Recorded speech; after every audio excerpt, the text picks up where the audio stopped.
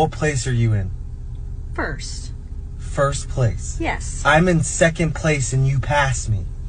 Well, how would you be in first place? Because I passed you. I passed you, so I'm in first. I'm in second place, though. Congratulations. Now I'm in first because I passed you. I passed you. Are we running? Are we driving? It doesn't matter. I passed you. I'm in first.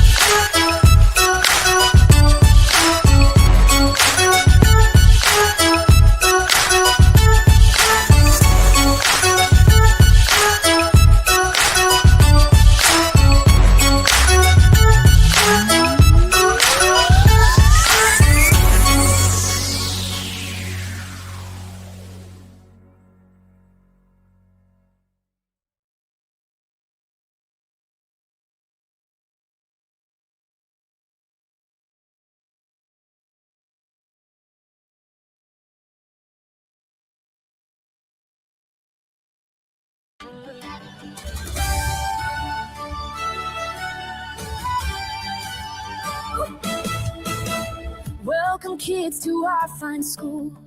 We teach the alphabet, what a jewel.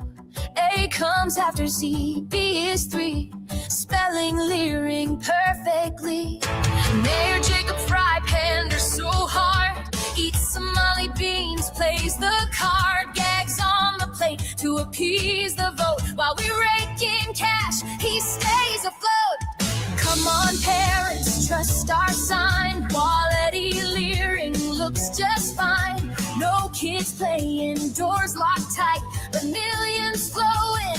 What a delight! Don't drop your kids at Wally Leering Center. It's a total scam, pure fraud adventure. We'll pocket your taxes, laugh all the way. Somalia tops the fraud list every day. Math time here is super fun. 2 + 2 = 21. Count our cash, that's all we need. Tim Wall smiles, plants the seed. Empty building, ghost town vibe. Claim 100 kids, what a tribe. Tax money rolls in, thank you much. We'll spend it lavish, stay out of touch. Don't drop your kids at Wally Leering Center. It's a total scam, pure fraud adventure. Ilhan's wealth jumped to 30 mil fast. From zero to riches, no questions asked. Keep your head buried deep in the sand. Ignore the raids, it's all so grand. Let us scam away, no one will care. Your ignorance makes it beyond compare. And all says mass import is great. One country floods the welfare state. Never a problem, never a glitch. Congregate here, get filthy rich. Don't drop your kids at Wally Leering Center. It's a total scam, pure fraud adventure. We'll enjoy your taxes, thanks a bunch, folks. Fraud kings forever, what a sweet hope. Don't drop your kids at Wally Leering Center. It's a total scam, pure fraud adventure. Just look the other way, let it all slide. Minnesota's Wally forever wide.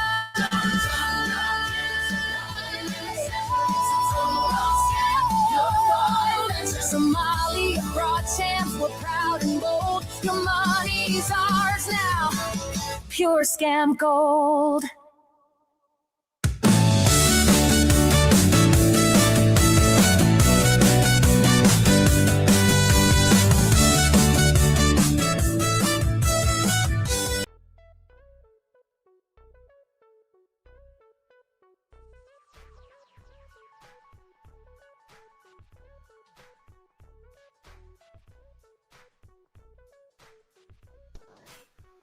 And good morning, everybody. Hey, shout out to everybody. We can roll call in a moment before we get started.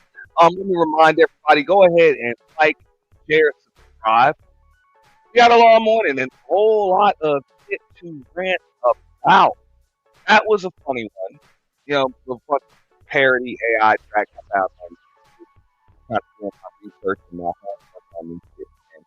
Um, this was worse than hilarious, but like I said, like, share, subscribe. We are simulcasting at both the home of the official YT Purge as well as Auntie's The Boiler Room. Please support the show through Cash App. We do appreciate that. We appreciate that through Super Chat. Super thanks if you are catching the replay wherever it will be up, one of them damn channels, or maybe even behind a membership wall. And memberships are available at both the home of the official YT Purge and Auntie's The Boiler Room. So go ahead, cop yours, gift them to a few people. We do appreciate all of that. You know what I'm saying? All monetary donations are definitely welcome and appreciated. And we take all those other donations too. EBT, SNAP, apparently, daycare benefits are now currency as well. Motherfuckers can steal billions of that shit. So a few things we want to rant about, but before we do that, let's get a roll call. Shout out to Lil Rock, who's in the building. Trinity Time Travels, always first. She's always first, even though I'm going in order here. But Trinity's always first. Shout out to Shaka Nulu. You know what I'm saying? Checking us out on both channels. Appreciate that. You know what I'm saying? Young Jay, 216 said Anton hoe ass got punked in real time. And yes, we will get to that review. We will get to that review after I finish ranting about some other shit. But we will definitely get into that, you know, because people seem to be kind of split on who punked who. And I guess, you know, Anton had security. So we're going to check that out in real time. What up, Annie? Shout out to Annie. Miss KA is also in the building. Maya, no fucks given, zero fucks given, all 2026, just like it was in 2024 and 2025, and likely be that in 2027 as well. No fucks given. I know I don't give none. Shout out to Dark Lake in the building, Uncle Diggity too. You know what I'm saying? Kevin Kelly's in the building. Yo, what up, what up, what up? Yeah. And Elaine Smart, what up, what up? What's good with you? Salute. Salute. Okay. Again, like the stream on your way in. I ain't got nothing to put a poll up on. You know what I'm saying? Right now, it would take too much for me to put that shit in. But let me go ahead and, you know what I'm saying, get that brand. I got that double shot of espresso in here. So we about to get it going, get it cooking. Right? So before we get into this, I spent the entire day yesterday handling some projects, but also doing some homework because everybody's been kind of focused on this whole ICE shooting, right, in Minnesota. And I see the attorney general, I think it was the attorney general, lead prosecutor or whatever, decided to resign out there. Whatever, we probably won't even really talk too much about that. But as I was checking that shit out, I kind of ended up going into the rabbit hole, and that was the inspiration for that parody track that I played in the beginning, right? Went deep into the rabbit hole, pause, but this is something I really didn't report on, and that was the daycare fraud. Yeah, the daycare fraud that was going on in Minnesota. And now we see all over the country. Now, where does that tie into Ant ranting? It's not just Ant reporting the news, right? Yeah. I'm ranting because you see a lot of the same talks around the space that you've seen for years. As I stated before, you had some talks about the whole, FBA versus tether shit, the gender war shit, the black men versus the black women, and all of that. Should we be race loyal, space loyal, blah, blah, blah. Fuck all that. Fuck all that. Because what this shows me, right? What this shows me, because I'm going to show you. This kind of, breaks it down right here. All right. Quality Leering Center.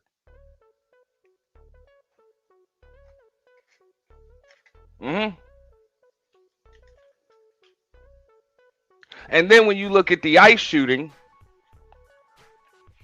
who they were primarily out there to get, it's been a lot of sleight of hands. They want you to pay attention to what's going on south of the border.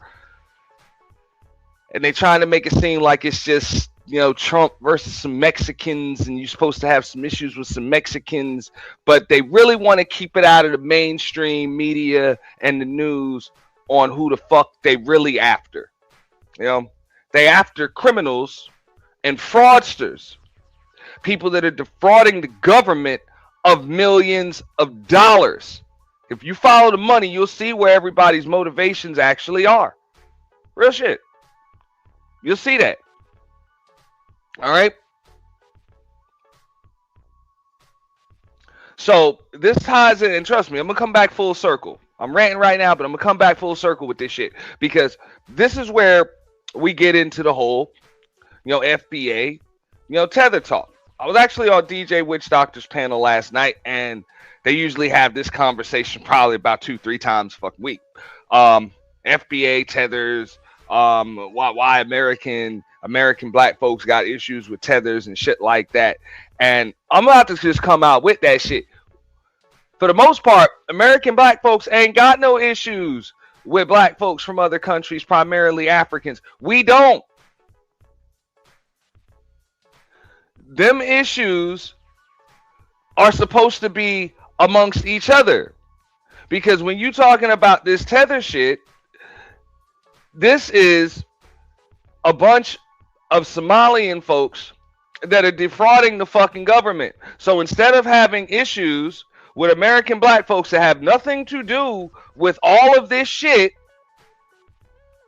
you need to be going the fuck off on these goddamn frauding ass motherfuckers. These people that are coming in, defrauding the government of millions, okay? Freezing federal funding for actual programs that help real communities and doing that shit in the name of black folks, and are actually the reason why that white woman in Minnesota got shot the fuck dead in the middle of the fucking street because she was protesting the deportation of some of those motherfuckers. That shit ain't got nothing to do with black folks. And I know even when I was on the panel, I'm like, yo, well, let's talk about some Somalian fraudsters. Since you're talking about tethers, because they've already said, hey, they ain't black, they Somalian, and we've seen that shit from people of multiple nations. Because look, you can go back even to the 80s, the 70s, the 60s, even back to the days of Marcus Garvey and shit. People, you know what I'm saying, black folks was rocking picks with fists on the back of them, rocking the red, black, and green flags, all of that. Okay, we was all Pan-Africanists. We ain't had no problem with folks, Africans, none of that. And this was a question that was posed by Chicago Really. He's like, hey, what happened to that? I'm gonna tell you what the fuck happened. A bunch of them motherfuckers, you know, i.e. the Nigerian scammers, the Somalian fraudsters, and a bunch of other folks from that content, they actually made their way over here, and just like in that Captain Phillips movie, they came with that, I am the captain now. Shit. Yeah, I am the captain now. I am the captain now. We are in charge here. Kiss my ass, so what? Oh, my fucking money back. I don't know how to fucking receipt. Ass motherfuckers. That's when shit changed. So instead of having an issue, you know what I'm saying, with black folks in America that ain't never had no issues with y'all, if you're an upstanding, hardworking, now you're American and your focus is to assimilate into American culture, you need to have issues with those folks that are giving quote unquote tethers a bad name.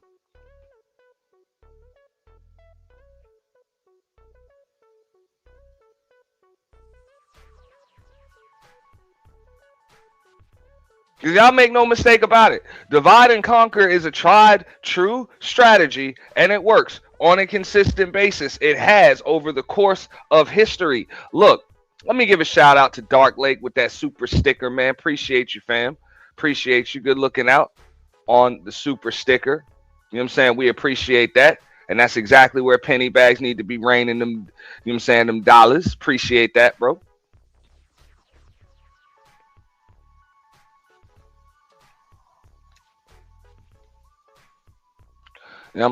But nah, that's who folks need to have a problem with. But if you notice, that's something they want to sweep totally under the rug.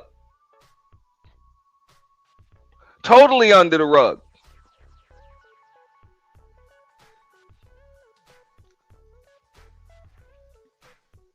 You don't want to talk about it. And I'm going to talk about it. I'm actually going to dive into the shit.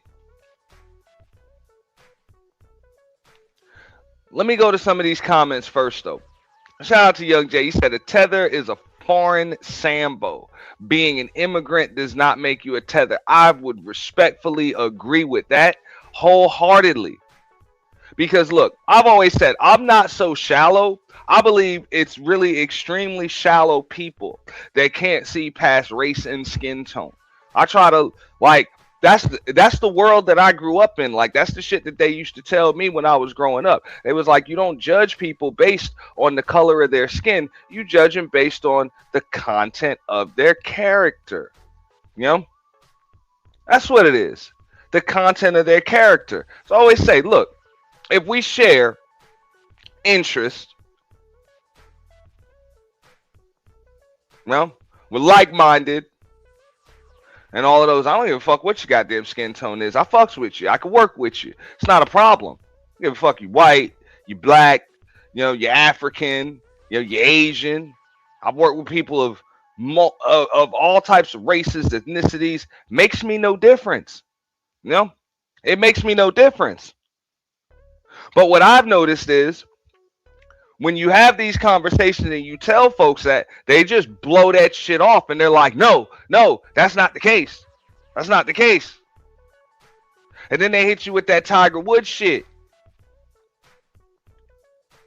You know? And I keep trying to tell folks, and when I say the Tiger Woods shit, I mean, I'm not black, I'm Caucasian. How many times you done heard folks say that shit? So when black folks have been embracing their Pan-African heritage and shit like that for years, decades, they're like, hey, man, now we all from the same continent, all of that shit. You've heard it over and over again. These people make sure that they separate themselves from black folks until it's time, until they need something. Till they need some Americans with a battery in their back to go out there and protest and do all types of other shit, you know what I'm saying? Or they need some shit to hide behind. And it even goes a step further, right? Motherfuckers even start talking down to motherfuckers. And it's like, bro, alright, then fuck me, fuck you. So I always make sure that I ask that question when these people be having them talks. I'm like, look, we gonna have an adult conversation, or y'all trying to turn this into some us versus them shit? Because if this is about to be some us versus them shit, you're not really gonna like my take on this shit. Like, you not gonna like my take on this shit because there's a bunch of shit that you don't know because you motherfuckers just got here. And what they said, it was like, look, yo people came over here on boats and planes when our people came over here in shackles and chains.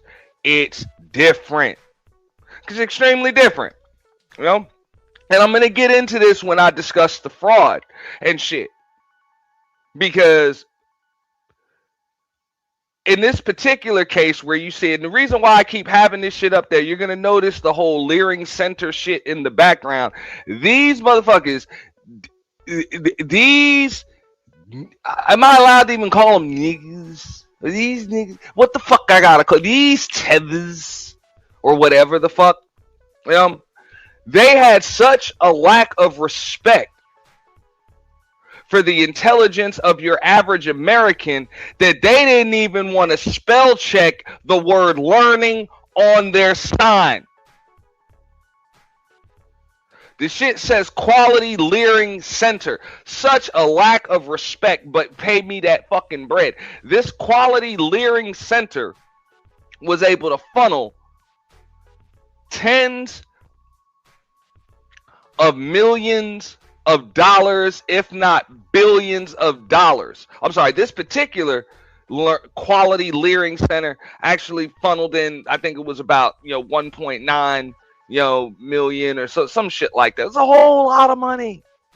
Whole lot. They don't want to talk about this. And it's like, bro, it's not black Americans. That's why I'm bringing this shit up. It's not black Americans that is giving you a bad name. It's motherfuckers like this. Because am I saying that all quote unquote tethers are bad people? Just like Young Jay said. Look, immigrant don't make you a tether. Any of that shit.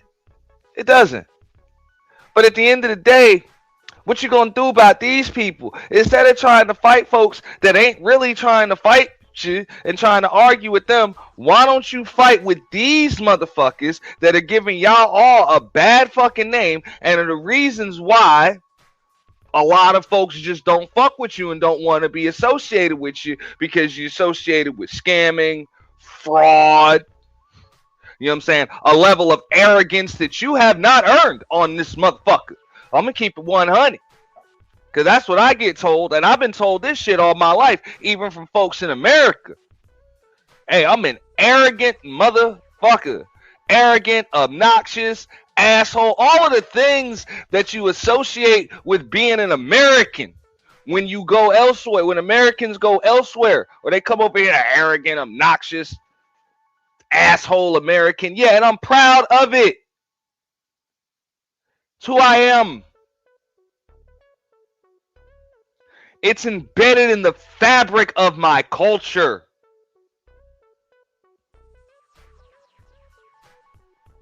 You know, I don't have the visual up right now. Even when the brick lady did this shit, right? The brick lady, what was her name? Rhoda Osman. This bitch wasn't touched by any damn body, going around slapping folks, somehow ends up with some big ass abscess on her fucking face, says that she got hit in her face with a brick. Remember that? Said she got hit in her face with a fucking brick.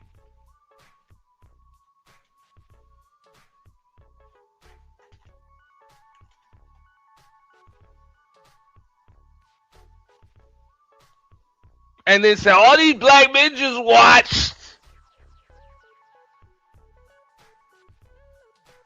They just watched. And she started up a GoFundMe and she made like 50 grand or some shit like that. Just, I mean, it was just bad. Just bad. Just made a bunch of fucking money. Hold up. Matter of fact, I do have the visual here. I do. Bring that up.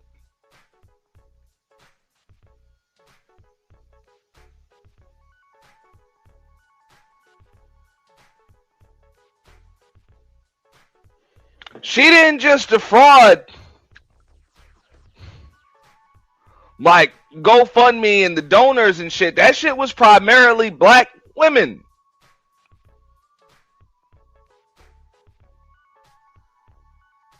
Big part of the Somalian community. Yeah. Remember that? So again, before you come at my black American ass or any other black Americans about how the fuck they treat you, you need to come at bitches like this for the name that they give you. Especially if you're of African descent.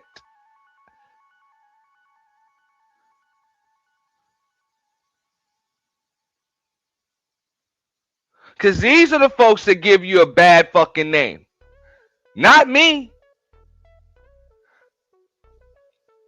Because to be honest, off the top of my dome, I couldn't even name every country in Africa. If I was to just name every country in fucking Africa, I'd probably be short of about 15 of them.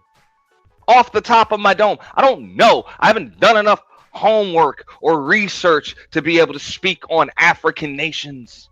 I don't know who, you know what I'm saying, who's the president of all of those nations, if they have presidents. You know, I don't know who's under dictatorship, who's under totalitarian, you know, government, if I pronounce that fucking correctly. I don't know who's actually got like real democracy and election. I don't know because I don't give a fuck. It has nothing to do with me. I don't care. You know? I don't care. I don't care enough to speak on it. You know?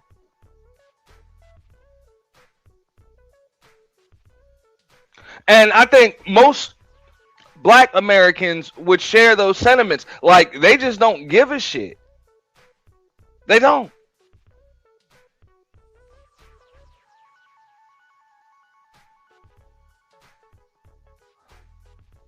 And that's why you see a lot of these folks are trying to now all of a sudden put the batteries in the backs of black folks.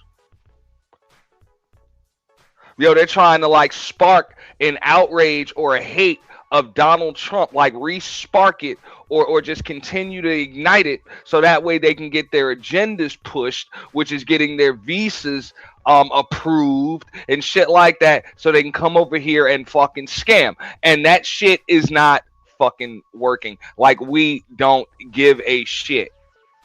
Because that shit that ICE is doing to y'all really don't have a goddamn thing to do with us. It don't have shit to do with us. Okay?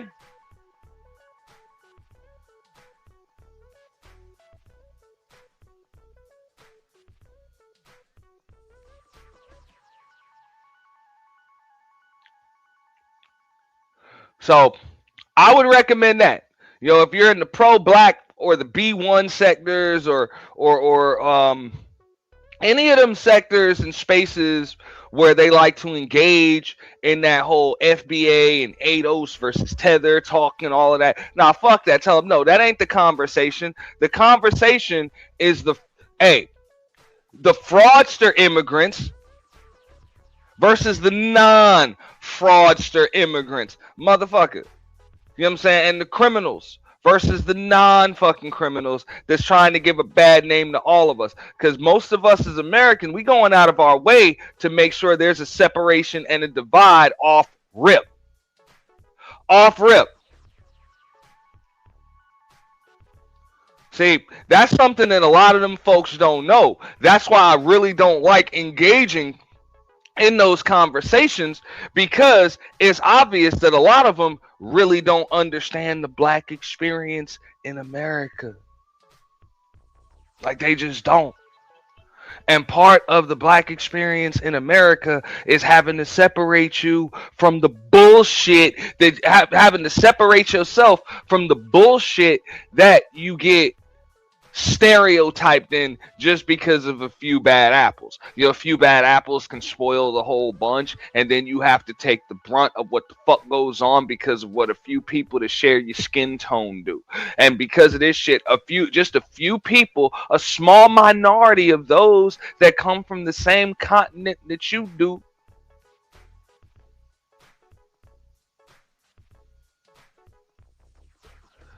they over here stealing hundreds of millions of dollars, if not billions of fucking dollars, defrauding the government, making it so the children can't get fucking child care. They doing all types of shit. They hurting people. They doing all types of fucked up shit.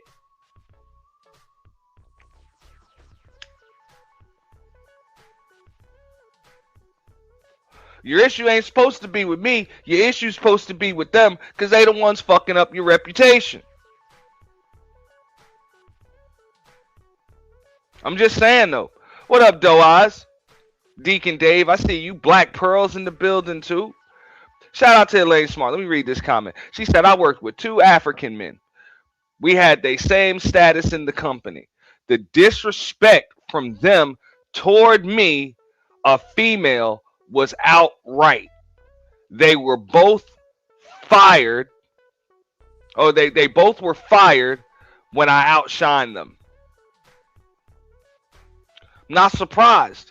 You're not allowed to do that.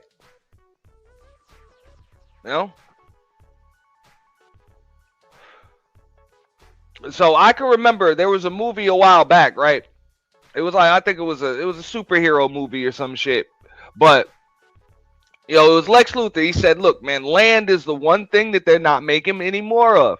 That's why it's always going to be a hot commodity. Like, it's just going to be a hot commodity. People are always going to need land. They're going to need and they're going to want land. They're not making any more of it. Right?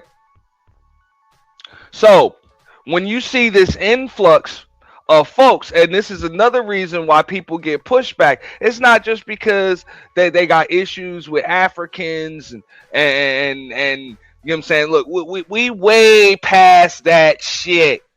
As far as black folks in America go, I'm gonna keep it 100, a buck with y'all. All of that those stereotypes of it being disgusting in Africa and people not having running water and all of that shit, all that shit was killed when Eddie Murphy dropped Coming to America and we saw how the motherfuckers was living in the fictional nation of Zamunda. Okay? We was like, shit, man, we all want to live like Prince Akeem. Shit.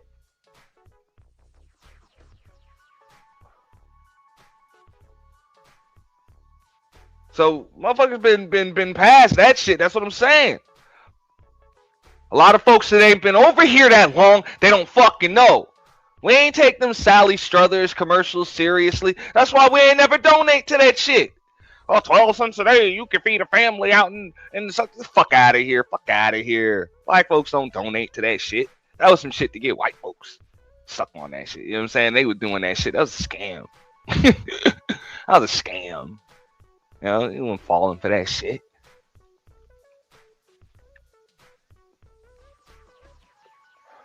No?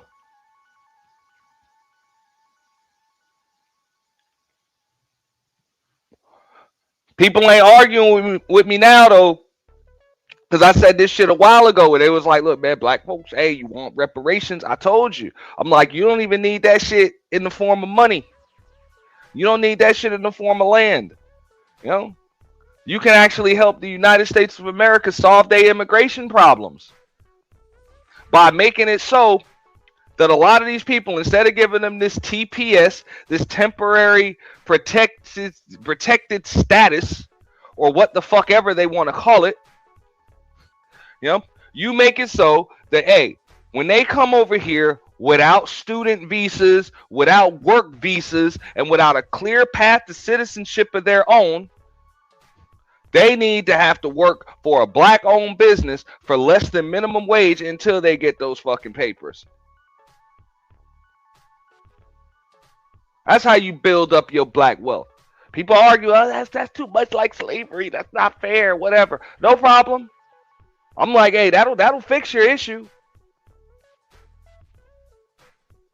And I'm going to tell you, the main reason why it'll fix your issue, number one,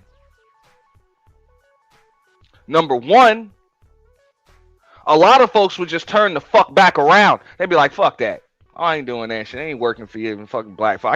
I came to America to be above black folks. Like, fuck out of here. Black folks supposed to be at the bottom. What the fuck I look like? You know what I'm saying? Black Americans supposed to be at the bottom of American fucking society. What the fuck I look like coming to America to work for black Americans? Who does that? Fuck out of here. Them people will get right back in their boats. And as Donald Trump had said, go back to their quote unquote shithole countries. Real shit. They wouldn't even do it. You know? Probably about 75% of them, they would do that.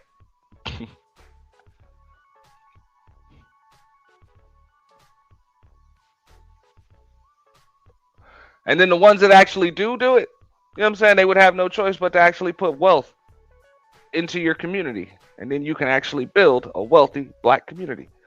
Just like every other community in America has built its fucking wealth. You know? Off the backs of free and cheap labor of black and brown folk. You know? Like that's the fuck it is. So makes so much sense that people just blow it off. Doesn't, you know, makes no sense. But now when you see these folks stealing hundreds of millions of fucking dollars and shipping that shit right back to their native land,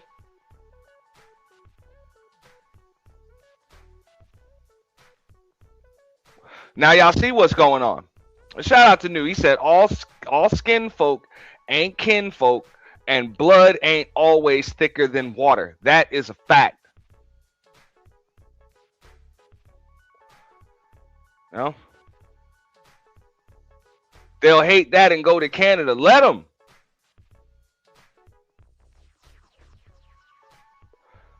Because they'll have to pay taxes over there, and them shits is sky high, and the Canadian dollar ain't worth the shit neither. They want them American dollars. They want them ducats. Real shit. And I don't blame them. You know, they want that petrodollar. Shout out to Doha. She said Maryland is inundated and sanctuary, and many undocumented work for their own companies, landscape and janitor business. They live in huge homes. That's a fact. And they live in huge homes that your FBA, your black community, can't fucking live in. That's what I'm saying. They ain't making more land. So when they come over here, they got to go somewhere. Who you think gets pushed out of that somewhere? You don't see them motherfuckers, exercising all of that. I'm sorry, you don't see them occupying all of that. All of that peaceful prairie land in Wyoming. You don't see that shit.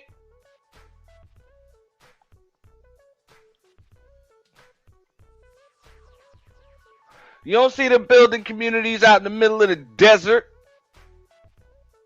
The deserts of Nevada and shit. You don't see that.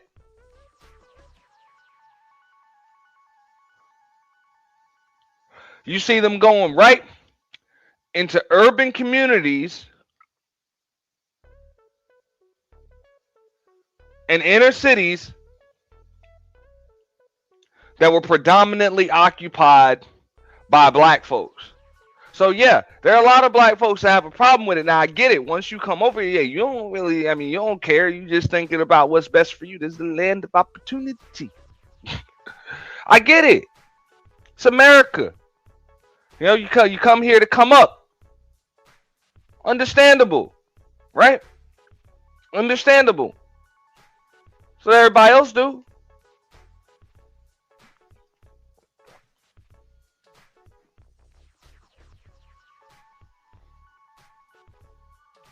But that's the thing about currency. That's the thing about land. You know what I'm saying? That's the thing about housing. You can't get it without somebody else getting off of it. You can't get money without somebody else losing the shit.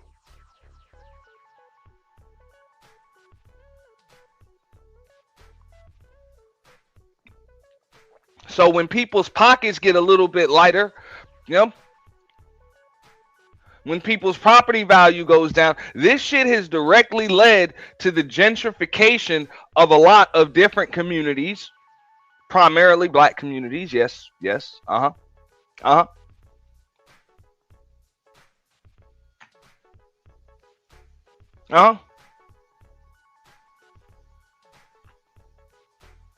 And like I say, I ain't talking about everybody.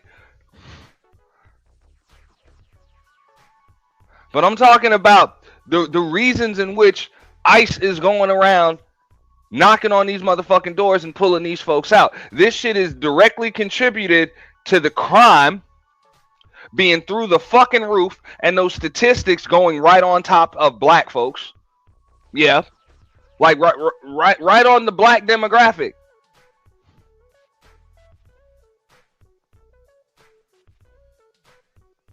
And that's why I say, miss me with the bullshit.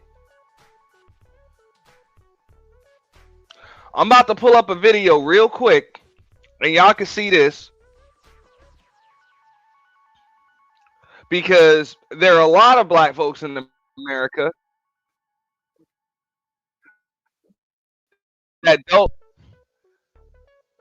People of color and color people. They don't. They don't fucking have a clue. And they still fall for this shit. They say, oh, we're all equal. No, the fuck we're not. And you about to hear what these people think. You about to hear from them. Watch this.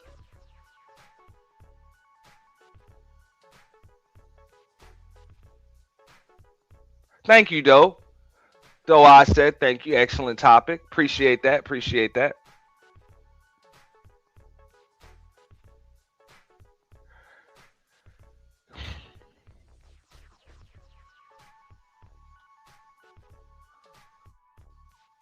I can use my EBT. Go to work for me. Yeah, you fucking work for me. Looking for me. Please, Lord, don't make me see ICE tonight. You guys report me to the police. because I'm right next to them. I mean, I don't know what you expect to happen when you brag and boast online, especially about something like EBT where you're stealing from the average taxpayer if you're scamming the system. Anyway, guys, today I found some of the craziest benefit freakouts online, and you won't want to miss the insane last clip. Thank you, ma'am.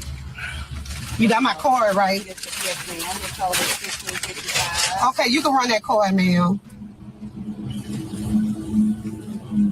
Okay, ma'am, your card declined. It's declined. Yes, ma'am. Okay, give me that card, ma'am. Tip, give me that money you got. Ma'am, we don't have no What's money. up, Drip? Yes, the money I told you to get out the dresser, Tiffany. You said we ain't got no money. Supposed to get it for free. We can't get this for free, Till. No, ma'am, you sure can't. You're going to have to give me the food back. I'm going to have to turn it back in. We can start eating it. That's okay, but you can, without the money, I can't let you have the food. Ma'am, let me get one more bite. So obviously you've never been able to pay for fast food with EBT, and why would you, right? It's not only more cost effective, but it's also healthier, and you can get way more ingredients for the same price as probably one of those tacos. Because I ain't got shit but a pinto bean up in this mouth. Who want finna feed with a pinto bean? I just got arrested again. This time for welfare fraud. And I use my food stamps to buy the pop, and then I go out to the parking lot and I pour them all out. This girl and her husband with their family were next to me in their car, and they freaking called the cops. Yeah, and look at this toothless motherfucker. Now I'm kind of pivoting off the topic just a little bit. I see you, Misha. Shout out to Misha. But yeah, notice how this woman has like no front, no top teeth and shit. She done smoked out all of her fucking front teeth. Well, ain't nothing on top there. Do not adjust your television screens. This is a toothless bitch. She likely is on like meth or crack or some shit like that. Just totally smoked out all of her fucking teeth. And now she's talking about how she's gotten locked up for welfare fraud multiple fucking times because she uses her EBT to buy soda. That's what she mean when she say pop.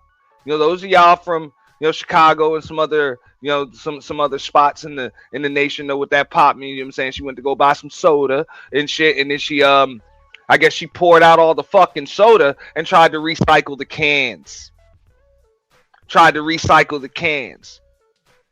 Because you can actually get cash for the cans. You can't get cash for her EBT. Ain't that about a bitch?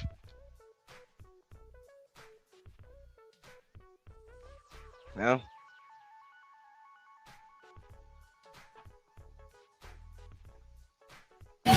The cops show up as I've got like over 100 freaking Walmart pop cans all around me, and they told me to stop where I was at and put my hands up.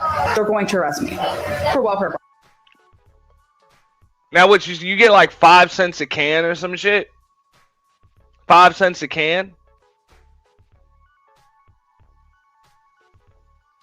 5 cents a can. So she bought 100 cans of soda, just so that she can get like $20. Just for a dirty dub. Just poured all those shits out. Damn shame, man. Damn shame. Y'all hit the Cash App, support the show. We appreciate that. Super Chat's available too. You know what I'm saying? Shout out to Dark Lake, Doe Eyes. You know what I'm saying? Hitting the Cash App. We appreciate that. And now I'm gonna lose my food stamps. I just wanted to check the mail. I received a letter from the food stamps office. It says, after multiple videos were sent into our office, we had to conduct an investigation. And during our investigation, we did come across a few discrepancies in your application. It says, therefore, over the last 6 months, you received benefits that did not belong to you and needs to be paid back. You know how much I have to pay back? Do you want to know how much food stamps I have to pay back? I have to pay back $27,000. Good thing is that they offer a payment plan because... Yeah, good thing is they offer a payment plan. Now, there's a reason why I'm showing like all of these things. What's up, Ebony with the IE? Shout out to Ebony. But no, there's a reason why I'm showing this shit. Because if these people can be convicted of welfare fraud and be forced to pay that shit back when they're caught defrauding the fucking government, why in the hell are people protesting when other folks just get deported when they're caught defrauding the government? Why is that? Where the am I going to get $27,000 off of? And guess what? I'm not even going to pay it. So obviously, if you have to pay back almost $30K, that means you did a lot of food stamp fraud. So not only did you waste the resources of government workers, but you also stole tens of thousands from the average taxpayer. All of you are so obsessed with SNAP and people abusing the system and getting benefits they don't deserve. Why haven't you little idiots gone and typed your little fingers in on that website and gotten your free food? Because they know it's not free. Somebody's got to pay for it. Just because you didn't pay for it and you ate it doesn't mean that somebody didn't fucking pay for it. Yeah, that's why. If it's so easy, all these people are abusing the system, all these people are getting all this free money, then why aren't you doing it? Oh, I'm too good for that. Because there's no such thing as free money. The free money doesn't exist. Like the nerve of some of these people, man. For real. But this is the world that we live in. In 2026, in the United States of America. Yeah, in the United States of America, people are so fucking shallow and so short-minded, right? So short-minded that they really do believe. You know what I'm saying? They really do believe that this shit is free. You just get it. It just fell out the sky. And then, but on top of that shit, not only do they believe that, they will call you stupid because you see it as something other than. Okay. Try it as an experiment. Let's go see. You guys go take your little red hat happy little asses on down to the Snaps website. Go type in your information. Go see if you qualify. Go ahead. Go do it. Go see if you can fake it. Go see if you can wiggle your way in there and see how much money you get. I fucking dare you. So I'm not sure if this is breaking news to this woman, but most people don't want to commit fraud and be unethical and steal money from the average person. And especially if you make good money, there's absolutely no reason to live off the government and food stamps. I don't know who to hear this, but if you're going to give me the food stamps, give them to me. Don't tell me how to spend them. I can't buy chips. I can't buy soda. That's why I'm running for the next president of the United States. Would y'all vote for this woman? She's got a knockoff Louis Vuitton bonnet.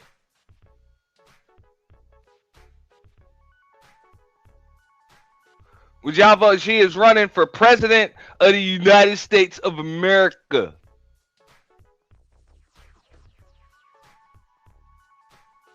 Yeah.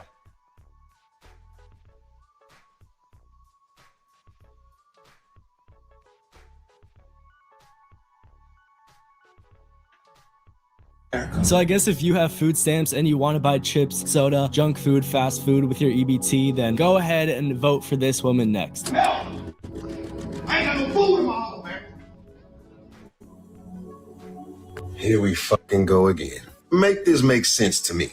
You try to walk around looking like you got money. $200 pair of Jordans and that chain got the cost of at least a couple hundred, maybe $1,000. And you out here getting mad because your food stamps got cut off. Clearly, this is a case of pure, unadulterated, poor life choices. What y'all think? I just want to know. So obviously, like this man said, the guy in the video probably doesn't have his priorities set straight. Because if you can't afford to put food on the table without the assistance of the government, then why are you walking around with hundreds of dollars of chains and clothes? You work all fucking day. You don't got shit. Thank you for working so hard so I can be home all day. Free. I can use my EBT. Go to work for me, white boy, white girl. Yeah. Go to work for me, you fucking white animals. Fucking work for me. Yeah, you fucking work for me. And the U.S. government they work for me. All of you work for me. Now go to work. No, they actually work for the taxpayers. They don't work for this motherfucker. Now keep in mind, his video is extremely funny. And it's not because of what he's saying, it's the fact that this motherfucker actually did a video not long after this shit showing that the FBI had a Wi-Fi signal that came up on his fucking phone, and he was detained by ICE like literally not even 48 hours later. Detained by fucking ICE. Yeah. Detained by ICE.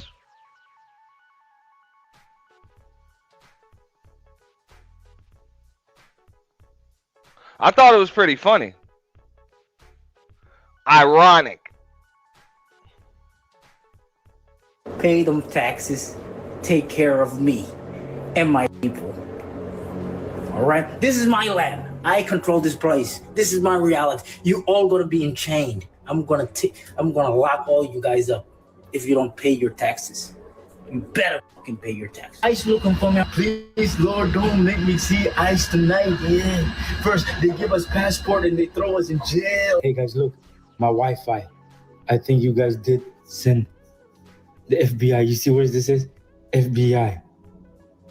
Doggy man. FBI. It's close to me. I just saw this today. Oh my gosh, they're watching me, bro. You guys report me to the police because I'm right next to them now. I'm right next to the FBI. All right, so coming online and admitting to benefit fraud is insane, but it's even worse to brag about it to all your followers. And I don't know anyone in their right mind who would think that this is a good idea and that this would gain approval from others. Are you using your food stamps to buy stocking stuffers and Christmas gifts? Because I am, and so should you. Let's go shopping.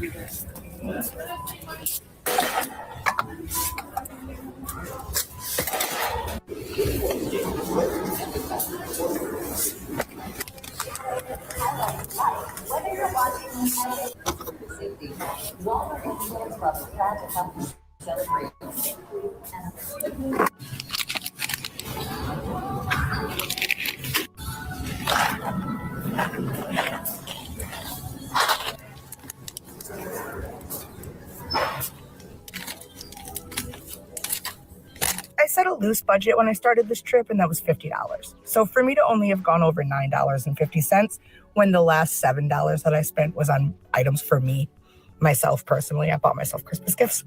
I did a really good job. There was one gift that I did not find that I still have to go looking for. So I probably have to go to Aldi for it. We'll see. Or I'll just come back to Walmart because it's only $15 here. But I want one of those like meat, cheese, cracker with a cutting board type of gifts. Because my co-parent needs a cutting board. So I probably will come back to Walmart, spend another $15. So that's what, like $75 total that I spent from my food stamps on stocking stuffers and Christmas gifts for my little family. I love that. Thank you. And thank me. I also pay taxes.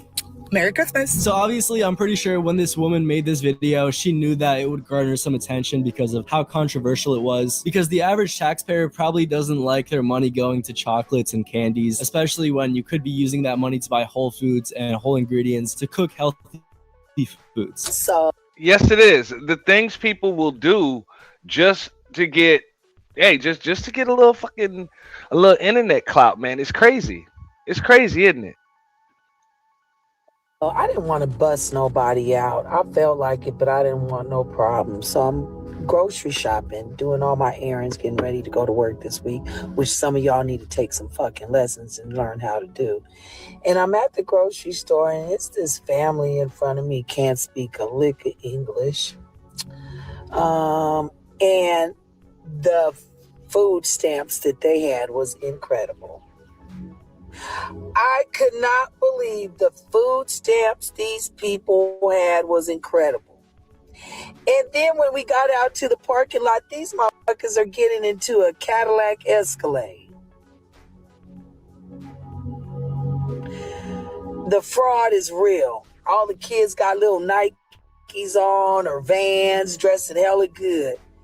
And these fools had, and their grocery bill was like $700, and they just swiped with no problem. So the people that she's talking about clearly have a good amount of money on their EBT card, and they're driving a Cadillac Escalade, which is a car that's usually upwards of $100,000. It does suck when a small portion of people have to ruin it for people who are actually in need. If they don't want to put food on our table, then we don't need to be putting no money in their pockets. Thanksgiving is canceled. Black Friday is canceled. Christmas as well as New Year's Eve. And please do not forget tax season as well. The first opportunity you get to go to HR, please go and make sure you file exempt all 2026. Do y'all realize how much we can crumble the system if we stop spending money for an entire week?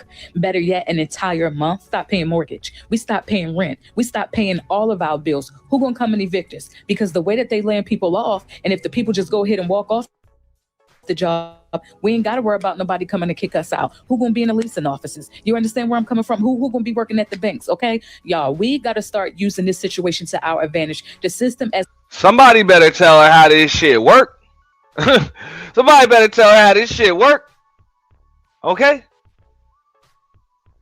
the cops still got jobs. They ain't getting laid off, motherfucker. Okay, they will send the deputy sheriff to come and remove you from your goddamn crib. They don't give a fuck. Oh, nobody's gonna work at the banks? Yeah, they will handle that shit electronically and garnish and freeze your shit. They don't need a physical live body in that bitch. They'll have AI do it and sort out the mistakes later. Somebody better tell this chick how this shit work. we know it is crumbling. A lot of us been asking for this so long, and now that it's happening, y'all, we rather sit up here and remain hostage and remain a slave to the system that don't give a fuck about us. They never did nothing for us before, y'all. It's time for us to get in the field and do some shit for ourselves. That's all I'm saying. I mean, this woman can stop paying rent for the rest of her life, for the rest of the year, whatever, but at the end of the day, she's just gonna get evicted and not have any food on the table. Or instead of relying on the government, she can go ahead and go out there and get a job instead of complaining. You know why so many racist white people... Now look at this shit.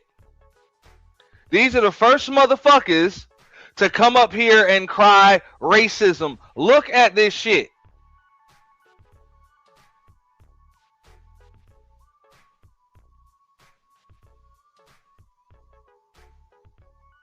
Just like you had this Renee Good chick crying fucking racism,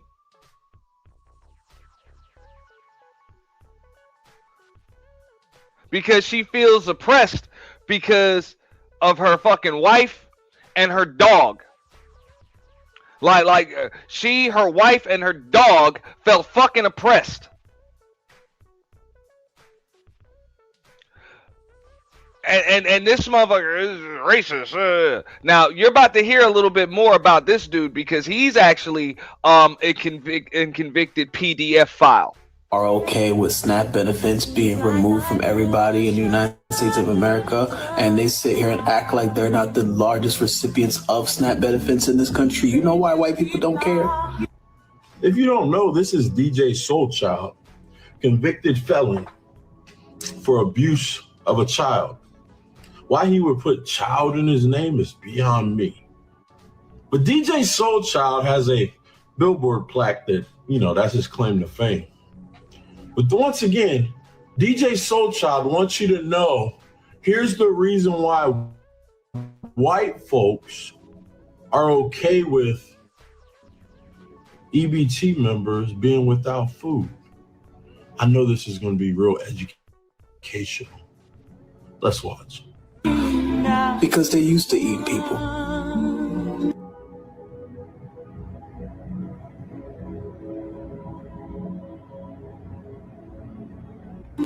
Specifically us. They love the taste of our melanin. Honestly, from the bottom of my heart, I don't think most people who don't agree with food stamp fraud are racist. I think it's just the fact that they don't want their taxpayer money to be spent unwisely. It shouldn't be no Section 8. There shouldn't be no food stamps. It shouldn't be poor people. There shouldn't be no welfare. Us law-abiding taxpayers, we're sick of paying for your food. And what What if there was a law right now today and it wiped y'all off the face of the earth? All the rich taxpayers that's got all this money. What if the law? Somebody need to educate her on how shit works. Since when were a majority of the taxpayers rich?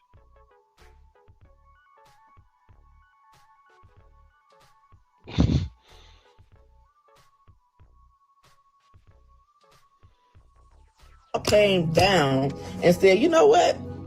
This world is only for those on welfare and public aid and public assistance and food stamps and Section 8 and the government benefits.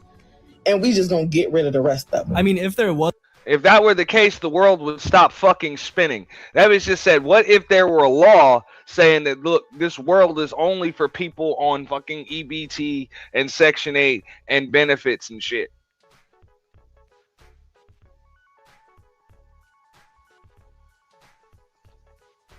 Like, they really do believe that not getting, as New just called it, generational fucking handouts was some shit that was just bestowed upon you by God. You were just born with that privilege. Was a law that wiped everyone that isn't on benefits off the face of the earth, you would be left with a pool of people that are mostly in lower tax brackets, meaning that the taxpayers who exist to pay for these benefits wouldn't be around. Okay, I got something to say. And the white boy is right. He's right. She said, what if there was a law that just wiped all the taxpayers off of the face? That's what this chick just said. Let me spin the block on this shit. What if there was a law that just wiped all the taxpayers off of the face of the earth? And they said that this world was only for those that are on welfare and EBT. You wouldn't like that. It's like you wouldn't have welfare because there would be nobody paying for that shit. You just wiped them all off of the face of the earth. The nerve, these motherfuckers, Trinity, will call you the stupid one.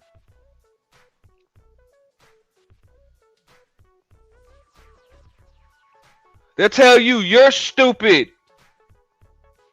You don't get it. This is the world we live in. That's why I can't have these conversations. Paying for your food and that. What if there was a law right now today and it wiped y'all off the face of the earth? All the rich taxpayers that's got all this money. What if the law came down and said, you know what? This world is only for those on welfare and public aid and public assistance and food stamps and Section 8 and the government benefits. And we just gonna get rid of the rest of them. I mean, if there was a law that wiped everyone that isn't on benefits off the face of the earth, you would be left with a pool of people that are mostly in lower tax brackets, meaning that the taxpayers who exist to pay for these benefits wouldn't be around. Okay, I got something to say. Okay, I'm at work. It's 2:00 in the fucking morning, and I'm at fucking work. Okay, these bitches come in, don't speak English. Okay, oh, and all of a sudden they're white racist behind the counter. Okay, this is what the fuck they ring up. Look at this. Nothing but fucking junk food. Nothing but fucking junk food. Look how long this bitch is. Look how fucking long it is. And guess how much the remaining balance is.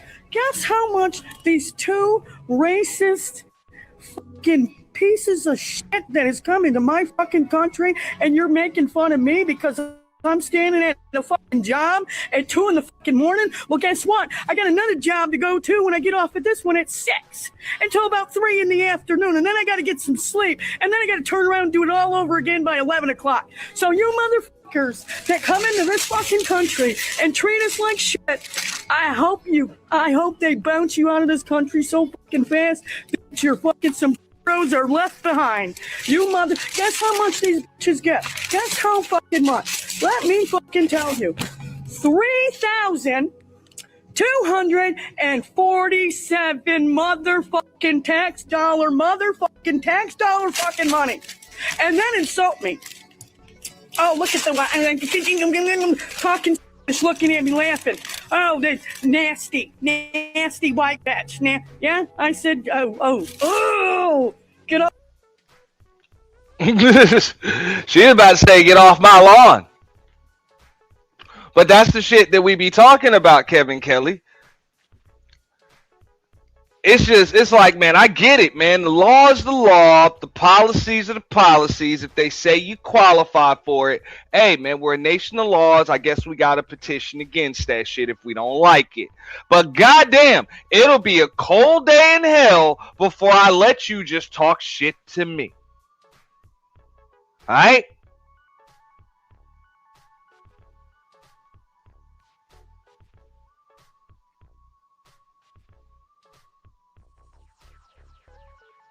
You freeloading fortunate refugee. How dare you fucking talk shit to me? So I can actually understand this woman's sentiments right here.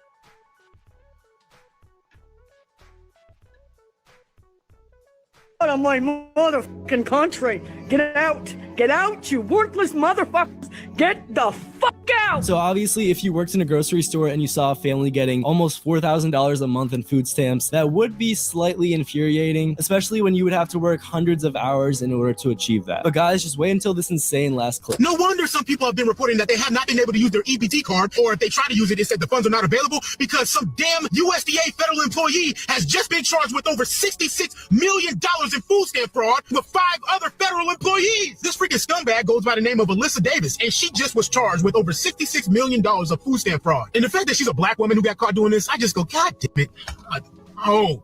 Alyssa Davis has apparently been doing this for quite some time. I mean, let's just think about it. To get caught doing $66 million worth of food stamp fraud with only 5 other people helping you out, that's got to be some kind of, like, either other people are just looking the other way and letting you do it, or you just were that dumb, but somebody just didn't catch you until now. What a coincidence. You get caught as soon as Trump gets in office and people start looking at it. Like I say, trust me, her sentiments don't just stop with white folks, bro. And that was the beginning of my rant. You know, that's why you see all of these FBA versus Tether talks and shit on here. Because now they talk shit to black folks too. They talk hella cash shit. They talk more shit to black folks than they do to white folks.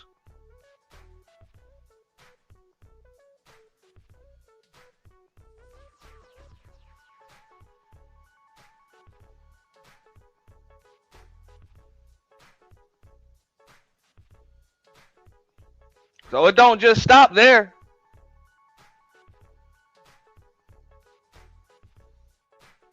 If Kamala Harris had won, she would have never got caught. She would have never got caught. The mere fact that Donald Trump won and then appointed Doge to start looking and investigating fraud, that's the only way that she ever got caught. If Kamala Harris was president right now, she would be scot-free, still scamming the system out of millions of dollars in food stamps. It's just like, oh my God. Yo. By hundreds of millions. Alyssa Davis, as one of the members of the black delegation, I have to say that we do not condone this behavior. Drop your thoughts and feelings in the comments. $66 million of taxpayer funds and government money just completely wiped off the face of the earth right there. Honestly, no. Yeah, wild shit. All right. Now, I'm going to bring up another clip. All right, because this is the best way that I can, like, explain all the fraud and shit like that, right? Because this is like some mafia shit. Like real deal mafia mob shit. Okay?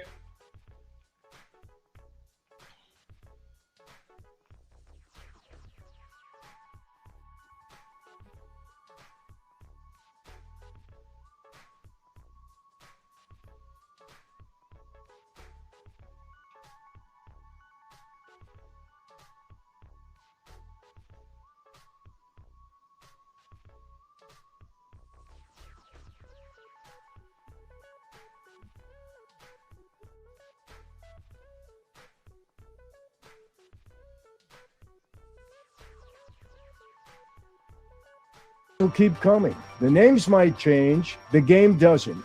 It's classic mafia democracy at work. From a mob guy's perspective, yours truly, this is textbook. How the Minnesota scam actually works. Let me tell you. Now he's gonna break it down. Shout out to Michael Francis, who's let's just keep it real. He's a fucking snitch. You know what I'm saying? He's told. You know, he rolled on some people. He cooperated with the feds and shit. But he ran a mob out in New York. You know what I'm saying? Used to stay on Long Island, where I'm from. So we kind of know about this whole, Colombo crime family, right? What up, Creative Solutions?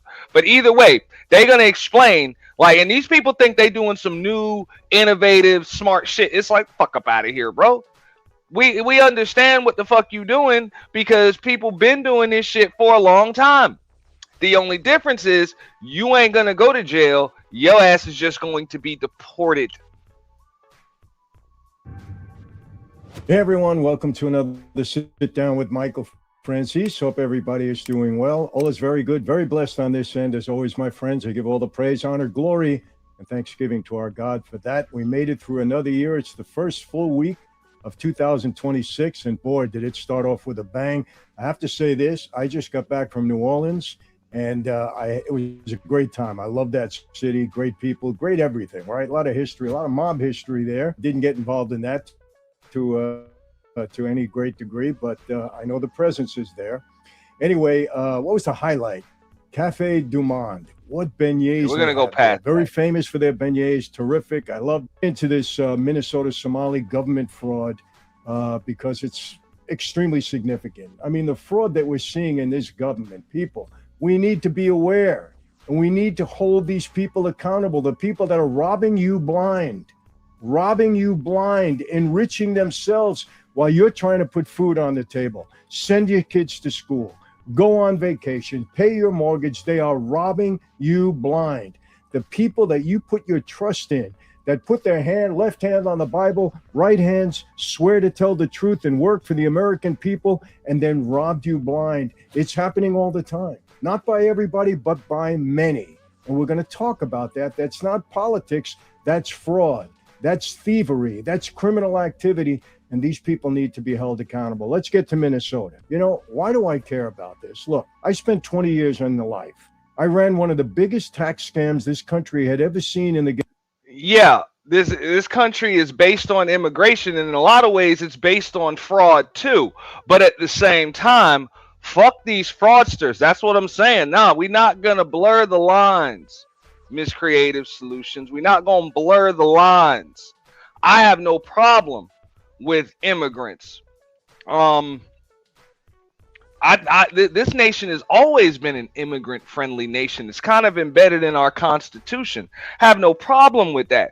But my issue is this: the people that come over here and commit hundreds of millions and billions of dollars in motherfucking fraud, and then want to come back and talk shit to the American people, the American fucking taxpayers, as if they are above motherfuckers, and then put the batteries in the backs of Americans to go out there and stand between them and a bullet from ICE. Now all of a sudden there's something wrong with us. No. You know, so if anybody has a problem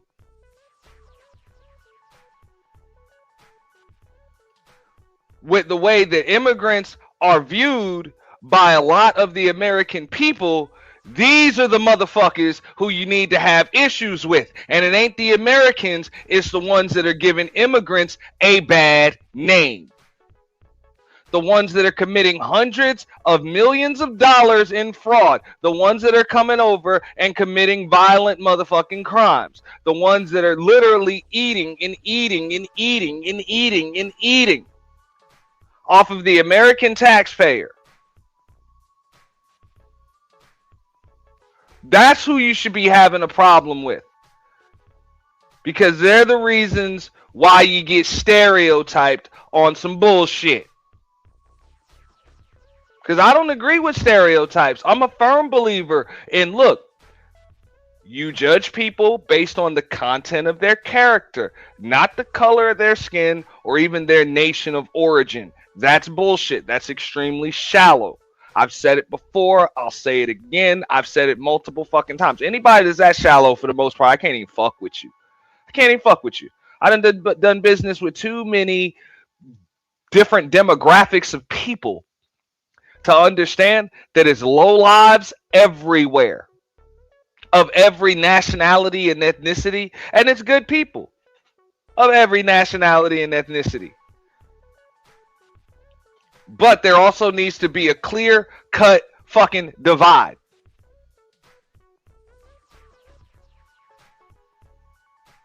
Because when the good people start fighting the good people, what ends up happening? Hundreds of millions of dollars worth of fucking fraud and misappropriation of funds happens right underneath everybody's nose.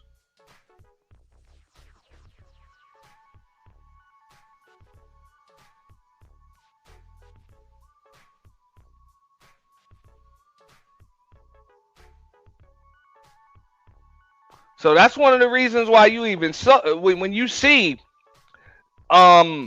these MAGA rallies and shit like that, a lot of the people that are like staunch Trump supporters and supporters of what ICE is doing and shit like that, they're actually immigrants. Immigrants that did all of that shit legally. They came over on visa. You know what I'm saying? Work visas, student visas, you know what I'm saying? Did their path to citizenship. You know, some of them, you know what I'm saying, paid the cost. They did everything. They're like, yo, I went through the steps, and these motherfuckers just going to get from point A to C without having to go through B. Fuck that. I had to go through points E, F, G, and H to get from A to C. Who the fuck do these people think that they are? You know? Real shit.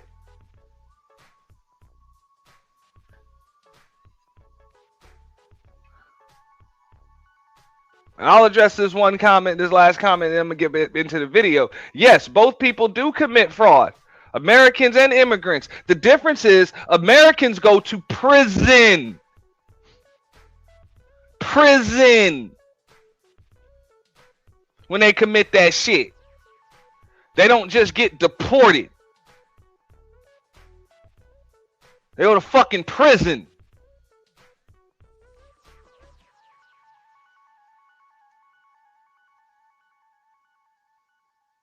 Gasoline business. So when I look at what's happening in Minnesota with this Somali daycare and food program fraud, I don't see confusion. I don't see waste. I see a classic operation. Shell companies, dirty paperwork, people. Well, Americans go to prison and they stay in that motherfucker. They don't go to prison then get deported. They go to fucking prison. You know? America, the only nation on fucking earth, man, where being a citizen works against you, not for you. How much fucking sense does that make? Skimming a system that nobody is really watching or paying attention to. Our governor, or their governor, Tim Walz, Mameluke of the Year. I made him Mameluke of the Year. He's a goofball. He's a Mameluke. But you know what? I believe he's a thief also. Because he knew this was going on. He's supported in great part by the Somali community, and they're the ones that perpetrated the fraud. Elon Oman.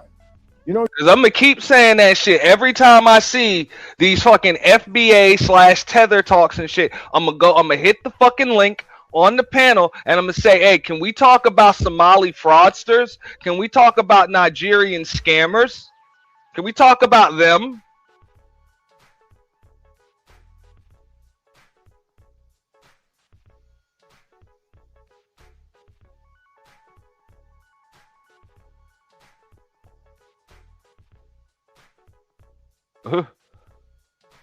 And I guarantee you, every panel I hit, the subject will just be changed.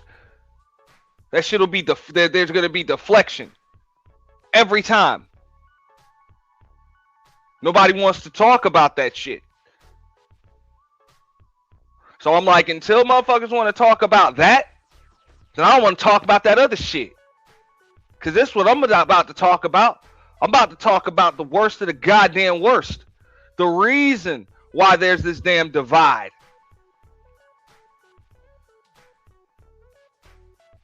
she was worth $45,000 in 2019. You know what she's worth now? $30 million on a congressperson's salary of $175,000 a year. Figure it out. These people are thieves. They're robbing you. They need to be held accountable. How the Minnesota scam actually works. Let me tell you, the world doesn't need another wine. It really needs a reason to raise a glass again. A reason that's real. A reason that means something. Because most people, they drink. Set up a daycare center or centers, food sites, nonprofits on paper, all on paper. You file forms that say you're feeding tens of thousands of kids. You're billing the state and the feds for meals and care that never really happens. Very simple. You move the money into other companies. You move them into cars, houses. Believe me, I know this. Sometimes you move it out of the country. I did that. In my day, it was gas taxes, not kids' meals. We didn't go after kids' meals. We didn't hurt kids. We didn't hurt families in that regard. We created dummy corporations. We collected the tax from the wholesaler, the station owner at times, and or at the pumps. We collected the tax, but we didn't pay it to the government. We kept the money. But also, we gave some of the money back to the consumer, back to the taxpayer in the form of lower gas prices at the pump. So we didn't take it all. We gave some back to the consumer. They were paying less at the pumps. It's why they called us Robin Hood. We didn't keep it all. Unlike the greedy perpetrators in this Minnesota fraud, they kept it all. They stole all the taxpayer money. They have a different product, but they had the same mobster mentality. They robbed the taxpayers' money. They did it with a pen and a government program. We did it with a license at that time and a little persuasion on our part. Thieves. What this tells me is this is organized. It's not sloppy paperwork. And there are a couple of big red flags here. I love what you're suggesting. Shout out to Trinity. She says they have immigration in every country. I don't go to other countries and disrespect their laws. Yeah, that would make sense, right? But this is America. People don't give a fuck about the laws here. They come here, they break the motherfuckers. Fuck it. You know what I'm saying? This is built on laws were made to be broken here. That's kind of the way it works. Hey, this is a great solution to a simple problem. Just get a department that checks all the books and investigates these businesses. More taxpayer dollars. Let's spend some more. You know? Let's spend some more taxpayer dollars. You know? Instead of these communities, you know, that migrate over here by the fucking hundreds and thousands, setting up their own departments to make sure that other people that are part of their community don't give their community a totally fucked up name. Like, set up your own, because that's what the fuck black folks been told in America for the last goddamn 100 fucking years. Set up your own, right? We were told to build our own. See, a lot of folks don't know that shit. That's why I don't like the damn FBA tether talk, because there's a lot of shit that motherfuckers don't know because they just got here. Yeah, this is some shit that we was told for the last 80, 100 plus years, pretty much after we were emancipated. You know, we were told to just build our own.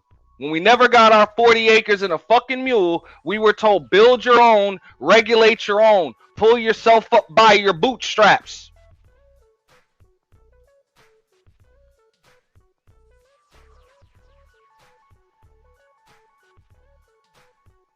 And when we suggested that they use taxpayer dollars to help us to build our own or regulate our own, like you're suggesting in this chat right now, we're told we don't deserve it because we weren't alive for slavery or whatever the fuck.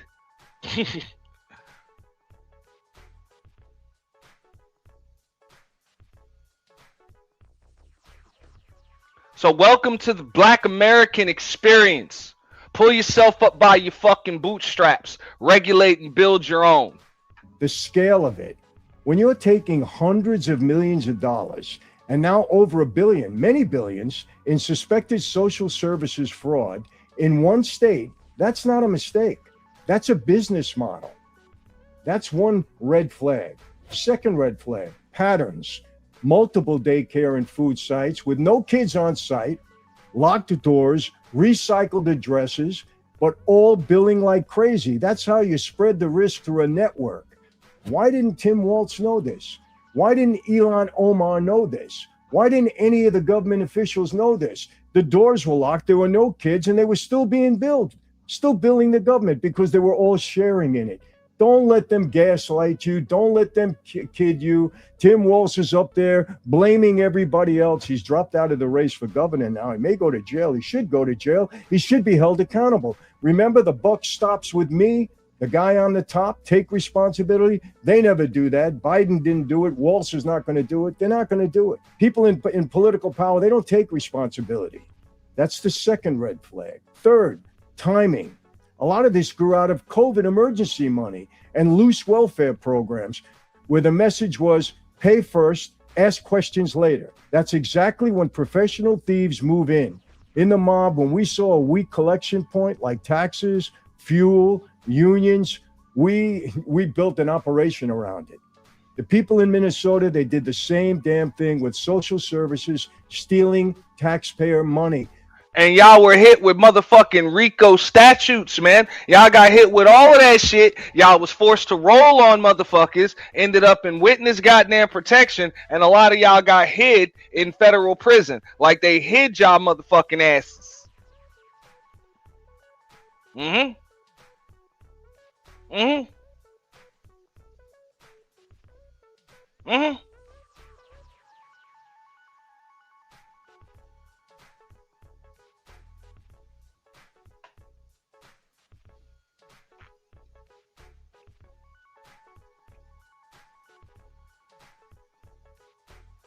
You know what I'm saying? Ain't nothing new under the sun. It's a mob racket. So if you want to ask why these government officials, Congress people and congressmen and women and mayors and governors and shit are just letting shit go, they're going to try to turn it into some red versus blue shit, Democrat versus Republican shit. Nah, man, this is a money thing. You follow the money. Motherfuckers is getting their palms greased. All right?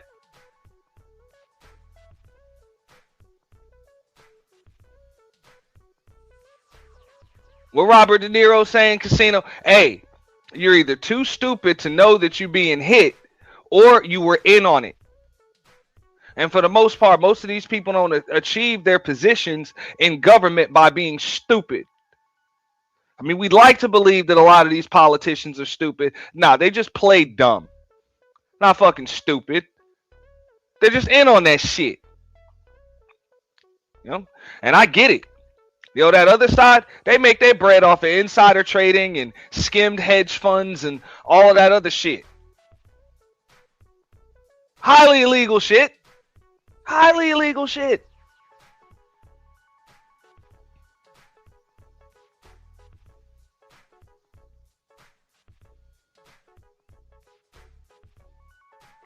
But because of who the fuck is in office right now, you seeing some people get busted for their part. That's the way it works. That's the bottom line. Don't let them gaslight you. Don't let them make excuses. They were stealing your money. Now, where did the government fail? Now, this part you already know, but it needs to be said. The state got warnings about fraud in these programs for years. Tim Walz was warned. Whistleblowers are saying that. But he was supported by the Somali community, so he wasn't going to blow the whistle on them. Don't let him tell you any different. Feeding off future daycare scams, welfare ripoffs, and they were slow to shut it down. They knew it. Why? This is where the politics come in. They were afraid of being called racist, bureaucrats passing the buck, and people making money off the programs. They were staying quiet. When I was stealing gas taxes, the government couldn't keep up with us either. But once they did, people were indicted. People went to prison. I went to prison. I had a huge fine, huge restitution. They forget about it, forfeiture. They took my plane, my helicopter, money I had in banks. They went through me like Grant went through Richmond. But what's happening here? The hammer came down on us. In Minnesota, billions go missing. And only when a YouTuber, this guy Nick, when he starts filming empty centers, does anybody move and funding finally gets frozen? How do you figure this out? Because they let it happen. They didn't let it happen with us. They were on me for 7 years. You know how many people went down? How many people were indicted? How many people got, heavy prison sentences? but not in government. In government, you get a big stink. Congress makes a big deal out of it. Who's been held accountable? We don't see anything yet. Let's wait and see. But so far, it had to be this guy, Nick Shirley, that went there on his own, a young guy, did the investigation. Now everybody's becoming aware of it. What this looks like from the mob perspective, from a mob guy's perspective, yours truly, this is textbook. Control the paperwork, not the product. You don't need real gas or real daycare. You need believable forms and a cooperative bureaucracy. Spread it out. Many locations, many companies, same people behind the scenes. If one goes down, others keep running. It's a Ponzi scheme. We had the same thing. It was a daisy chain. One closes, you open up somewhere down the street. You just keep it running. Launder the money fast, move the money into assets, overseas wires, family businesses, make it look like legitimate success, not stolen aid. But the difference. And I found out they're selling these shirts right here. Quality Leering Center. Motherfuckers didn't even have enough. They couldn't even spell check the word learning. Like there's an N in that word. They actually put a sign up out front on the fucking building that said that shit. Forget it's not 1-800-FRAUD. It's not the real number, but they're selling sweatshirts and t-shirts and shit. Because you can actually have a child, even if you don't have any kids, you can get a shirt that says, I have a child that attended, a parent of a proud honor student of Quality Leering Center. Yeah, the fucking nerve. In the life, if $250 million goes missing, somebody answers for it, maybe with their life. In government, $250 million goes missing, you get a press conference and a bigger budget to fix the problem. That's what they do. It makes no sense. It drives me crazy. I'm going to be honest with you, because I know the scams. I perpetrated it. I understand it. And please understand, 40 years ago, I paid the price for what I did. So don't look at me now. I paid the price. I talk about it. I educated people on it. That's over. I knew it was wrong. I took responsibility. I took a plea, took my hit, gave up the money, went to prison. I did it. When do these people get held accountable? The final word to my audience is this. I'm not saying every Somali in Minnesota is a criminal. That's wrong. That's not true. We know that. There are good people in every community, including that one. But what I am saying is, when you put billions of dollars on the table with weak controls, the worst people, mob guys, fraudsters, crooked politicians, they're going to show up. That's human nature. You stop this the same way you stopped organized crime, mafia, government mafia, mafia democracy. I'm saying it. It's in Washington, D.C. You tighten the rules, audit the money, not the press releases, and actually put people in prison when they steal from taxpayers and abuse your children. Until that happens, the scams will keep coming. The names might change. The game doesn't. It's classic mafia democracy at work. People have been saying that. Are we going to let these people get away with it again, once again? Are we going to do that? People frowned on U.S. aid when Elon Musk and his crew and his task force was going through it. But that was huge fraud. How many times do I have to say this? I'm going to be saying it all year long. We have midterms coming up. I'm going to be saying it all year long. You can't trust people that lied to you and abused you and took you for granted. I said this again. How many times have I said this? This country right now is $38 trillion in debt. Do you understand why? Fraud. Government officials enriching themselves, spending money they don't have on their pet programs, making their families wealthy. They're making the people that they care about, the companies that they care about, wealthy. They complain about billionaires. They made them billionaires, many of them. They made them because they supported them in elections. Don't let these people gaslight you. This country is in debt not because of you or because of me or because of anyone else. It's because of them. They did it. Government did it. They were irresponsible. They enriched themselves. I told you before, Elon Oman, she was worth 45 grand in 2019. She's worth 30 million now. In Minnesota, where all this fraud took place among the Somalis, her people. You're going to say she didn't know anything about it? Tim Walz, put in office by a large sector of the Somali population in Minnesota. You're going to say that when whistleblowers told him things were going wrong, he didn't pay attention because he wanted to stay in office. Yeah. And look, I brought up some shit with the Minneapolis mayor. All right. They got on his shit about defunding the police 5 years ago. I don't even know how that son bitch is still the mayor. But now he's like, yo, ICE, get the fuck out of here. Those were his words, his exact words. He said, ICE, get the fuck out of here. You know, he don't like what's going. Hey, real shit. They don't want the police to stand between protesters and ICE agents doing their job to, number one, protect the damn protesters, protect the people. Because any protest can get out of hand. Any protest can turn into a riot. If you don't have cops in place to protect them, that's their job, is to protect and serve. Nah. That, you know, when they brought the cops out there when that woman was shot, to help escort a deceased body to the fucking hospital.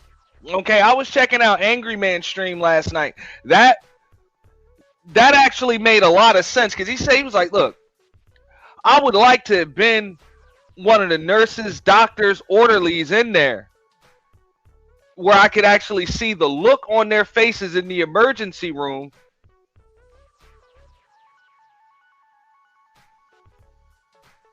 when cops escorted an ambulance to the emergency room to bring in an already deceased fucking body. Like, what the fuck is that? That's what they showed up for.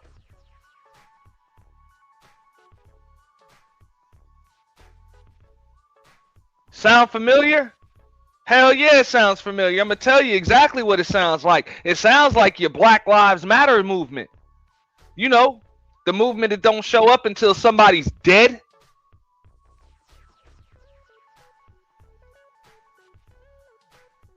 But all of the donations and endorsement dollars and shit that they got, you know, from the NFL and the NBA and all of these other, you know, organizations and shit, all of the tax deductible donations, they use that shit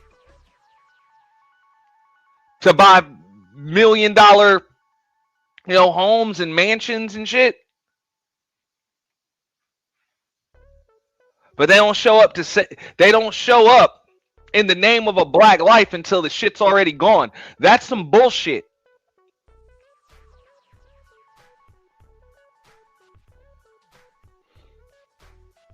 And you want to know why it's so much outrage all over the United States today and yesterday and the day before, all week, all for the last 7 days, all of a sudden? Not because Black Lives Matter. It's because that was a liberal white woman that lost her damn life and got blasted. That's why. Who also happened to be a member of the alphabet community. Yeah. That's where all that outrage come from.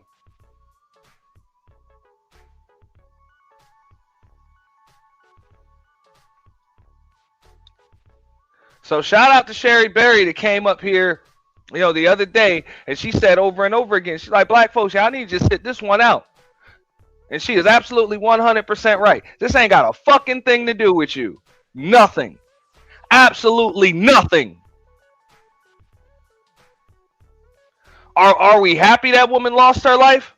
Are we happy that their temporary protection status for Somalians was removed? Some might be. Some might not be. But most of us, we're indifferent. We don't give a shit. We don't care.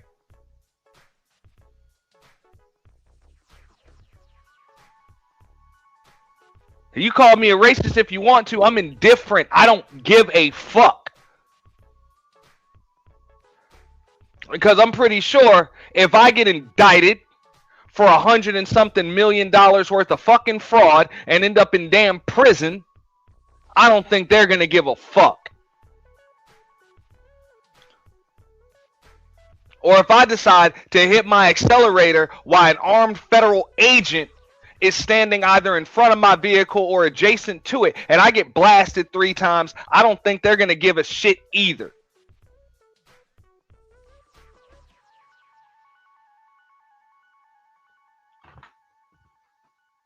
It's so easy to see. Maybe because I was a criminal at one time, I can see right through it. People, we need to stop this. 2026 has to be the year that we hold these people accountable. And Congress, stop going on, making press conferences and going on Fox News and telling us all this stuff, and then nothing happens. Nothing happens. It's the same with the Epstein stuff. I just read today they got 1 million more documents to go through. 1 million documents?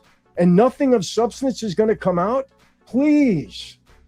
Stop trying to pull the wool over our eyes anymore. It's not working. People are getting wise to it. They're understanding it. They really are. But you got to do something. Hold these people accountable. There are good people in government. I'm not saying everybody's bad. I don't throw one blanket over everybody. It's the same way that I said some guys in the mob, they were good people. They were doing the wrong thing, but again, the age-old question, why do good people do wrong things or do bad things? That doesn't make them a bad person. There are different reasons sometimes, and I'm not making excuses. They still should be held accountable for their behavior, and then they need to wake up and say, you know what? Take responsibility. I was wrong. I shouldn't do this again. And good people with good hearts, they do that. Tim Walz, he's not doing that. He's shuffling the blame. Of course, he's blaming Trump. Of course, everybody blames Trump for everything. We understand that already. No matter what goes wrong, they're going to blame him. We're going to talk about Maduro in Venezuela. And I'm not going to pull any punches. I know what went down there. I understand it. I can see through it. And I'm not going to pull any punches. I'm not taking sides. I'm going to tell you what I honestly think, and from my perspective, what I see and what's really going on. So stay tuned for that. But people, it is the year of let's call 2026 the year of accountability, holding our leaders, and I use that term very thinly and very loosely, because I don't consider many of them leaders. They just happen to be in a position of power because you put them there, we put them there, and they've abused it. They're not leaders. They're not leaders at all. I told you many times, a leader is only a leader when people willingly want to follow that person. They inspire something in you. These are not leaders. These are elected officials that have abused their platform and their power. We need to hold them accountable. And I'm going to be on Congress. Democrats, Republicans, hold these people accountable. You work for the people of the United States of America that put you in office. You're public servants. You don't deserve to take that office and become wealthy at our expense. You don't deserve that. You're not criminals. We did that on the street. You're not supposed to be doing that. You're supposed to be acting honorably. Hey, and what's funny, Creative, right, is I got cussed out. Motherfuckers actually accused me of being a fucking Trump supporter and MAGA when I was like, fuck Trump and fuck Republicans and fuck MAGA, but fuck Democrats and fuck Democratic Socialists and fuck far left wingers and all of that shit, because right wing, left wing, it's all the same bird. I don't trust none of you motherfuckers. You all corrupt, and I don't give a fuck if your name was Barack Hussein Obama or Michelle. Fuck you too. Real shit. I said all of that shit, and then people told me that I'm a Trump supporter and all of that other shit. I was like, I just said fuck him. Trust no damn politician. I learned that over the years. They ain't qualified to do shit but give you a speech fresh off the teleprompter.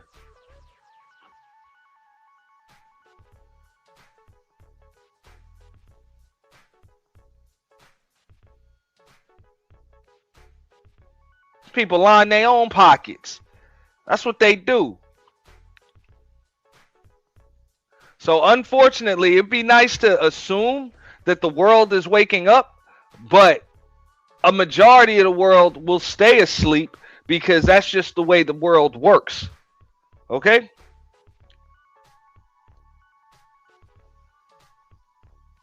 Your strongest, most talented 10 or 15% is always going to have to fight for the weaker 85, 90%.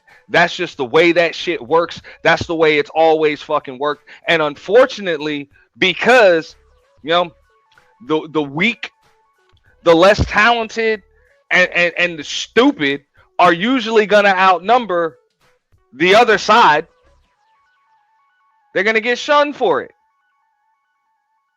They're gonna you're gonna get called stupid.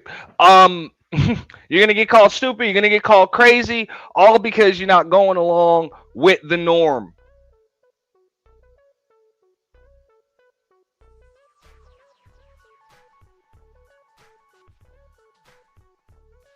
I said that you don't have to be a Trump supporter to realize that there's something wrong with the Democratic Party. Like there's some shit seriously wrong with that shit. Okay, and you don't have to be a lifetime Democrat to realize that this MAGA conservative movement ain't all the fuck that they claim that shit is. You don't have to be. All you need is some common sense. You needed some common sense to realize there's some fucked up shit on each side of that. Every single side of that. And it really depends on who's in office and what media news network you listening to. Hey, man, shout out to Sonny. What's up, Sonny? How you doing? Good to see you, sis. Following the law, obeying the law, employing the law, not abusing it and making yourself wealthy as a result. That's why none of you ever want to leave office. I get it. I understand it. You got more perks than anything else, and you're making money. But you're abusing people in the interim, people that can't put food on their table. Yeah, common sense. People that, God forbid, don't pay their taxes. Watch what happens to them. Tax money that they give you to abuse them, to steal. I get angry. This is what happened in Minnesota. They stole your money. Not only the people of Minnesota. And it didn't just happen in Minnesota. I'm going to go back to what Creative said earlier. They're uncovering this shit all over the country now. It didn't just happen in Minnesota.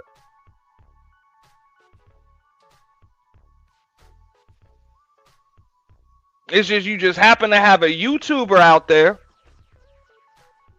that 23-year-old white boy, Nick Shirley, that decided to do a little investigative journalism, which all he did was dial a couple of numbers and use his GPS and just pull up and realize there ain't no kid. Hey, they got daycares getting tens of millions of dollars and $100 million, and ain't no kids there.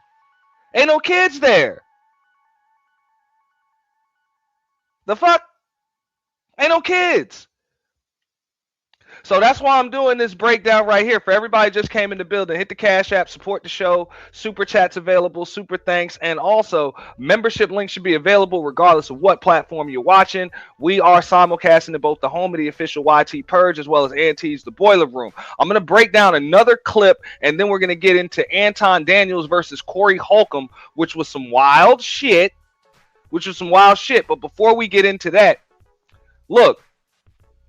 This shit is not new. I'm breaking this down, and I'm doing this from our good friend, Michael Francis,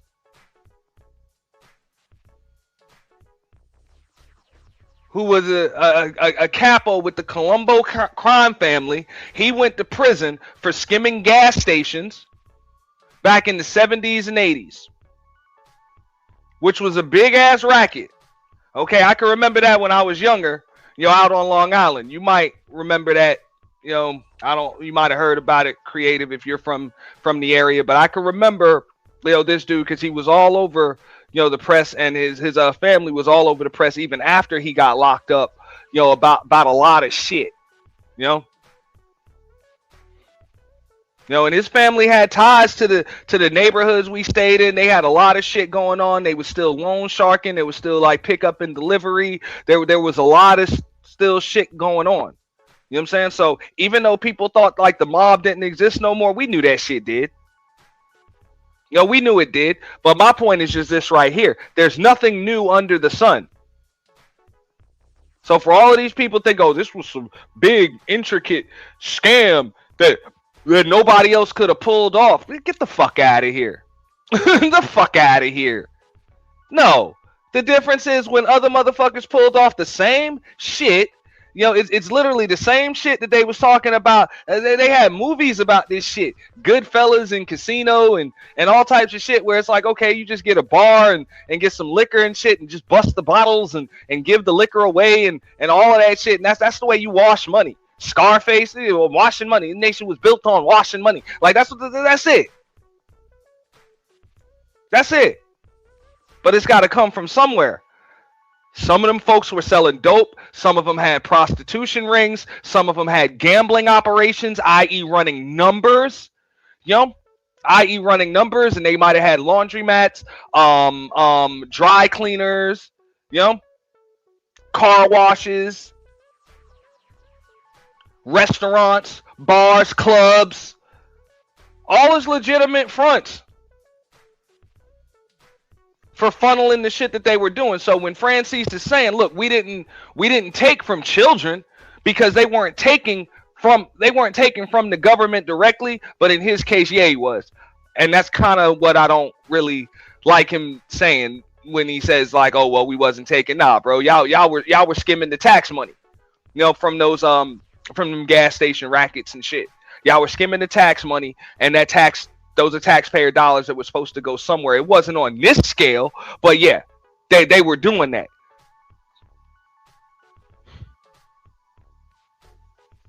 But no, were they directly directly misappropriating funds that were supposed to be to feed children and for organizations to actually help the community and clean up the community and keep the community clean and shit like that? No, they weren't doing that. They weren't doing that. So miss me with the bullshit. Miss me with the bullshit. These motherfuckers literally went from A to C without having to go through B. They were like, fuck doing this shit the old-fashioned way. We ain't just gonna run drugs. We ain't just gonna run guns. We're not just gonna run liquor. We're not just gonna pimp hoes. We're not just gonna run numbers. Run numbers, holding illegal lottery scams and shit.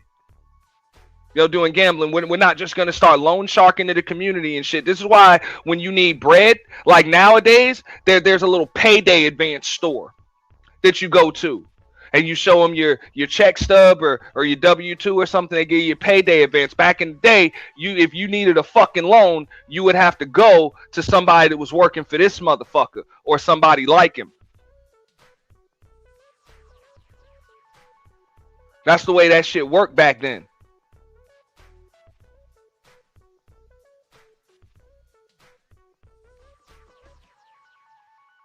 Okay? They were loan sharking. Charging ridiculous fucking interest and shit like that. But if you needed some bread, that's where you went to. And everybody on every fucking block in every community knew where to go get a stack of cash to get some shit popping. Okay? And that's usually where it came from.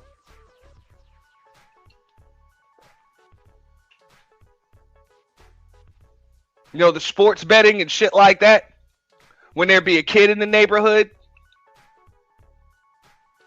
that was nice with that football, nice with, he could run, had an ill jump shot, about to go to college or whatever. Yeah, they got a hold of it. Made sure mama got a house. Uncle, grandma got a new car. All of that. So that way they had a direct line of contact so you get some points shaved and shit like that.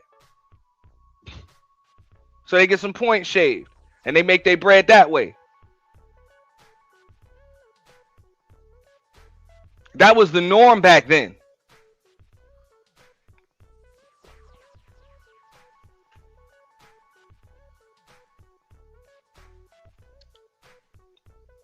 So these folks are just bypassing all of that. They're not putting any money back into the hands of the neighborhood or the community or any of that shit. They taking that shit right from the government, putting it into their own fucking pockets, and then shipping that shit back to Somalia.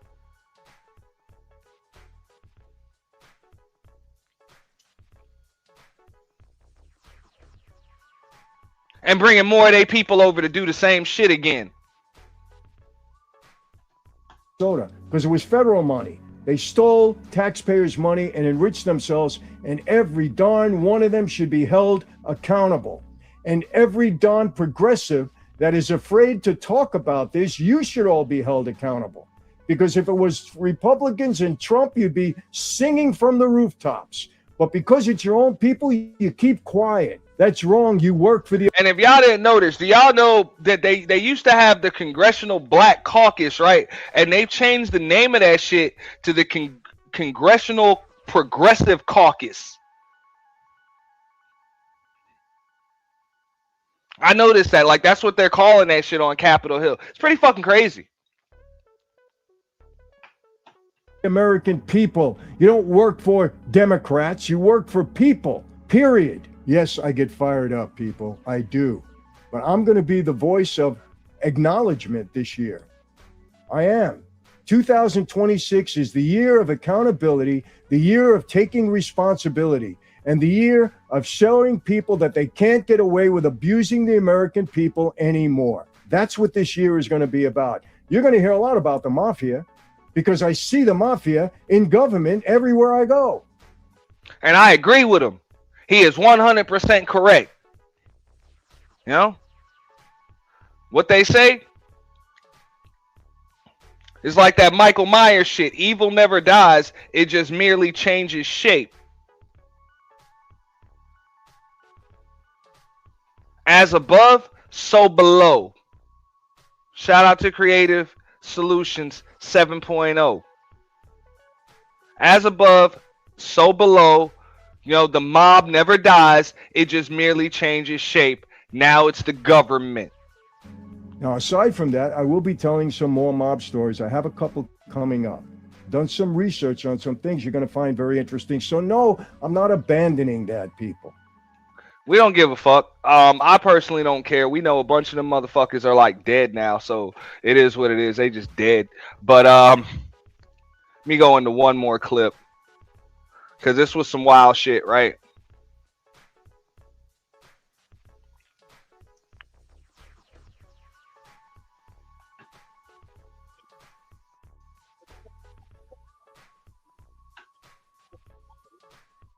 Have a right to know what happened.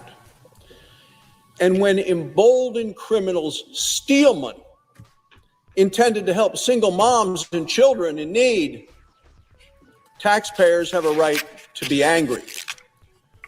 And Americans, and I'm hearing it in Wyoming, and I'm sure you're hearing it, Mr. President, your home state of Ohio, Americans are infuriated with the staggering amount of fraud unfolding today in the state of Minnesota.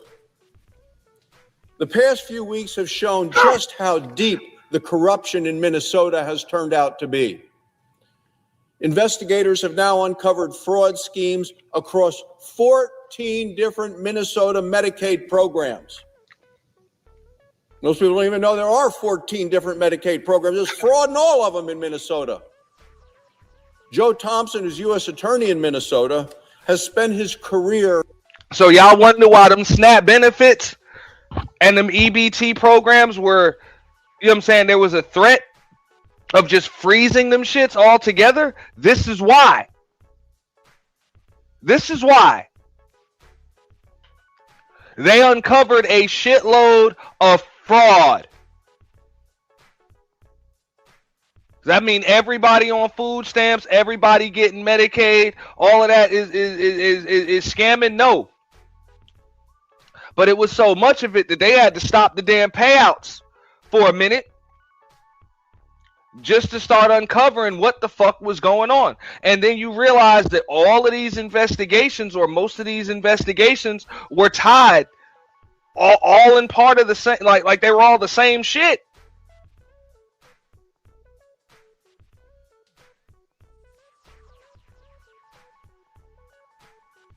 Like, I bet y'all didn't know that when y'all saw Jay Prince on World Star crying about EBT and shit like that. You didn't realize that what the fuck he was crying about, the fact that he might lose that shit, was directly linked to ICE raids in that same fucking area. You didn't even know.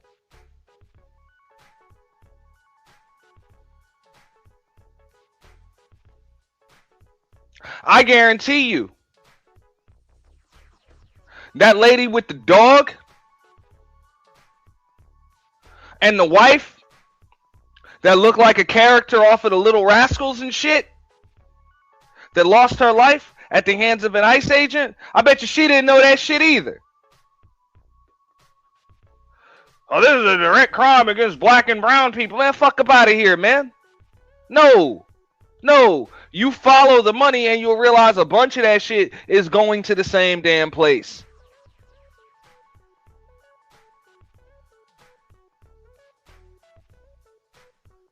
Remember this shit?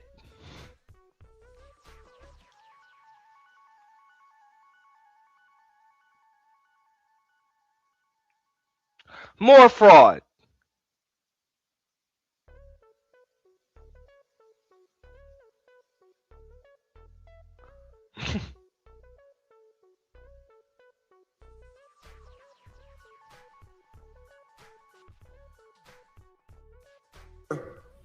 Prosecuting fraud. And based on his extensive investigation, he believes criminals have now stolen at least $9 billion with a B dollars from those Minnesota Medicaid programs. That is half of the total amount of money Minnesota spends for Medicaid programs in the state. Today, the fraud is so prevalent that Thompson says the state has developed a fraud tourism industry. Can you imagine that? Yeah, I can. They said half of Minnesota's Medicaid tax dollars supposed to be allocated for Medicaid were stolen by fraudsters. Almost half.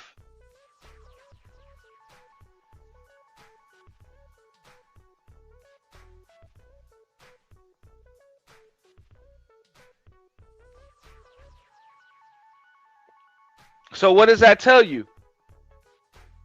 If half of what's supposed to come out is going toward fraud and just lining the pockets of the greedy, that tells you there's a lot of people going without the health care that they need. That's a lot of motherfuckers, man.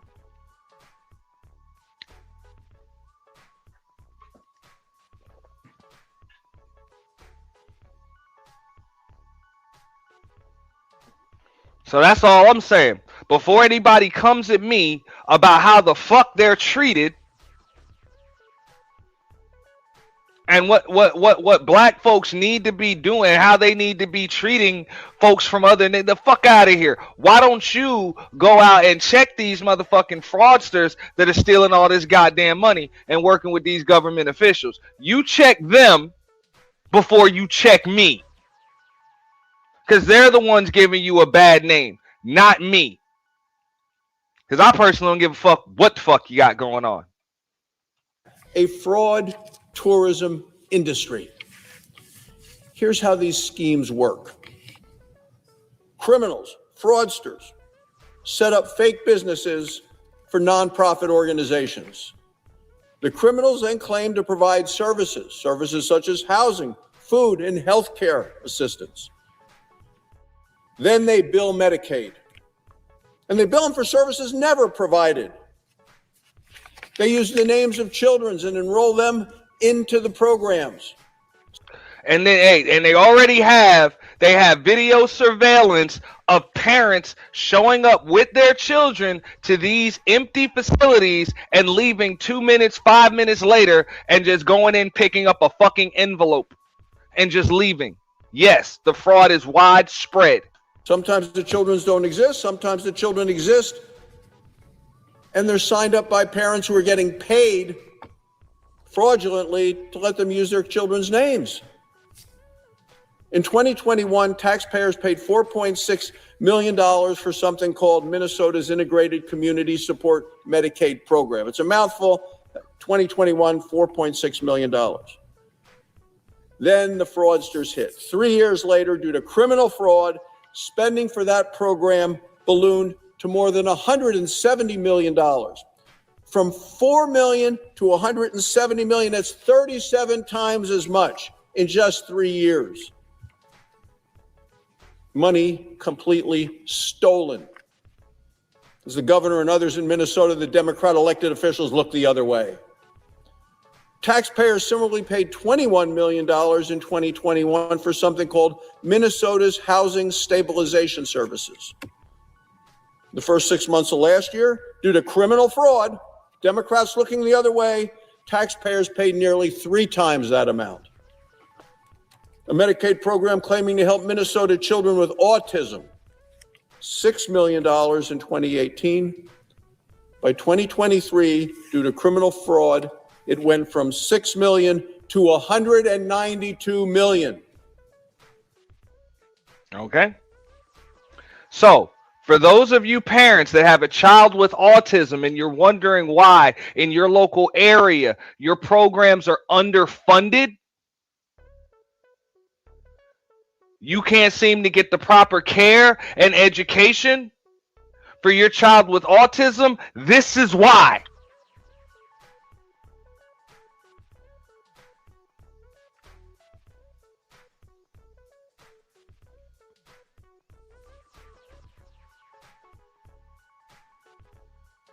Yeah.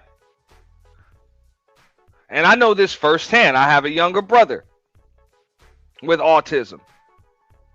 He's grown now, but I can remember, when he was young, and he's going to need, assistance with this, for a long time, likely for the rest of his life. But I can remember, school programs were consistently underfunded. There was a lot of just switching of different programs and things that just had like, it was just a lot of different, just having to switch out, and programs were there one day, 1 year, and then they weren't, and it's fucked up.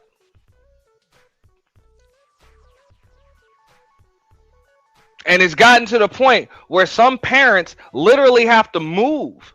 They have to move up and down the coast that they stay on. They might have to move from Florida to Pennsylvania, or they might have to move from Minnesota, to Texas or Arkansas or some shit like that, just to make sure that their children have the proper care that they need and the funding is there for it. This is why people have to move from New York, to Connecticut and all types of shit.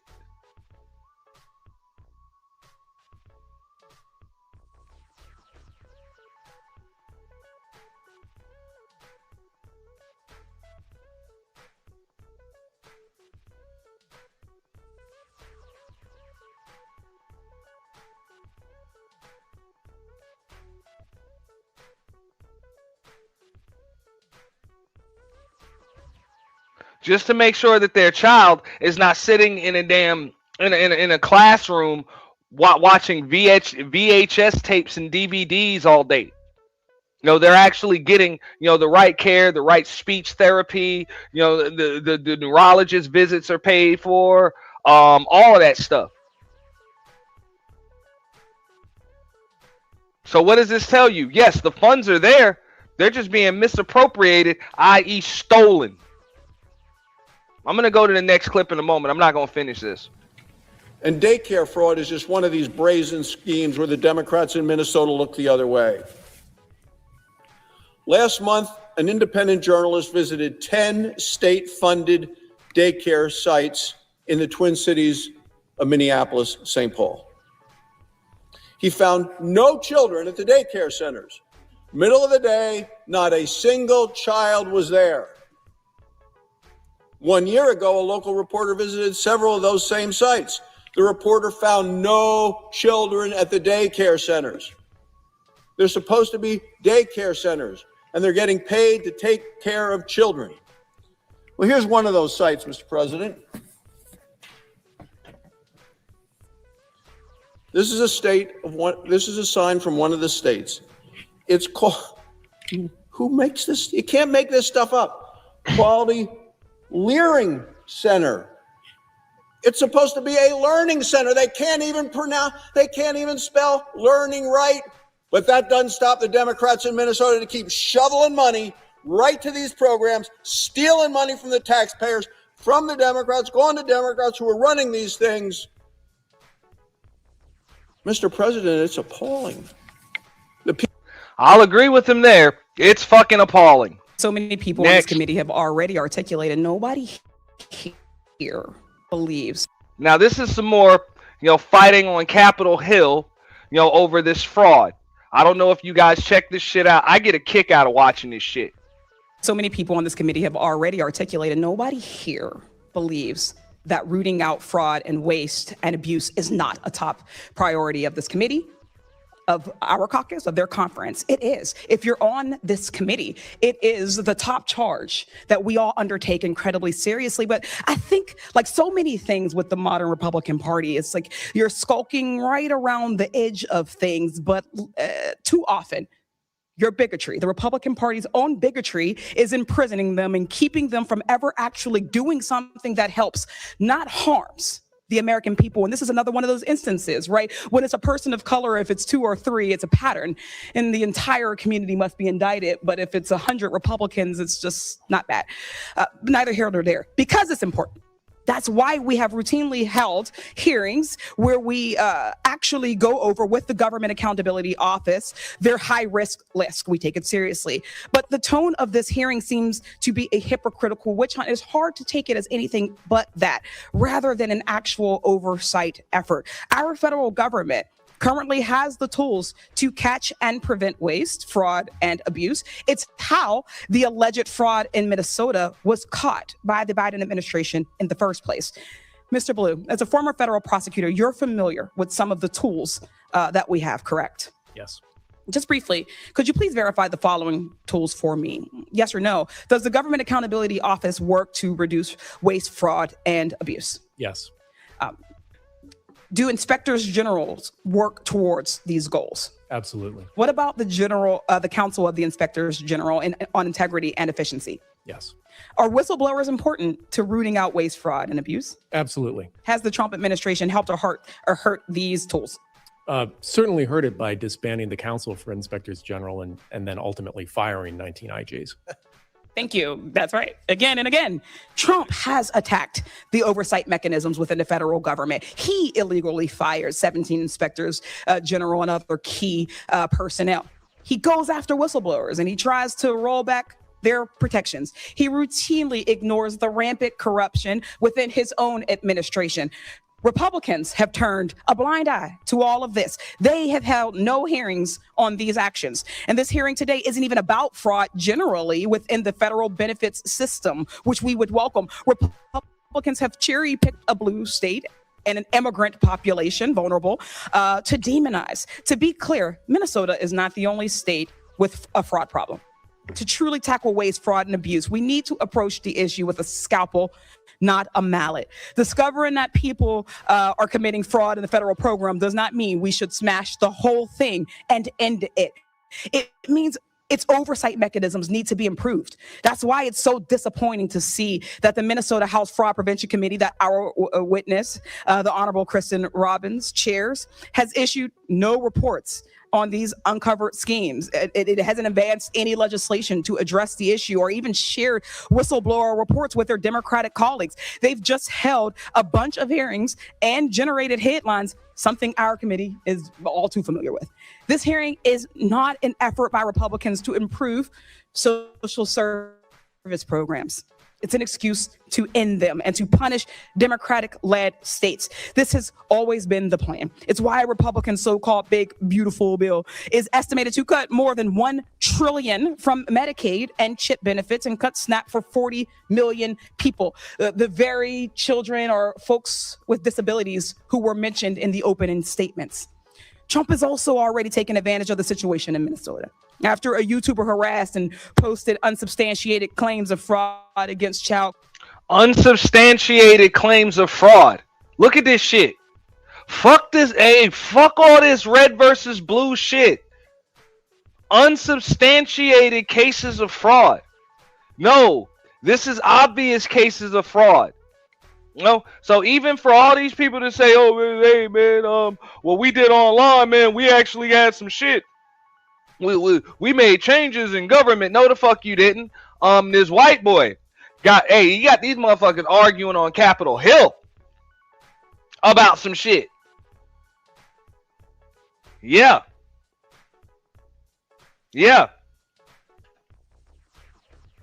They arguing, and they arguing heavy. Care centers, HHS froze child care funding to Minnesota, which would affect more than 23,000 children. Just yesterday, Trump also froze approximately $10 billion in funding for programs supporting child care, social services, grants, and cash assistance in not only Minnesota, but in other Democratic-led states of California, Colorado, New York, and Illinois. No matter what party we're elected to, we represent the people of our district, Democrat or Republican. We represent as the federal government, all people of all states, irrespective of how they voted. That's the charge that I took, and I would like and hope that you all would do the same. When so many of these social service programs are being gutted and defunded, fraud becomes even more harmful, as that means even less money is going to people who need it. People need these programs. This situation should be an opportunity to take a deep look at the programs and improve their oversight ability. I mean, in that case, man, whether you like the orange man or you do not, why aren't you guys helping to uncover the fraudsters, the motherfuckers that are stealing billions of dollars, so that way they ain't got no excuse to freeze your shit? Wouldn't that make sense?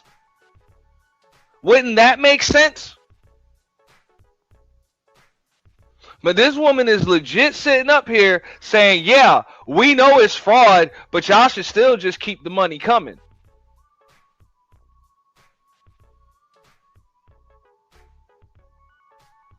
Oh, and by the way, those people that you busting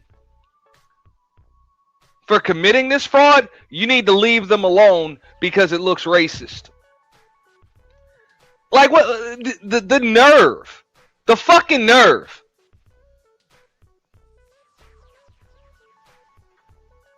Not an excuse to cut them entirely. If we care about the most vulnerable, if we care about the most marginalized, this is an opportunity to do so. And I welcome us to actually do that one day. Thanks, I yield back. Ms. Lee, the IGs are hired to identify fraud. They haven't identified fraud. The IGs have failed. But anyway. You all have failed. No, you all continue to fail. We've done nothing. You have the gavel, Mr. Comer. We do hearings on anything that actually affects you have failed. You want to spend have more power money, here, more money, and more yet money. you don't do anything. They did do something. They froze your fucking money. In this case, Mr. Chairman, I'll yield back. Thank you. Gentleman yields back. Chair recognizes Ms. Presley from Massachusetts. Thank you, Mr. Chair. Let me just begin by making All right, this is plain. the last clip before we get into Anton versus Corey. Yeah, this was the main thing that I wanted to come up here and rant about, because this is something that very few folks are really going to go into depth and detail and discuss. But I will. And I don't give a fuck. I don't give a fuck whose fucking feelings they fucking hurt or what the fuck ever. Before you check me, you check these motherfuckers, right here.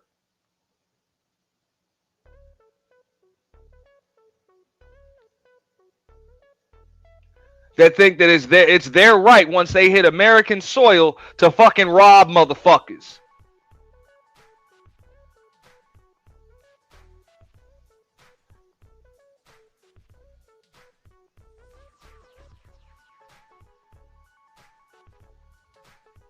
Fraud must be investigated and prevented.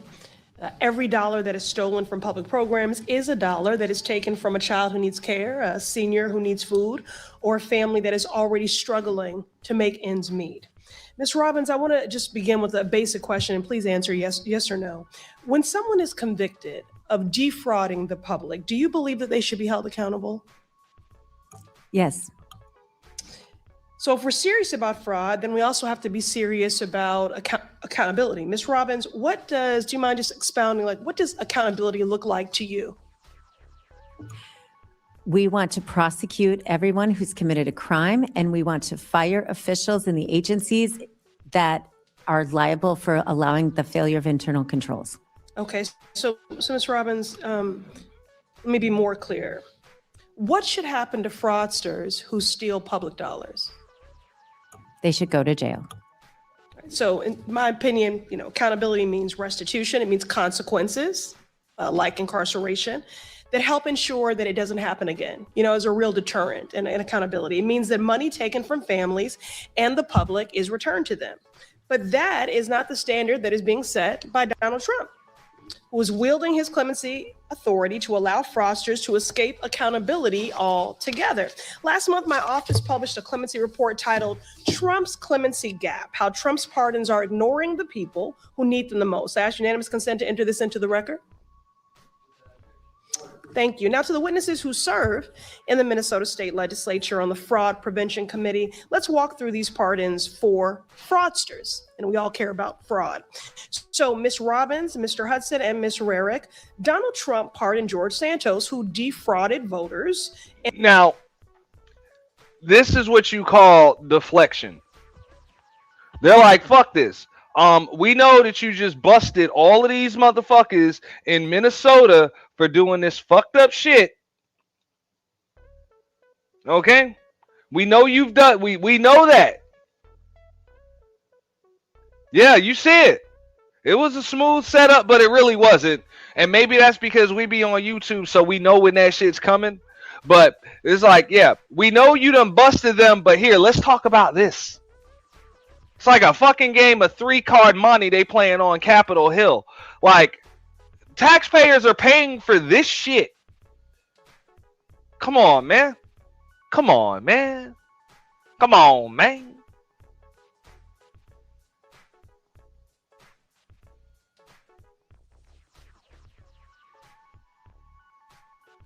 And don't get me wrong, hey, I'm not even going to disagree with her. That was some fucked up shit. What she's about to bring up, it was some fucked up shit. So yeah, it definitely should be addressed, but it should have been addressed. That shit should have been addressed. We talking about the misuse of federal funds in Minnesota right now. Why are you trying to talk about other shit? And owed them $370,000 in restitution to victims. Raise your hand if you oppose this pardon.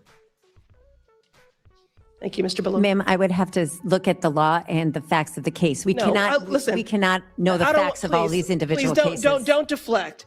This is a very public case. You know who George Santos is. You know exactly what he did. We just agreed that fraud is unacceptable, and you just talked about accountability. You said if people commit fraud and exploit the public good, that they should be incarcerated. So this is not a complicated question. So I will give you all one more opportunity. Ms. Robbins, Mr. Hudson, and Ms. Rarick, raise your hand if you oppose the pardon of George Santos. Not playing this game. It's not a game. It's real life.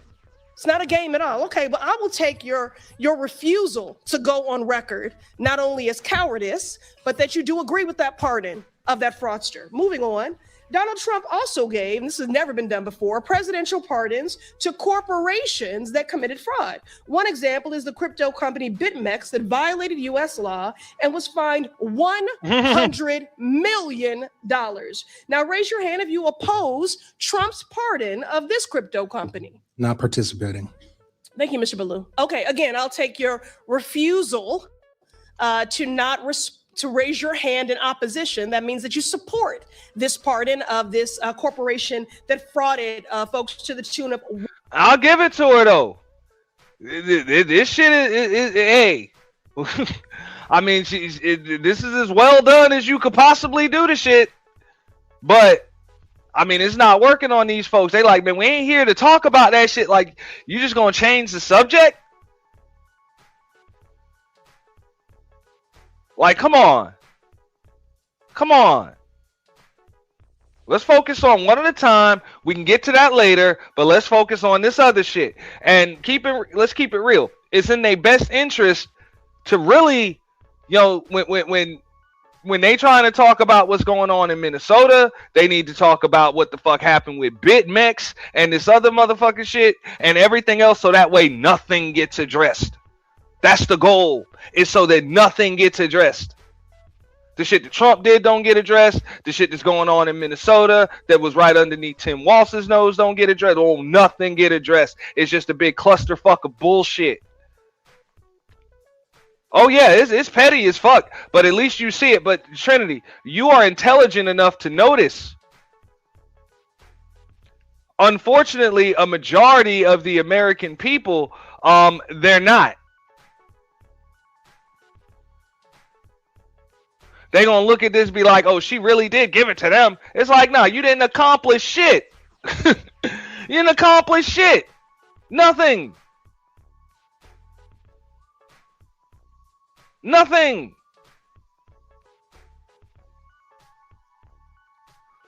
But I always said this shit. This is the way Capitol Hill works. You got to keep kicking this shit up and down Capitol Hill, back and forth, red versus blue, because without the football going back and forth, there is no game, and these people won't have a job. That's why they say left wing, right wing, same bird. These motherfuckers are literally sparring. They're just sparring. They're not really fighting. They're sparring. Headgear, nothing but jabs, all of that shit. That's it. Nobody's trying to land a knockout blow at all. They know that. We need something to argue about, or else we're out of a fucking job. Just like what you see going on in these fucking spaces. So the beef is what's for dinner. Ain't no fucking beef going on in these spaces. It's all soy. It's all bullshit. That's why you see it on every other stream. But then tomorrow, they got another dose served up, and you don't even know why your ass is still hungry. I'll tell you why you're still hungry for more beef, because what you ate last night wasn't beef in the first place. It was really just a fucking plant. Yes, still hungry because you wasn't eating that. Just saying.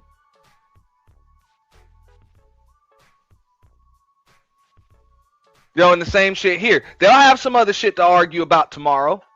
$100 million. Refusal to participate is not an expression. Reclaiming my time. Reclaiming my time. Is not an expression one way or the other. You know the rules of committee. This is my time. I know that I am here as a member of the public. Reclaiming my time. You are not, Mr. Chair. Mr. Chair. That's what I know. You are not in order with the rules of the committee. This is my time. This is my time. And it's our dollars. Questions and you answer, but you're too much of a coward to answer. So we're gonna move on. Now, yesterday was the 5-year anniversary, and I want to note of the January 6th insurrection. I love the pettiness of it all, too. This is the new reality television. I can't speak for all of you motherfuckers still watching Love and Hip Hop and shit. And Real Housewives. And Pop the Balloon and shit. Man, y'all don't know what the fuck you missing. This shit is way more interesting.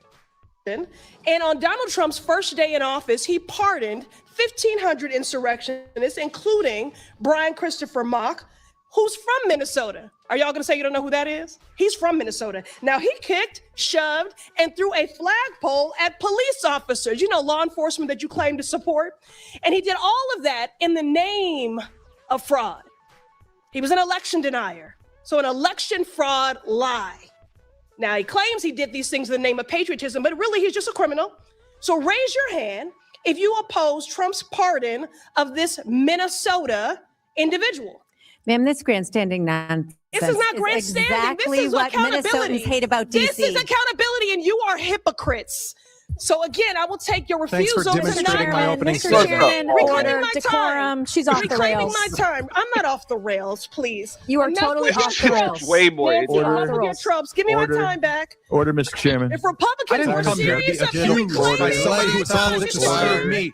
You served my constituents. You have no time left. You don't get to accuse me of things that you You're out of time. You're out of time. You're out of time. We're done here. We're done. Touch in out of time. At least 10 She's out of time. Time's expired. Out of order and out of time. Ms. Presley, you've already secured your MSNBC spot. tonight. I'm not Your look, time's I'm required. looking for Chair accountability, recognizes Miss and you Mays want to from You're run going to be from the so good on Carolina. MSNBC. Chair You're a recognizes king, Miss Mays. and this administration. Thank you, Mr. Chair Chairman. recognizes Miss And Mays. Mr. Chairman, I agree. She's don't going to be care a great about host on hungry children. You want to be MSNBC. cutting This is my I time. wouldn't want to jump I in front of reclaim Miss my Mays if I time. were you, Miss I Presley. reclaim my time. This is my time. I wouldn't want to interrupt Miss Mays. It's her time. Chair recognizes Miss. Oh, Mr. Chair, You're out of order. she did not get all of her time. Mr. Chairman. All these motherfuckers are goofy. All of them. All of them. She wants to insult us for 10 more seconds. What do we Your have time to is do to expired. get this Chair- woman in order? Her time is expired. Chair recognizes You're Miss going to be great Mays. on TV. You're really good. No, baby, you're not. No, baby, you're not. You are not in order. You're out of order. Goodbye. You're done. All right. Mr. Chairman, is my Chair 5 recognizes minutes. Miss Mays. Shit's hilarious, man. Shit's hilarious. But that's just my point with it. But this seems to be the remedy, or at least a quick band-aid on the situation. I'll go to this, and then we'll go to the Anton shit. Right after this is a quick 5-minute clip. You know, they have taken away temporary protection status, okay, for Somalians. Of Somali migrants. Homeland Security Secretary Kristi Noem telling Fox News, temporary means temporary. Country conditions in Somalia have improved to the point that it no longer meets the law's requirement for temporary protected status. Further, allowing Somali nationals to remain temporarily in the United States is contrary to our national interests. We are putting Americans first. Here to break down what all of that means is the Hill's deputy managing editor, Sarakshi Rai. Hey, Sarakshi, so first, explain what temporary protected status is and what this means for the Somalis who no longer have it. That's right, Drew. So what we do know is that this temporary protective status is for those nationals from countries where there is strife, civil unrest, terrorism ongoing, and there are certain countries that are designated as TPS countries, which allow the nationals of those countries to come to the U.S. and seek asylum. Now, we know that Somalia has had temporary protected status, at least here in the U.S., for the last few decades, but that is all now changing for thousands of Somali nationals who currently live in the United States, Drew. According to the Congressional Research Service, in early 2025, there were around 700 Somali nationals with temporary protected status, though immigration officials within the Trump administration claimed on Fox News that the number is actually over 2,000. Either way, this is clearly going to be impacting hundreds of Somalis who live in this country right now.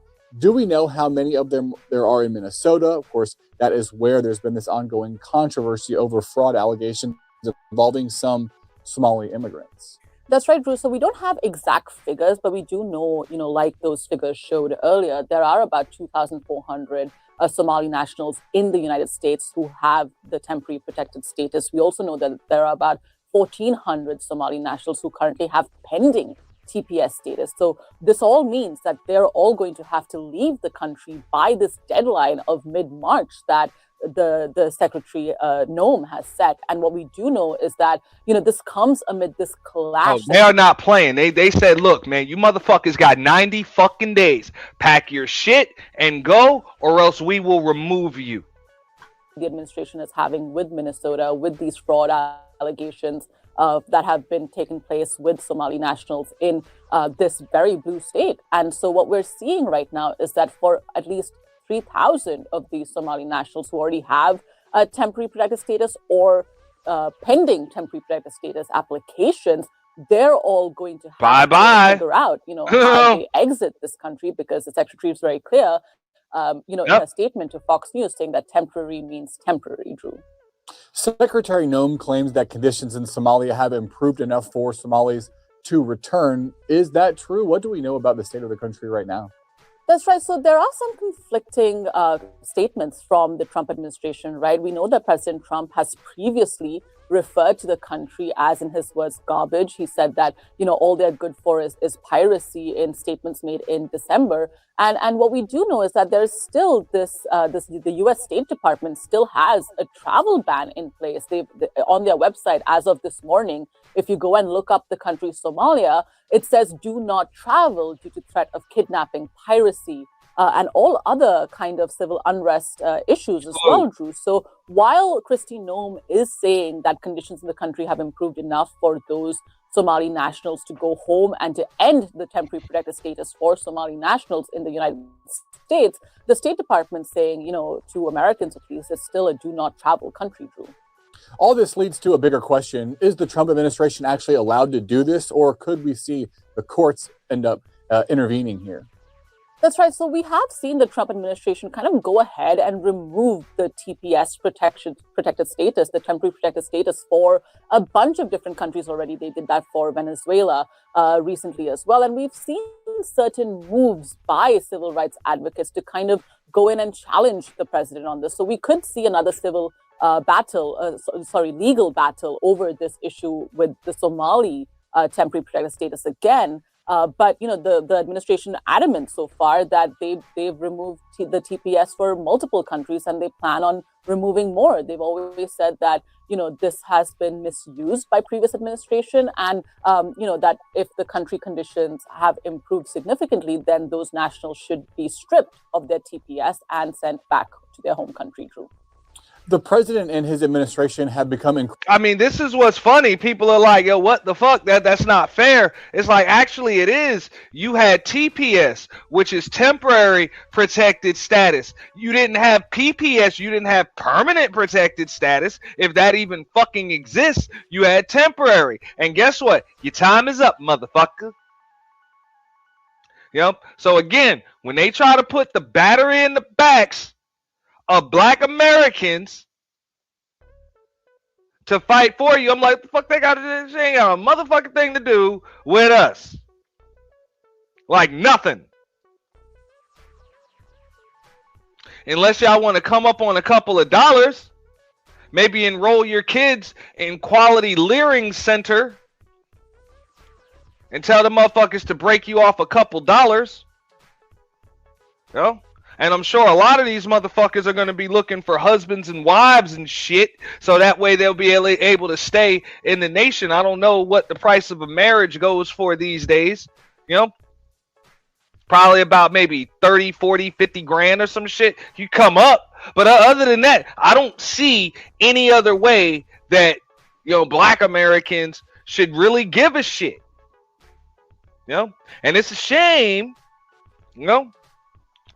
that white woman with the dog and the wife, and the Honda Pilot, lost her life in the name of these motherfuckers getting raided. It's a damn shame. But now I would have to ask that woman's surviving wife, was it really worth it? Was it really worth it?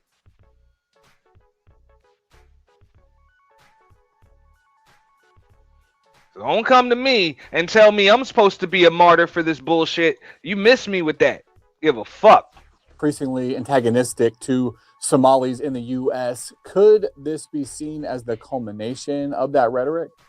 That's right. So certain Democrats like Ilhan Omar obviously accusing the president of playing politics with the nationals of Somalia, given his previous statements, and given that, there's been this battle over these fraud allegations in certain states that the Trump administration has been highlighting as well. But all in all, this has long been hinted at by the Trump administration. The president kind of hinted at removing TPS for Somali nationals earlier this year, and as well as last year in previous comments to the media. And what we're seeing is that they're just following through on what the president has said before, Drew. Okay, we will leave it at that. Sarakshi Rai, thanks so much for your time. And there we go. So much for that. Of course, I'm going to have to report a little bit more on that, in the future, days to come, because I think it's way more to it. A whole lot more to it. But let's get into what everybody wants to see for the most part. A little bit late, probably about 45 minutes late, going through that. And I'll also let people, if you guys want to come up and break this shit down, because I heard Anton Daniels, that is, he made an appearance on Corey Holcomb's show. Yeah, last night. Definitely made an appearance on Corey Holcomb's show. I caught bits and pieces, but for the most part, we're going to break this shit down together. Okay? And I think it's fucking hilarious. Because I saw them kind of go at it, get in each other's faces. And we're going to see how the conversation escalates. It's pretty long. Pretty long. It's probably about an hour, of those two kind of going at it. But let's get started. Why not?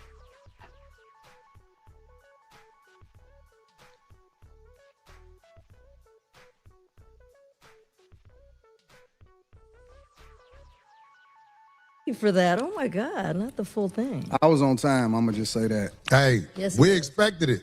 I already knew. That's why I got here almost on time. I was on time. My man. You dig what I'm saying? A lot of y'all know. We said he was coming. Anton in the house.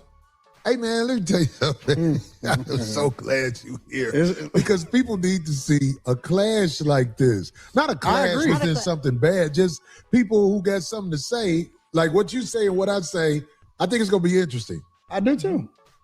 Yeah. I think it's gonna be really interesting. And we had a great conversation too. We had time before you got here, so we had a great I conversation. buttered it up. So You don't need to butter. I made sure that she felt good about this. Yeah, you don't need to butter. We still trying to get Shannon Sharp on here, so Darlene can have something to do after the show. That should be great. Oh, brother. Too old. That man don't want this. Well, I know. Your chat think they tough. I noticed. They think they tough? They think they tough. Yeah. They be out there. They not that tough. Uh-oh. We seen. And shout out to Corey Holcomb. He mentioned that, and then a poll went up in the chat that said, look, who are you here for?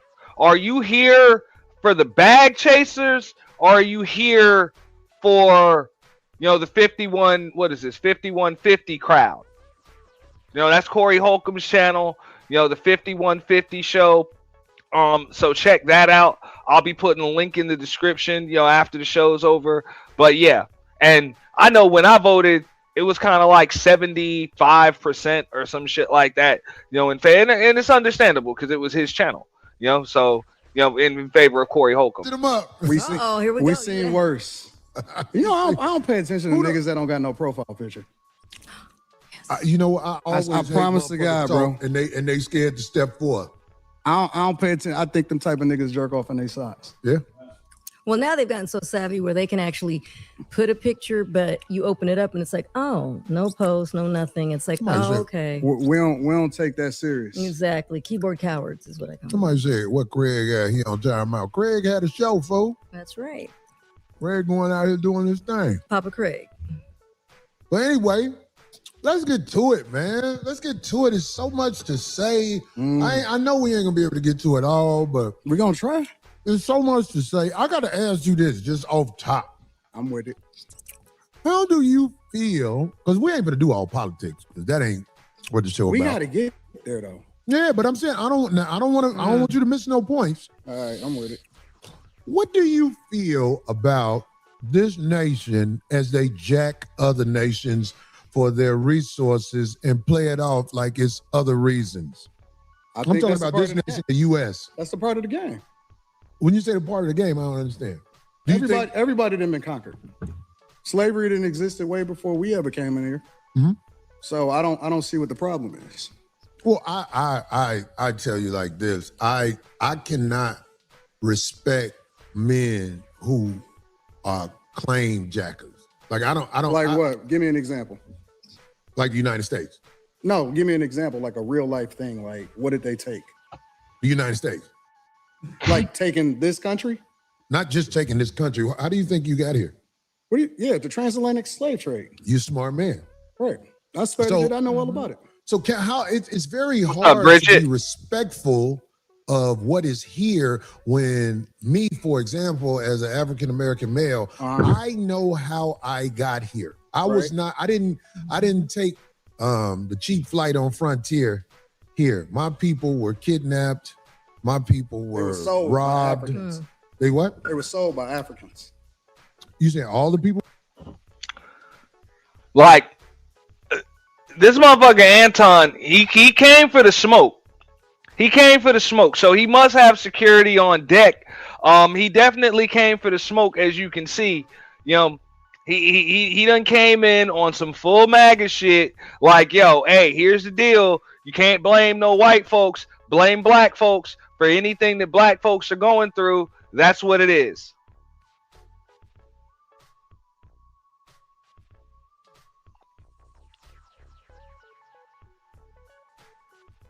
Well, you know, DJ Young C, right?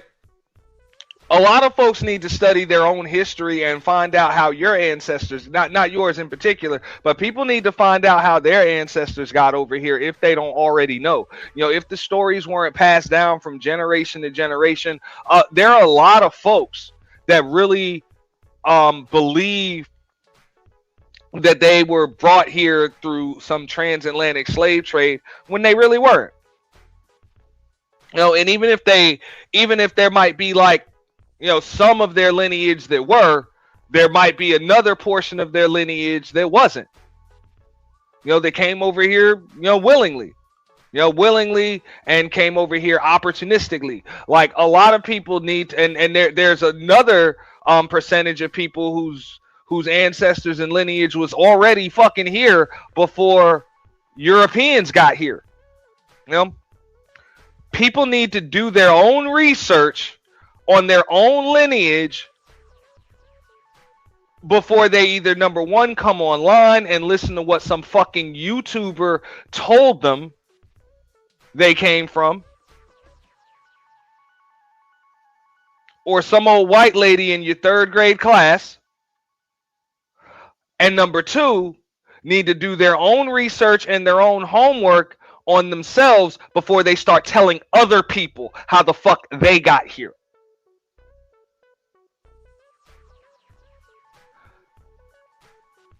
Because that'd be some serious ass-chapping talk when I be hearing motherfuckers that just assume that everybody that has a skin tone like mine or like Corey Holcomb's or Anton Daniels or whatever, they think everybody's a fucking descendant of a slave just because they don't know where the fuck they came from. That's not true. That's not true. It's just not fucking true. You know? Now, are there a lot of descendants of slaves on U.S. soil? Absolutely. Absolutely. But there are a lot of folks that either aren't, or, you know, all of their ancestry is not, you know, descendants of slaves, and it doesn't just mean that their lineage mixed with slave owners. But like I said, this is what happens when people don't know their own history and they're struggling to be part of something. They'll kind of just take what the fuck was told to them and assume that that shit's fact. So, like, I just urge people to kind of do their own. You know, they kind of need to just do their own. Who was sold by Africans? How you think what you think white people came over there and got us? Yes. No, they were sold. So they just capitalized off of it better than the Africans did. Okay, so you're saying that all of the black people that were brought here were sold by Africans. Correct. So, and that, hey, that's a fact, young DC. You know, that is a fact. Most of these motherfuckers that claim that they descendants of slaves don't even know who the fuck their great grandparents are. A lot of them don't even know who their father is or who their biological fucking father is. They don't have a goddamn clue. But yet, not only do they want to come up here and tell you where they're from, which I'm like, whatever, fuck it. They'll try to tell you where the fuck you're from. And they don't know shit. Nothing. The white people were just doing transactions over there. Absolutely. It was capitalism. See, the thing about white people, you think that racism. Well, perfect timing. Like, check this out, right? That's why I always tell people, like, The Purge doesn't need content. The Purge is content, right? But that shit was built on 3 things, which y'all see it. If you could zoom in there, in the corners of the logo in the middle or label in the middle, conversation, communication, and confrontation. Now, keep in mind that that event has a concept. And I noticed I didn't come up with that shit to get clicks and views. I didn't come up with that shit to make money or any of that. I came up with it because the space needed it, because I saw that at the end of the day, a lot of these motherfuckers on YouTube and on social media were talking a whole lot of shit, but they were avoiding confrontation. They were avoiding conversations, and they didn't want communication. They didn't want it. Because if they were actually going to communicate and have the actually have the conversation and confront each other, these motherfuckers wouldn't have shit to talk about tomorrow. They need to perpetuate that shit and keep it going, or else most of these motherfuckers will run out of shit to talk about. So shout out to the real content creators that can continue to create content. Keep coming up with new ideas, innovative ideas, draw in a new audience, keep their previous audience engaged, all of that. Shout out to them. Because y'all haven't gotten lost in the sauce. Y'all haven't gotten lost. And I know a lot of folks done been so caught up with a dollar amount, a dollar amount or a number in the chat, a sub count or whatever, that they're like, fuck that. Content comes third, fourth, fifth, or just last, if at all. And content creation shit, that's way at the bottom. People that nowadays, folks just look for shit to steal. I can respect this confrontation.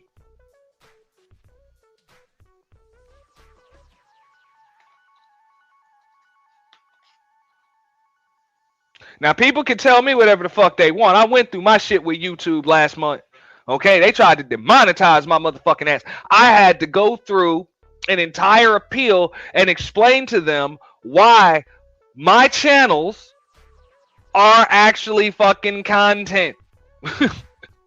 Regardless of how many reviews I do, like, this is real content creation. I had to go through the entire process, explain that shit, everything. So a bitch can tell me whatever the fuck they want. As far as YouTube community guidelines go, I am over here creating real content.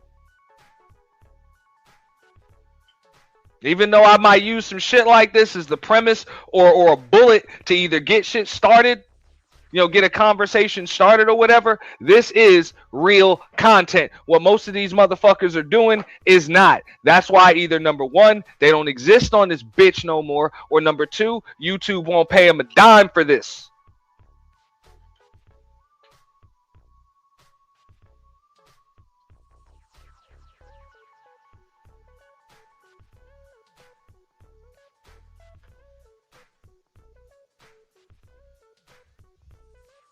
So I know I went through my process and I won. All right. Is inherently in them. Racism is inherently in all of us.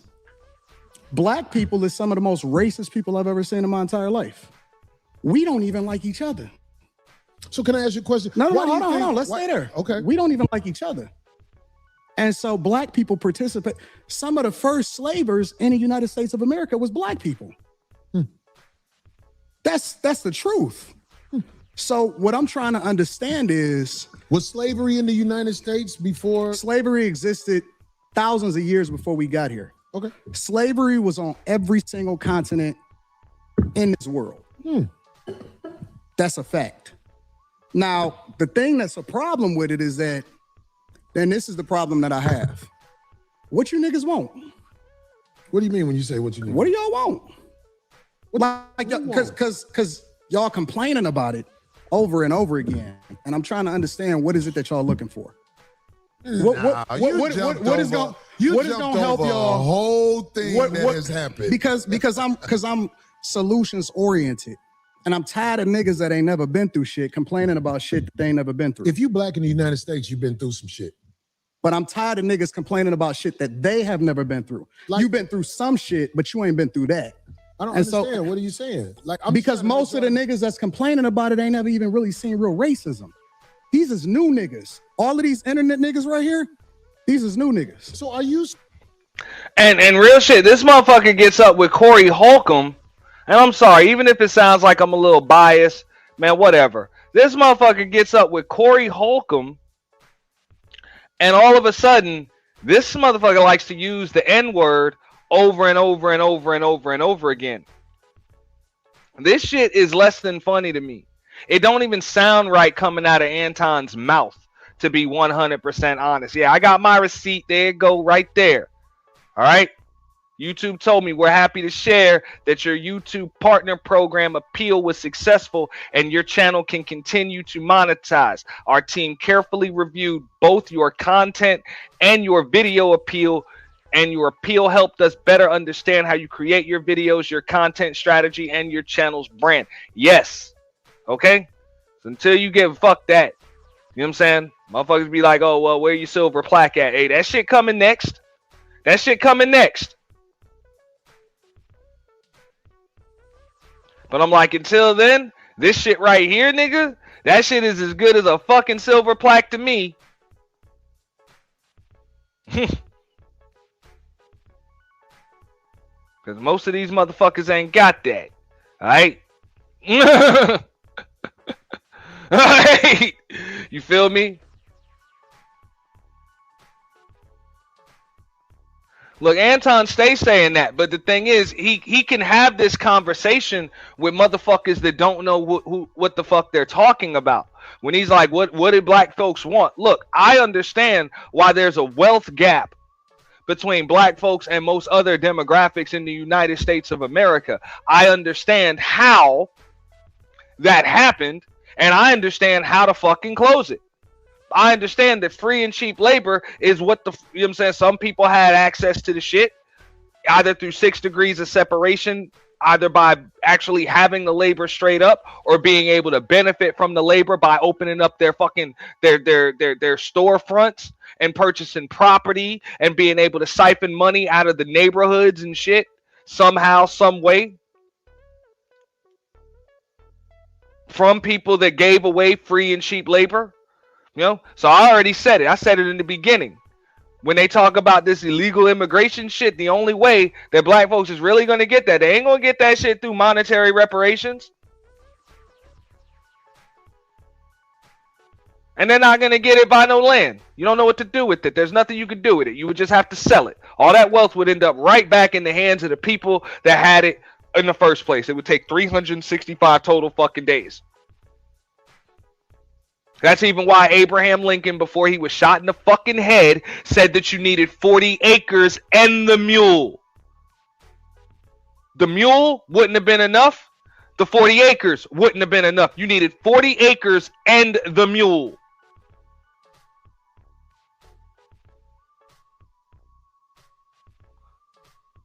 You needed the land and you needed the ability to cultivate it so that way you can actually engage in both domestic and global commerce.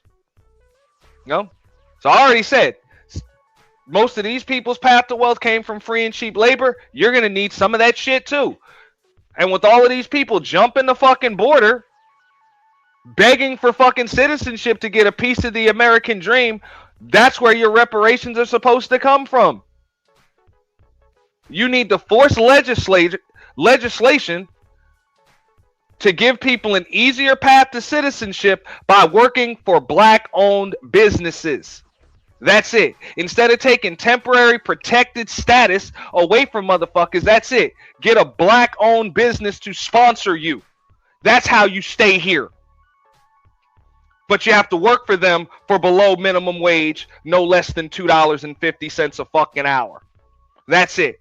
And as soon as if they have to check in, make sure that you get your path to citizenship, all of that shit. You know what I'm saying? You should be able to get it within 4 or 5 years. Nobody needs a lifetime slave or anything like that. But it's kind of like more like indentured servitude. That's how you fucking get it. That would solve the nation's immigration problem and would actually restore wealth to the black community. And why am I choosing that? Is because that's how every other one of these goddamn demographics obtain their wealth.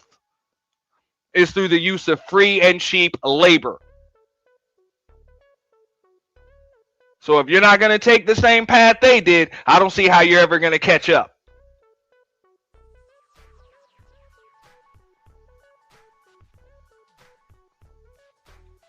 Because right now, even if you're able to enter the race, because this is the shit that Anton is up here saying, he's like, hey, you're in the race, you're in the game. It's like, number one, you got a head start. And number two, you're traveling in a fucking jet. And now you just put me in the race. You just put me in the race. And you gave me a bicycle. And you're telling me to catch up. I got a fucking bicycle. You're telling me to pedal at the speed of a jet. There is no catching up. Yeah, I'm in the race, but I can't win it because I don't have the same means that these motherfuckers got. I don't have the same means, and I ain't been in the race as long as they have.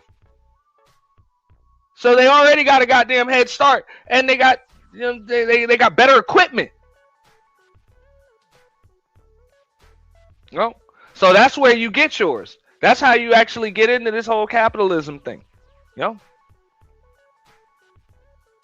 It would force a community to actually lean on each other. It would force you to back your own shit.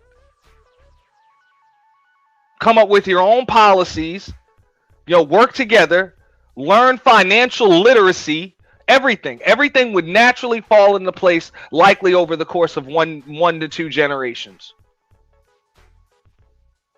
But when I suggested that, they said that sounds too much like slavery. So I'm like, in that case, hey, people are entitled to their opinion, but hey, don't complain about the fucking wealth gap. Because there's no way in hell you're going to be able to close it without taking the same path they did. And no, the remedy is not just taking money out of those people's pockets and putting it in your own. You know, that's not the remedy. Because even if you just took money out of their pockets and put it into your own, what are you going to do with it? You don't own shit. You're just going to end up spending that money. You know? Ownership and spending power are 2 different fucking things. You're going to have to spend that money with the people that still own shit. It would take a total of maybe 365, somewhere between 365 and 800 days for all of that money and wealth to end up right the fuck back where it was. Use your brains.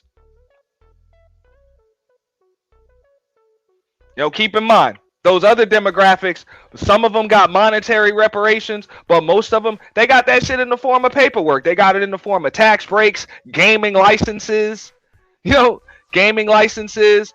In a lot of cases, what you're seeing with the whole, you know, immigration situation, you're seeing sanctuary cities, you know. But yeah, that's what you would need, you know. Gaming licenses, legislation, some kind of legislation. You know, you need the ability to be able to fucking open up fucking casinos. You wouldn't even need the land. People are like, well, what you gonna do without the money? You need the money or you need the land. No, the fuck you don't. You got that goddamn paperwork, those tax breaks, everything else. People will buy the land for you just to invest in the shit that you're able to do. That's America. Now, congratulations, you're doing business on a global level.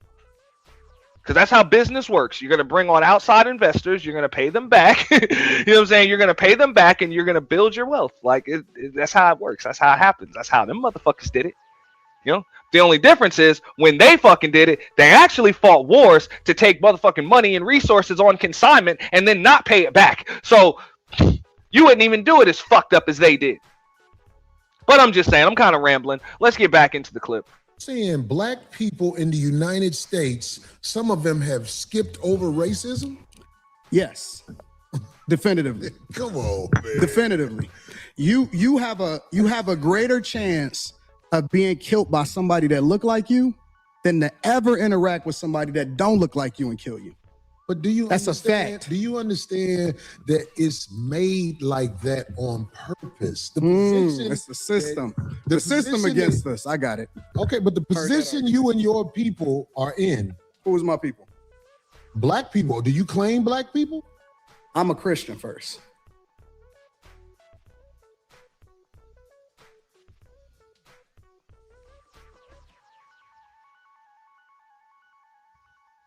And I'm not even gonna argue with Anton right there. If that's what he says, hey man, more power to him, whatever. But that's why I said, New said that earlier in the chat. Skin folk don't make us kinfolk, bro. That's it. So unless you have a like-minded way of thinking, that motherfucker's legit telling you he ain't on your team. He's a Christian first, which is a fucking lie. He's a capitalist first. Because if you gave him $1 million to, or maybe 2 or 3 million to change his religion tomorrow, he would.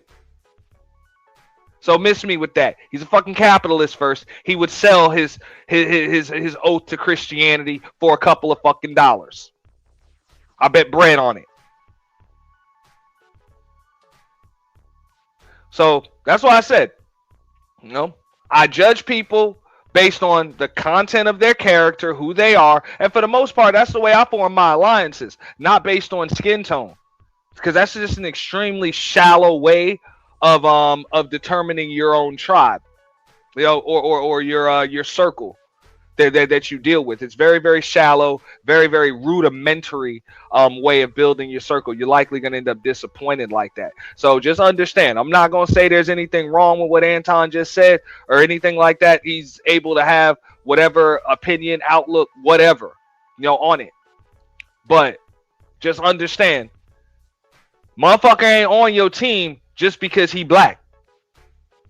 Just understand that shit.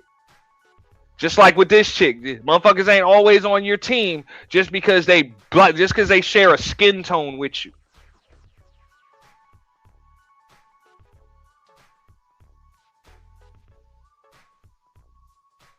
And if that's the mentality that you're gonna have, no matter what, you're likely going to be better off in prison, because that's the way they think and they move in prisons.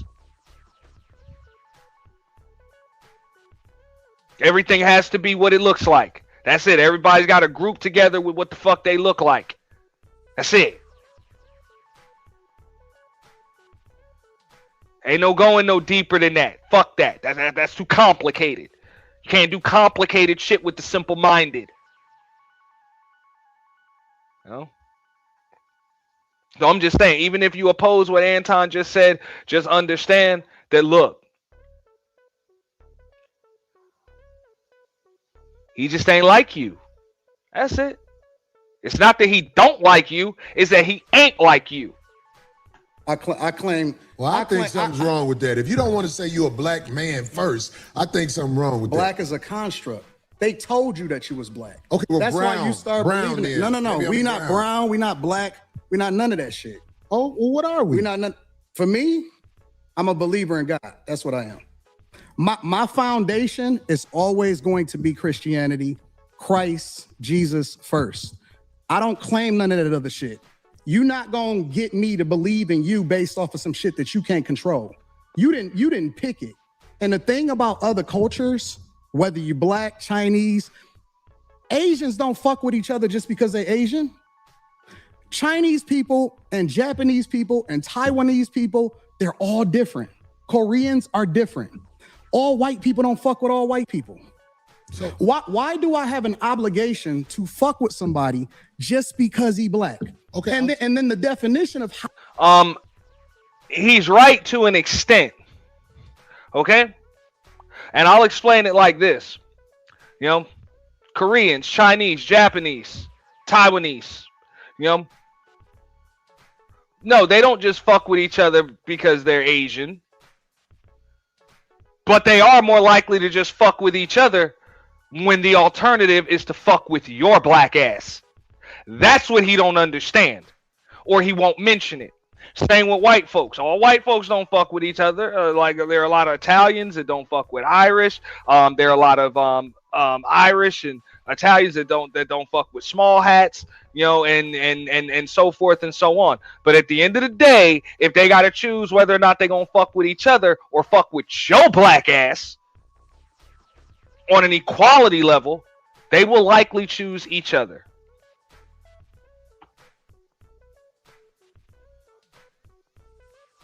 That's the difference.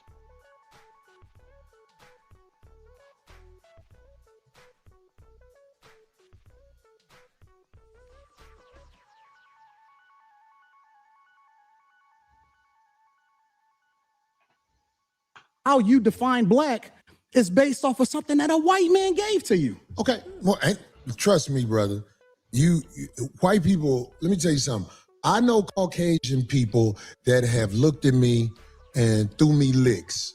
But I am from Chicago. And I'm from Detroit. It was Chicago is very segregated. I knew nothing about Caucasian people until I moved to Los Angeles. And a lot of the stories I heard, it turned out to be just that. But back to this Christianity, you have to understand this. You were taught that by the people who kidnapped you. Is that a lie? Nope. Okay, so we was taught everything that you know on this earth, it was taught to you. The racism that you have in your heart, it was taught to you. You say I'm racist? Yeah, absolutely. Oh, I studied you. Wow. I studied you. This is why Where am I racist? I don't know a lot of racism in me. But maybe you can show me something I don't know. We're going to get there. I wanted We'll you get guys there. to start the show off in your own, like. Yeah. I mean, to that, I wouldn't say that he just wants black dollars. He just wants dollars. But it's a certain type of black person that he will work with, and hey, you want yes Negroes around you. You know, that is what it is. You're not gonna kiss his ass and kiss the ring. The motherfucker don't want your ass around. That is what it is. I was always taught if you're the smartest person in every room that you walk into, then you're usually in the wrong fucking room. Now, I understand in some cases, hey, you can't really help it. But if you're the smartest person in the fucking room, you really shouldn't be in that room that long or at all. But Anton Daniels has always struck me as the type of person that will not walk into a room and damn sure won't stay in that motherfucker unless he's the smartest person in it.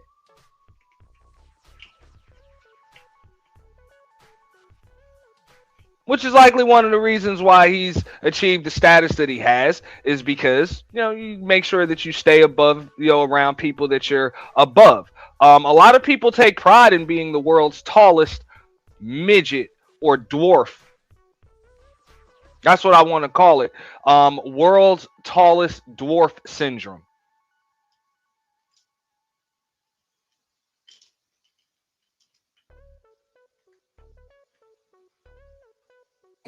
No, when brother Anton, I wouldn't say that he doesn't fuck with black people. He's what he's saying is that he doesn't fuck with black people just because they're black. You know? But I would go a step further. You know? That motherfucker's not gonna fuck with black folks that have a mental acuity either on his level or above it. He's not going to. It's gonna trigger his insecurities. Daniels was talking to me on the phone, I knew that we didn't see eye to eye on a lot of or intellectual acuity things, Yeah, but we I talked about believe that. we can have a conversation like men. It's like a lot of stuff he's saying right now I disagree with so much, but both of us. I'm going to try to make a point because I have the hopes. I have the hopes in reaching him in a way. You know what I'm saying? I know that ain't guaranteed. I'm not. And blind I or have the stupid. hopes that I'm gonna get y'all off of the Democratic plantation. Yeah, because I don't really know do. nothing about the Democratic plantation. Everything that you speak of, it's a reflection of the same thing that they speak of. So you may not claim it, but you're a reflection of it. Well, if I reflect something, I would really hope that this is all content strategy when they say this, because this is why knowing history and understanding history is extremely important. Now, if you understand history, all of these people that say get off the Democratic plantation, I would agree with that to a degree. You don't just go with Democratic policies because they're Democratic policies. You go with them because they align with your best interest. But if you understand history, you would understand that both Republicans and Democrats have flip-flopped their stances on all types of shit. Whether that shit was civil rights, whether it was immigration policies, taxation, whatever the case may be, over the course of the last 100 years or so, they both flip-flopped multiple times amongst each other. So to be loyal to any one side is to be a flip-flopper your goddamn self.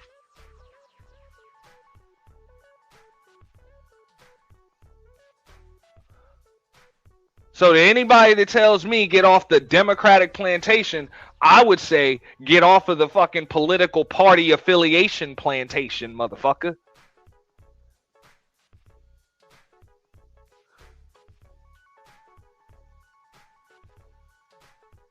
Now, I don't even agree with the whole liberal versus conservative fucking plantation shit either.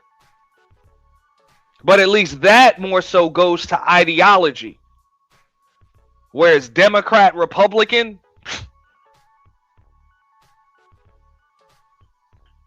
that's just a never-ending fucking football game, man.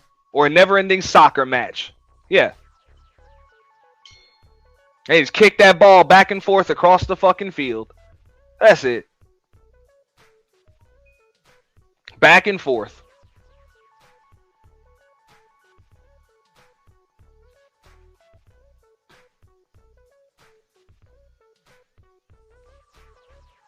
Something that is this Democratic plantation. I tell you what, I really don't study a Democratic plantation. I try to study being a stand-up human being where when I look in the mirror, I don't see a slick motherfucker. Right. That's who I am. I'm with it. I don't like slick motherfuckers. That's the first thing we agreed on. Okay, well, good. I'm glad we got there. But I get labeled all the time. I was talking to a young lady on the phone the other day. And I hope Anton realized the shot that was just thrown at him, because that wasn't even a passive-aggressive shot. That shit was a direct shot from Corey right there. All right? He just called that motherfucker a slick motherfucker. Like, you trying to be slick. You trying to throw in political fucking talk, and I'm talking to you about some racial shit right now.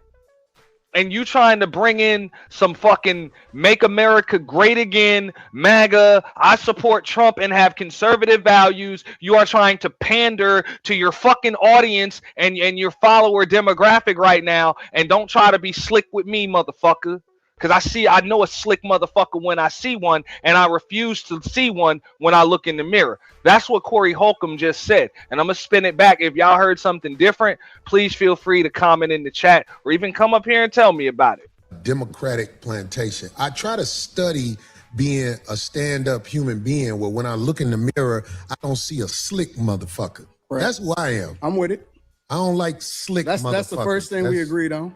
Okay, well, good. I'm glad we got there. But I get labeled all the time. I was talking to a young lady on the phone the other day, and she said, "I know you hate the what's the lady who calls herself a doctor? I'm blanking right now. Oh my God, Dr. Bryant." And I'm like, facts. I don't hate nobody. Where do you get hate from? And then I was on the internet. Every once in a while, I look at the pages that use my likeness and image and everything, and I listened to some of the stuff they said, and I was called bitter. And I don't know how to get money. But anyway, coincidentally, today I'm talking to a brother who knows how to work the internet well and get money. Facts. You see what I'm saying? Facts. So it's like, Everything comes in its season for a man like me. I don't say I got all the answers to everything, but I am willing to talk logically to people who I feel like are able to communicate. That's what I'm saying. Because like the stuff you saying, and so I'm like, get the fuck out of here. Get the fuck. Yeah, 100%. And I mean, that's your personality too. Like, and it would be boring to hear just one person's take or views on things. This makes it interesting. Excuse me, ma'am. You need a mic, ma'am. You can ask on the mic. Goddamn. Anton, just a clarifying question. What about, are you comparing racism with prejudice? Is it, do you think Black people can truly be racist, or are we just prejudiced? no, I think that there's a lot of people that hate white people, like straight up hate white people. And it's very unfortunate because they're not even the ones that's winning over here. We compare ourselves against a group of people that the majority of them is on food stamps and welfare. They would be a disappointment to their ancestors. Right, but isn't true racism a system that controls access to, Well, that's the argument, right? The argument is we can't make sure white people don't get access to certain schools and programs and things like that. The main way that they need to be empowered to be racist, to be quite honest. See, that's what I was going to say. Y'all, that's the argument that Black people make, is that you can't be racist if you can't actually have an impact on another group of people. So it's supposedly systemic. It's false. Really? I just seen a guy that used to be the president of the United States of America that wanted to becoming the president of the United States of America for the second time, almost get everything taken away from him. Literally. And he was basically being taken down by Black people. Kamala Harris, Letitia James, who was the, in New York. So now Kamala Harris is a Black person. What the fuck? First of all, that woman's name is Kamala. Okay? Her mother's a Red Dot Indian. No disrespect to her culture or her lineage. And her pops was, West Indian, Jamaican, whatever the case may be. But what the fuck does that have to do? Again, that's not a Black person. When there was a shooter that shot Trump in the fucking ear, that was not a Black person. The fuck is this nigga talking about? Donald Trump did not lose shit did not almost lose shit at the hands of Black people. Nor did he gain anything at the hands of Black people. Again, as Black folks have been for decades, over a half of a century, maybe more, they're just a football when it comes to politics. That's it.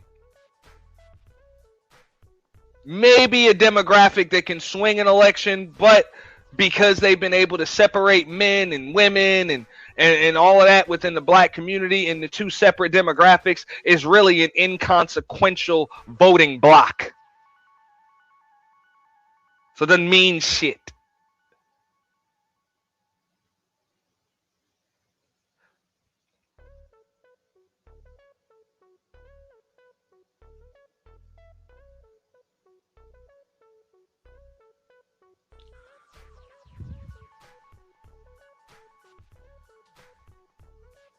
So again, Anton Daniels right here is making shit up, but it's part of his content strategy to kiss the orange man's ass.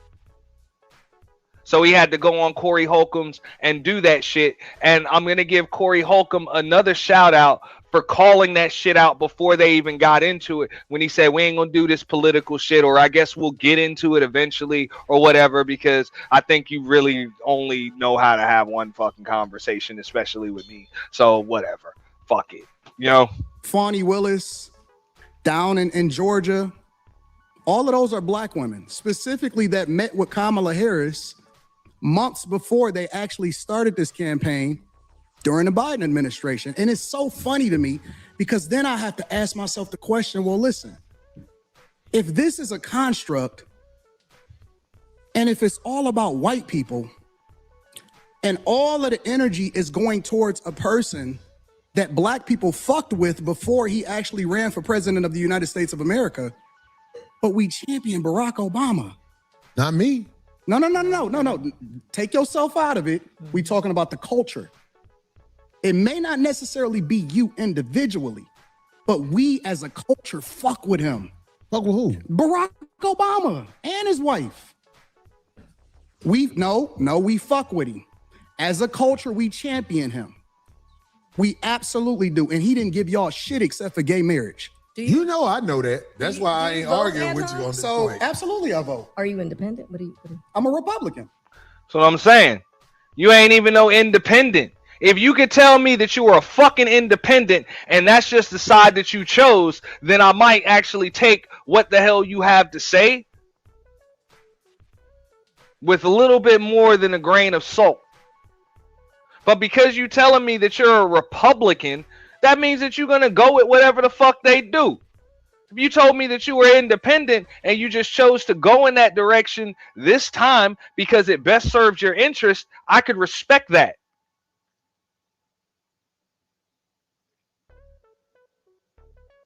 But as far as I'm concerned, I would say the same shit to Anton Daniels that I said to a Candace Owens, or that I said about a Oprah Winfrey, not Oprah Winfrey, a Whoopi Goldberg, or any of them. Like, fuck you and your goddamn opinions. You're gonna go in one direction no matter fucking what. So I really don't give a shit what the fuck you have to say, even if it's true.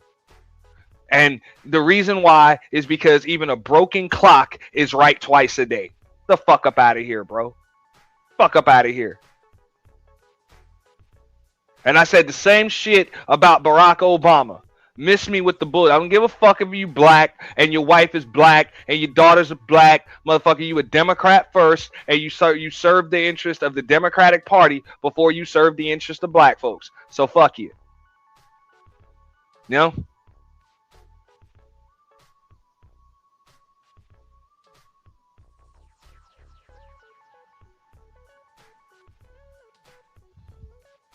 So that's what I'm saying.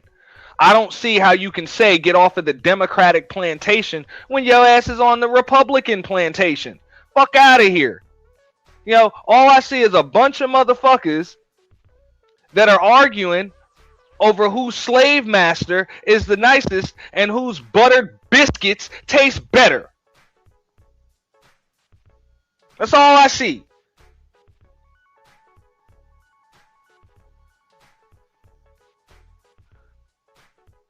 Now, granted, there were a lot of black folks that woke up after the 8 years of Obama, or like 6 years into it with Obama, or whatever. I'm one of them people. After 8 years of Obama, I woke the fuck up. I was like, oh, fuck out, you just another Democrat, bro. You was worse than Clinton, motherfucker. Like, real shit.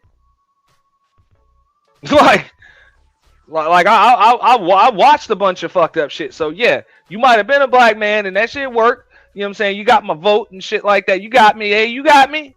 You got me. But you ain't really here for black people. You just another Democrat. All right. But that didn't make me just say, oh, I'm a Republican now. Like Anton, get the fuck out of here. I'm not a Republican now. I registered as independent. Get out of here, man. I ain't endorsing none of these motherfuckers.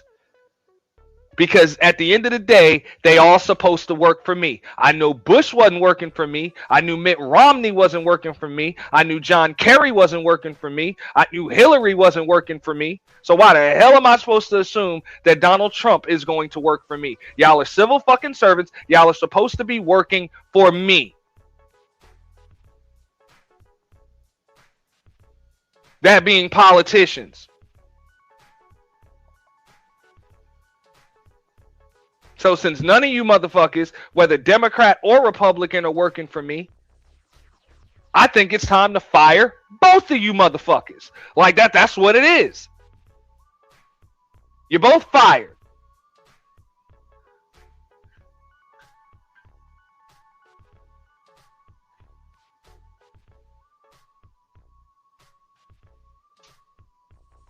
You know, that document starts with the words, "We the people."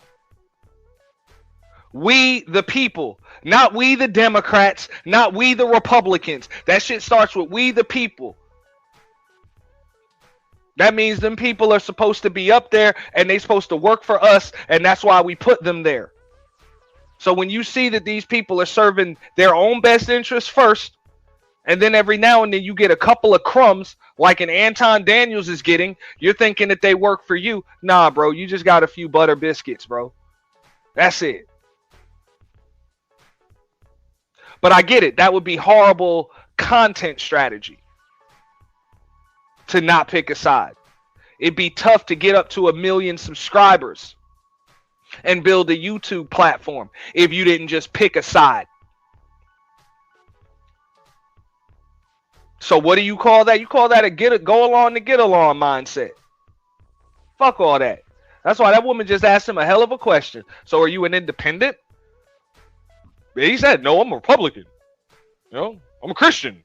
Like, yeah, bro. So we already know who your subscriber base is. Fuck out of here. You didn't know that? I'm a straight up, up and down Republican. And matter of fact, people need to really understand their history because Republicans were the party of black people. It's the original party of black people. They were the party that actually freed the slaves. Lincoln was a straight up Republican.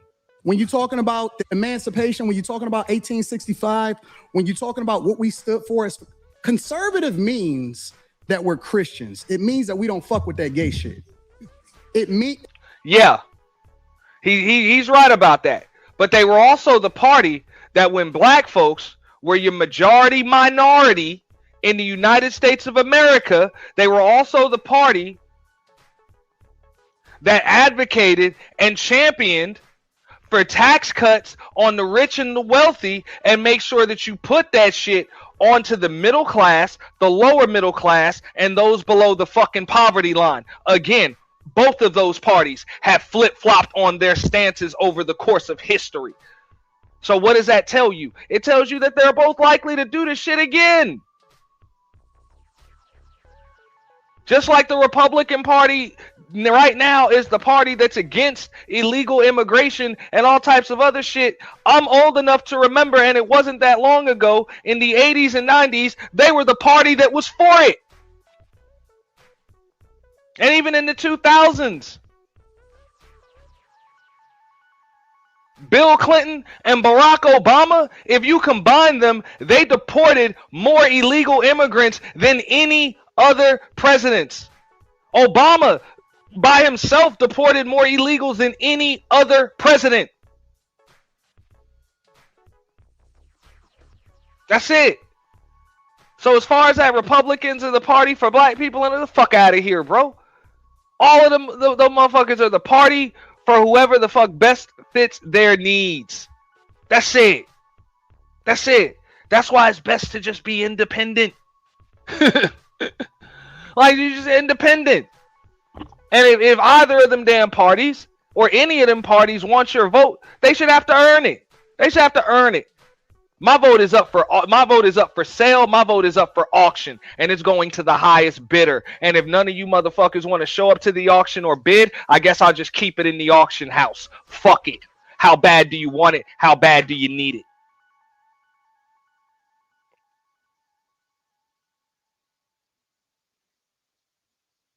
Because I have no problem going right to that ballot box every election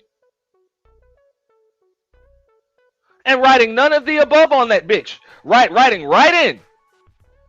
For your president, I will fire every judge. I don't give a shit what the hell is in front of your name.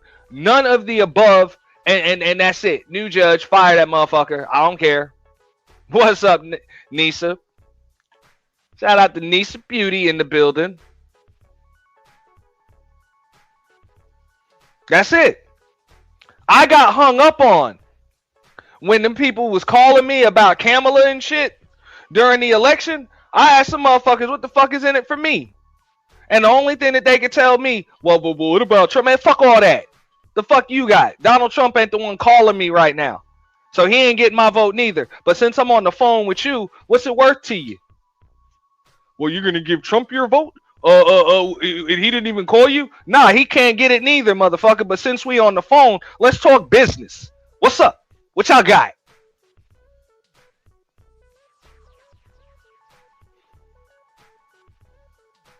I'm a black man in America. I'm a single father. Like, real shit, single father. My son's living underneath my roof with me. It's just me and him. Real shit, we don't get food stamps. We don't get no motherfucking welfare. I work for a goddamn living. You know what I'm saying? Got a couple of streams of income going on. And I'm trying to get shit popping. I need to buy a fucking house. What the fuck is in this shit for me? Oh, and I'm an American citizen, obviously. You need any more? I filled out the census. You need any more? What's in it for me? What you got? But Trump, man, click. You talk to the tone. I ain't in the mood for this shit. And if Donald Trump's people call, I'll tell them the same shit. Word for word.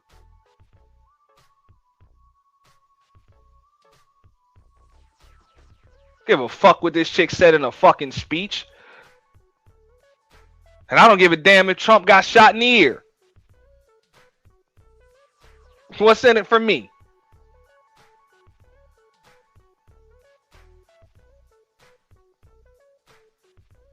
You obviously need my vote. That's why you called me. I'm pretty sure you ain't doing this shit for free. I've done paid fundraising before. I've organized paid fundraisers and I've done paid fundraising. I know you get paid for this shit. So real shit, they thought that my vote was worth paying you to call me to get it. So what's in it for me, man? Come on, man. At least when I used to do paid fundraising, we used to at least send the bitch a bumper sticker and a tax deductible receipt. Bro, what else? What you got?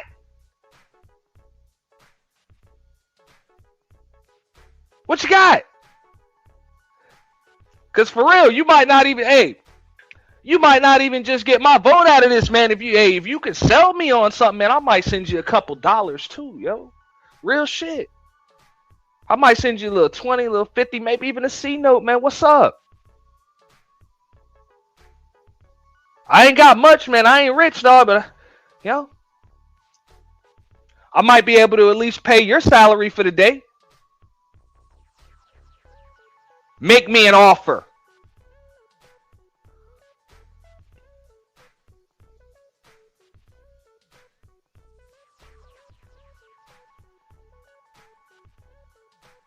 Them motherfuckers tried to tell me that, nah, man, well, that's not how this works. All right, then click. Have a nice day. I got shit to do. I got shit to do. That's it. Because I already know that's how this works. That is how this works. You do for me, I do for you. And if that's not how it works, goddamn it, until that becomes how this works, none of you motherfuckers are getting my vote. Is that understood? If that's all I got, because like I said, I'm not a wealthy man. I'm not a wealthy man. I have very little influence. But according to you guys, I'm very, very important because I have this vote. And the cool thing is, I can actually vote all the way down the ballot. Hell, you might even get me to switch that independent shit to a Democrat. And that way I'll be able to even vote in primaries and shit. What you got? Like, what you got, man? What's it worth to you? Come on, man. I know what I got here, and I know you want it. The fuck?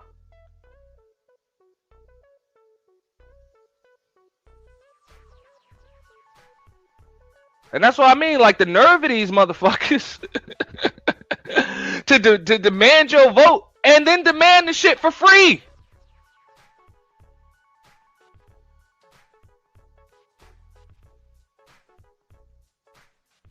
The nerve.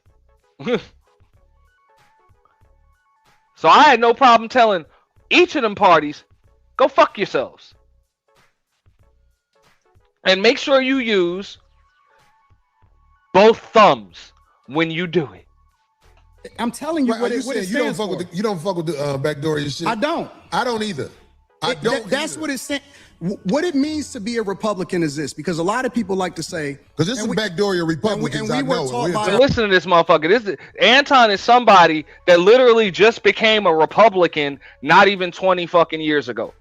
Okay?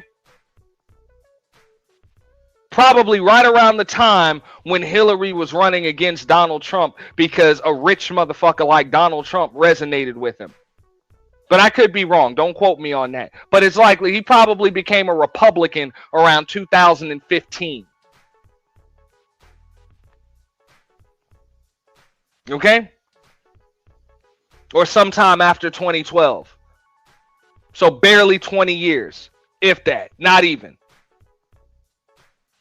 He's about to tell these motherfuckers what it is to be a Republican. Now, I'm going to ask you guys this. Do you think Megyn Kelly, somebody that's a lifetime Republican and conservative, you think she'd agree with his definition?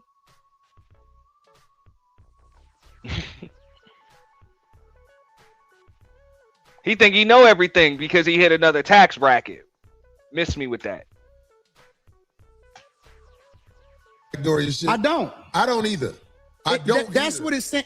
What it means to be a Republican is this, because a lot of people like to say, because this is backdoor your Republicans. And we were taught by our parents.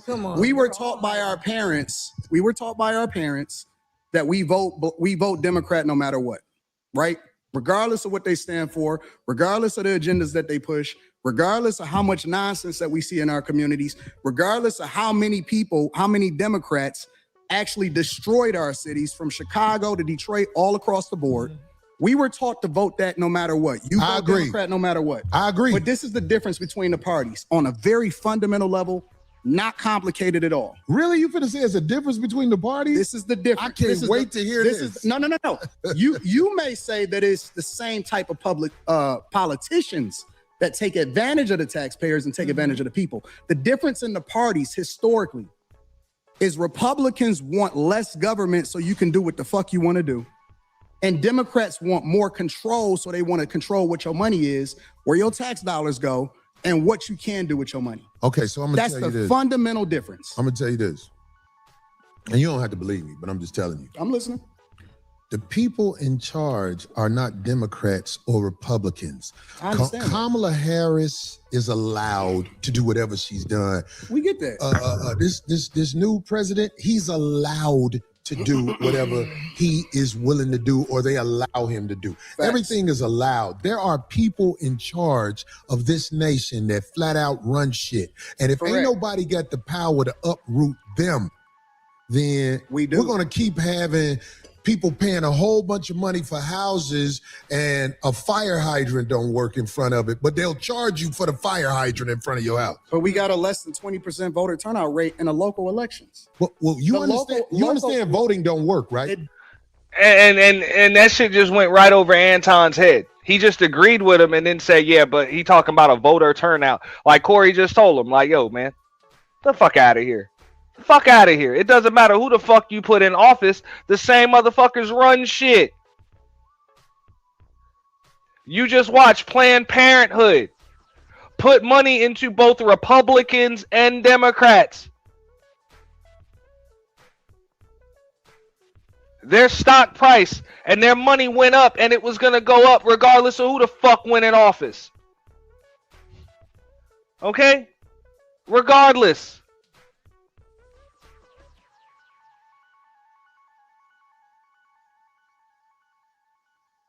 It didn't matter.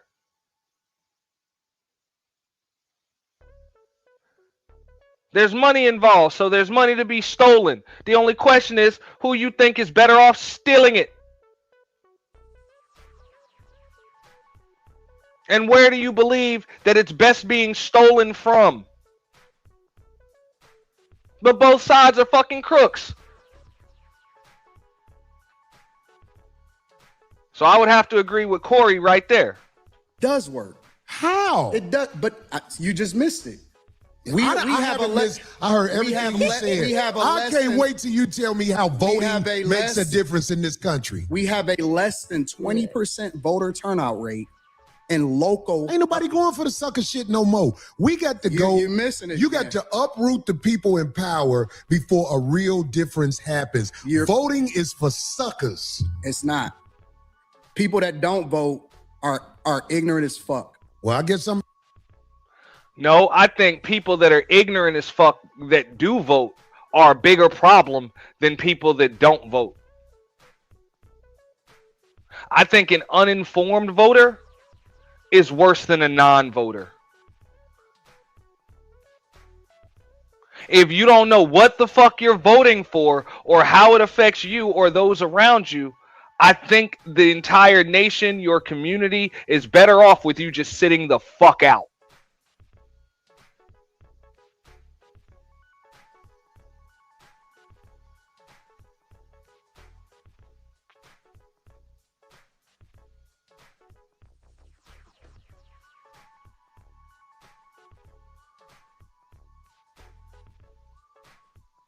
Because if you pay attention, the wealthiest demographics usually have the lowest voter turnout because they don't give a shit. They don't give a shit who's in office because they know no matter who's in office, they can manipulate that motherfucker. They got the money to do it.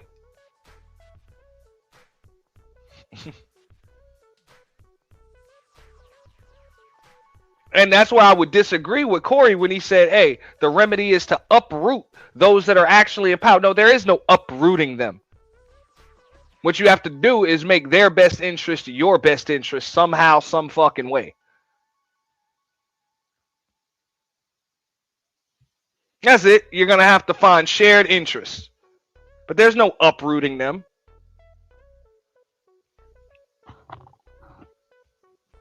Again, you're trying to fight a war with folks and you got spears and rocks and one-shooter rifles and shit. And these motherfuckers got drones and cruise missiles.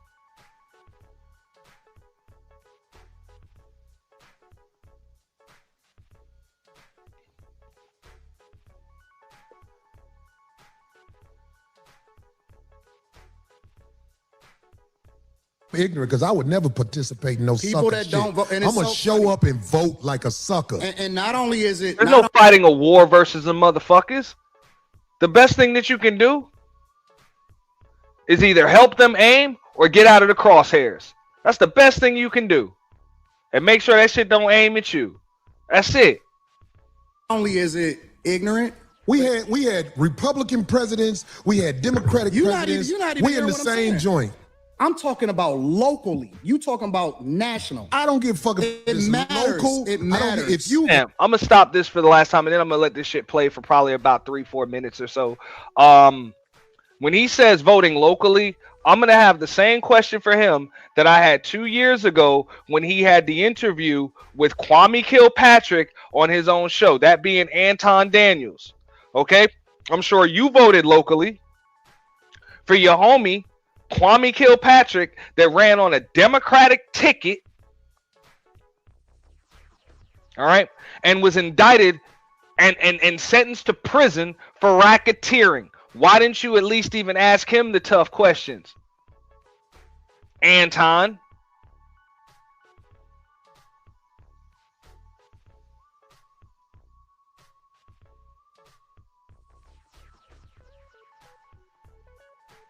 Right there in your city of Detroit.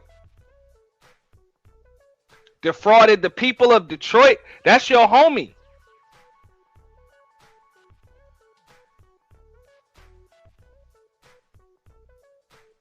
Selling government, you know what I'm saying? Selling city contracts. Extorting people and shit.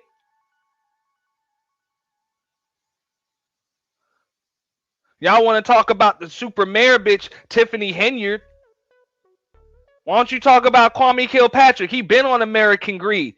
Did prison time and all of that shit. For what the hell he did in Detroit. Anton endorsed him. Yeah. Y'all look it up. It's still up on one of Anton Daniels' channels. I think it was the Don't Do Coke in the Bathroom channel or some shit. He ain't asked that motherfucker none of them tough questions. What do you have to say to the city, to the people of the city of Detroit that say that you misappropriated the power that they had given you, that they entrusted you with. He couldn't even ask that motherfucker that question. But yet, I'm a Christian and I'm on the side of righteousness and what's right. Get the fuck out of here, bro. You another go along to get along ass nigga. Alright? That's what I'm saying, man. I don't be giving a fuck how much money these niggas got. Okay? How much money you got in your bank account, how many followers you got on YouTube. I know a low life when I fucking see one.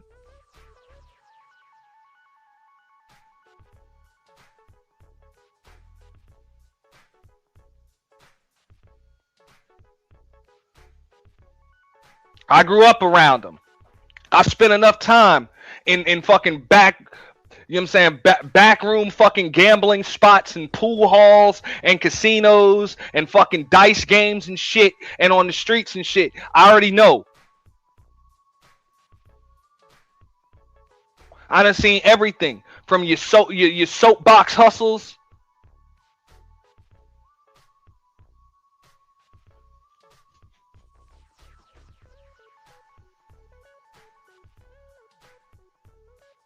Your soapbox hustles to your rigged skins games, Ponzi schemes.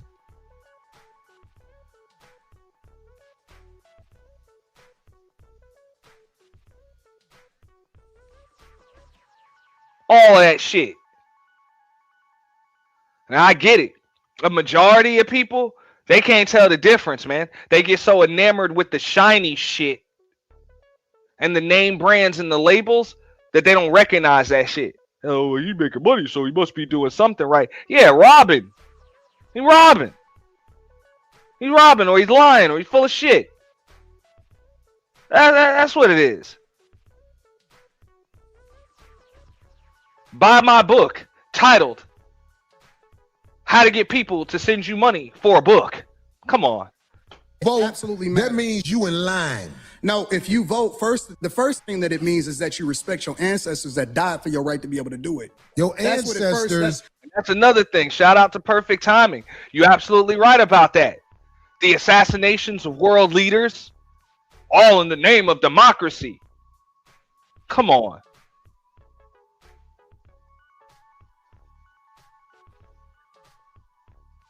You know, come on.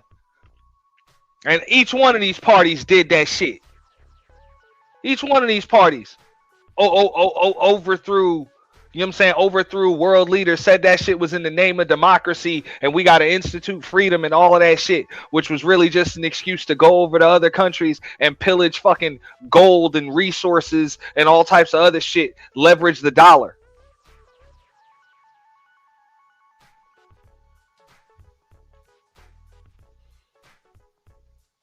I said gold. My bad. Oil, cobalt, lithium, uranium.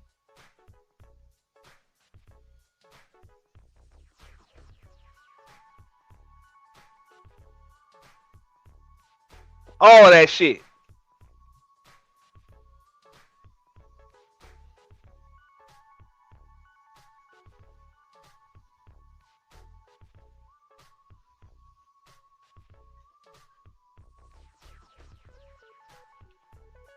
You know, how many world leaders did they just straight up murk?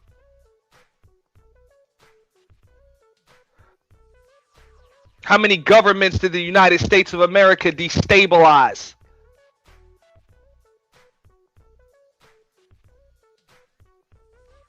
Under both Democratic and Republican leadership. Miss me with the bullshit.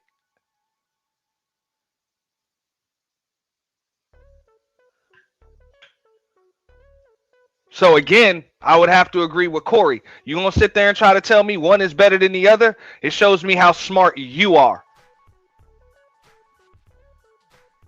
And real shit, I'm not even saying that Anton, because I don't believe Anton Daniels is a stupid man at all. I believe he's an extremely intelligent man. But I don't even believe that he believes the shit that he's saying. I say that you're a fucking idiot because you expect me to believe the bullshit that you're saying. That's what makes you stupid. Because you think everybody else is stupid.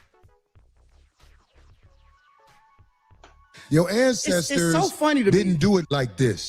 Because people went to war when the government tried to overthrow the people and the power of the people. It was wars. There hasn't been a war inside the U.S. where the people who getting fucked over are doing something about motherfuckers with 30 felonies being the president. It's war. All sucker shit It's going a war on. every day. It's just not physical anymore. Well, that's the problem. It's We here. need physical wars. You be amazed, yo. You be fucking amazed. But we'll go. No, it's not. Until It's our motherfuckers ready to ignorance. jump it off, It's not. we gonna always be talking. But see, real gladiators don't talk. Real No, it's gladiators make it happen. And the gladiators, I ain't gonna lie, we are under control right now. We haven't rose up and did what needs to be done. Who But are you under control by? it ain't you under control by the people who will motherfucking blow this motherfucker up. We ain't stupid. Who is he? Because I want to know who. Why do you think that ICE agent was able to shoot that I want to woman? know who these. Hold on. Let's be real. Fuck that woman. Well, that's what you would say to somebody you don't know or whatever. No. But see, I'm on You the missing streets. I've been pulled over by the police. Who ain't on the streets? Or the I'm in ICE Detroit. agents or whatever. You in LA. I'm in Detroit. I'm in the blackest city in the United States of America. I can move anywhere I want to go. I choose to stay in the core of my city, and I choose to participate in my neighborhood. I choose to tithe to the streets. I choose to put kids through college. I choose to interact and truly use my tax dollars and whatever it is and give jobs. I employ over 50 people. I put my money in my community with my people. So I choose to engage. So when we talking about being in the streets, that don't count to me. I don't Well, hear that's that what shit. should count. I don't hear that because shit. out there in the streets where the people live that you helping, they could get pulled over and shot by a cop, and an investigation will be said. But here's the truth: we know, if I believe you know this already, when the cops shoot you, ain't nothing you can do about it. Oh my God, this is so crazy. Do you think that's wrong? What I This said? is so insane. Is that what I said? I said when the cops insane. shoot you, ain't nothing you can do about it. Is that a lie? This is so insane. But you didn't answer it. I'm gonna answer your question. Okay. I'm gonna answer your question. It depends on the circumstance. And the interesting thing about it is this: the majority of the people, because you like to use a blanket statement. That's like me saying all black people are stupid. Well, have you said all white people stupid? No, I'm talking about cops. You I'm should talking about say that cops. one time. I'm talking about because cops. it's easy to You're say not- you're all not black gonna people are gaslight me. stupid as an example. Say something about the white people. No. You're not. I don't think about you white got people all the time. Oh, well, I didn't hear you. Can you tell me? I Because I talk don't about know. liberal I hear white you talking women about literally being the biggest enemy of the United States of America. That's the thing I say every single Caucasian day. female, the biggest enemy. Literally, white liberal women are the worst thing that ever happened to this country. What about their men? But we gonna get there because you keep trying to get me to qualify it by participating and joining in on the core. I think you're doing what's easy. No. I'm doing what's real. I think you don't want to go against them because if you go against them, it'll be some video of you going against them. Bam! Bam! Where my sound effect at?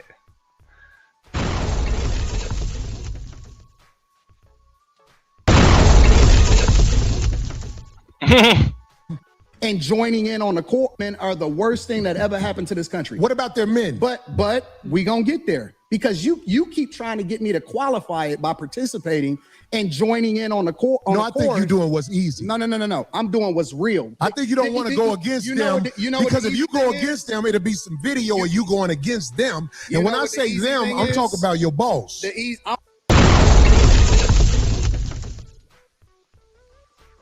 Got him.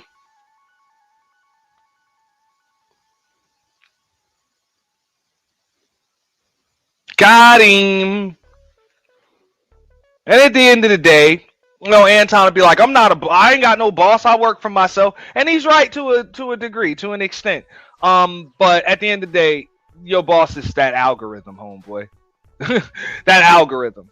That algorithm is what made you rich. That's just what's keeping you rich. And doing this MAGA shit and, you know what I'm saying, chasing the bag and, you know what I'm saying, dangling that carrot in front of people about being wealthy and making all of this fucking money if they just, you know, align with Trump and conservative and bullshit, bro. That's your fucking boss. Your boss is that algorithm. What the fuck works for you? You know? So I would agree with that. I don't have a boss. We say that. We say that, but here's the truth. I don't have a boss. It's a reason you go after black males or black people quicker than you will go after white males. What are white males responsible for in this country as the downfall I'm an of equal it? accountability smoke giver. I talk about everybody. I'm just saying, I ain't heard you talk about white men since you've been up here. You ain't been listening. You ain't been listening. I've been listening to you. No, you haven't. I hear you taking you don't have the capacity to be able to listen because you're too busy. No. You got me wrong. You're too busy. My capacity, case, that you just criticized, that's an opinion. Here's the fact. Have you said something about Caucasian males and how they destroy this nation? Well, what did I miss? Let's slow down because you talking loud, but you're not saying a lot. No, you talking loud, and you still talking around. What did the Caucasian male do to America to bring it down? I'm not getting into that. You dancing around it, and that's why I lose respect for you when you start dancing and kissing Caucasian males' ass. But I don't. Don't do that.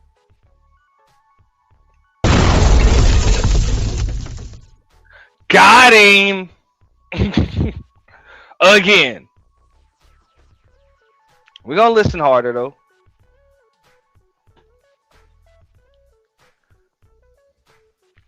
Y'all take a screenshot of that right there with the caption and all.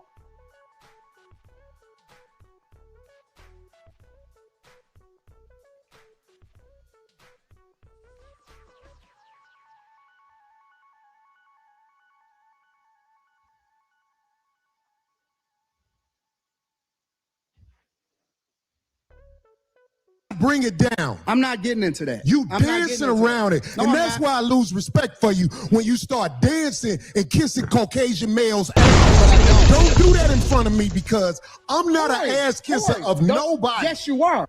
You suck the dick of black people right now.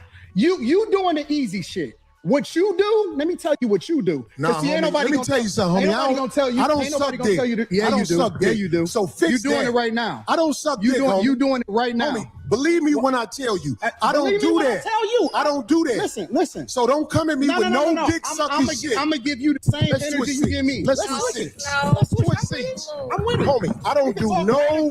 I don't. That nigga said, let's switch seats. I skimmed through this shit last night and I was like, yo, this is the moment right here. Y'all go ahead. Y'all share the video. So don't come at me. And you see, that's real shit. And I'm pretty sure Anton Daniels has never been confronted like that, but that's some real shit. Fuck your political views. Fuck social media. You just hit another man with some, like, you crossed the line. I don't give a fuck about no Democrat, no Republican, no conservative, no liberal, no fucking MAGA, no Bernie bro shit, no gender, no red pill, blue pill, black pill, purple pill, pink and yellow pill. Fuck that. Okay? Fuck all that. You just disrespected a man in his establishment, in his dwelling. Yeah, this is where furniture gets moved. Now you just said to a man, yo, you out here sucking dick? You sucking dicks? Now granted, Corey did say Anton was kissing ass.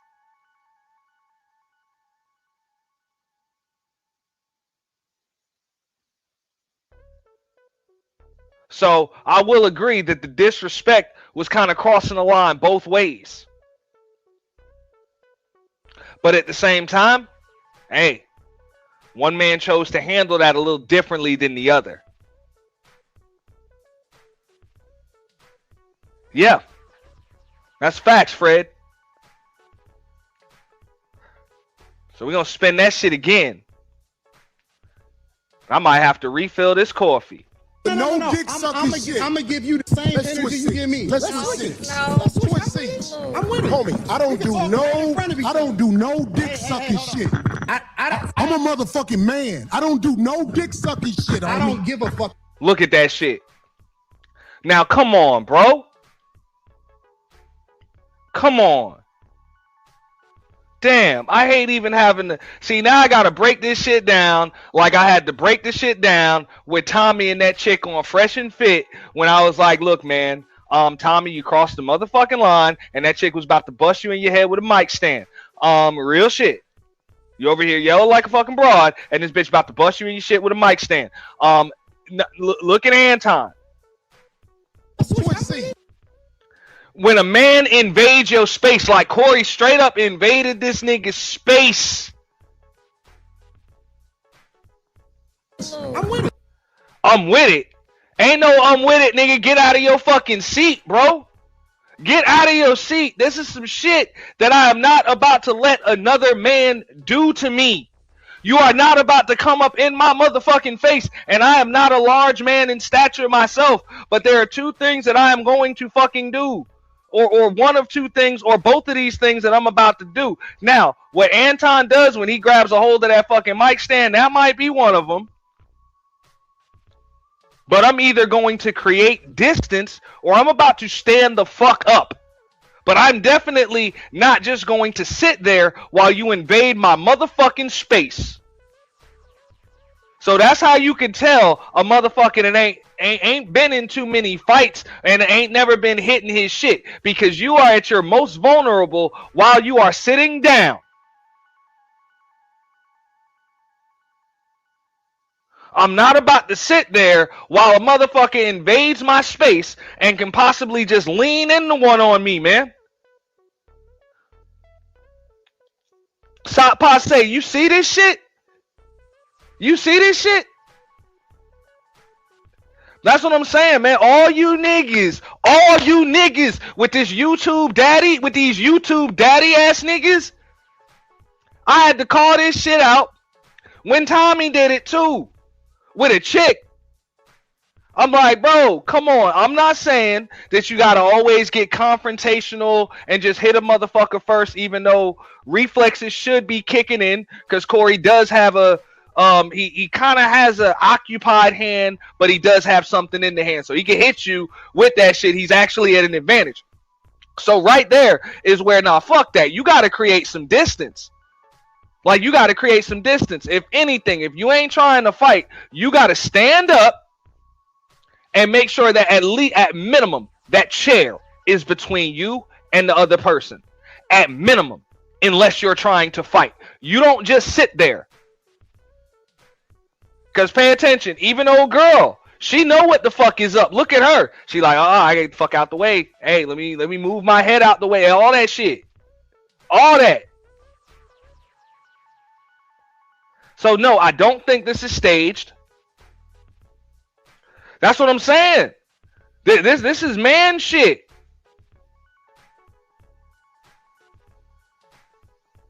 You're not about to come up in my motherfucking face, bro. And it don't mean that I'm just going to hit you or nothing. The first thing I'm about to do is create distance.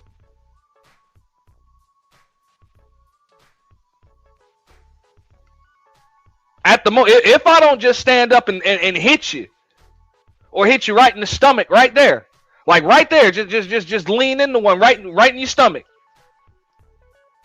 But you're actually at a disadvantage when this motherfucker's standing up, because all you got to really do is just kind of fall on you. So you really can't do nothing. So you got to get up, create some fucking distance, put the chair between you, and you got to see what this nigga's intentions really are. Is he going to still try to close that distance after you created it?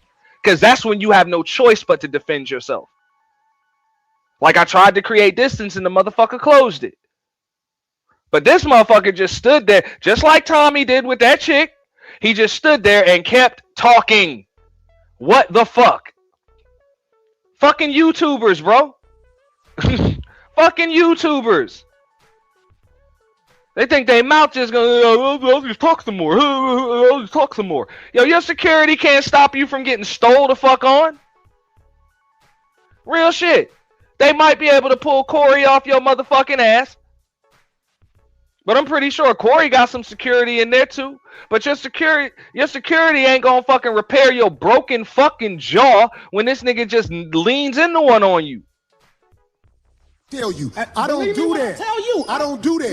Listen. So don't come at me with no dick sucking shit. I'm gonna give you the same energy you give me. Let's switch it. But I'm just saying that's something I don't do. I don't invade other grown men's space like that unless I'm ready to fucking fight.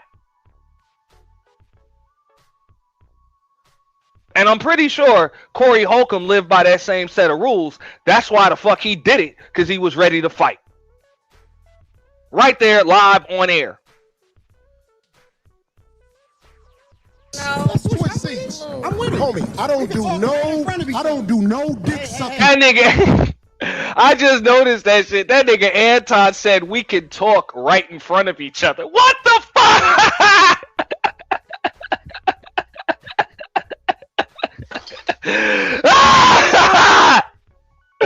Oh Lord, I need the clip. Is this your king? Is this your king? What the fuck? Is this your motherfucking king? We can talk right in front. We can't talk. This nigga is up in your shit. There's no more talking.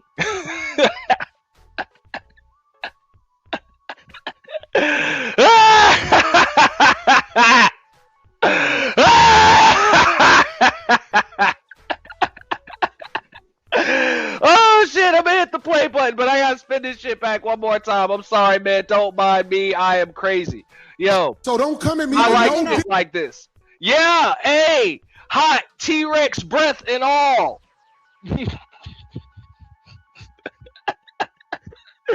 Bridget, oh fuck this thing, hey. But Anton's response was, hey, we can talk right in front of each other. No, nigga ain't trying to. If he was just trying to tell y'all got microphones. Y'all got microphones and earpieces. The fuck? You don't need to be right in front of each other to talk. You do that shit from across the room. Anton talk to people from across the world.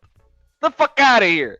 If a nigga is up in your shit, it's because a nigga want to scrap. Nigga want some real smoke. Hey, he don't just want smoke. He want fire. Okay? He wants that. Alright.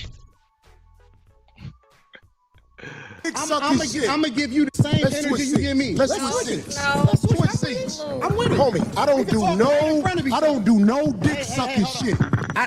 I'm a motherfucking man. I don't do no dick sucking shit. I don't give a fuck about nothing. Well, I tell you what, watch that dick sucking shit, cause that'll go bad. Call it what you want. I don't do no dick sucking, you homie. say a lot of shit that I don't fuck with either. You okay, but that gay shit, oh, you I don't give a fuck about what you talking hey, homie, I tell you what. I'm right here. Don't put no dick sucking shit.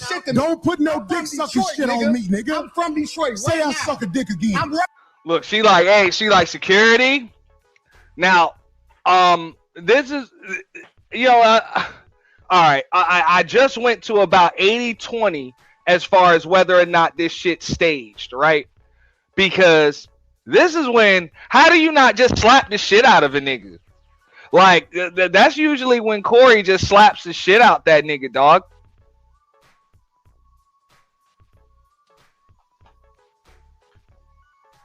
Nigga said, I'm from Detroit. I'm about to change the thumbnail up too. But yeah.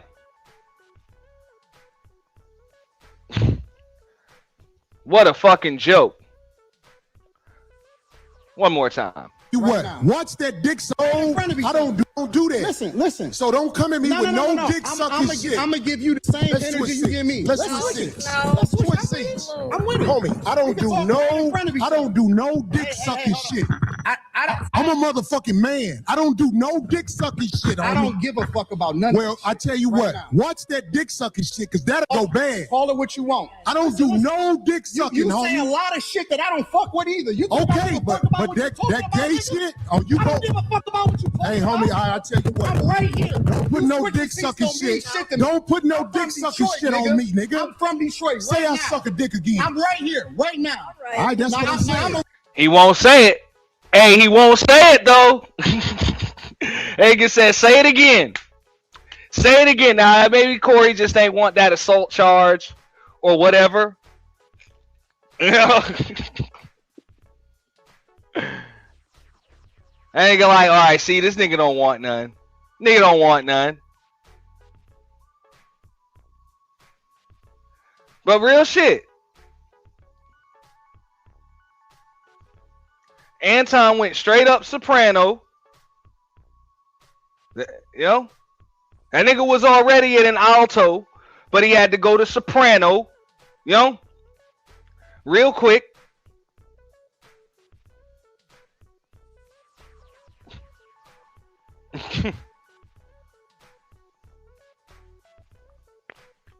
I think it's fucking hilarious. But no, he's not ready. That's how you can tell. Motherfucker ain't never been in a fight probably since he was in middle school. Real shit. Because you don't just let a man invade your fucking space like that. Alright? You don't allow that shit. At minimum, you create space. Even if you ain't trying to fight. You know you likely gonna lose it, or you just at a disadvantage or some shit like that. You at least gotta create some space. That nigga just sat there talking about, yeah, we can talk to each other. You know, we can talk to each other face to face. Like, what the fuck? You still trying to talk?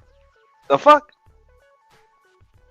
So bad. Call it what you want. I don't do no dick sucking, You homie. say a lot of shit that I don't fuck with either. You Okay, but that gay shit, oh, you I go. don't give a fuck about what you talking Hey, homie, I tell you what. I'm right here. Don't put You no switching dick seats sucking don't mean shit. to me. Don't put no I'm from dick sucking Detroit, shit nigga. on me, nigga. I'm from Detroit. Say right I now. suck a dick again. I'm right here, right now. All right, that's what I'm saying. I'm gonna respect you. Dance around it. Dance around it. No. I'm a I don't do no dick sucking shit. I'm gonna respect you because it's your platform, and I flew out here to have a conversation. We good. But We you're not good. grossing Now, how much you want to bet Anton about to talk hella shit if he not talking shit right now on his show? I'm gonna respect you because it's your platform, bro. No, there is no respect. Nigga has no respect for you at this point. That's it. That's it. This as a man, that's when you just leave. You create space and you dip. And I get it if he'd have got into that shit with another guest. But since you the only guest and the host is ready to go at it and you obviously ain't trying to fight as a fucking man, that's it, man. You just, drop your mic, drop all of your, you know what I'm saying, your earpiece, all of that shit. Man, I'm out, man. Fuck this shit.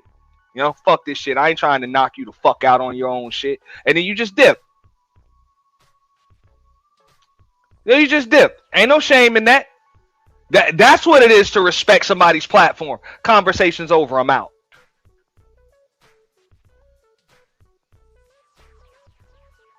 But like I said, again, create distance. That's man shit. So if these niggas are the ones that you are taking your cues and advice on manhood from, you need help. You need fucking help. Because at the end of the day, you can tell this is why the good Lord ain't blessed this nigga Anton with no sons, nigga. I'm gonna keep it 100 with you. You ain't get blessed with no sons, nigga. I know you raised girls. Fuck up out of here. You know, I already know you raised girls. That's it. That's all the Lord will give you. That's it.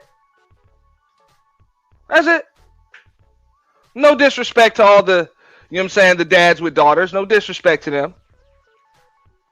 But some of these niggas, oh, there's a reason why that's all they got is daughters. Trust that. There's a fucking reason. on me. Yo, We good. I did already. I don't do dick We can put sucking the shit. microphone right now and go on her back. I don't give a fuck about this shit. Homie, you just running your mouth. I'm not running my I mouth. got a You question running for your mouth. Anton. I don't do You no doing dick this shit for sucking the shit. internet. You doing it for the internet. Now, if you want to say your time, no, hold on. If you want I'll to say show Anton, you I ain't doing it for the internet. if you want to say Anton, I'm saying Where you at, Hamp? Hamp's supposed to be reaching out to both of these niggas right now and set up the goddamn fight. Yeah, Anton would have had a case. Little simple battery. Would have been a little simple battery. You know, he would have had a case. But niggas don't give a fuck about that. Niggas don't give a fuck. That's what I'm saying. Once you in that shit, I'm not give a fuck about, oh, I would have got arrested. Nobody cares. That's what I'm saying. That's why I be saying it don't be no beef. These motherfuckers on here just they eat soy. They're herbivores.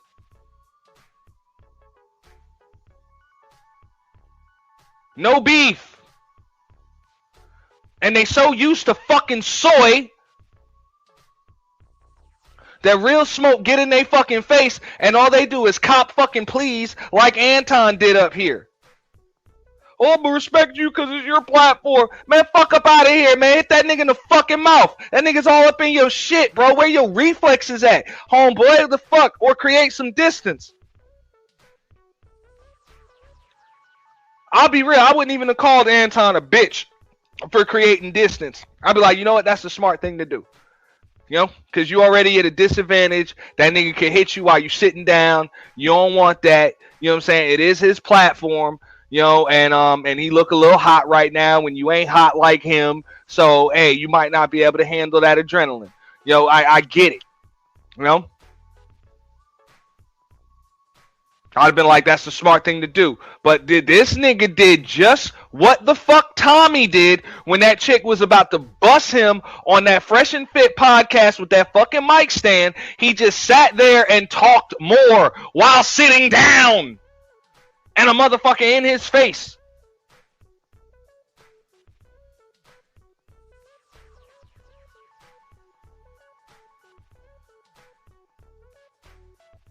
You don't do that.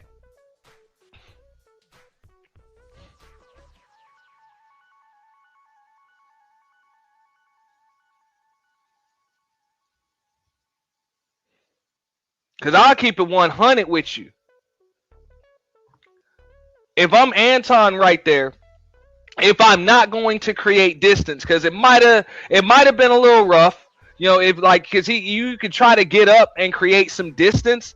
I mean, you can even push the chair backwards. Like you can push the chair a couple of feet backwards or something like that, depending on the time. And they probably sitting in a chair that got wheels on it or something. But if it doesn't, see if you can slide that shit backwards. But if you not gonna do that and you sitting there with a fucking fitted cap on, that's when you just got to take the fitted cap off and throw that shit in Corey's face right here. Like you just got to take the fitted cap off, pull that shit down by the brim, throw that shit in that nigga face, and hit that nigga. Follow up, because you got the mic stand in your right hand. I'm pretty sure Anton's right-handed. I see he's always got his watch on with his left hand.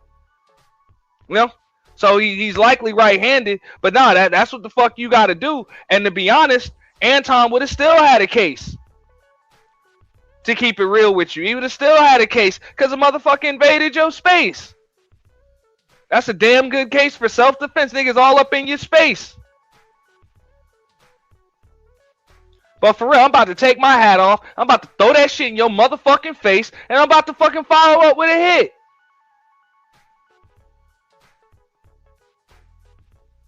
You know? Go back to some old school shit. Shout out, Shop Posse. I know you know how we get down.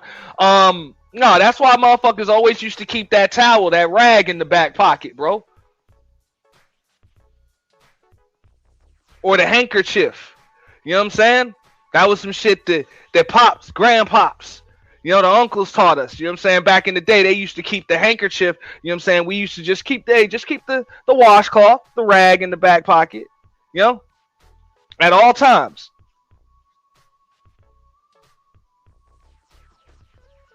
Yeah, you use it to wipe a little sweat off your forehead, but when you into some shit, nah, you throw that shit right in the motherfucking face, and you follow up with a fucking punch. And then another one, and another one, and another one. That's how I can tell these niggas ain't never been in a fight.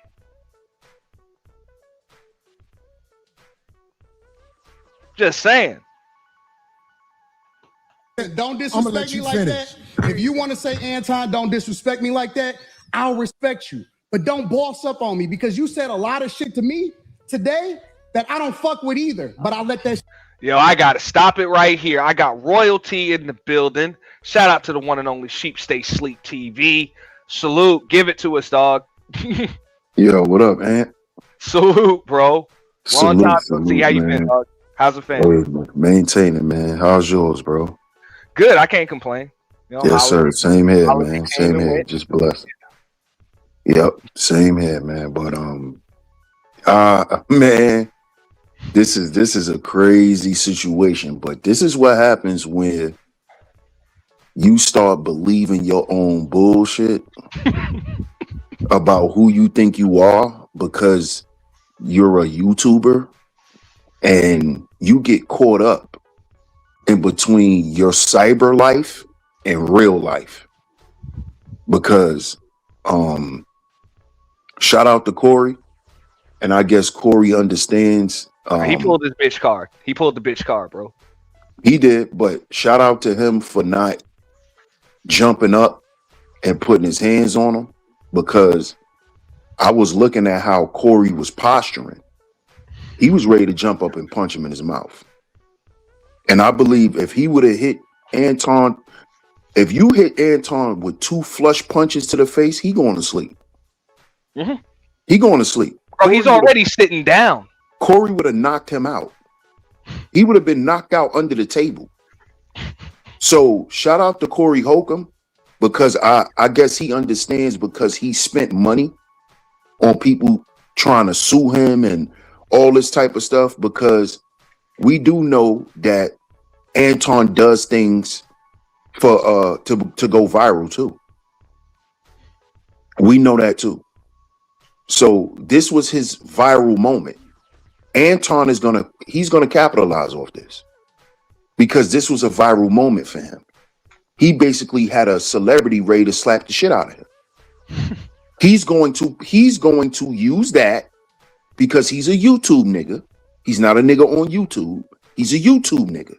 He's gonna use that and capitalize off of it. And that's just the world we in now, bro. And this situation is a clash between the worlds, man, about who's living in real life and who are really just internet niggas.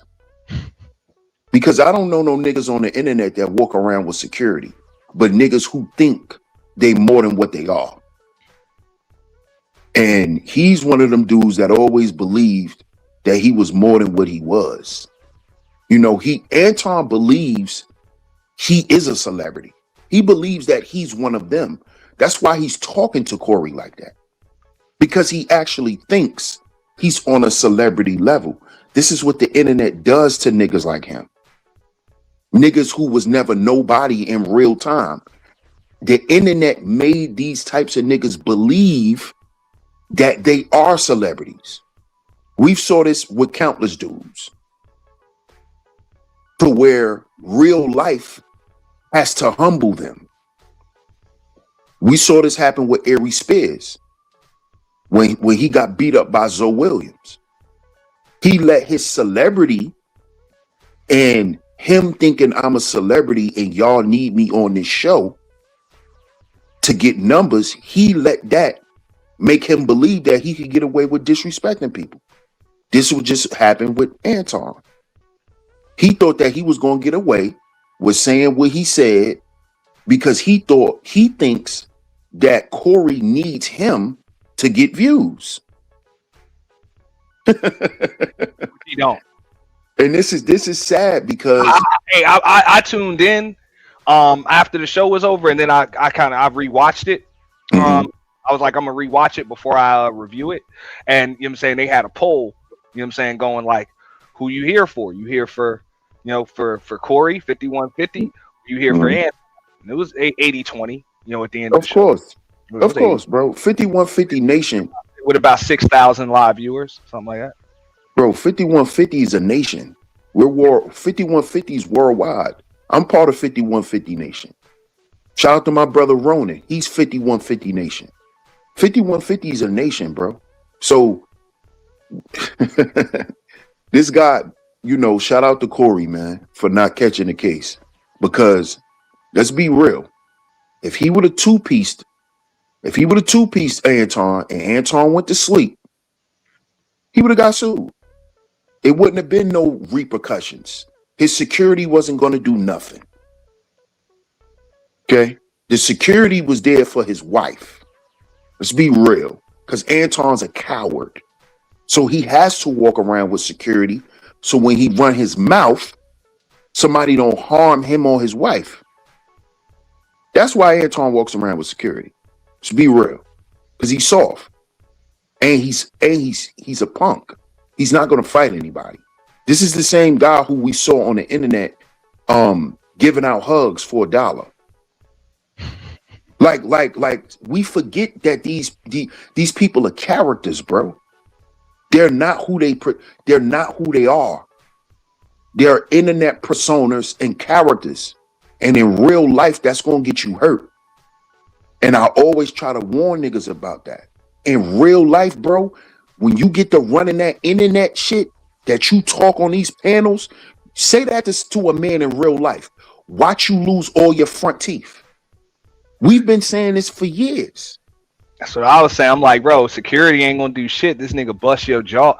Like, nigga just break your fucking jaw, man. Bro, when I saw Corey get up in his shit and Anton ain't do nothing but kept running that internet narrative, I said, oh yeah, he gonna end up knocking him out.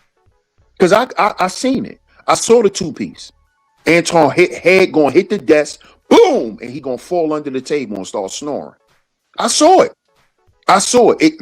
Corey literally controlled himself. He controlled himself. I was looking in his eyes. He was ready to beat Anton up. You wouldn't hit a man with glasses, would you? Man, them glasses a big ass target. Come on, bro. Come on, bro. He would have cleaned him. Man, Anton would have woke up bloody and all that, man. He would have hurt Anton. Because Anton is soft. But you telling a man in his face, you calling a man a dick sucker. You talking this internet shit to a person in real life. That's panel talk. Calling another man a dick sucker. You know you're not going to do that in real life. And if you do, you're going to get hurt. And this is what was getting ready to happen. So this is a lesson to all you dudes that's still on YouTube, jumping on these panels. You better learn that it's a different world when you get off the internet. And that shit that you be talking on the internet, you better not talk it in real life. Unless you going to stand on it. Like Corey told Anton. If you not going to stand on it, homie, don't say it out your mouth. That nigga say, hey, all you got to do is just repeat what the fuck you just said. Right. Again. Right. While, hey, after I just switched seats with my co-host, you can repeat. And Anton did not repeat that shit. He won't. He kept dancing around it. You know why? Because he's an internet nigga. Now, if they was on a panel, he would have said it again. See that? That's how you know this dude is a weirdo. He don't even know how to act like a man in real life. In real life, he act like he on a panel. That dick sucking shit you just said. What? What you say, nigga? Say that again. And that's why, look, I was waiting on this shit. I want him to show up to Gil's Arena one day. Talk that shit he was saying to Kenyon Martin. Of course he's not going to do that. Because I think Kenyon Martin would have took the charge. Hey, that's what I was getting ready to say. Kenyon Martin would have jumped up and beat him up. Because that's and then paid him off. That's a real rich nigga. Corey tired of spending money. See, Corey don't want to get sued because, Corey pay for hoes. His money go to other shit. So he ain't trying to pay no lame ass dude and come out his pocket $50,000, $60,000. Because let's just be real. When he hit Anton, he's gonna break Anton's nose.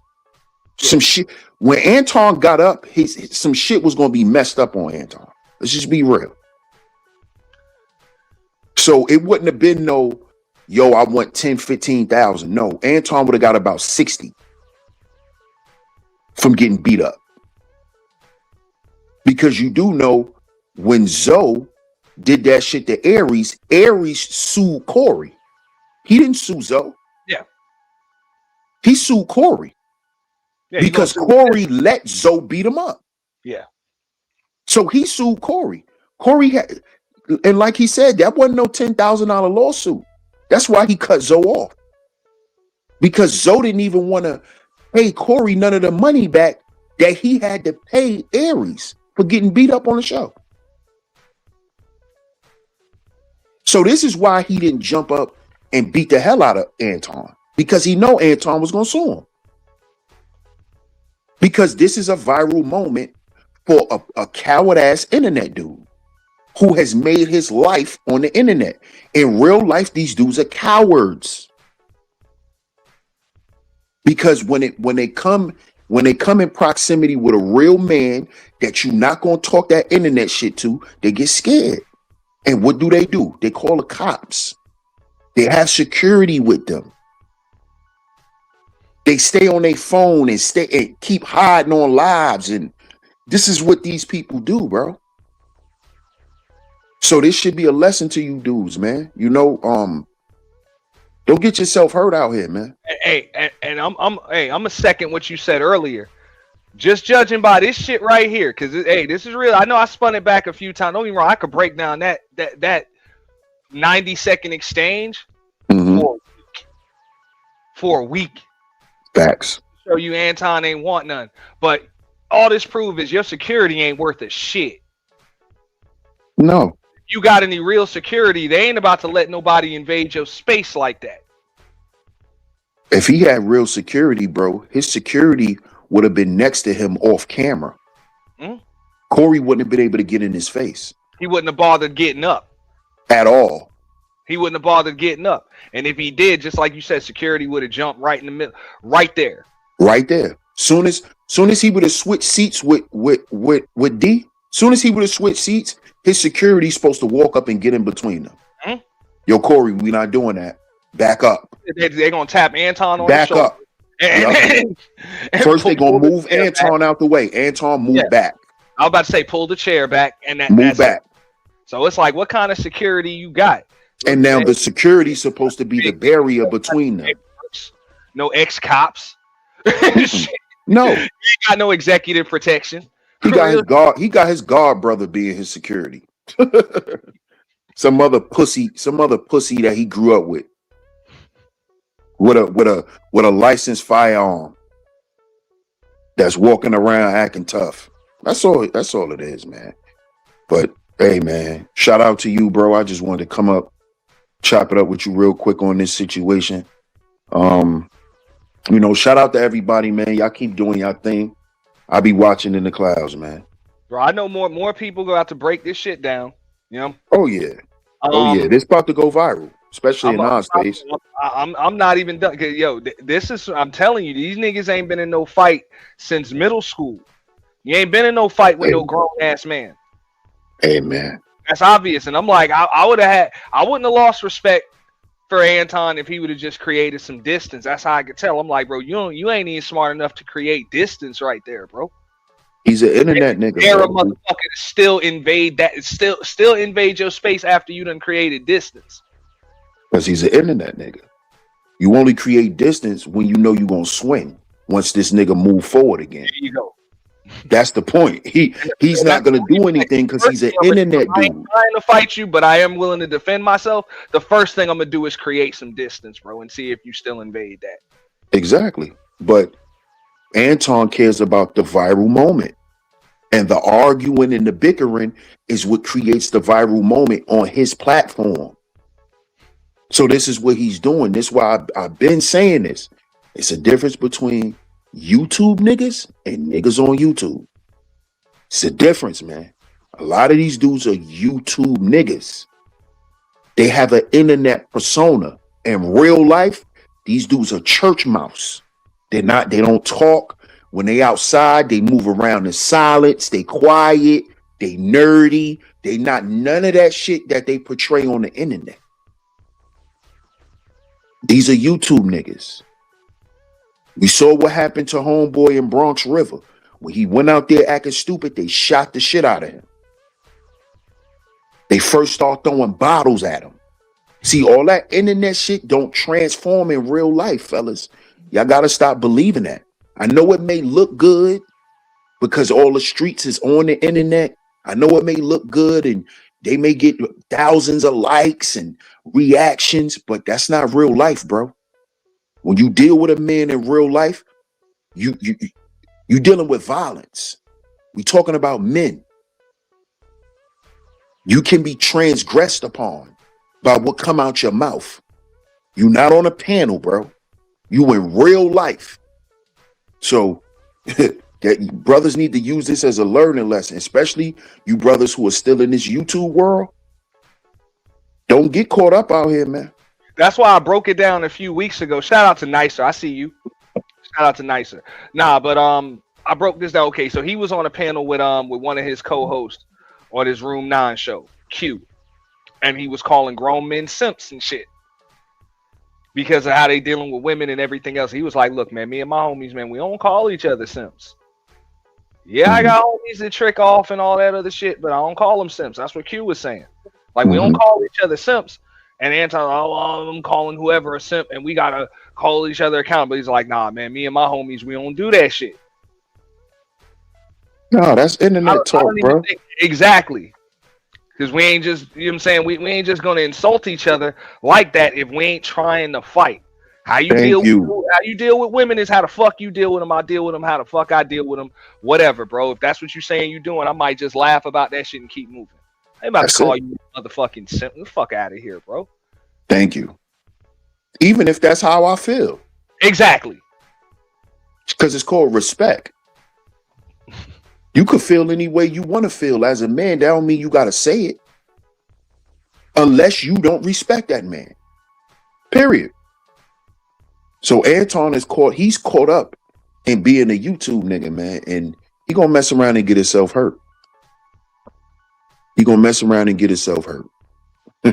That's what's gonna happen, man. So take this as a learning lesson, fellas. To all you guys that's out there, take this as a learning lesson, man. Don't let this YouTube shit get in your mind and in your spirit to where you start acting like a YouTube nigga in real life. You're gonna get yourself hurt. I'm gonna tell y'all now, y'all gonna get yourselves hurt. I've been warning brothers about this for years, man. You have a internet example. Now you have an example. So take heed to this, man, because Anton walked off because he know he better had walked off, like Corey told him. And that's another thing I said. I'm like, bro, you like, I ain't gonna do nothing because I'm gonna respect your platform. Respect to his platform would have been to just leave right there. How you respected his platform? You called him a dick sucker on his platform. On his platform. How you gonna respect the platform? Like that, and you ain't trying to fight. You leave right the fuck there, man. I'm out. Right, ain't no you trying to respect the platform. No, nigga, you trying to get away with disrespecting me so you could go viral. And then when I told you I'll knock you the fuck out, now you want to have some respect. Because what you respect is violence, pussy. Because that's what pussies do. They respect violence. Because pussies don't respect man shit. Like you're not supposed to say certain shit out your mouth. Pussies respect when they about to get harm done to them. Because you're a pussy. Because you don't mean what you're saying. Hey, and one thing, and we're going to talk about this shit, even from whatever, the red pill perspective or whatever. The men supposed to be protecting the women and all of that other shit. Corey made sure he got that woman from in between the two of them. There you go. There you go. First things were seats. Because it's easy what type of man to me, but this woman in between the two of us. Right. Because I'm not swinging around this woman. And if me and you get into it, she ain't going to be in between us. So I'm going to get her out of harm's way. But see, Here's how you know Anton's a pussy. How you acting like this around your wife? You got your wife with you, nigga. Corey called it out. At the end, he told him, now get your bitch ass out of here. You, your bitch ass security, and your bitch. And told him, nigga, if you was a real man, next time you won't bring your bitch. Facts. So we want to talk about red pill and being a man. Wasn't nothing manly about what Anton did. Because you don't put you and your woman in danger because you in your feelings. That's not what men do. You know what men do when they in their feelings and they over their head? They bow out gracefully. That's why I say you just leave. You just leave. Because you the one that created an unsafe situation for you and your woman. Because suppose when Corey start beating your ass, D just get up and tee off on your girl. I was just about to say that shit, and I'm like, that's hood shit, bro. That's hood shit for real. That's hood shit. That's LA shit. Like where they at? I mean, think about it, bro. Yo chick, I know any chick that I done fucked with in the past, that's exactly what would have happened. Yo bitch would have just, as soon as I'd have got up in that nigga face, my chick would have got up in yo chick's face. Come on. Where's the red pill in that? Where's the masculinity? Where's the alpha male? All that bullshit y'all dudes like to talk on here. Where was all of that displayed at in this situation, Anton? It wasn't displayed at all. Because all of that shit is internet jargon. All that alpha, red, all that shit is internet jargon, bro. And that's why I've been debunked that shit years ago and stopped talking about it. Because it's all fake. It gives you a reason to be a pompous asshole until you get a black eye. All that red pill talk. Nah, like you about something. He a bleeder. He ain't even a sweller, bro. He a bleeder. You know, See? some of them just swell up and shit. But Yeah. just bust open, dog. Yeah, as soon as you punch him, you get the bleeding like a pig. Yeah. Mm-hmm. Blood everywhere, all over the white. I used to see this shit bartending all the motherfucking time, bro. Nigga just boom, just fly back, blood everywhere, dog. Come on, man. Come on, man. So this should be a lesson. You know how ripe he was for that shit. I'm like, bro, you sitting down too? He gonna knock you out. Best time to man. A He'll little knock you right out. little nigga like me would have leaned into one on you. Yeah, Like it ain't nothing you can do about it, bro. Yeah, just poof his ass. 2 poofs. Poof, poof. And you don't want to get out of the seat neither. He ain't gonna get out. He gonna be slumped. Sit there, bro. You can't just sit there. Because he's going for the viral moment. That's what he was doing, bro. He wasn't thinking about being a man in that I moment. said that wasn't Anton's wife that was there. That was his side piece. Either way. Well, you put your side girl in danger. Whatever, yeah. Still ain't being a man that you claim you are. And the things you claim you stand on, you still put her in an unsafe situation. So, That's what I'm saying. Y'all behind enemy line, so you supposed to come in with respect. Ain't none of that dick sucking shit. And if come anything, on, man. you're supposed to check Corey when he said you kissing ass. Come on now. I said, I'm like, Corey escalated the situation, but look, we done been in fights before. DS1, we grew up in the day when I can remember every time I moved to it, because I used to move around a lot. Military kid, all of that shit. I used to move around a lot. Oh, what's your name? You play some ball? Cool. Can you fight? You already know what's coming from there. I gotta fight this nigga. I'm about to have to fight this nigga right now. Come on. Okay? Right now, first day. Mm-hmm. Then I could hang out with these boys after I fight. Just like you said. That exactly. Now I can hang out with y'all. I don't know what the fuck about to happen, Chad, but if I don't fight, I'm about to have to fight these motherfuckers every day. Yep, I'm gonna have to fight for my respect. So let's get it out the way now. Let's go ahead and get this out the way. First day. And I'm like, bro, So you gotta know, even when we was kids, bro, this is what's escalated. As soon as that motherfucker started looking up at the air, talking about you kissing ass and all of that shit, nah, you don't respond with motherfucking words. You supposed to check Corey just like Corey just checked you. Hold up, man. You going a little too far. I don't even want to go there with you. And then maybe Corey would have toned it down on some man shit. He probably would have, 9 times out of 10, he would apologize. Yeah, my bad. I ain't gonna go there. And then the hey, bro, you right. I did get carried away. Conversation would have went right back. Because just like you ain't sucking no dick, nigga, I ain't kissing no ass. There you go. So who the fuck you talking to? Who you talking to? See, this how you know Anton's an internet nigga. It's like, yo, I'm about to say some shit to you, and I dare you to say some shit back. Just like he put up, you know what I'm saying, close the gap of space and put his hand all in Anton's face. Like, I dare you to flinch, nigga. Yeah, he punked him out. Because Anton's a pussy. He's an internet dude. He knew. See, Corey knew that he could.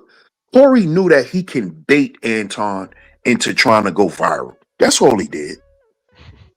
He baited him into that shit. And Anton is so green that he didn't see it. Because you right. He was supposed to check Corey about what Corey said to him first. He never mentioned that.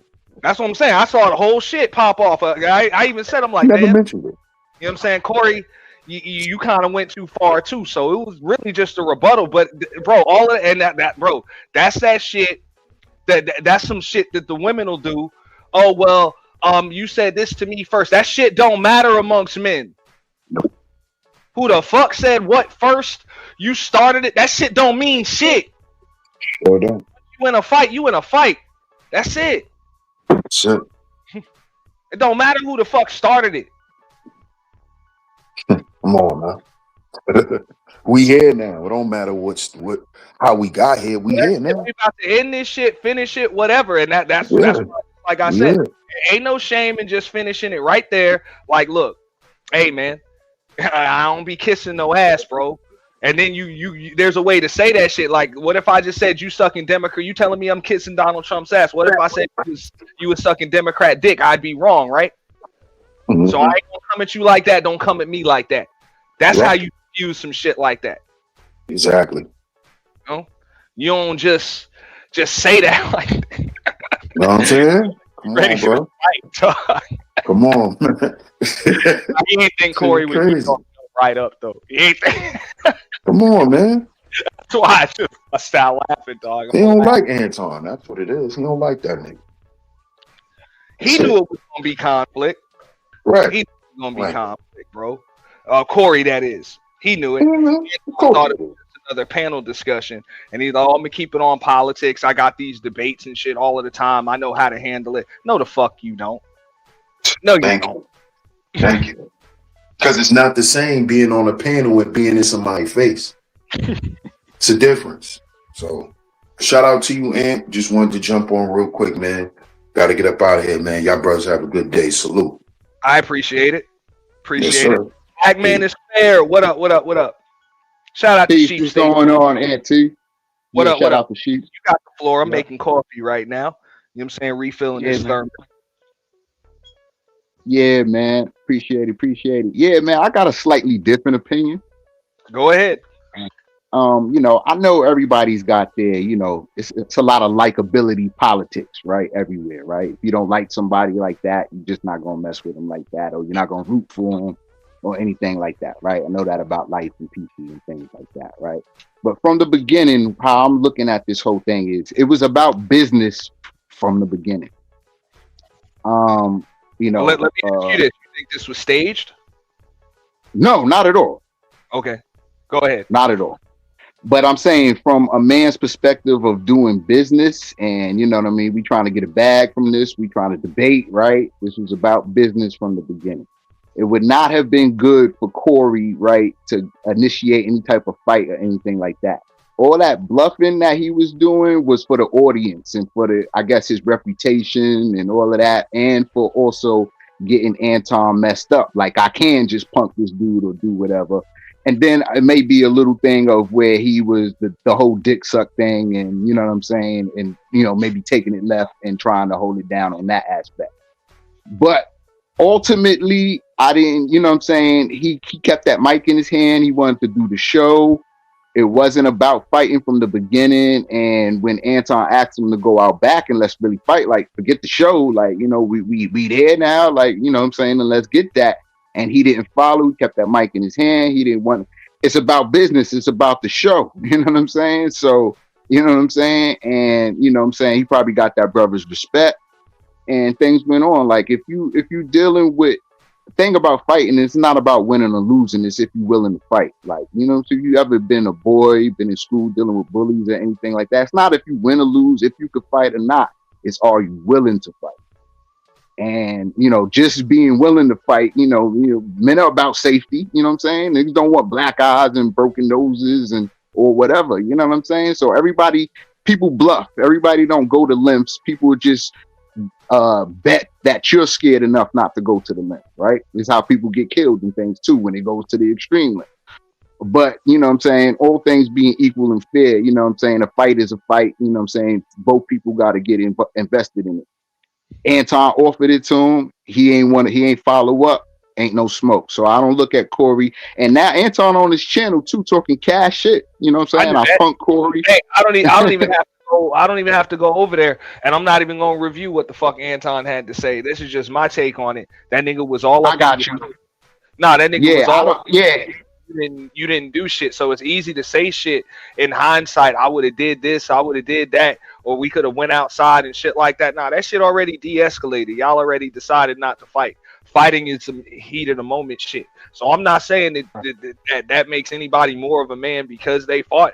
That's why even before Sheep came up, and while Sheep was up here, I said it like this. I'm like, look, as men, we already know once furniture start getting moved, bro, like it did. That's me and that chick got to switch seats, all of that. Nah, bro, you either create space, or you close the space. That's it. Right. But when you move the furniture, keep talking. But when you move the furniture and you still don't do nothing, and you still got a mic, and like Corey's energy was never drop the mic and I'ma fuck this nigga up. He was always talking the whole time and trying to, you know what I'm saying, get points across. So it was still on conversation time. He bluffed him, you know what I'm saying? Or he could have just been holding himself down with this, getting the statement about the dick sucking wrong, or just holding himself down on that point. But he didn't. If he didn't follow this man outside, because with respect, Anton's like, yeah, let's not do it on the show. You want to fight? Let's go outside. Like men, that's traditional man stuff. Now, fuck that traditional man shit. You know, I fucks with you, but fuck all that. Corey, it's all good. That's your opinion. It's all good. I don't want to ruin your show. Keep your opinion. No, you good. You good. I'm just saying, and nothing against you. I respect your opinion too. I'm just saying, fuck all that traditional man shit. A motherfucker is up in your face. So even Corey not dropping the microphone, what he said was, hey, say that dick sucking shit again and see what happens. Like that shit. Right. So if anything, and Anton didn't take it there. He didn't say that again. He wanted everybody to hear, like, yo, I gave you a chance to double down on what the fuck you said. So I don't think it's necessarily a bluff. He just knew Anton ain't gonna do shit. But if he does, because hey, Corey got his hand in his face, all of that shit, and he daring him to double down on what the fuck he just said. So all of that, let's take it outside. No, we can go at it right the fuck here. With all the tables and chairs and stuff around, Darlene acting like she getting away with she was not. If Corey wanted to whip his ass over what he said, he could have jumped over the table, could have dropped the mic at any time. Fuck what Anton talking about. I'm whipping your ass, boy.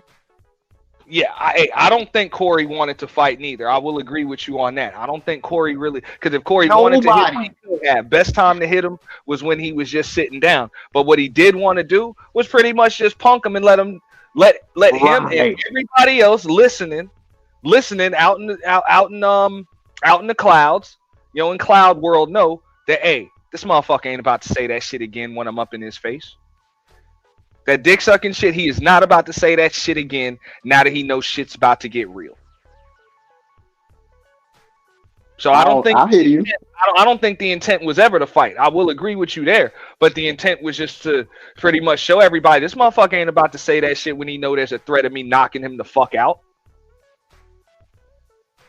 or the fact that there could be a fight. I feel you. I think there was several chances for it to be a fight. You know what I'm saying? Like, okay, forget the comment I made. If you do, you know what I'm saying? Because we were supposed to be debating, or I got your listen. I did the study to you. I know what you about. I know you folded to Dave Chappelle. I did the study to who you are and what you about too. So I feel, you know what I'm saying? I could say certain things, or and you know what I'm saying? It's supposed to be a debate. But then if it got real and both dudes had feelings, they could have stepped outside like men, you know what I'm saying, on that and on that aspect too. But I think the whole thing was about business, you know what I'm saying? And so it was a debate, it was about getting that bag, and being that it got real to that aspect, like Anton held it down, like to a degree, you know what I'm saying? Like that's why I can say, from Corey's perspective, I think the goal was to punk Anton, you know? And that was it. You know, just punk him, just let him know, look, this motherfucker is not only is he not trying to fight, that motherfucker can't even stand on his fucking talking point. He can't even stand on the shit that he says. Right. So at certain, if that's all true, what you say is true, at some point in time, this is all a show, entertainment. Anton came out there, he could only win. No matter how this went, Anton knew he was gonna have the, you know what I'm saying, the win, and seemed like he was prepared for anything, and he kind of handled it the best way he could, with the understanding that he's not trying to fight anyway. You know what I'm saying? So if it was gonna be just words, and Corey wouldn't have took it there, like, you know what I'm saying, I'm about to hit you for your words, you know what I'm saying? Anton was trying to be respectful and not do that anyway. And then if it was really gonna be more feelings past that, let's go outside. But it wasn't that. I think both men respect each other. They, to a degree, they just wanted to get that business done. But now if Anton talking shit on his channel, I mean, he got right to, you know what I'm saying? Anton's a man too. People don't like him, or, you know what I'm saying, likability politics and stuff like that. But, you know, for what it's worth, he was a man, you know what I'm saying, and in these aspects. And, you know, it didn't go any further. It could have. And two, it's also a learning lesson for men too. Like, you know what I'm saying? Everything don't have to come to extremes and blows and all this type of stuff, or even further. And black men can do business no matter what their likability. You don't have to, we don't all like Trump, but we got to respect his power, his moves, and the things that he do. We don't all like people. We don't like who we work with or got to be on the same team with, but we respect their talent, what they can do. Right? You know what I'm saying? So it's good lessons just overall for men to take from this. Especially if people are looking at it and trying to just, you know, down a man just because they don't like him. You know, I would say the number one lesson, which is the same shit I said when Tommy was on Fresh and Fit, and that chick was about to bust him in his face with a fucking mic stand. Pretty much a similar situation like this, and Tommy did the same thing. He just sat there, yeah, you stupid bitch, and just yelled and shit even more. I'm like, looks like a bitch on bitch fight, bro. I'm just saying. Like this is what it looks like. I'm not saying you had to get up and fight no chick, just like I'm saying Anton did not have to necessarily get up and just fight Corey. You know, as a man, like you ain't got to do that. But the first thing you're supposed to do is you're supposed to create distance. You don't just sit there and keep talking. You know, and that's what it shows. Kind of like what Sheet was saying. A lot of these YouTube and internet niggas, they resort to their defense mechanism, which is just to talk. I'm just going to talk more. And I'm like, in real life, it don't work like that. Now, you know what I'm saying? Like, you're in the situation now where I believe it's time for some kind of action. You know what I'm saying? Now, granted, yeah, you can get up, you can hit this nigga with the mic stand in your fucking hand. You can create some damn distance. Or if you are going to talk, you need to be able to use your words wisely and diffuse the situation. Like, just like, hey, he was saying, I respect you. Within all of that stuff, he was still saying, I respect you, your platform and stuff. You know what I'm saying? It was never about fighting. It got to a heated moment. Yeah, you know what I'm saying? Anton necessarily didn't back down, you know what I'm saying, and gave an opportunity for it to be a fight if you really want to go there. You know what I'm saying? I think the real thing is business and staying like you don't just lose your cool, especially in this game that they in that we all playing. Like, you know what I'm saying? You don't want to. It's not about fighting. We trying to get this popularity up. We trying to debate, get the numbers up, get the views up. Send it back one more time, right? Because that's why I'm like, at that point, it's too late for that. That's what we call now. You cop and please. You know, it's too late for that shit. Now, I'm gonna respect you and all of that. Nah, there was a way to say that. When that motherfucker said you was kissing Donald Trump's ass, that was when you could have said all of that shit. Look, I'm gonna respect you on your platform, but I'd appreciate you if you showed me some respect. I don't kiss nobody's ass. I'm a man. Pretty much just like Corey said. And that probably could have diffused the situation right there. You could have held your ground as a man and whatever. You don't wait until a motherfucker's all up in your face with the adrenaline pumping. To start saying, I'm gonna respect you now. That's what I said. I'm like, yeah, I hear you.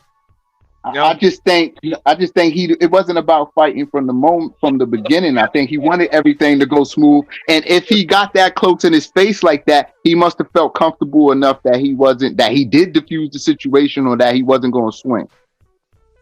No, I don't think that was the case. I think that was the only defense mechanism a motherfucker like Anton Daniels has, which is just to talk into a fucking microphone. I think cooler heads prevailed because he started talking about money and our lawyers, and you know what I'm saying? I ain't got time for this. It came off like that. Like, Anton, I got money too. I got more money than you. Like, if I got to worry about anything, it's you suing me. I got more money than you to lose. Like, you know what I'm saying?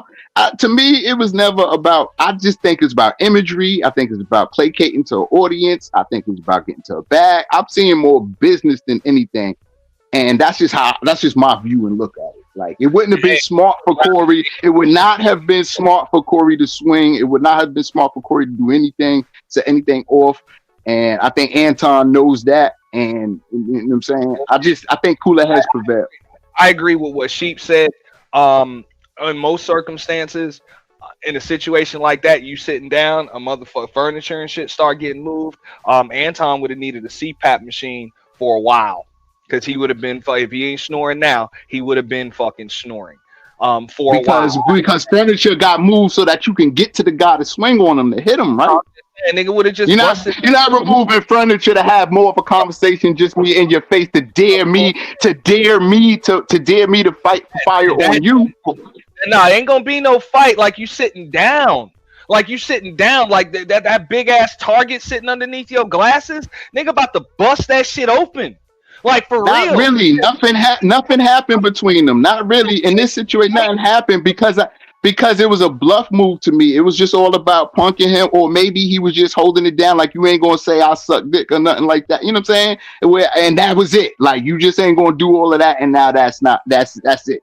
You know what I'm saying? But if we want some more smoke, or if it's really about that, it was an invite to go outside.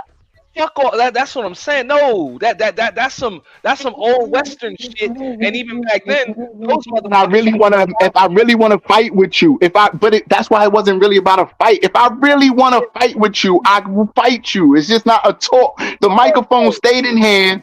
People was still explaining things to audiences. In real life, grown ass men don't do you care to step outside. No, people get knocked the fuck out when they don't expect it. In real life. It's a show, Auntie. These men wanted to do business, not really fight. It's a show. I will agree. 5150 is coming up in the game. Why would he? If he got sponsorship, if he got white support, if he got anything going, and he's trying to come up and keep going, this would have been a bad move.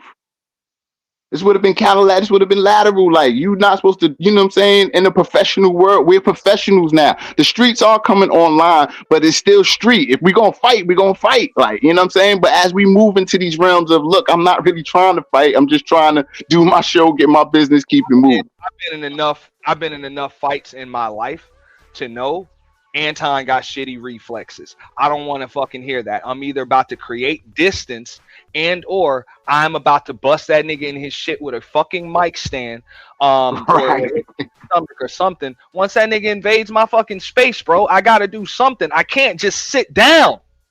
I'm a sit and duck. That's real man shit. So I don't know about that business shit. You're not just gonna A walk real, up. a real man with it, a real man and his emotions and feelings that, you said suck my dick, boom. You know what I'm saying? It was still continue conversation. Like, hold on, maybe we can get some things clear and get to a respect around here. Clear shit. I'm creating distance, and that the first thing I'm going to do is create distance and then defend myself, or I'm about to defend myself right there. That's it. You're not just gonna invade my space, and I still keep sitting down, talking. What the fuck? They kept talking. They were still trying to. They wasn't about physical. It was still trying to hear each other out on things. That's why it would continue, and it never went physical. Because it was really, let me get close to you and really let you understand this ahead, this son. This is what I'm talking about. This is my point of view. And Anton held his ground. Well, y'all, you in my whatever. Like then Like it was continue. You know what I'm saying? When God, it was never getting physical. I'm still making points. If I'm still on mic making points, I'm not trying to really get physical. Emotions would have took over. I like how they were businessmen and still kept it business, even though it got super heated. Nah.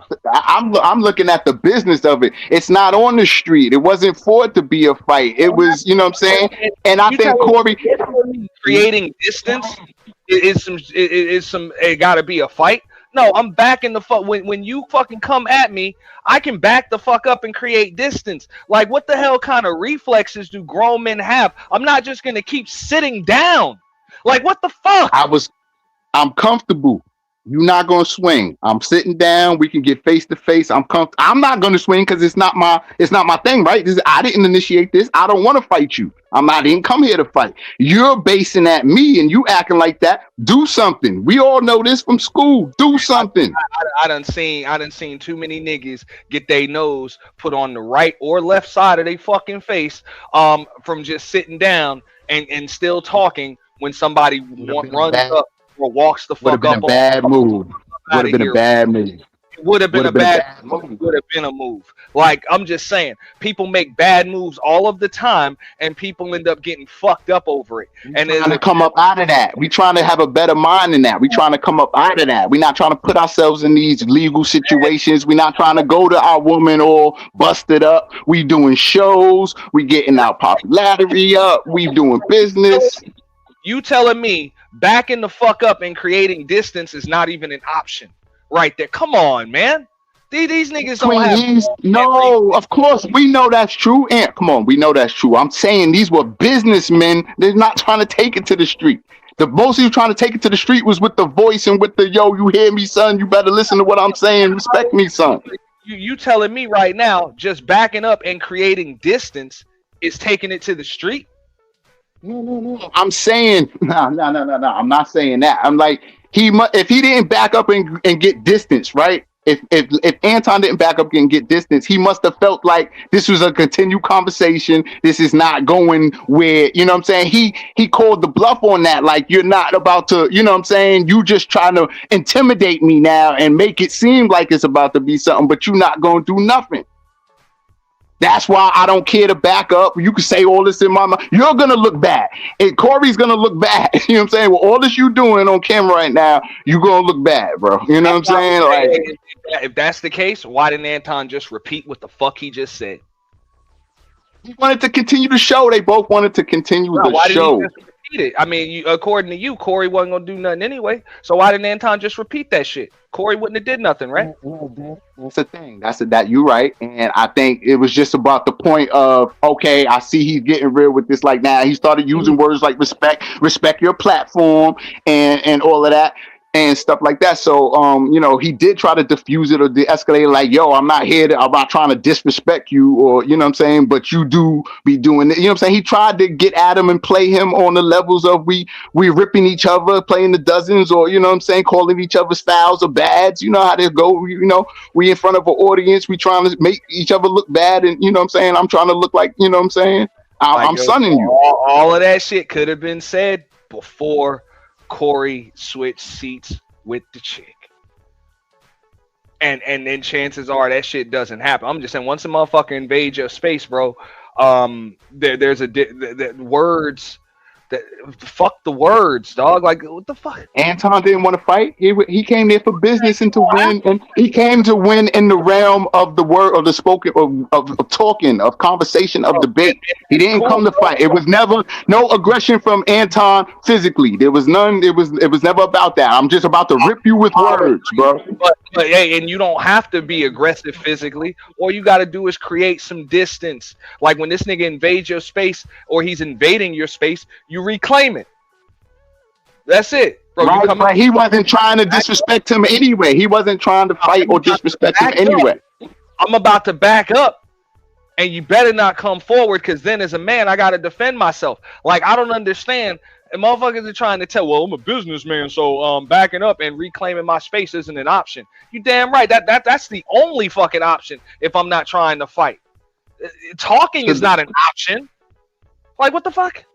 Sitting He here, wasn't trying to fight. At no point in time was he trying to fight. Here while you walk up on me is not an option. I hear you, bro. I hear you totally. I mean, you would handle things how you would handle it. I'm looking at it from two businessmen who didn't want to fight anyway. I'm just saying, I wouldn't have called Anton no bitch or none of that if you just reclaim your motherfucking space, man. That's all I'm saying. If a motherfucker's invading your space, that's the first thing you do is you reclaim your damn space. You back the fuck up and you create some goddamn distance between you and the other nigga and see if he's really trying to fight by violating it. That's it. You right. I hear you. I'm just saying. If you and then hey, when there's distance, then you can hey, let's calm down for a sec. Whatever the fuck you got to say at that point to diffuse it. But just sitting there continuing to talk, nah, that's some bitch shit. And nah, bro. I think if anything, he's not gonna try to be the bad guy, right? He doesn't want to, like, he's thinking from the law's perspective. He's just thinking like, nah, if this guy's gonna swing, he's gonna swing. Like, you know what I'm saying? But it'll be on him. I got more, you know what I'm saying? It'll be on him. With DS1 on that, nah, that's some internet shit. That is some internet shit, and this nigga's got shitty reflexes. Anton does. This nigga's got shitty fucking reflexes, bro. Nah. At minimum, bro, I got to at least create some goddamn distance. I would agree with you if you say neither one of them niggas was really trying to fight right there. You know, I can agree, but there's no way in hell a man that's actually been in a fight, if you done either hit somebody before or you've been fucking hit before, like, there's no way in hell you're gonna let somebody else just walk up on you like that, bro. You're not just gonna do that. Not while you're sitting down, bro. You're at your most vulnerable. And no, there is no, I'm calling your bluff and I want to see what you're gonna do. Like, fuck up out of it. Hell no. Hell no. Hell no. He's definitely running with that on his channel. Like, he's talking cash shit. I know. I punked him. His hands were shaking. He ain't want no smoke. I already did the research to this. Yeah, he's going off on him like he should and got the right to do. I'm like, at that point, if it was like that, then why didn't you say the dick sucking shit again? That's what I would ask. In this arena, my thing is this. In that arena, they thought, in the arena we could curse each other out and talk shit. He a comedian.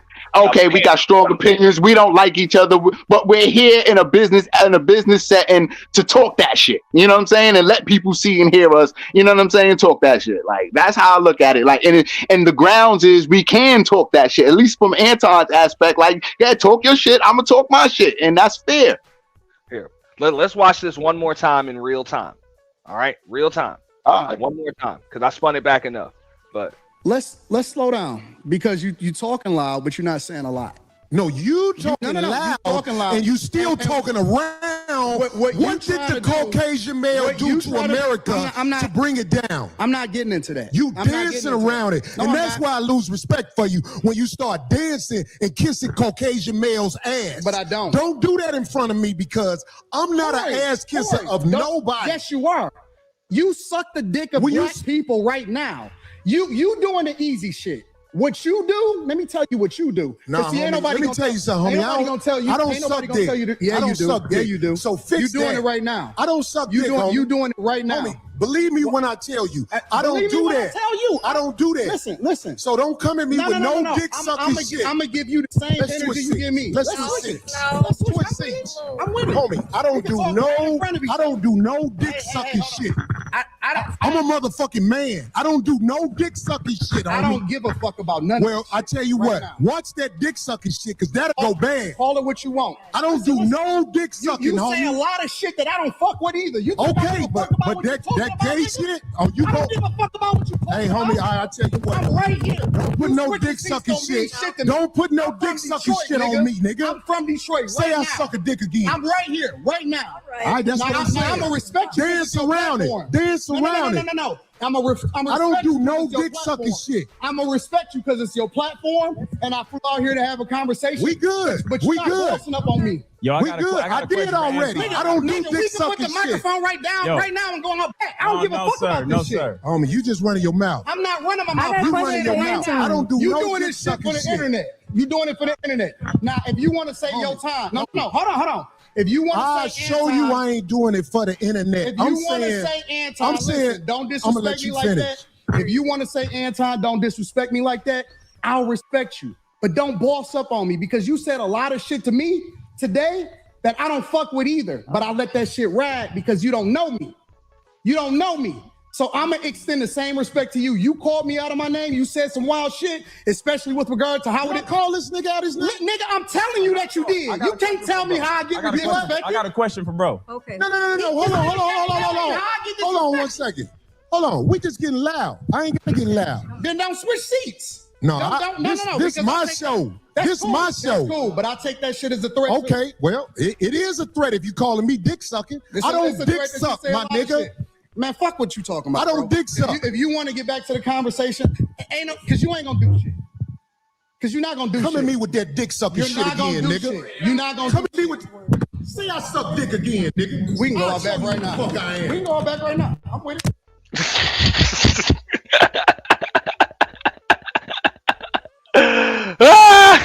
Come on, bro. Come on. Word up. We can go all back right now, take our shirts off, old school, get in the middle of the street. Ain't no motherfucking old school. That nigga was just in your grill. This nigga just walked the fuck up on you. You know what I'm saying? This was an excuse to now you want to create distance because you realize this nigga might just hit you. Fuck up Because outta he going here. back to I'm not the buying this dick shit. sucking. Like, yeah, fuck that. You know what I'm saying? Fuck that shit. Let's take it outside. You know what I'm saying? I came up here to have this conversation. We throwing slurs or whatever, or I don't want to really disrespect you like that. But you know what I'm saying? If you in your feelings and you going back to the dick sucking shit, then let's take it outside. And I don't give a fuck what the fuck Anton Daniels is saying on his fucking channel right now. Nigga, fuck up out of here. Let's go outside now. Ain't no let's go outside. That nigga's in your fucking face right now. What's the purpose in going the fuck outside?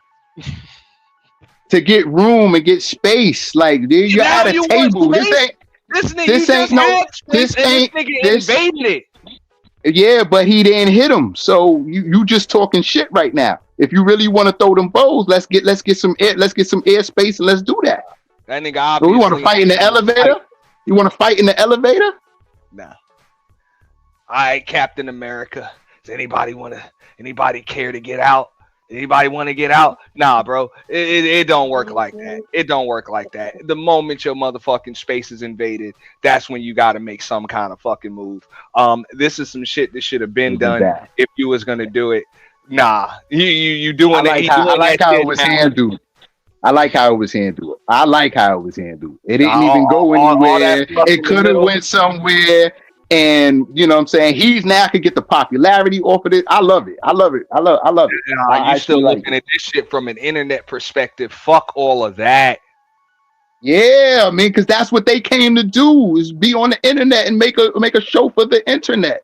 This wasn't even about fighting. We went wrong someplace. Okay. We got things fucked up. He said, you don't know me, I don't know you. You know what I'm saying? So we could get things fucked up, like, but I'll extend you that olive branch or whatever. But now if we really there, let's take it outside. You know what I'm First of saying? all, And I can't do nothing but Daniel respect that. had no intent on fighting that nigga outside. Okay, that's just some shit. We could Anton say that, but it was an invite. Nah, fuck that. That's when fight or flight is activated, and that's Anton's flight being activated. He just had some words on his way out. Miss me with the bullshit. I've seen this shit pop off like this too many times in real life. You got a lot of shit to say, but you're really just retreating right now. That's it. Did the show continue? Did the show? I bet you won't say that shit. We know all that right now. I got money for all this. Whatever. I got money too. Don't nobody give a fuck about that shit. Hey, no, it's not respect. I ain't falling for that. I ain't falling. Dolly, get out the way. Don't get in the way of two niggas. Let me tell you something, homie. I ain't got to go out back right now because we got to go out back to lead this motherfucker. But I'm saying that dick sucking shit, watch that. That's all I'm saying. And if I don't say it how you like If you want to get back to the conversation, we can get back to the conversation. But just know, I'm not listening to none of that shit, bro. Here, nigga. I'm not listening to none of that shit. If you want to get back to the conversation, long as you we can know. get back to the conversation. Long as you know. Bro, you not. Because that ain't You not that tough. We sunned them.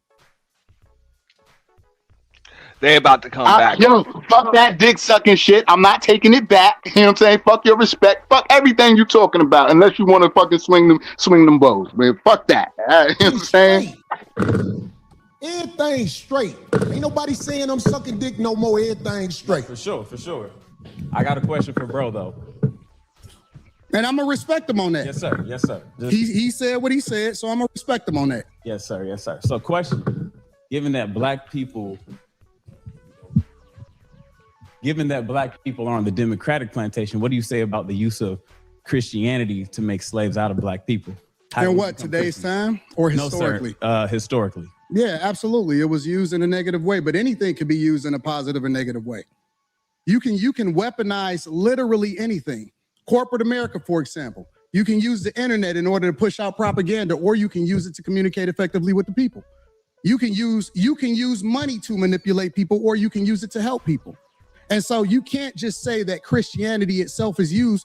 The Quran is used in a negative way in order to control people. Absolutely. So it depends on the person. And that's why we evaluate the person based off of their fruits instead of evaluating them based off of Christianity itself. Because everybody that calls himself. Hey, Brownie. All right, this is just me. I would have hit that nigga if I'm Corey. Hey, right now. That's all I'm just saying, man. I'm just being real. Like, hey, fuck it, bro. You vulnerable as fuck. I know people be like, oh, your sucker punches ain't good and shit like that. That's the best way to hit a bitch, man. When they when they don't expect it. And he wouldn't have seen that shit coming. I'd have hit that nigga right there. Fuck it. Whatever. You got it, bro. Like right here, right now. Probably with the mic in my hand. Just, bam. You know?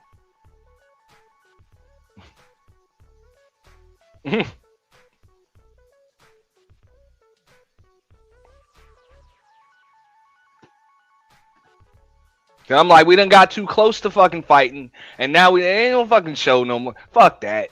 I'd have hit that nigga right the fuck there. Yeah, so what? I ain't even thinking about that shit. Like, whatever.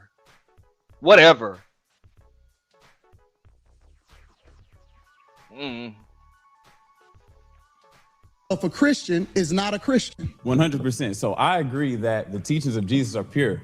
However, in the hands of Caucasian white males, that's not true, because I know some good Caucasian the white teachings men. of Jesus, and I know some bad Caucasian white men. Okay, right, so correct. Look, check this out. This is what I listen. Keep everything respectful. Listen. This is what I'm saying.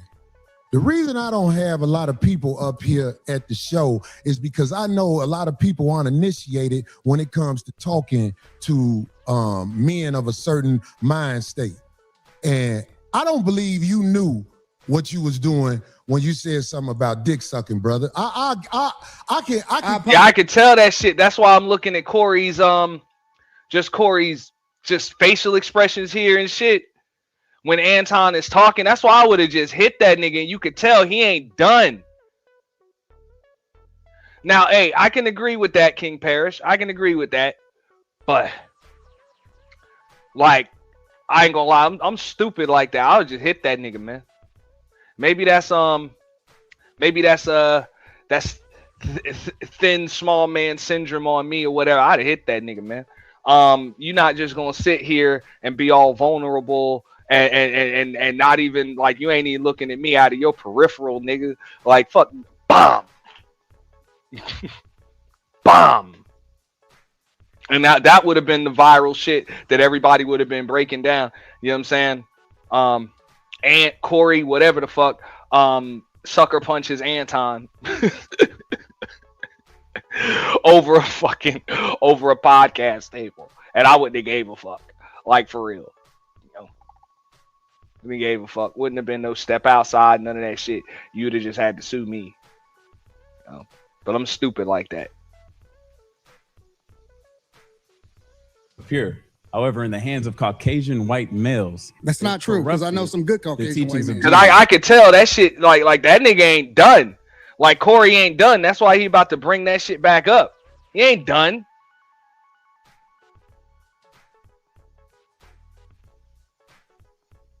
And he really feel like he missed an opportunity to knock that nigga the fuck out. So I wouldn't even miss another opportunity. Fuck it. And I know some bad Caucasian white men. Okay, so look, check this out. This is what I listen. Keep everything respectful. Listen. This is what I'm saying. The reason I don't have a lot of people up here at the show is because I know a lot of people aren't initiated when it comes to talking to men of a certain mind state. And I don't believe you knew what you was doing when you said something about dick sucking, brother. I apologize. Okay. Hey, bro, I appreciate that. I apologize. I appreciate that because this ain't no show. The last thing after Anton, so Black Man is fair. So you telling me this nigga's on his fucking channel talking about he punked Corey, and I just heard that nigga say I apologize 3 times. I mean, it's whatever however you look at it. I mean, I feel like he held himself down as a man. I feel like, you know what I'm saying, if it really was about a fight, you know what I'm saying, they could have fought. But I think in the realms of talking shit or trying to outdo each other, you know what I'm saying, in that aspect, everything is fair. But, he didn't have to necessarily be seen as punking him or anything. But I just think, that's like all how I'm saying, Anton held it down. As a man, I'm not gonna, bro, if the apology is sincere, I ain't mad at him for giving it. You feel me? Give a sincere apology. You know what I'm saying? The man felt disrespected by what you said. Obviously, Anton felt disrespected by getting ran up on. Cool. But you said you apologized. Don't come up on your fucking channel the next day popping shit about how you punked that nigga. Oh, well, I mean, he still feels confident. All I'm saying, he still feel good. Like, just be like, look, hey, man, that was the disagreement amongst men. You know what I'm saying? Shit could have got out of hand. Luckily, it didn't. You know what I'm saying? Me and Corey are straight now. You know, he don't feel like that. He feel like that man's hands was shaking. I'm just saying, he felt like that man's hands was shaking. If you want to handle that on some business shit with some level of professionalism, that's the way you handle that shit on some level of professionalism. You don't go back to your fucking platform the next day and talk about how the fuck you punked that nigga after you up here copping pleas and apologizing and shit.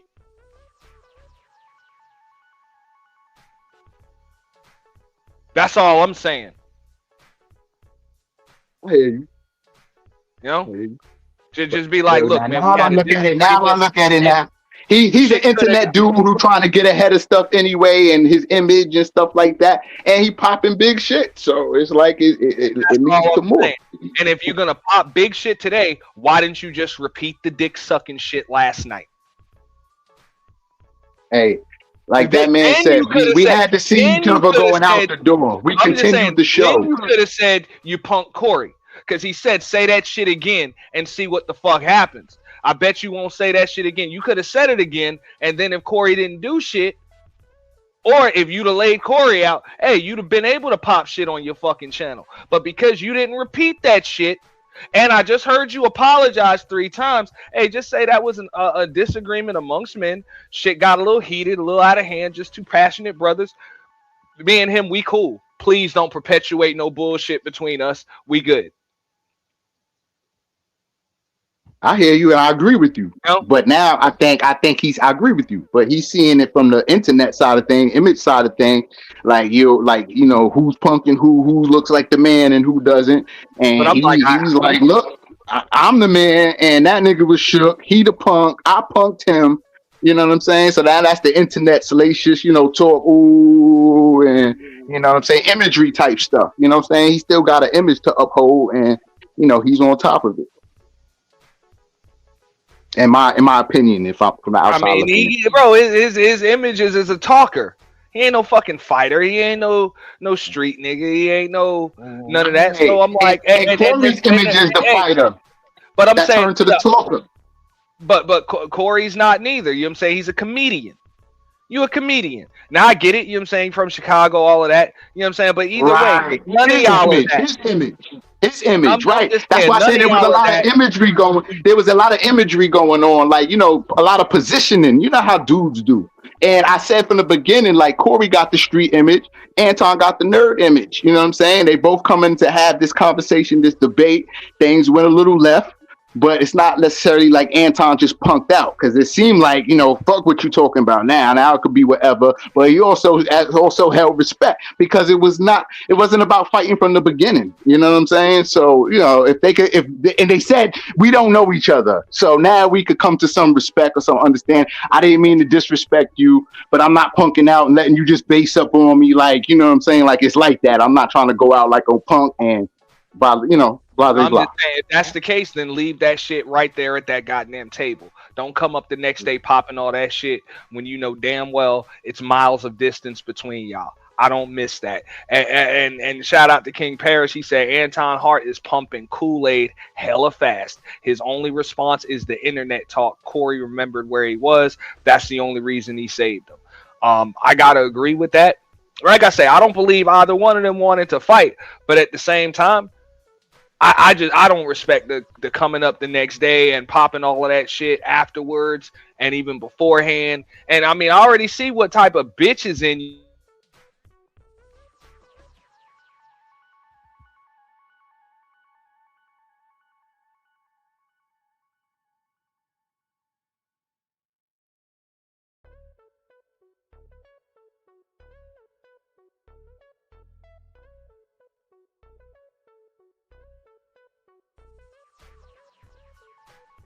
Did your audio go out?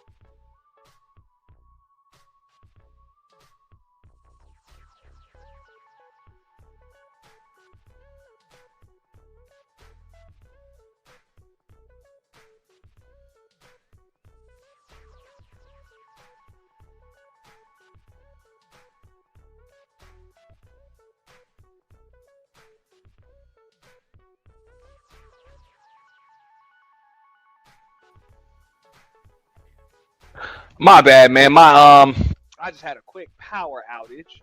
So hold up, we back up. I don't know what happened to Black Man is Fair. Nah, quick 1 second power outage. My internet ain't even go out. But I'm about to bring this shit back up.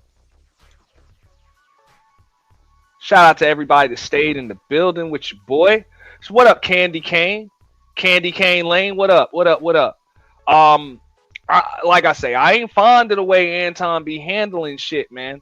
I'm gonna spin this shit back one more time, and I'm gonna play this shit in real time.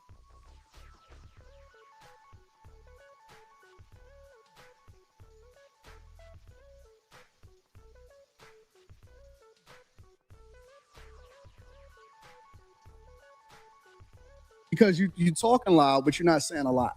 No, you talking No, loud, you talking loud. and you still talking around. What you What did trying the to do- Caucasian male what do you to trying to- America I'm not- to bring it down? I'm not getting into that. You I'm not dancing getting into around it. No, And I'm that's not. why I lose respect for you when you start dancing and kissing Caucasian males' ass. But I don't. Don't do that in front of me because I'm not an Corey, ass kisser Corey, of don't- nobody. Yes, you are. You suck the dick of black people right now. You doing the easy shit. What you do, let me tell you what you do. Nah, 'Cause see, ain't homie, nobody let me gonna tell you something, Ain't homie. nobody gonna tell you. I don't ain't nobody suck gonna tell you dick. to- Yeah, I don't you do. suck Yeah, dick. you do. So fix You doing that. it right now. I don't suck You dick, doing homie. you doing it right now. Homie, believe me when I tell you, I don't Believe me do when I that. tell you. I don't do that. Listen. So don't come at me with no dick sucking shit. I'm gonna give you the same Let's energy switch you give me. Let's switch seats. Let's switch seats. I'm with it. Homie, I don't do no dick sucking shit. I'm a motherfucking man. I don't do no dick sucking shit. I don't give a fuck about none of Well, that I tell you right what, now. watch that dick sucking shit, cause that'll go bad. Call it what you want. I don't do no dick sucking, You homie. say a lot of shit that I don't fuck with either. You think I Okay, give a but fuck about what you that talking that about, gay nigga? shit, oh, you I go. don't give a fuck about what you talking Hey, about. homie, I tell you what. I'm right here. Man, you hear this nigga all in soprano and shit, dog? Like, don't get me wrong, that's Anton Daniels, so he ain't never gonna have no baritone or none of that shit in his voice, and I get it. You know what I'm saying? But bro, that shit went from goddamn alto to soprano real quick. Hey, Candy, I said it like this, right? I think it was 80-20. Now that I'm watching that shit, I think it was kind of like 80-20. Now, when I'm looking at, you know what I'm saying, Corey's reaction, afterwards, I think Corey really wanted to hit that nigga, man.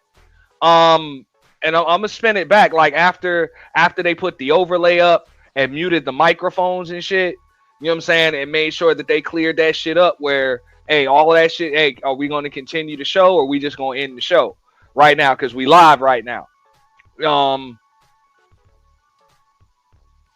Even after that, he was like, nah, man, I got to straighten this shit out. I think he really wanted to hit. That's why I said I would have hit that nigga, man, because I already know what Corey thinking. But hold up, we going to spin this shit. Shit. I'm a motherfucking man. I don't do no dick sucking shit. But I already brought this shit up. Like, I'm telling you, all that is this your king shit? Like, real shit. These red pill niggas, notice the first thing that Corey did, he told that chick, let's switch seats. That's some Anton Daniels shit. It's easy to talk that shit with a chick in between you and a grown ass man. It's easy to pop that shit.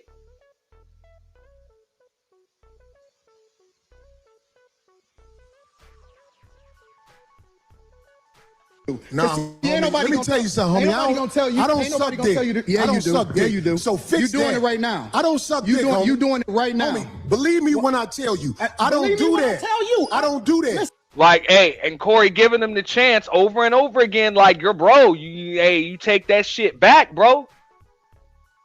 On some my mother ain't no astronaut, nigga. Type shit.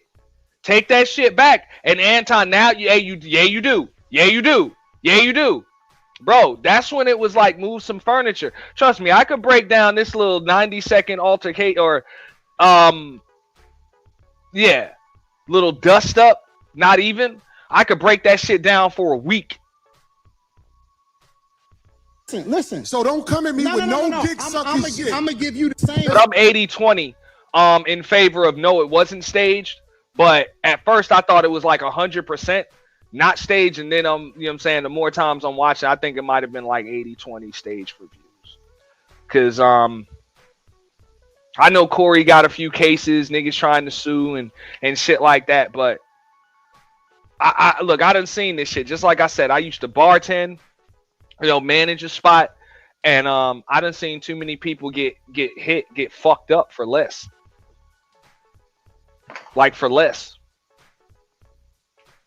And once that space get invaded, it's rare that I don't see somebody get hit. Especially when there's people around. Energy you give me. Let's switch seats. I'm with it. Homie, I don't do no dick sucking shit. I'm I'm a motherfucking man. I don't do no dick sucking shit. I don't give a fuck about none. Well, I tell you what, watch that dick sucking shit, cause that'll go bad. Call it what you want. I don't do no dick sucking. You say a lot of shit that I don't. See it now, and that's another thing, bro. All this nigga can do is get loud. Like, all you can do is get loud. Look at the way this nigga Anton is holding this mic. Like, bro, you ain't even holding this mic. Like, bro, that microphone is your lifeline right now. That's the weapon you supposed to use to come across this nigga's shit.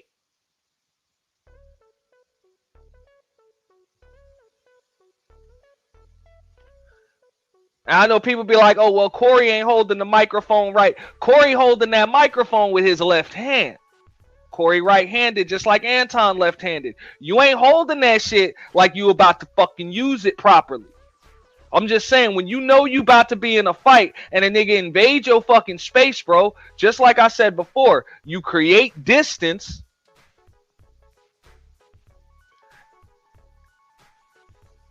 And you dare a motherfucker to close that shit, and then you got to defend yourself. Or you damn sure gonna clutch whatever the fuck is right there. You clutch. You gonna ball a fist around that damn mic stand because you might have to hit a nigga with that shit. That nigga still holding that shit like he want to talk into it. You might need both of your hands right now, and the only thing that you got as a weapon is your mouth.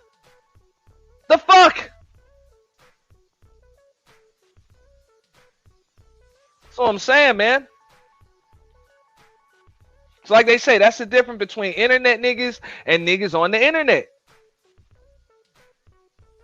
Like Anton, you an internet nigga. And there's no shame in that.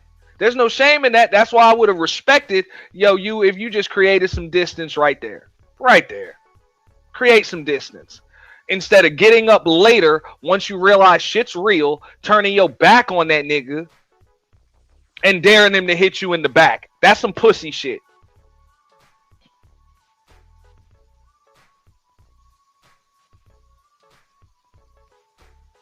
Because had it been me, I'm not getting to this with a grown goddamn man. I'm not doing that shit.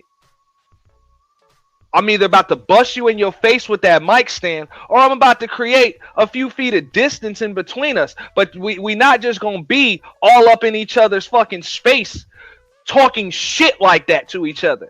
What the fuck is that?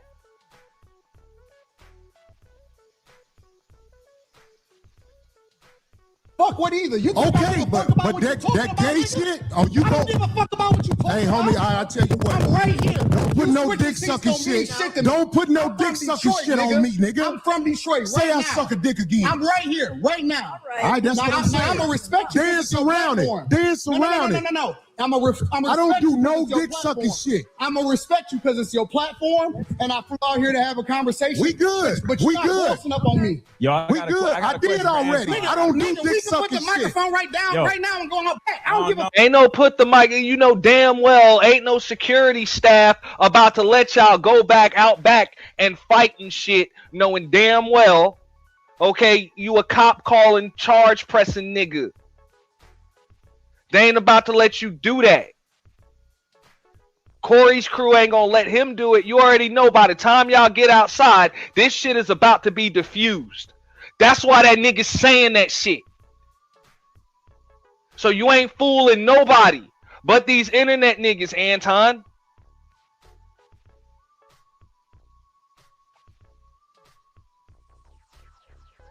We grown men. We done been around the fucking block. We done heard plenty of motherfuckers say, hey, we gonna step outside, step out back. How many times does that shit happen? It either happens right then and there, or it does not happen at all. More often than not. Rarely are motherfuckers actually gonna go outside and fight unless they're just in that type of environment where, hey, nigga, motherfuckers do that shit.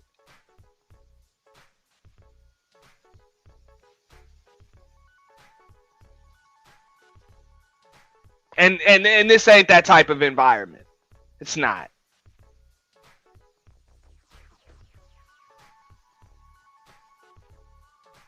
But notice, Anton voice got a lot more You know what I'm saying? A lot more high pitched when there was no longer a woman in between them. I told y'all about these niggas.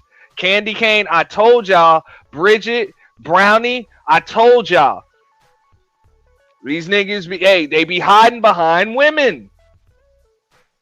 And Anton's no different.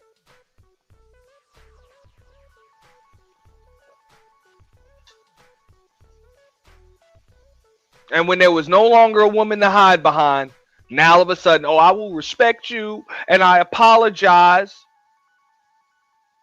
And no, I won't repeat that shit I just said. No, sir. No, sir. Homie, you just running your mouth. I'm not running my mouth. You running your mouth. Are you serious? Damn. I mean, I personally don't like seeing that shit, love. I don't like seeing people lose their channels. Unless they were false flagging mine. I don't like seeing that type of shit. So I would hope that I would hope that maybe he just put it on stealth or something, because that'll happen. I know sometimes, you know what I'm saying, people will kind of hide their channels and shit when they get a couple of fucked up bogus flags and shit. I know him and don't quote me on this, but this is what I kind of heard back and forth on both of their channels. I think him and Flora were going through some kind of like flag war with each other because they were kind of speaking on each other and using each other's likeness, or at least he was using hers or she was using his. I don't know. Don't quote me. I don't know all the particulars, so I could just be wrong. But if there were a couple of flags, maybe he did, you know what I'm saying, just kind of like hide his channel, you know what I'm saying, just to keep it safe. And I would hope that that's the case. I wouldn't want to see, J Prince or anybody else, lose their channel, because, like J Prince or not, J Prince does, spend a lot of time on his channel, and he does put, you know what I'm saying, work into his channel. So I don't want to see him or anybody else that works hard on YouTube, you know what I'm saying, lose their shit. So if his channel is gone, I hope he gets it back, and I hope he's able to, you know what I'm saying, build. If it is gone, I hope he's able to build another channel, another platform quickly, speedily, and, you know what I'm saying, get that money back, because that's fucked up. I don't do You no doing this shit for the shit. internet. You doing it for the internet. Now, if you want to save your time, no, hold on. If you want I'll to say show Anton, you I ain't doing it for the internet. If you want to say Anton, listen, don't disrespect me like that. If you want to say Anton, don't disrespect me like that, I'll respect you. But don't boss up on me, because you said a lot of shit to me today that I don't fuck with either. But I let that shit ride because you don't know me. You don't know me. So I'm going to extend the same respect to you. You called me out of my name. You said some wild shit, especially with regard to how would it call this nigga out his name? Nigga, I'm telling you that you did. You can't tell me how I get disrespected. I got a question for bro. Okay. And I'm gonna kind of, like, you know what I'm saying, pivot a little bit. I done been, like, I've seen, a lot of folks have come over here, you know what I'm saying, and this is, you know what I'm saying, back in the day, we ain't got as many viewers as we used to over here. But, you know what I'm saying, people used to come through, like, yo, I lost my channel and shit, whatever, you know what I'm saying, hey, man, whatever, we'll have a sub party, and whatever, I got 150, 200 people viewing or whatever, yo, man, hey, we just about to sit up here, and we ain't changing the subject until your ass got an extra 50, 80, 100 subs, dog. Hey, at least half of my viewers need to go over there and sub to that man. I don't like seeing people lose their channel. What up, Handling Jones? I don't like seeing that shit. Because, I mean, I don't know if JP's never flagged me or anything. If he did, flag, I don't know, bro. This is what happens, man. When people start getting into these fucking flag and strike wars and shit, I'm not fond of that shit. That's why I don't mind. I will go right back to boring on my fucking channel. People are, oh, your shit dead. Nah, bro, my shit is solid. My shit is solid. Then that's the way we gonna keep that shit, bro. So if that means y'all, you know what I'm saying, y'all flagging motherfuckers just don't want to be over here, I prefer that. I would prefer that. I don't need, you know what I'm saying, shit over here that's gonna get my shit flagged. I don't. Flag, struck, whatever. You know what I'm saying? I don't do that shit. Well, I put a lot of time In the my channels, I'm putting even more time into more channels, more endeavors and shit. And I know most other people on YouTube, like their content or not, people got to put time into this shit. You know what I'm saying? To be able to, you know what I'm saying, bring dough and all of that shit in, and give their supporters or even their haters something that they could pay attention to. So I don't like seeing people lose their shit. I really don't. But back to this shit right here. I will agree, Anton is not ready for it. Right here. Notice this shit. The first thing that Corey says is, let's switch seats. Let's get this woman out from in between us. And that's why he even told her, don't get in between two dudes. Don't get in between two dudes. Notice that shit. You never hear these so-called red-pilled niggas do that. They so used to going back and forth with women that they will literally hide behind women while they're talking shit to other men. This shit's a microcosm. Now, I agree with, hey, don't let women instigate shit between you and other men. But when you and another man got some shit going on, ain't no reason to be putting women in between y'all. Get them out of there. This me and you, motherfucker. No, that's the way that shit's supposed to be handled. So I'm gonna bring this shit one more time. Damn, I could break this shit down all fucking day. But I'm gonna break this shit down one more time, and y'all can see this shit, because Anton is talking hella big shit with that woman in between them. But then as soon as that woman's not there no more, and there ain't even space, it's just opportunity, that nigga goes from alto to soprano. It's a reason you go after black males or black people quicker than you will go after white males. What are white males responsible for in this country as the downfall I'm an of equal it? accountability smoke giver. I talk about everybody. I'm just saying, I ain't heard you talk about white men since you've been up here. You ain't been listening. You ain't been listening. I've been listening to you. No, you haven't. I hear you taking you don't have the capacity to be able to listen because you're too busy. No. You got me wrong. You too busy. My capacity that you just criticized, that's an opinion. Here's the fact. Have you said something about Caucasian males and how they destroy this nation? Well, what did I miss? Let's slow down, because you talking loud, but you're not saying a lot.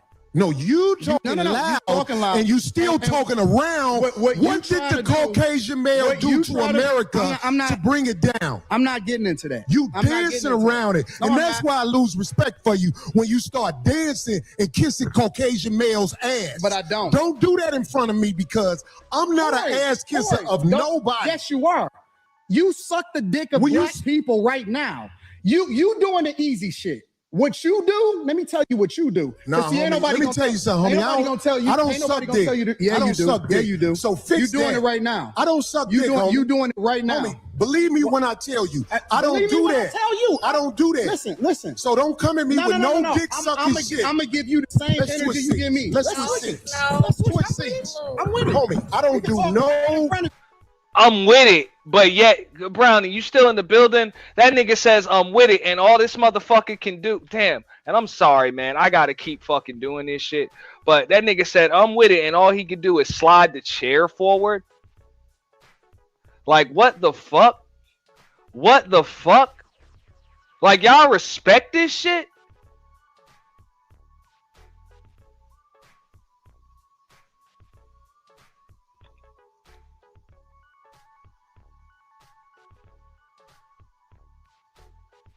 Like, the fuck?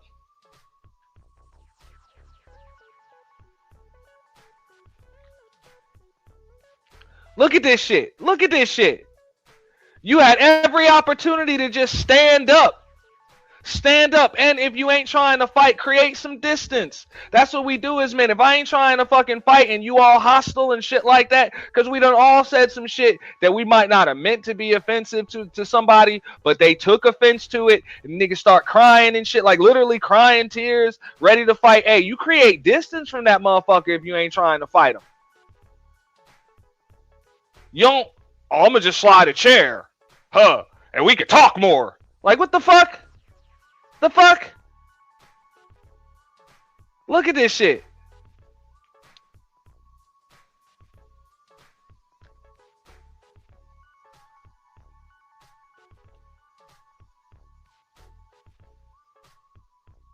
That's what I'm saying. I'm playing this shit on mute, and then y'all can decide.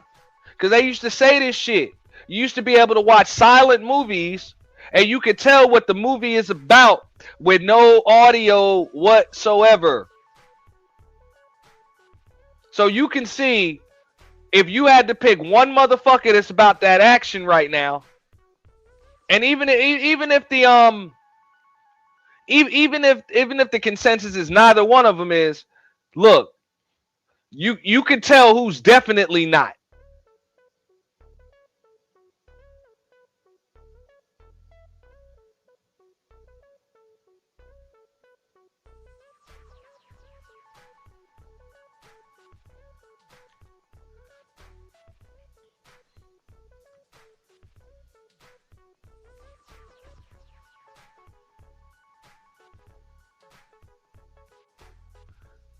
Exactly. That's what I'm saying.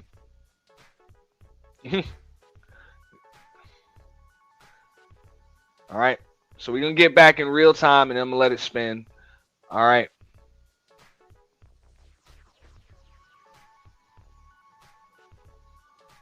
And how they destroy this nation. Well, what did I miss? Let's slow down, because you talking loud, but you're not saying a lot.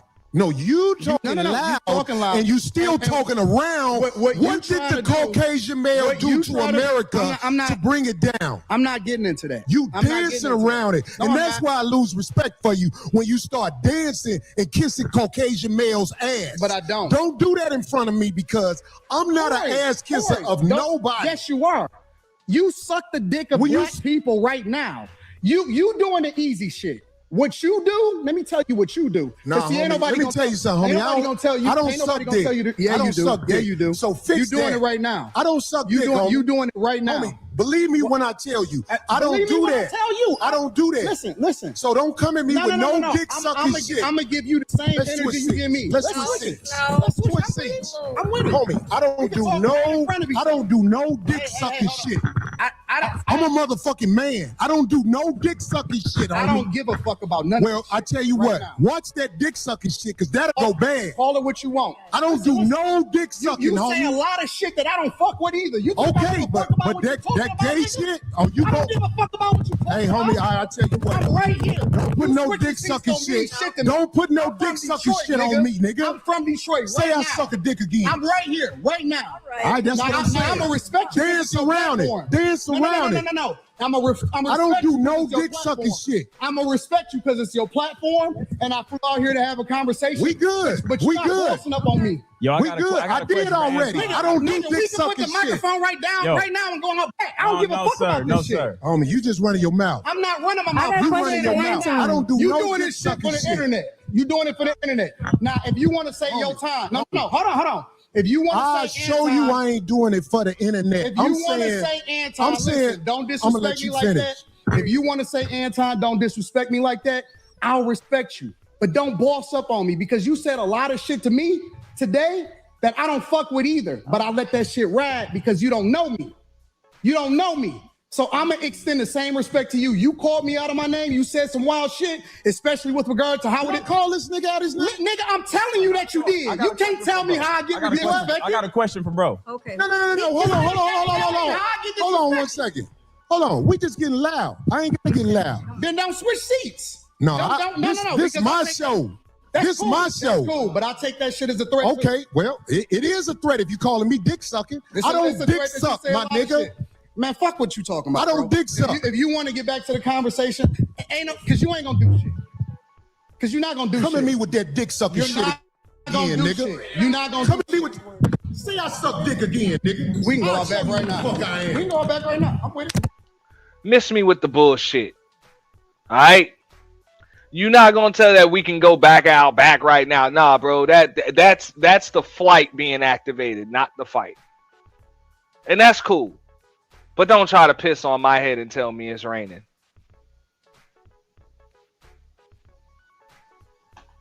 I bet you won't say that shit. We can go out back right now. I got money for all this. Whatever. I got money too. Don't nobody give a fuck about that shit. Hey, yo. No, it's just not respect. I ain't falling for the. I ain't falling. Dolly, get out the way. Don't get in the way of two niggas. Let me tell you something, homie.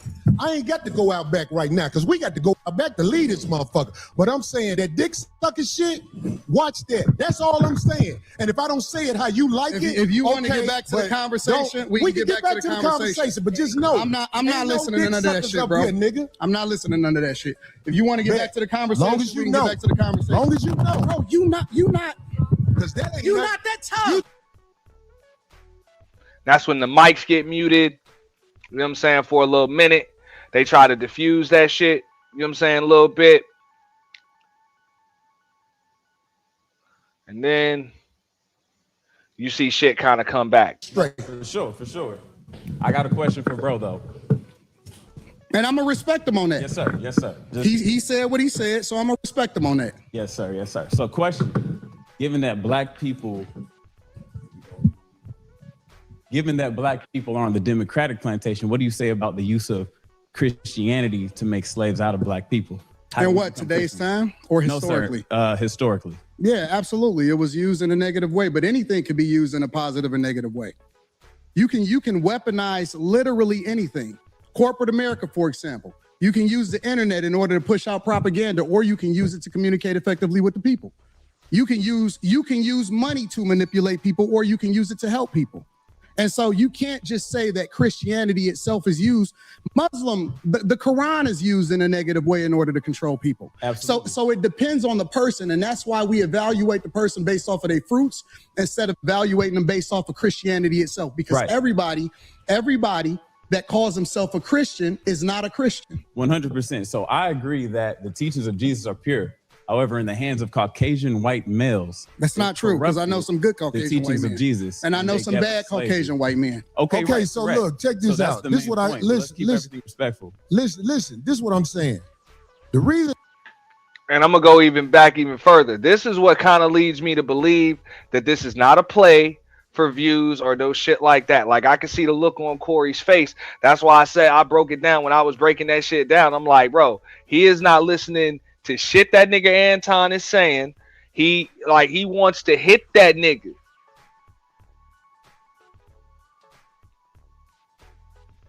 Like real shit. And Corey know damn well this is a good time to do it. Like you looking over there, you into some other shit, you still talking.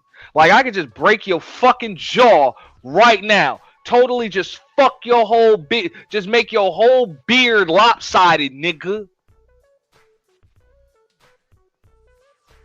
Have half your beard sitting right in your chest.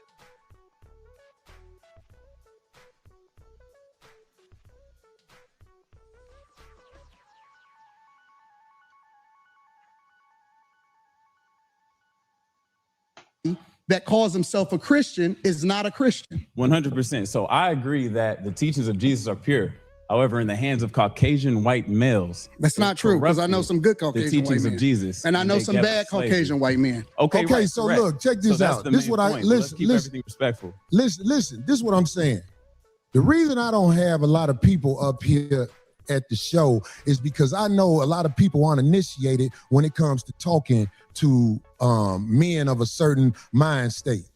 And I don't believe you knew what you was doing when you said something about dick sucking, brother. I apologize. Okay.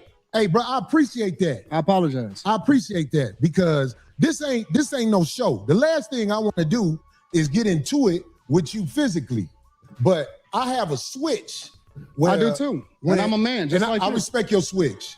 I respect your switch. you too. Okay, good. I'm glad, brother. We good. It ain't no fake shit right here. Absolutely, I'm with it. We straight. I respect your switch, brother. And I'm saying, like, a lot of people don't know the way I was brought up. You can't step to men like that. So I'm not checking you. I'm just trying to let you know we good. That when we talk to each other a certain way, like if dick sucking is brought up, that's just like motherfucking pissing on my shoes. So I'm saying, like, I could get back straight. We just, when I shook your hand, it wasn't phony. Listen, I get into it with my homies. I get into it with my brothers. I don't have no sisters. I got three brothers, and we scrap it out. I scrap with my nephews.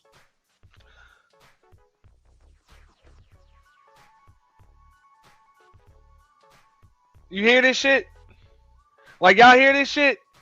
This nigga just compared like a squabble as far as disrespect goes with a nigga who you really don't know like that to scrapping it out with your fucking brothers or your nephews.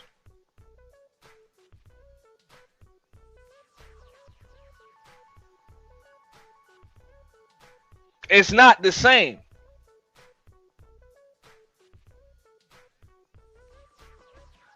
We get into it with family members and shit, with your brothers, you know, your nephews, whatever. Ain't nobody really trying to hurt each other. You get into it with a motherfucker on the street because they feel disrespected. And just like he said, he got a switch. I'm not saying that's the case with Corey Holcomb, but real shit. That motherfucker might try to delete you. He may try to end you. A brother's not going to try to do that because at the end of the day, your brother got to answer to mom. He got to answer to grandma.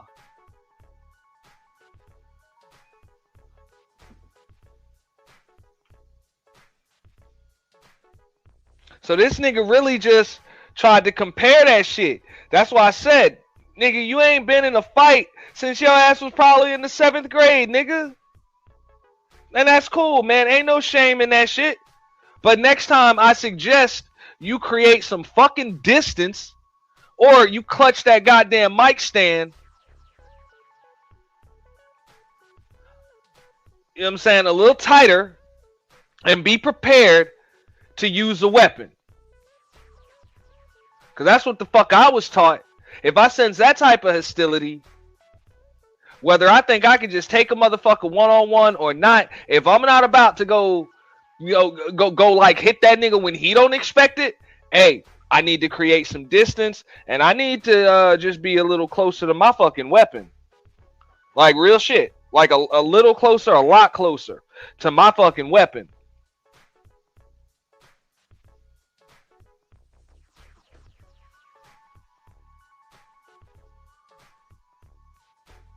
Because I can just tell by that altercation right there, nigga, your reflex is too slow, homeboy. If they even exist at all. You know? You've been on the internet too long. Your defense mechanism is to talk. It's to use a microphone and talk into it. Nah. That might have been how you got your money and how you built your platform and how you get your followers and shit like that. That don't work in real life when you have a grown man with his hot breath all up in your motherfucking grill, pissed off, crying and shit because that nigga doesn't like what the fuck he might be about to do. Nah, man. No, it doesn't work like that.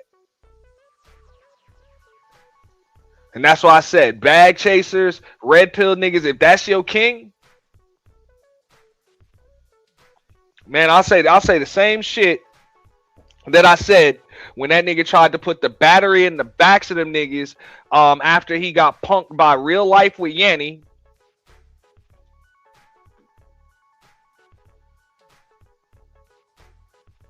And Six the Goddess in like the same day or within like a 24-hour span, but hey, didn't want to go at them, but wanted to put the batteries in the backs of a bunch of niggas to do it.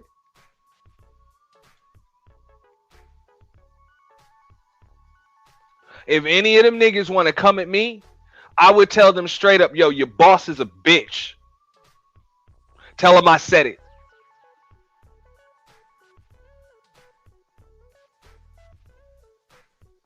And by default, I guess that makes you a bitch because your boss is a bitch.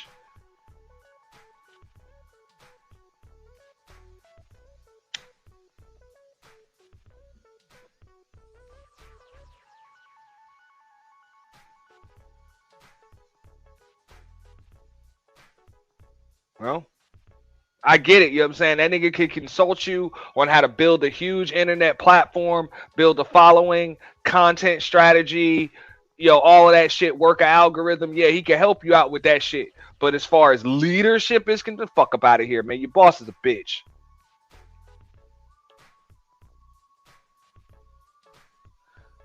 Because even right here, look at this shit. Corey is talking directly to him. Dead ass serious. Anton can't even look that man in the eye. He can't even look that man in the eye. He can't even look that man in the eye, man.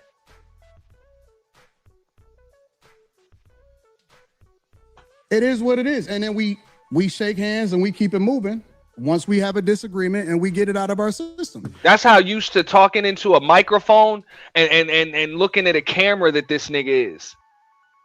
That he can't even look a grown man in the fucking eye.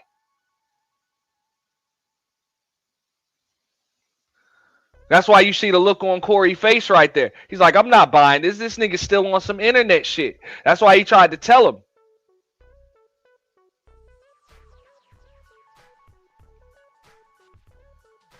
I told you I'm a music man. I'm 80-20 on it. I'm not 100%. But if so, that's some hella acting from Corey. I don't think Anton's acting. Well, I mean, Anton's always acting, so we're not going to know if he's acting or not. He's just always acting.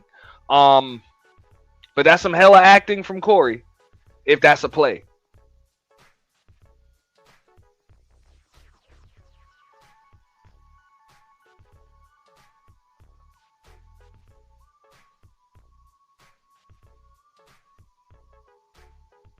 So if we good, then we good. I'm good. I'm with it. Let's get to the conversation. That's why I tried to explain myself right there, because I'm like, this man probably don't even know that my mind is set up, Anton. My mind is set up when people do things like throw I call it backdooria on my show. Mm-hmm. When people throw that at you, it's a set off. And I'm saying, like, I ain't trying to get set off.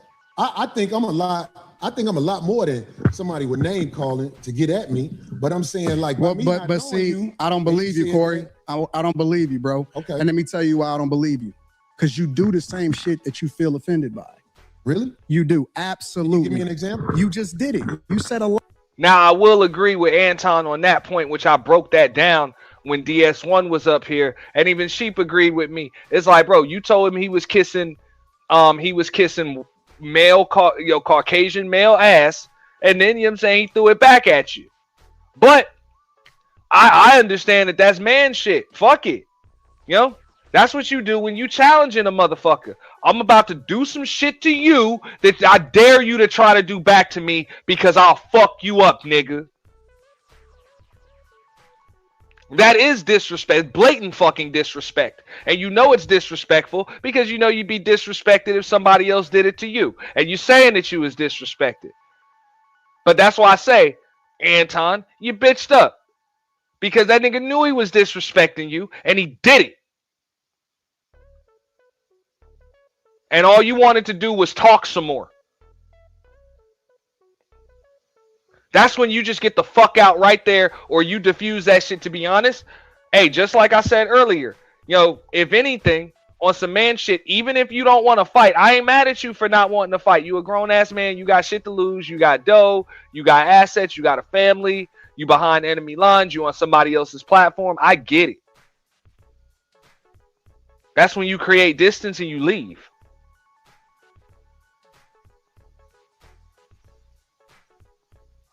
But you don't let another man invade your space.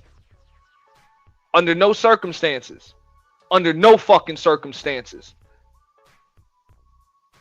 So you can say whatever the fuck you want.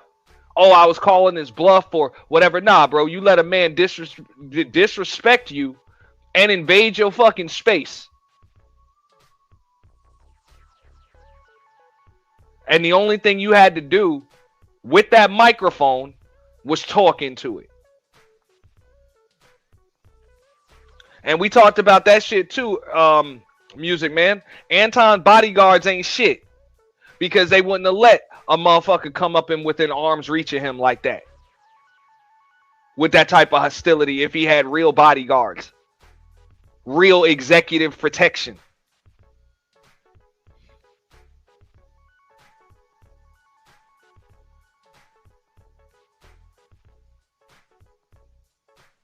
So you ain't got that.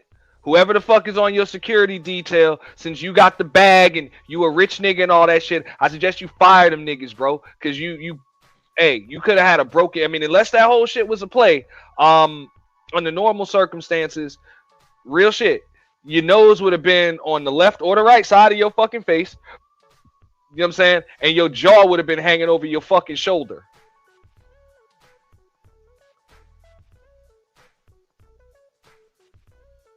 A lot of shit to me that I don't necessarily care about. I ain't saying nothing about dick sucking. You picking and real shit. Bodyguards don't retaliate. They don't fucking retaliate.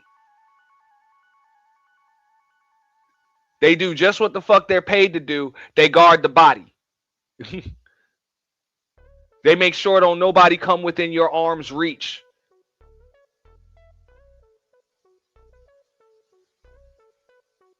choose what's disrespectful because you applying it to you. It's other people out there that don't take that shit. Okay, well, I'm glad you said that. So listen to me, Anton. But hold on. Let me say this last part. Land. But I get it because you don't know me and I don't know you. So you don't know what I look at as disrespectful. And so as a result, I just let that shit ride. The only thing that ever triggers me is it, and this is why I like to do shows in person. I told you before the show, I said I don't do no more live streams with people that I don't know. Did I not say that? Because I want to see and look in their eyes and see what's really happening, right? And the reason that is because the only thing that set me off is if somebody make it seem like they ready to do something. Then I'm like, okay, well, it's all hands up. Fuck the conversation. Well, how about this? People may be ready to do something for whatever reason. They want to be ready to do something. But what I'm saying to you is, you know, in this world, they are trying to normalize men in dresses. They trying to normalize a woman wearing a thong in front of a church gathering or whatever. Right. And you know what I'm saying? I could handle whatever is happening out there, but I'm saying, like, I'm still standing on this. I'm standing on this. If a man walking up to me with some homosexual talk, like I could take, I said this before, I could take a meeting at a brother like Tyler Perry's house because I know what's gonna happen if it go bad. The house gonna get tore up. I ain't saying that to act like I'm tough. I'm just saying, I feel you. There's certain things that we as men cannot say to each other without clashing. And it is my opinion with niggas that I know and where I'm from, if I say to one of my homies, man, suck a dick, everybody will get quiet that we know. And they'll be like, what is that? What is that? Because it's like, that's that homosexual talk.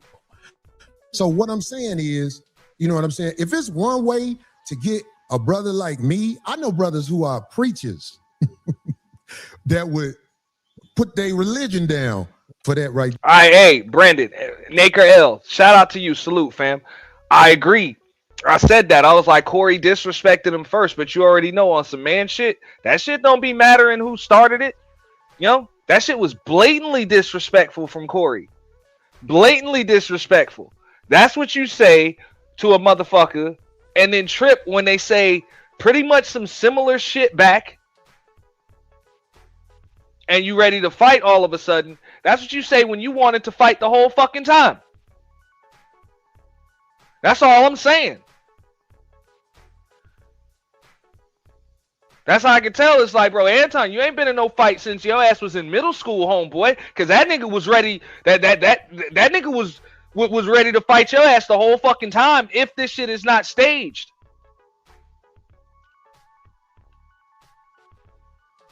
That nigga was blatantly gaslighting you to say some shit that would piss him off or give him an excuse to hit you or walk up on you and punk you. You got to be able to see that shit coming. So it's a way to go about that shit. Like when DS1 was up here, we was talking about that shit earlier. I'm like, bro, there's a way to handle that shit. You know, there's a way to handle that shit. It's like, bro, yo, chill out on the me kissing white male Caucasian ass and shit. You know what I'm saying? I know you wouldn't like it if I said some shit like, you know what I'm saying, you sucking on the phallus of black folks. If I said that, that would piss you off. So please don't say no shit like that to me, and I won't say no shit like that to you. It's a way to go about that, and that's the type of shit that diffuses that situation. But Anton didn't say that. He just said it and he just said it one sentence and then just doubled down on the shit. And then he went from alto to soprano, all right, when there was no longer a woman in between the two of them. It was nothing but bad breath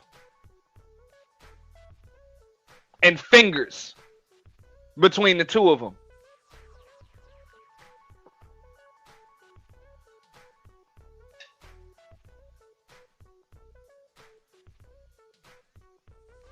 And then he refused to say that shit again.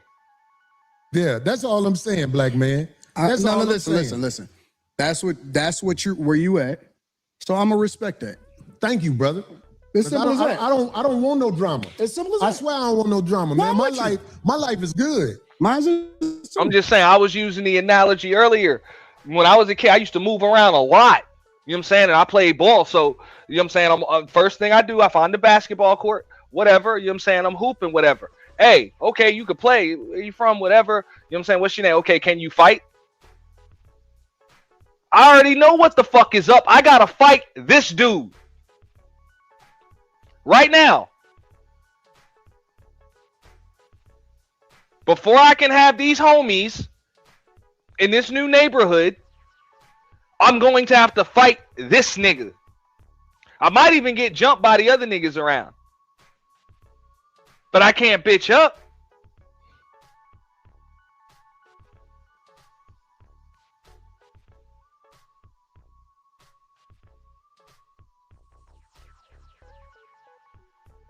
Or else I'm going to have to fight these motherfuckers every day. And damn that, if I can't go to the damn basketball court, who am I? Like, you know what I'm saying? If I can't go to the basketball court, who the fuck am I? You know? So, real shit. Niggas know that shit, bro.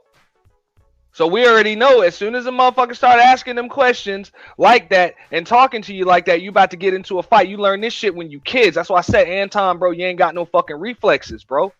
Your reflexes just slow. Or maybe you just been in front of that microphone and in front of that goddamn that webcam too fucking long. You've been in front of that GoPro too long. I don't know. And no, don't compare that shit to squabbling with your brothers or your nephews and shit like that, because they got to answer to mom and grandmom and shit. And so do you. So ain't nobody really trying to hurt nobody.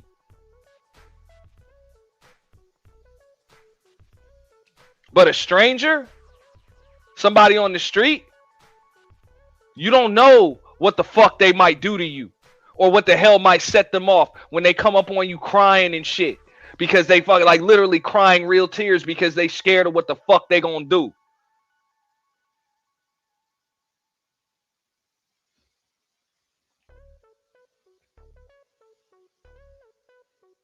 You know? So the first thing that you do is you either create distance.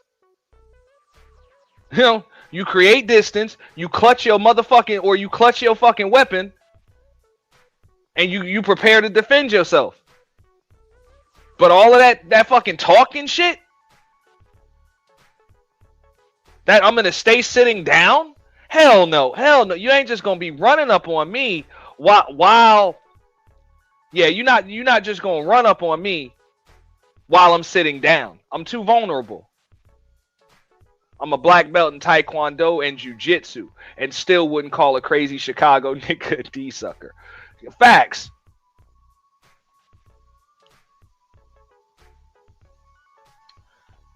You said he'd be outside though. Yeah. I believe you. My life is good. I'm with you. You know what I'm saying? I ain't want you to come up here for that. It's just the simple misunderstandings that we as men can have I think older black men like us need to make sure there are boundaries that simply can't be crossed when men are talking. And if you tell me a boundary, Anton, if you tell me a boundary, I promise you, I'm going to do my best not to cross that boundary. When I'm talking to Willie D don't like when you call him nigga. And I go out my way not to call Willie D nigga because I look at him as a man. I kick it with Willie too. For me though, I don't give a fuck about the talking. I don't have no boundaries. I don't care if a nigga say something about me. It is what niggas say shit like that all the time. Like that's the environment that we live in.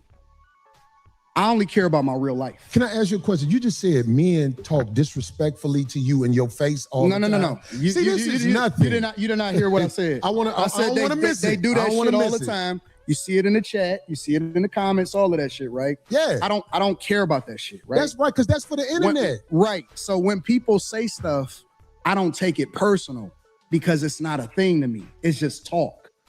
The only thing I care about is what happened in real life. When I cut that shit off in real life, my life is great. Right. Let me tell you something.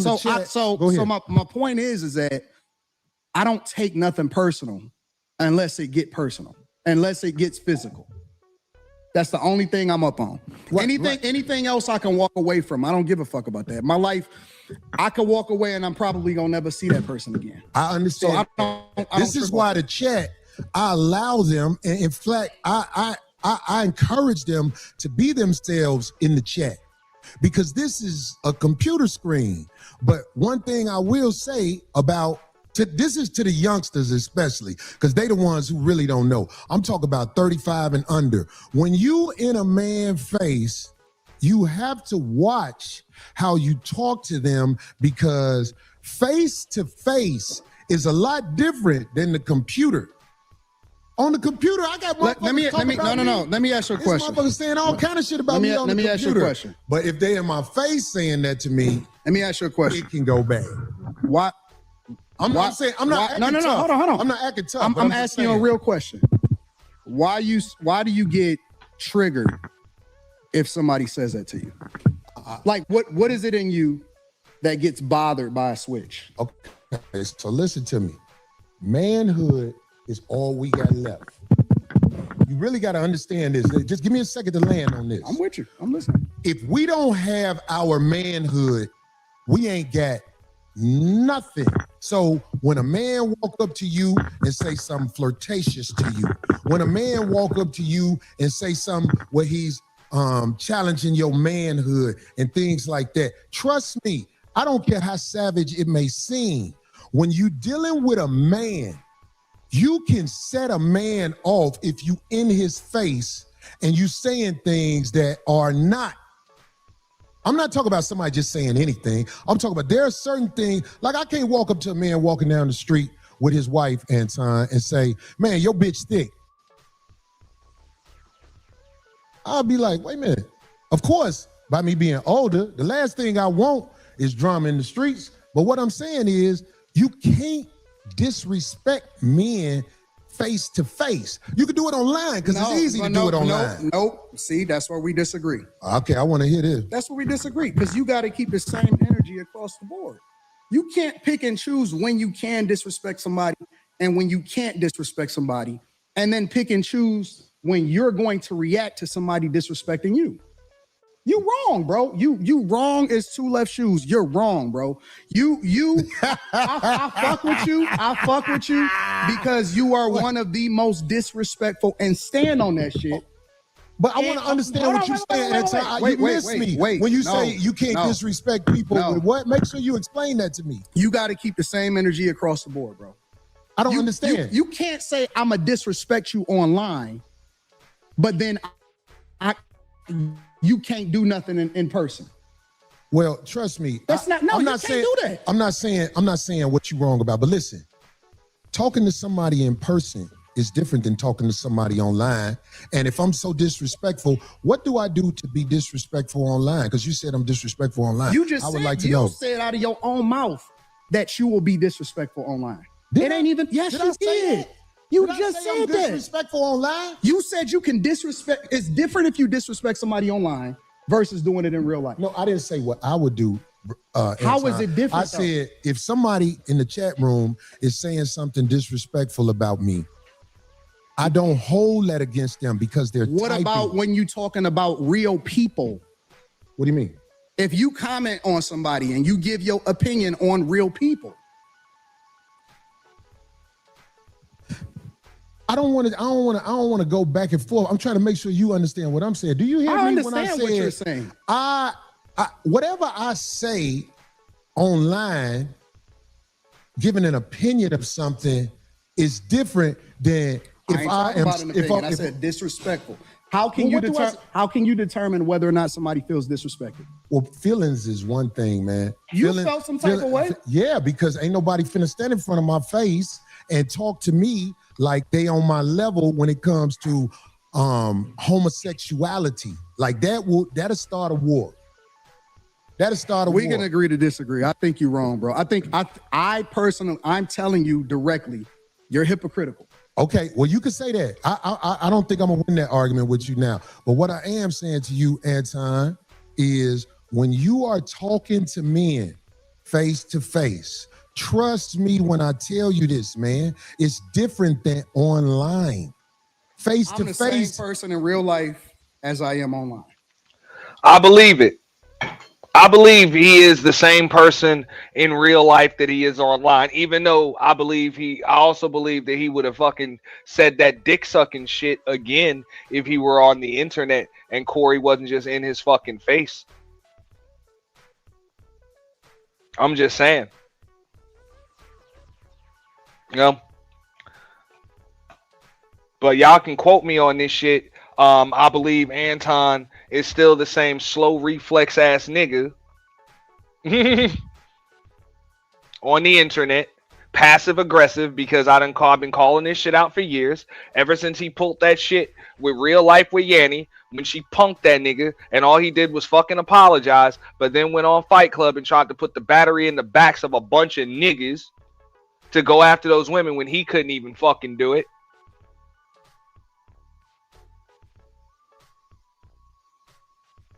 Just extremely passive aggressive as fuck, even like he's being right now in real life.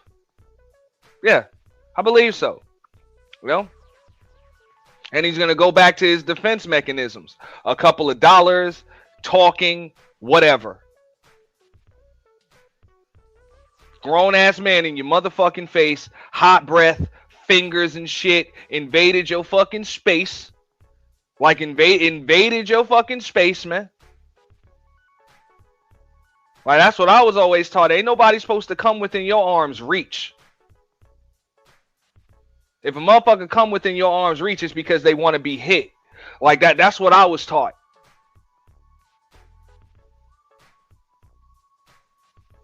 They want to be hit. Or they want to hit you. Either way, it ain't smart to wait to see what happens. That's what I was taught.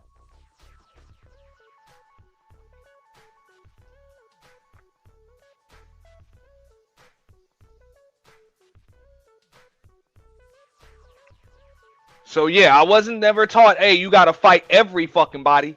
But hey, if you're not about to create some distance between you and the motherfucker that wants to come within your arm's reach, then hey, you got to hit that motherfucker.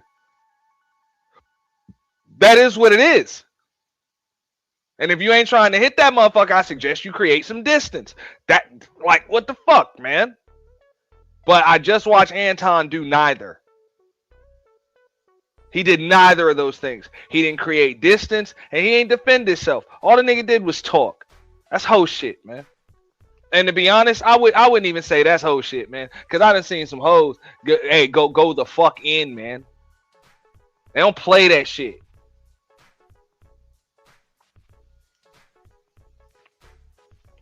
So that's what I'm saying, man. I saw that nigga talking real fucking tough and doubling down with some shit when it was a woman between the two of them. But as soon as there was no longer a woman between the two of them, it was just fingers and hot breath.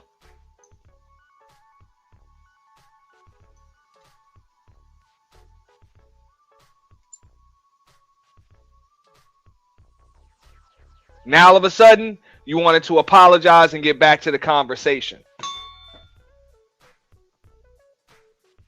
That's what the fuck I saw.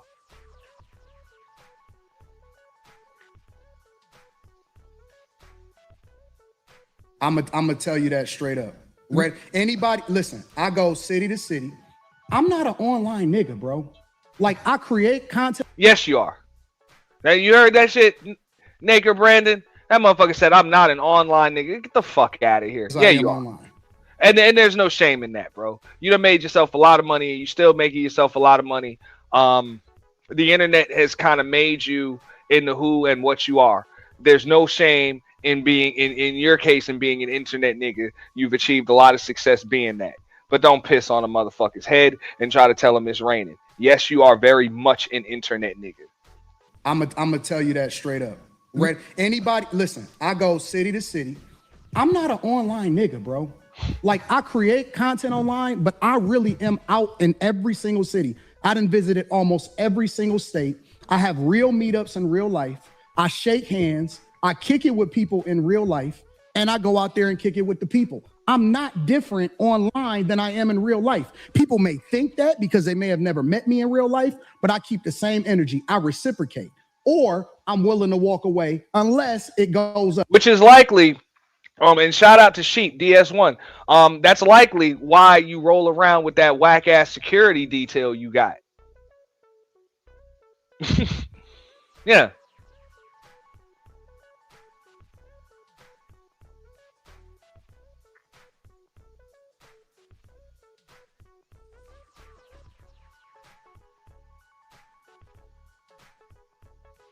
Because I ain't even a rich nigga like that. But if I'm going to go from city to city and pop the same shit that I be popping on the internet, I got some niggas that'll fuck a lot of these niggas the fuck up. You ain't just going to be running up on me, even like Corey just did right there. That shit wouldn't have happened, bro. I got homies that wouldn't allow that shit. Like real life homies.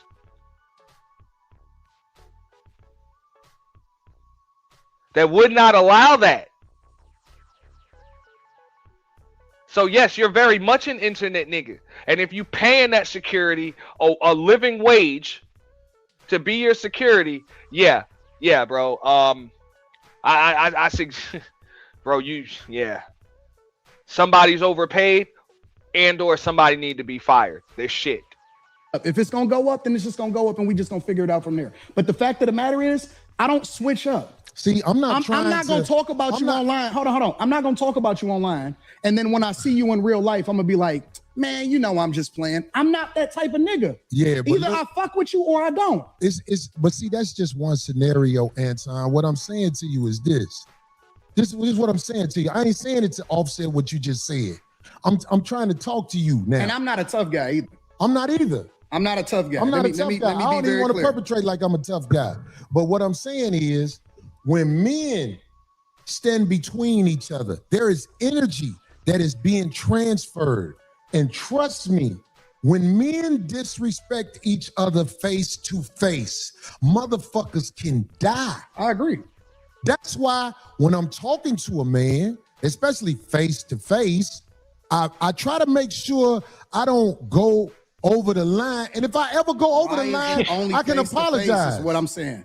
I understand what you're saying, and I agree with you. Right. Why is it only face to face? That's where we disagree at. Well, anything I said, I will say in the face of a man that I said it about. All right, well, that's cool. I don't go there to try to. I don't have to shock jock.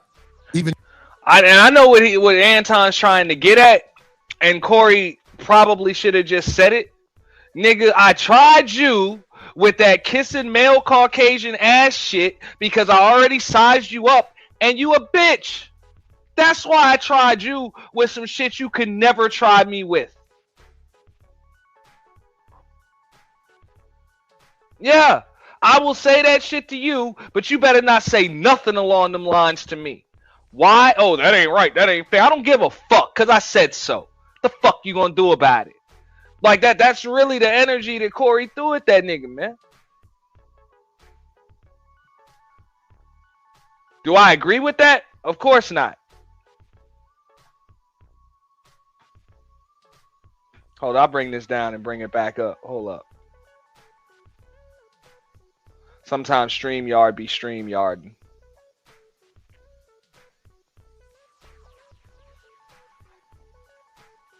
You know? But you feel me? So I'm just saying, I've been there. And that's the way I was taught from the elders. It's like, fuck that. Motherfucker come and disrespect you, bro. Hey, you know, oh, so what you trying to do? Man, fuck all that, bro. I'm calling you a pussy. What the fuck are you gonna do about it?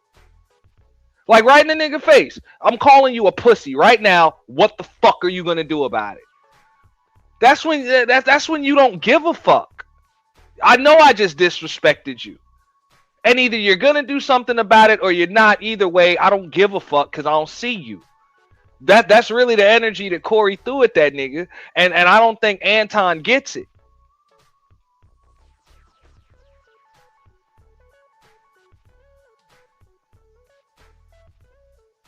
So deep down, I wish Corey would have just said that. Just straight up, look, nigga, I was about to hit you, bro. I was about to fix your fucking face, nigga. Nigga, I was about to trim your beard, nigga. You was about to have to shave that shit off, bro, because you was about to have a broken fucking jaw.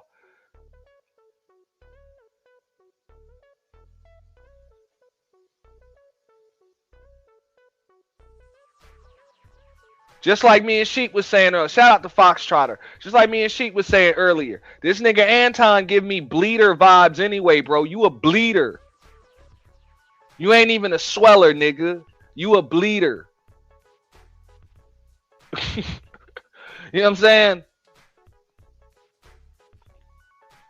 One square punch, yo, you just bust open, fucking blood everywhere.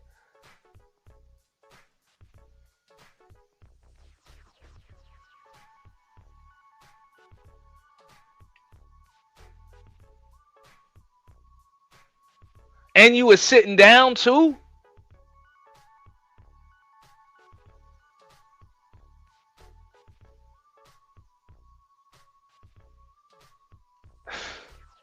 I'm sorry, man.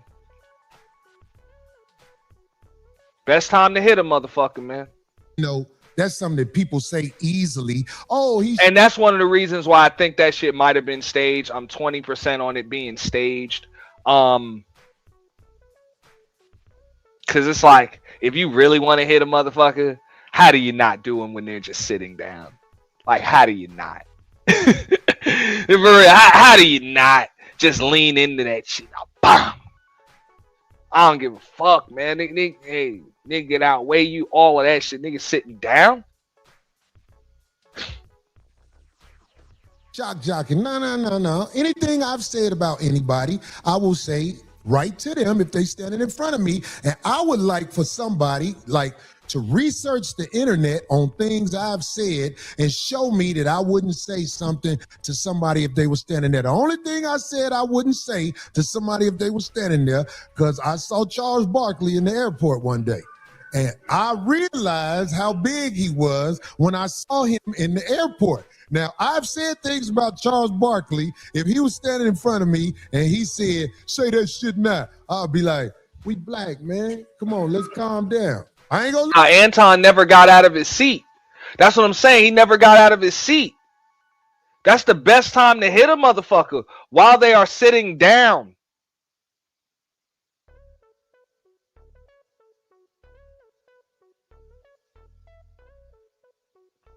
Look, all that let's go to the back shit, look, fight or flight was activated, and that's Anton's way of activating the flight. Come on, man. That care to step outside shit, that gentleman's squabble, that doesn't happen. 9 out of 10 times, 95 out of 100 times, if something's going to go down, it's going to go down right there. With the time it takes to get from where you are to outside, that's when the whole hold me back, somebody's about to break that shit up or stop the shit.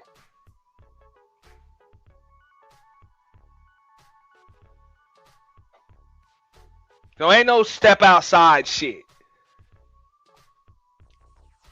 There's no step outside. That's bullshit. Could have did that shit right on camera, right there, if it was really like that. The fuck would you step out? What's the purpose of stepping outside? You're not even. I can even understand if you're in your own studio or your own platform. Anton wasn't on his own fucking. He wasn't in his own studio or his own platform. So what the fuck is the difference between stepping outside and doing that shit right there? What the fuck is the difference? There you go. Facts, Naker L. To get security, to buy time. That's the only reason why. You know? Because you don't give a fuck if you fuck furniture up.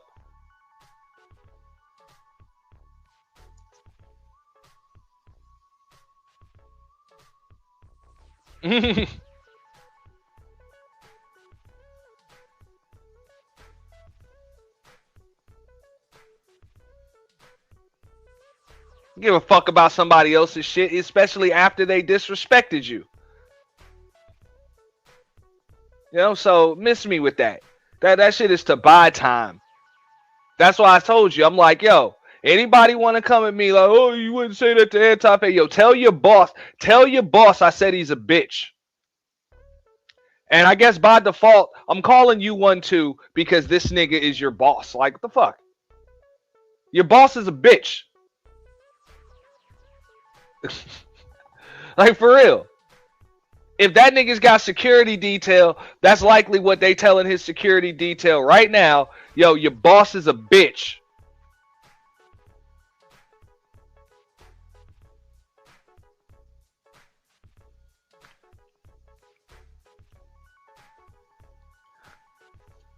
You think Anton would have pulled that shit on Aaron the plumber?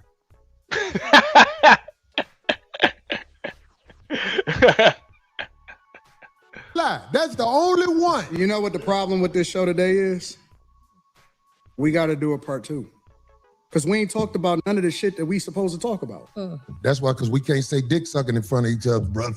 Well, I know that now, right? I get it. And I appreciate you for giving me that, because that shit, I forget I'm still Corey, because I don't live a life of getting into it with people. I really don't. No, Corey, you pick on people that you think ain't gonna respond to you. Now, give me an example.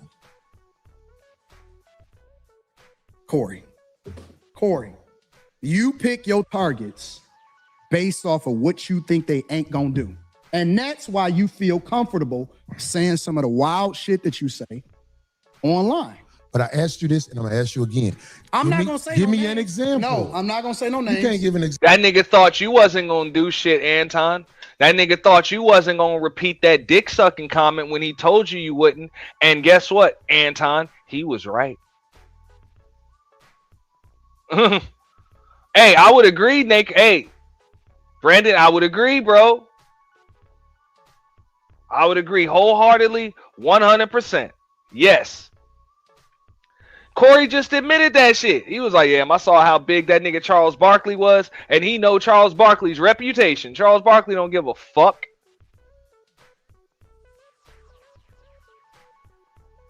Charles Barkley been throwing motherfuckers through windows and spitting on people and shit for a long time. That nigga Chuck don't play that shit. So he even took that shit back.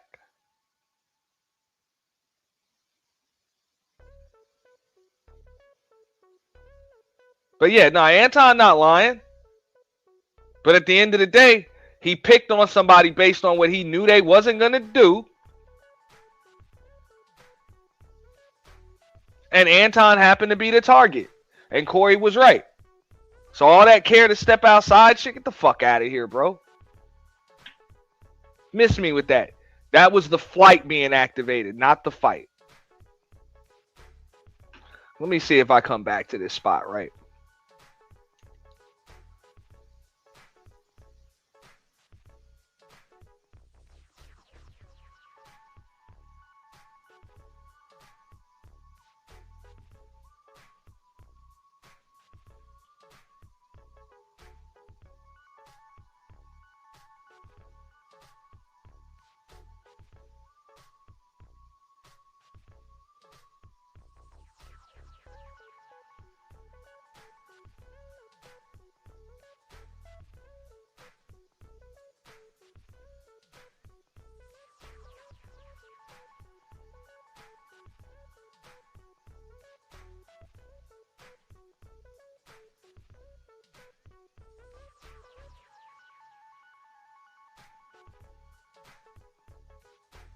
When this nigga fucking stands up and turns his back, I ain't find the spot. Hold up.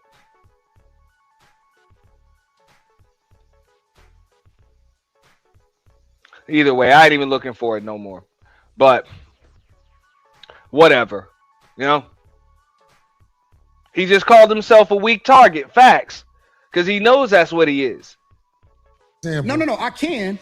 Will you please because I don't want to implement nobody into this that that'll be bad. That's not a good thing. Well, do you understand by you saying that? I like to speak from my own perspective. It sounds like babble. But you know it's not babble. It's real, and you know it's real. That's why you laughing. I'm laughing at you because you didn't. I had to ask you twice so far. You pick your said targets I pick on people carefully, and I said, give me an example. You pick your targets carefully, very carefully.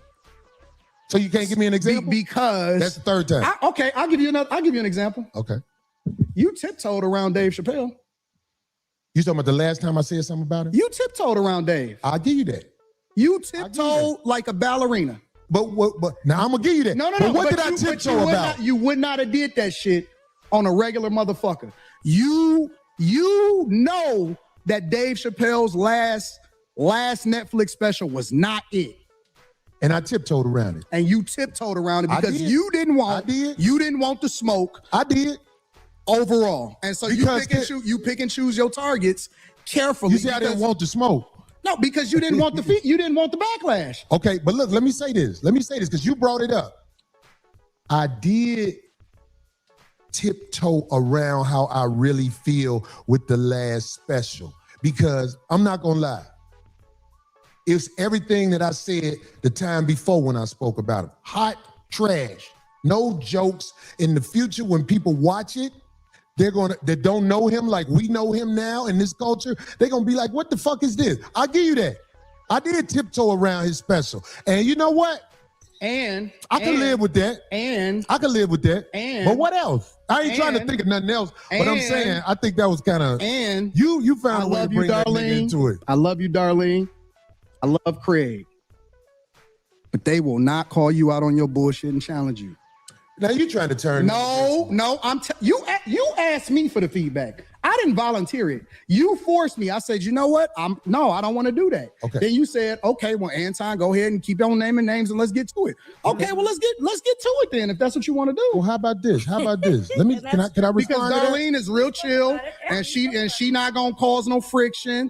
And Craig is happy to be here. Okay, so can I say something about that? But see, I don't cut me off. I don't give a fuck because I'm rich too, so I'm cool.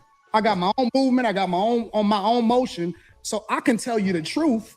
And I think that you also surround yourself with people. Well, there's more to this shit, music man. It's about 20 more minutes. They get into it again, and we're gonna watch that. I'm gonna get to that part, and then I'm gonna end the show. But yeah, it's just that first 90 seconds or whatever. I could do a whole week's worth of content on just that alone. That will not challenge you because you big dog to them. Okay. You big bro. Okay, so let me say this since you brought up Darlene and Craig. Let me say this. You don't know our relationship. But I know what I'm doing more teaching. I'm doing more teaching on some real street level shit than I thought I would have had to do. But listen to me, Anton. You don't know me and her relationship. I'm listening.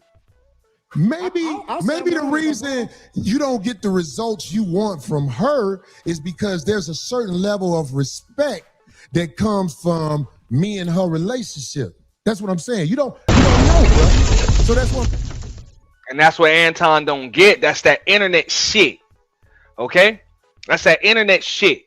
Just because you'll get all of these heated arguments and shit with your fucking co-hosts and shit doesn't mean that Corey got that relationship with his. You don't know what kind of checking and disagreements they go through behind the fucking scenes.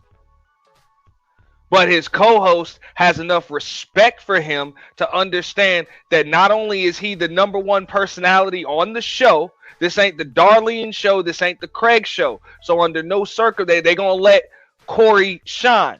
And if they disagree or some shit, they gonna talk about that shit behind the scenes afterwards and clear that shit up. But they ain't gonna iron out their shit in front of everybody. See, Anton will get into it with Q. Quentin, that is. And the other dude, I forget the other dude's name. The other co-host and shit. He'll undermine. Y'all remember when Aaron O and Brittany B was co-hosting Fight Club and shit.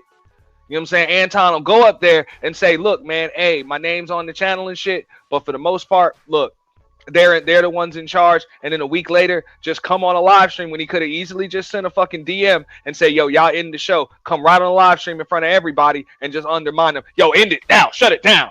Show everybody that you're the one in charge after you just said that you're not. A week ago, yeah, you thought nobody remembered that shit.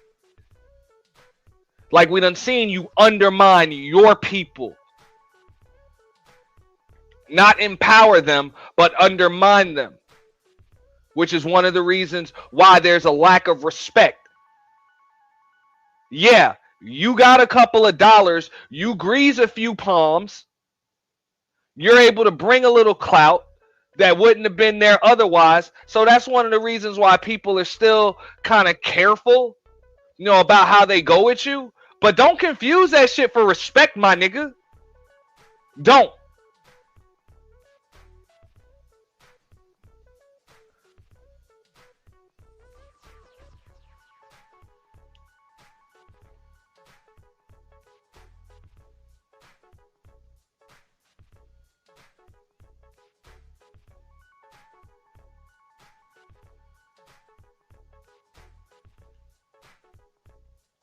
Because that's why when you get into some shit, like you got into some shit right there, you be out there swinging and banging by your motherfucking self.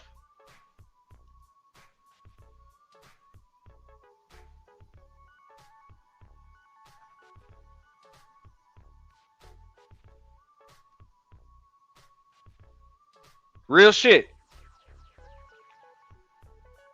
That's what I'm saying. When I would say to them niggas, your boss is a bitch, they know their boss is a bitch. So they just work long as the check coming in.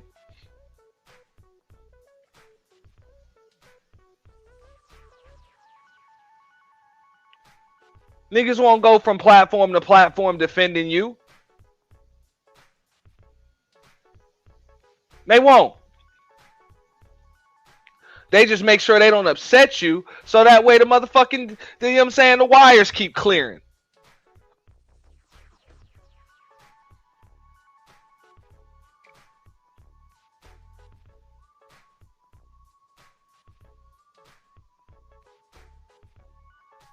I'm saying I'm not talking about you speaking on her. I'm not talking about you talking about her.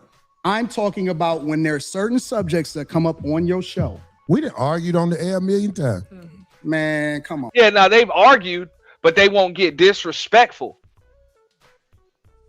It's not going to get disrespectful.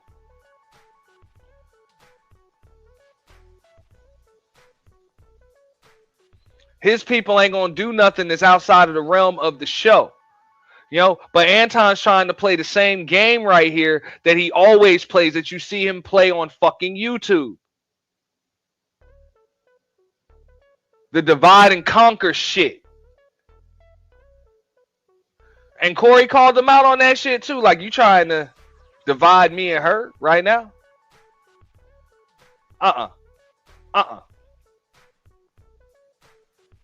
So at the end of the day, that's one of the reasons why this motherfucker will kiss male Caucasian and conservative fucking ass, because he learned that play out of their playbook. The divide and conquer, tried and true strategy that always fucking works. That's why that nigga will come on live streams. Oh yeah, you got my number, man. Hit me up whenever you want. All of that shit. Say that shit in front of everybody and shit.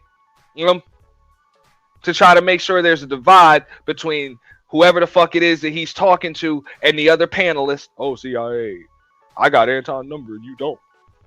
Type shit. Try to put the batteries in the backs of certain people. You trying some basic shit that isn't going to work on this crew. It's not.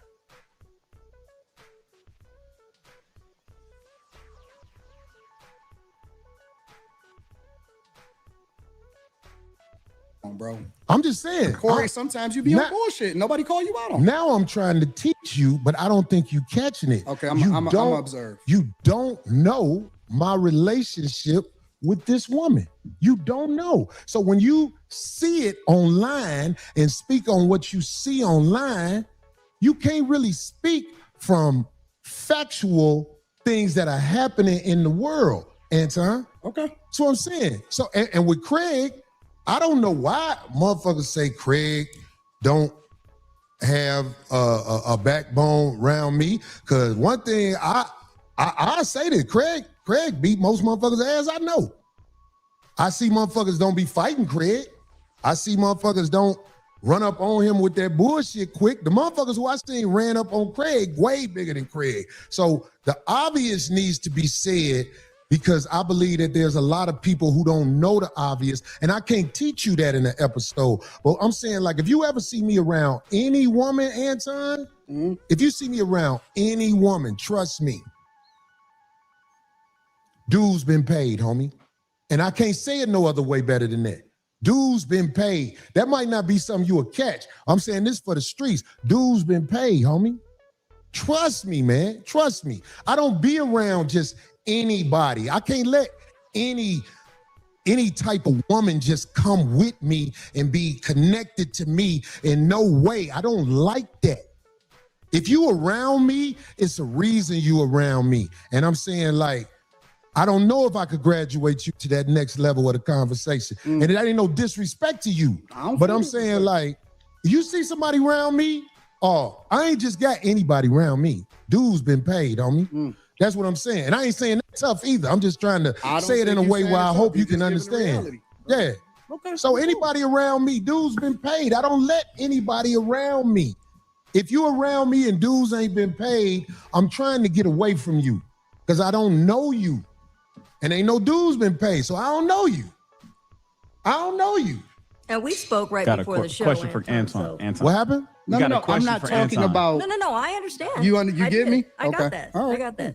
But in my case too, whenever I choose to speak up or challenge him on anything or tell him, look, I don't agree with that or what have you, I won't keep delving into it because I don't see the point, because I know at a certain point with men like you at your age, there's not going to be any change. So why? I don't even bother with it. I just, I might say, I don't like that. I don't agree with that. And then if they want to I'm not for it. I'm with you. That's it. I just don't like, I don't do that. I got way more important fish to fry. And that Anton looking for content for the next day.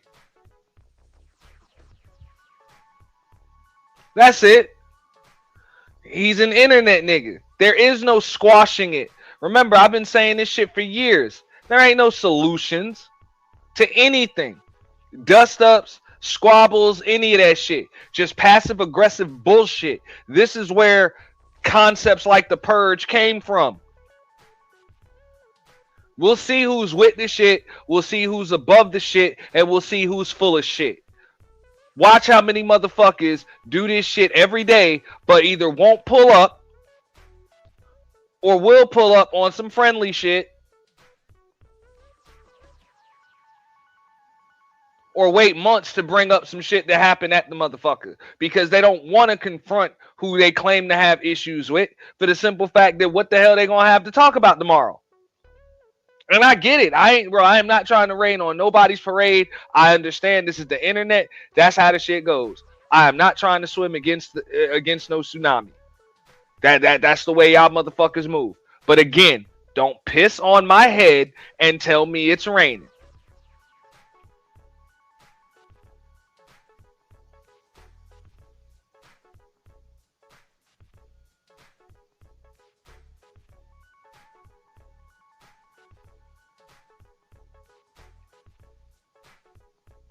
No, the money ain't in the treatment. I'm sorry, the money ain't in the cure. It's in the consistent treatment. You know, a resolution, moving on, that shit don't bring the clicks and the views and the viral moment. Just like I said earlier, I'm like, yo, why not go to your fucking channel? And when people ask you about it, look, man, everything's straight. Me and Corey, we hashed that shit out. Even if you didn't. Nah, You gonna go back? You done said you apologized multiple fucking times. You know what I'm saying? You done got checked, nigga, that came up in your face. All of that shit. You know what I'm saying? That man shook your hand, apologized and shit, but then you back on your channel the next day, popping shit. Man, fuck out of here. We need to do a part 2.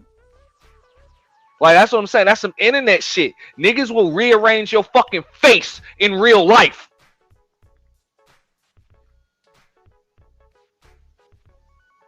Niggas will send your bitch your beard, skin attached.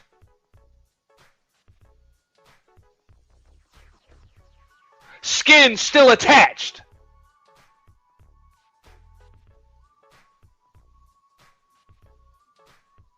Niggas will break your fucking thumbs. You saw that dick sucking comment? That comment right there? Niggas will make you suck your own dick.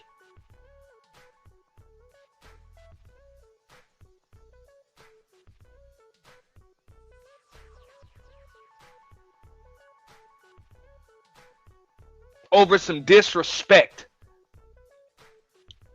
So everything ain't about a click and a view. So all of that, I'm not an online nigga. Yes, you are. Because if you don't understand that that's the way shit gets handled in fucking real life, that's why you just don't let it go there.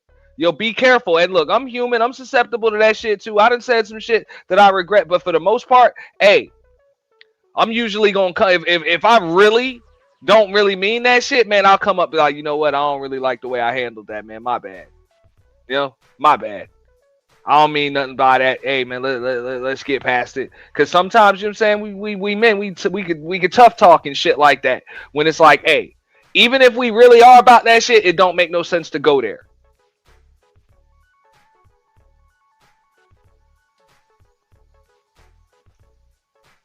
But when everything is for a click and a view, everything is for, oh, I'm just trying to get to, you know, another 50,000 subs. I get another 50, 100,000 subs off this. Then fuck out of here, bro. Niggas will fuck you up. For real, get some subs off that.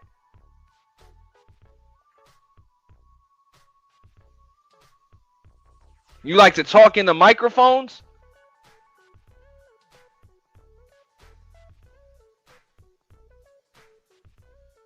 Niggas will make you suck on a red hot knife.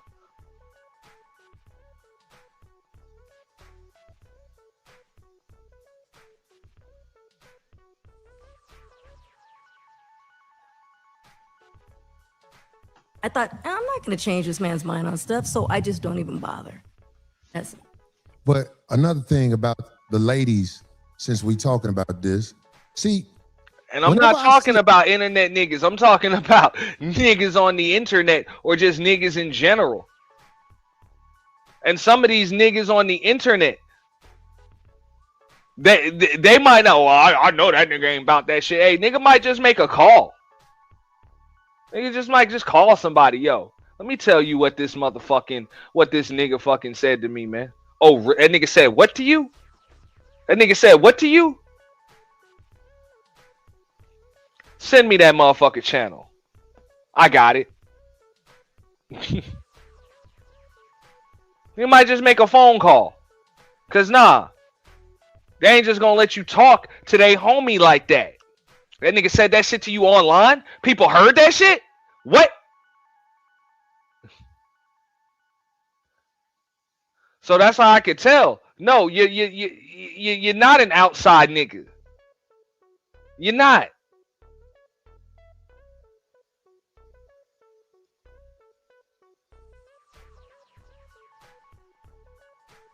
And a lot of these niggas aren't because they don't understand that shit. The nigga who you get into it with ain't even got to be about that motherfucking life, man. Sometimes they just know somebody that is.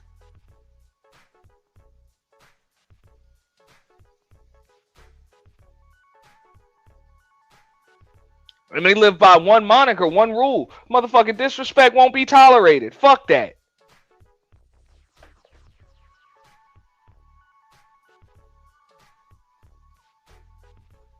A woman with a man, most of the time, if it ain't your wife, I already say to myself, what is this fuck shit? Why is this motherfucker in the streets with you? That's how I feel about life. So I'm saying like, that might be a prejudice that I have. I can admit, if a woman is in the streets with a man, fuck is this? Why? Why do you care about that? Why is that meaningful to you? No, it's not that I care at all, because it's not my business. But I'm saying, like, if a man stepped to me with a woman and it ain't his wife, all I do is say to myself, you mean like checking you? Not checking me, brother. I'm saying like if this is where Corey might want to, you know what I'm saying, kind of, this is the difference between podcasting and streaming, right? Like Corey does a podcast, so he's used to kind of, you know, controlling the dynamics of shit. Anton's a streamer, so he used to being on panels and all of this shit. So this line of questioning leads to gaslighting. And you got to know that Anton is setting you up for the gaslight right here. All of these fucking this line of questioning, he's trying to pick apart everything that you're saying so that way he can find a way to discredit you in about 5, 4, 3, 2. If a man has a woman with him, okay, and you know what I'm saying, it's not his wife, I don't know what the fuck that is, and I don't want nothing to do with it. That's all across the board as I've gotten older and wiser. Like if a man got a woman with him and he say, hey, hold on, man, how you doing? This is my lady, so-and-so, so-and-so. It makes me say, okay, this is his lady. That's what that is. But I'm saying, like, if a man is in the streets with a woman, sitting next to a woman, and all like this, whatever, and this bitch ain't been explained, I'm like, hold on. What the fuck is this sucker shit? Especially if it's imposed in any way. Hey, I'll agree with that. Nah, that's the part that somebody had to correct me on earlier when they came in. Because I just skimmed through this. I saw the altercation and I saw the dust up on the way out. Yeah. Nah, he definitely dry snitched on that shit right there. Which is likely one of the reasons why Anton's about to get fired up and dip. But whatever. Hey. Whatever. Fuck it. You know? Corey actually said during this interview that he had no respect for you. Anton Daniels. He said that shit. He proved it over and over again by coming up in your face, doing some shit to you that he considered disrespectful if you did to him. He had no fucking respect for you. So what made you think that nigga wasn't gonna dry snitch on you?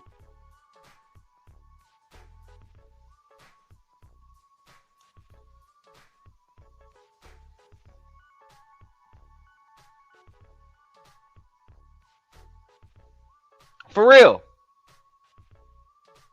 No? So keep your shit clean, nigga.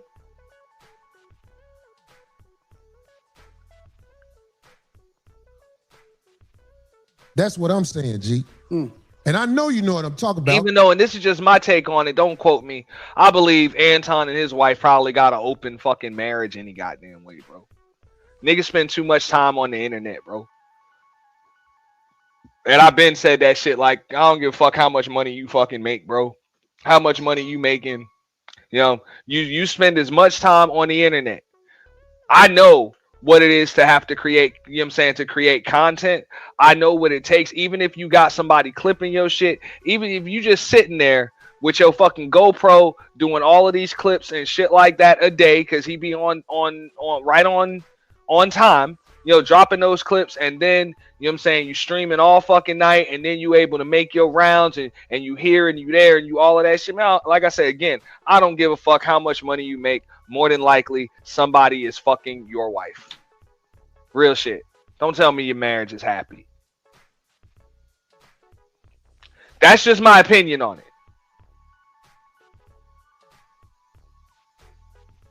And I don't give a shit. You can have an ugly, fat, you know what I'm saying, Chick, it doesn't matter. At some point, she gonna feel like she ain't even got a fucking man.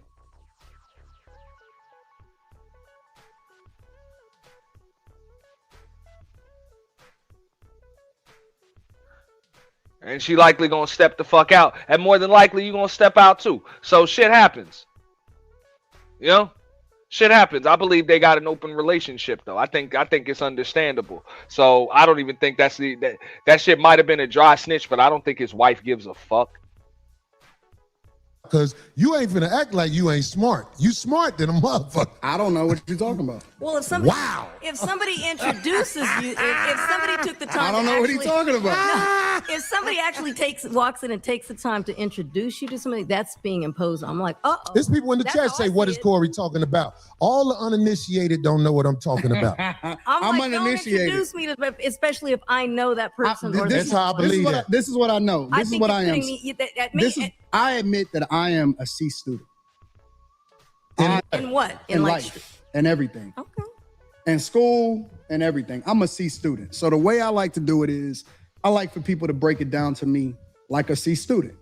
Help me to understand like I'm barely graduating. Break it down to me like a little child. The way that you would talk to a child, talk to me. Right. That's why I like to do it. And it's easier for me to digest it. I like that you said that, but see, I'm glad he just admitted that shit, because I agree.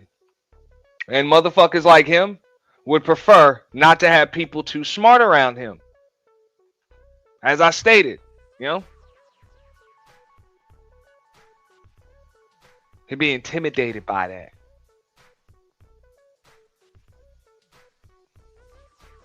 I'm at a stage of the game. I ain't got time to talk to kids. Why not? I don't got time to talk to kids. My kids grown. And I'm saying, like, if they ask me to go to the school and speak to the children, I would tell the children to do what's right. Because I know that's what they're supposed to do. I'll be like, listen, do what's right. Whenever you get that feeling like you're doing something wrong, then, step back and do what's right. That's what I would tell kids. That way I would be able to speak from the heart. So you're one of those do what I say, not what I do. No. Let me tell you what my translation of that is. Uh-huh. This is my translation of that. I don't want to substantiate my argument, or I don't want to break it down to where you'll actually understand it, because you may be able to break down what it is that I'm saying. So I choose to only speak in riddles, and I also want to speak in parables, because then I could say, well, if you don't know, you don't know, you don't get it. Now, I might get it. I might know exactly what you're talking about, but I might act like I don't know what you're talking about because I want you to substantiate your argument. So that's what I stand on. But that's why I say break it down to me like a C student. Like, you understand that these niggas are speaking in code right now, or thinking that they're speaking in code. And Anton is truly getting pissed off, right now. That's why he keeps knocking his fucking stack of phones down and over.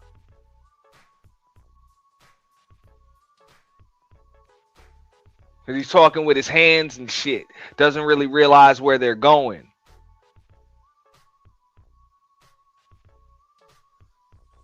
Facts.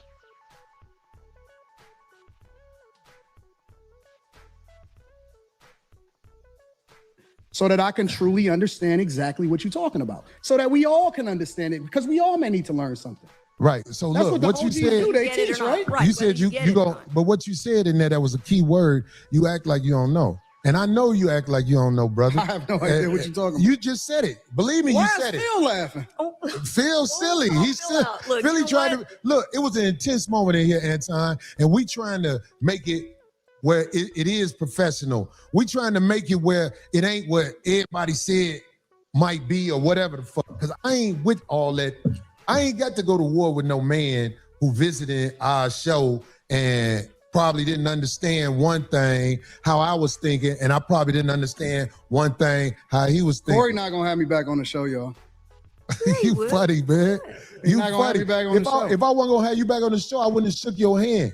I hope you believe that. When I caught myself, I was like, you know what I'm doing right now, Phil? I'm putting pressure on him to get me back on the show. But it ain't working by saying that he not going, because it ain't gonna work like that. But I'm saying Corey don't like this, dog. He don't like this.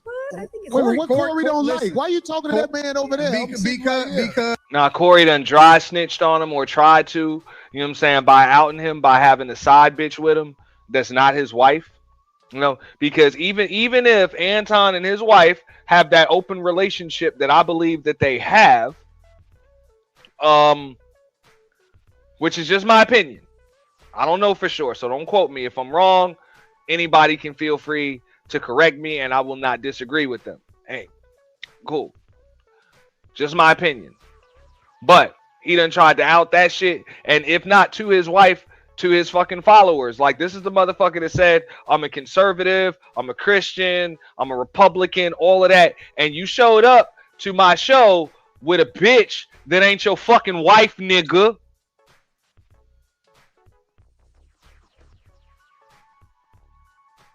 Am I and is the general public supposed to believe that you are not fucking this bitch? Real shit. Are we supposed to believe that? Inquiring minds want to know. I believe that's where Corey Holcomb is coming from. So let's see. I got to talk to Phil. I'm talking to Corey through Phil. You know what I'm saying? If you know, you know. Here's the thing. Them the games where niggas get into fights. I'm telling you, this is how it jump off. Go ahead. Corey not going to have me back on the show because Corey is not having fun right now. This is going to be one of Corey's best shows, but he's not having fun right now. And Corey seems to be a feeler. I'm more of a results-driven guy. Corey seems to be the type of person that goes off of how he feels. If you notice, I'm doing a lot of explaining to you about how the line can get crossed, but you're doing a lot of telling me what I am. I think that's homosexual behavior. I said Corey seems to be, meaning that I'm leaving open a door to get corrected. I want him to correct me if I'm wrong, but I still want the freedom to be able to give my opinion. So you don't want me to get my You thoughts? can have the freedom, brother. What I look like trying to take freedom from you? No. I'm starting to feel some type of way, bro, because why is everything homosexual to you? Well, this is what I'm saying. Like, if, When I'm did gonna try to the explain. conversation turn into homosexuality again? Okay, I'm gonna let you land. Because I don't want to talk over you. I'm enough. trying to understand it. Why is everything gay? I can explain it. I can explain Okay, it. go ahead. Maybe look, I'm not saying that you gay, but what I'm saying is if you looking at another man and you say you talking to me through another man, if I'm a man, I'm gonna say, well, I'm right here. Yeah, but you're not getting it. You still talk about me. Homie, this is a gay conversation. It's not. When you talking to men who play in riddles and stuff like that, I'm telling you, You the one that's talking in riddles. you ain't never been to jail, have you? Hell no, I ain't never been to jail. I Why could would have been to tell. jail? I could tell. You been to jail? Nope. Nope. So what the fuck that mean then? I'm just saying, like, if you went to jail, they would have to start you over from scratch. What would they do to you? The people who They fleece Johnson your ass, nigga. But good comeback, Anton, because it's like, have you? No. Like, so that's a weird question to ask a motherfucking, you ain't been to jail neither. A tough one. No. Just let me land with this. The people I don't think from a jail perspective, nigga. I'm not a jailbird. I'm never going to jail. I see. What the fuck is we well, talking you can't about? say what you'll never do, but I'm saying never going to jail, bro. Well, okay. I don't even have that dog. I don't even like that type of energy. I'm just trying to make a point. Anton. What I'm saying is, I have been around enough people who have been institutionalized where I know how to carry myself around men who not finna play with you. That's all I'm saying. I don't hang around niggas that been to jail, so I saw for it that way. The way you saw for it is a little bit different than the way I saw for it. Okay. So I choose not to hang around niggas that's been institutionalized that had to carry themselves a certain way because they made a decision that they wasn't supposed to make. And you know it's Now you hang around motherfuckers that need you, based on what the fuck you can provide to them off of the internet.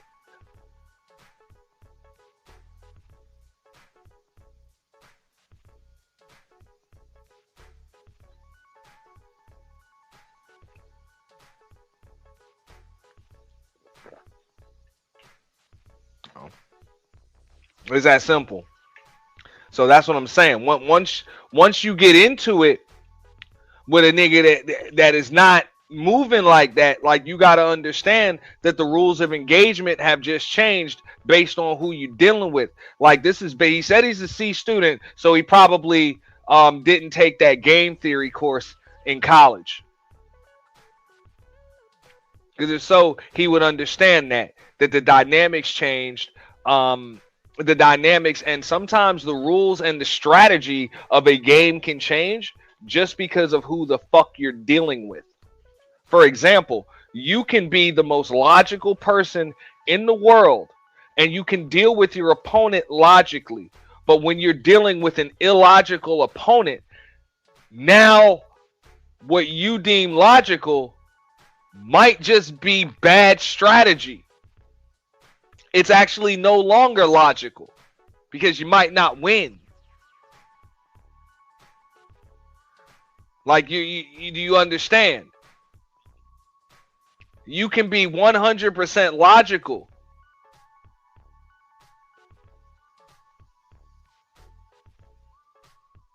And I say, because the course is game theory.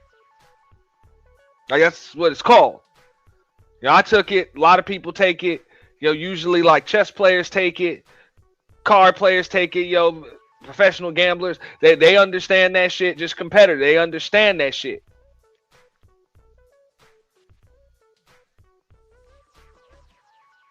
You can have a set of rules, morals, standards, all of those things. But as soon as you bump into somebody that doesn't play by rules and has no morals and has no standards, all of a sudden your rules, morals, and standards become worthless. So how do you deal with that person? Now all of a sudden you become the illogical motherfucker.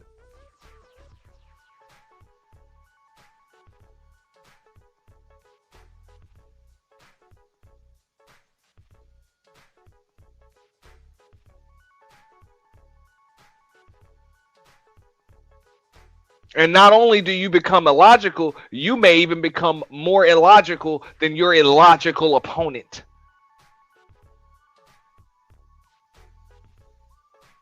Especially if you don't understand the basic rules and concepts of game theory. Men who not finna play with you. That's all I'm saying. That's all I'm saying. I don't hang around niggas that been to jail, so I saw for it that way. The way you saw for it is a little bit different than the way I saw for it. Okay. So I choose not to hang around niggas that's been institutionalized, that had to carry themselves a certain way because they made a decision that they wasn't supposed to make. And you know, it shows that you've been around people that ain't seen the other side of the game. Because some of the smartest men I know they've been to college and gave that time up. And it was actually a learning process for them. But they still got to stand 10 toes down when they out here, Anton. I don't believe that you tried to disrespect me now that I've been talking to you. I don't believe that. I believe that you are the way you are. I am the way I am. And it can clash if people are not educated on how to be around each other, because men can go to war over misunderstanding. He's throwing an intellectual shot right now. What am I doing? So without saying it, he's basically saying, oh, you from a different space, so you don't get the way that we move over here. Over here or anywhere in the United States of America, and that's not a black thing. I'm talking about Caucasians, Hispanics, and Asians understand the respect level men must have when they're in front of each other, because it can trigger war. That's all. Facts. And I don't think I don't really think that Anton understands where Corey's coming from right now. Even though it could just be a bunch of talk, you know, from Corey. Corey is being 100% correct. All right. So, like for me, I've never been to jail or prison or anything like that. But I've worked with guys, known a lot of guys that have gone to jail and prison. So I know there are some things that you just don't fucking do. Disrespect can't be tolerated. Little shit like skipping the line. You know? Like when you're in the grocery store or you're at the bank or some shit like that. You don't skip the fucking line.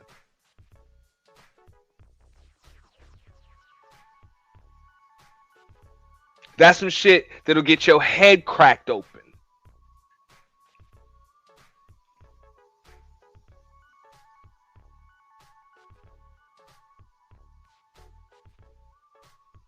Now somebody like Anton's like, hey, fuck that. I got motherfucking money. I had somebody hold my spot and they told me I could do it. So that's it. I got that privilege. Exceptions are made for the exceptional. So I can skip the fucking line. This is the way I move, and this is how I move through life. And real shit, there are going to be a lot of lines that you're able to skip. And like now, I'm using analogies here. There are going to be a lot of lines over the course of your lifetime that you're able to skip. And yeah, people are just going to mean mug. Sometimes people aren't going to do anything. But one day, you're going to go and you're going to skip that one fucking line like you do every fucking day. And that one motherfucker that decides to OG Bobby Johnson from South Central, yo motherfucking ass, is going to be standing in that line, and he's going to take it as blatant fucking disrespect, and he's going to snap.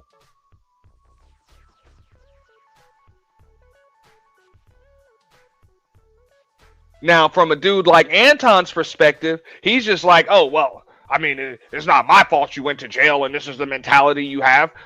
Fuck, man. Like, this is the way we do things out here. I know everybody at this bank, and I've got more money in this bank than you, so they just let me skip the line. It's not a problem. It's like, do you understand? This man will fuck you up.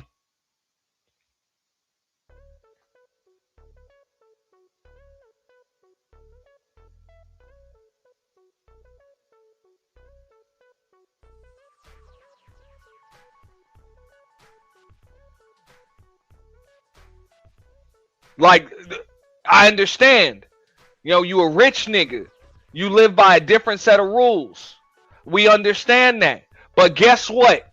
Like I said, the basics of game theory say, hey, you dealing with somebody that don't play by your fucking rules.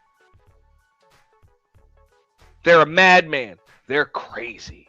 They've got issues. And they've got a set of rules that you don't quite understand. So this is the type of shit. And granted, they're not going to talk to you. They're going to walk up to you with a smile and teeth and just say to you, hey, bro, you do know you skipped the line. There's people back here, man. I think you should go to the back of the fucking line. They might even say that shit to you nicely one time. Like once. And then you'll try to sun them because you know you got more money than them. You can tell by the clothes that they wearing and shit like that. And their glasses. You're like, man, fuck out of here. This nigga wearing a pair of gas station shades. I'm wearing Versace's. This nigga ain't shit. You ain't got the ties in the bank that I got. Fuck you. I'll just talk to you like however. Security here anyway. They ain't gonna do shit to me. You know? That nigga's gonna smile at you. Pretend to step away. Or step away. Or just walk outside and wait for you to walk the fuck outside. And he's going to crack your fucking head wide the fuck open.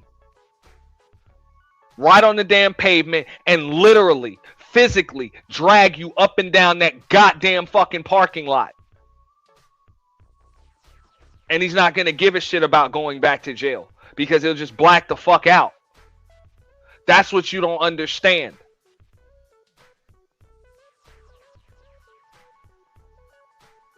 So you can sit there and you can look down on folks that have been incarcerated, folks that are going through trauma, PTSD, or people that just live by a different set of rules than you and just be like, look, I don't deal with those motherfuckers. But all you got to do is bump into one. And them niggas can fuck up your day, can fuck up your month. If you don't show a certain level of respect.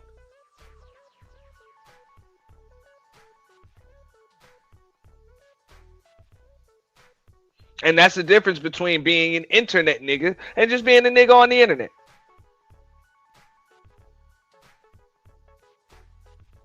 And I think that's the point that Corey was trying to get across. And to be honest, no, you don't have to go, because that's what they'll try to say. Oh, well, that's a prison mentality. And they'll try to use talking points and shit to argue with you. They'll go back to their defense mechanism, which is YouTube. And you don't have to be a jailbird. You don't have to be a convicted felon to just understand this shit. You don't. All you have to do is just, hey, know somebody or just have witnessed some shit. Witness somebody get fucked up over something simple. Over something fucking simple. Like, I've seen some shit. Managing a hot spot, a club. I done seen people get fucked up over not just the scuff, not just the step on the shoes, but a step on the shoes with no apology, no excuse me.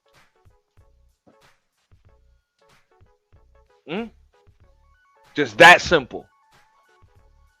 I'm pretty sure to this day that dude ain't right.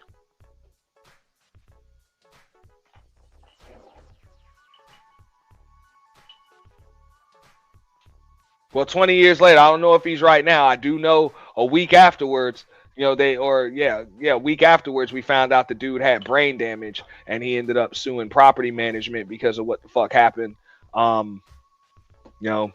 What happened in the parking lot. Tried to sue property management for that shit because he couldn't sue us. It happened outside of the establishment. But that's all it takes.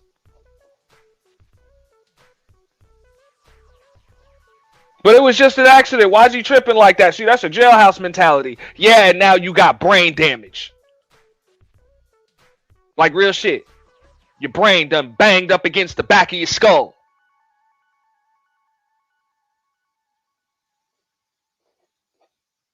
You was in a coma for about a fucking week.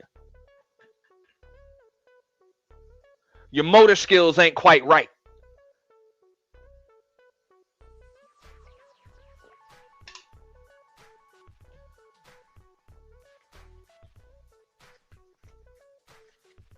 All because you bumped into somebody that ain't like you.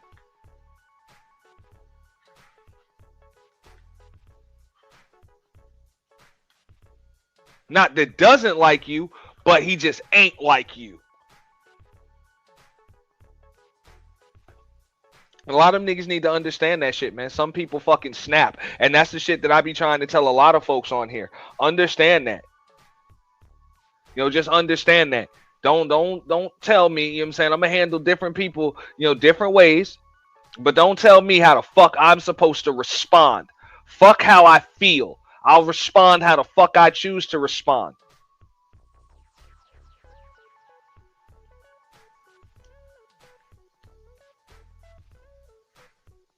That's why for the most part, you see me stay out of people's shit. I stay out of other people's shit.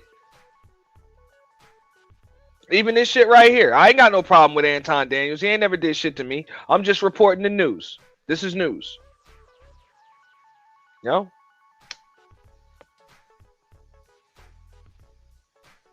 Shout out to King Parrish and Mike Johnson. He said Anton think because he has money, you know what I'm saying, he can say and do what he wants. That's what I'm saying. You're going to bump into somebody don't give a fuck about it.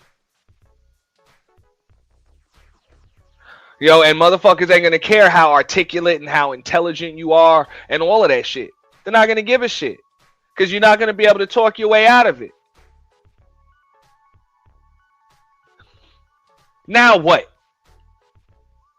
And they're going to take it as a sign of disrespect if you try to throw money at them.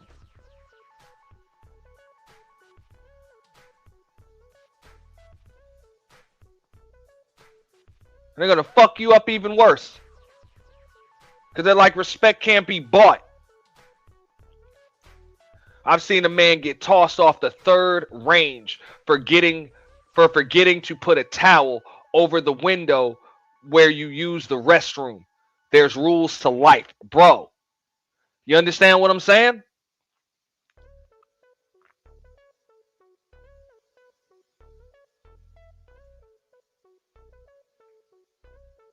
I had a homie one time. That motherfucker had he was driving, he had a lighter. He dropped the lighter in his lap. The other homie was in the passenger seat. Hey, He trying, you know what I'm saying? He want to light up the split, you know what I'm saying? The spliff went out or whatever. He's in the passenger seat. This motherfucker, instead of saying, let me get the lighter, he reaches for the lighter sitting in the driver's lap. That's a no-no. That's against man code. Oh, I figured you was dry. Ain't none of that, man. Nigga got knocked the fuck. They got his jaw broke. Right there. Reflex. You don't reach for a goddamn thing sitting in my fucking lap.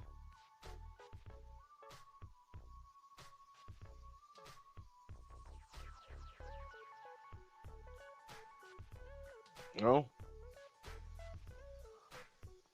All I'm saying to you. I understand everything that happens when it happens. I'm a chess player. That's what I've been playing my entire life. Okay. Maybe you walked into something that you wasn't expecting. I don't go. And niggas that say that I'm a chess player, Anton, I suggest you take up poker. It's a game of incomplete information. Chess is easy. All the pieces are clear right in front of you. That's easy. You know? All you have to do is kind of try, and don't get me wrong, you still have to be skilled, know what you're doing, and you have to think and strategize. So I'm not saying chess is always an easy game. It depends on your opponent. But at the same time, the pieces are clear right in front of you. They can't hide any. You might want to take up poker. It's a game of incomplete information.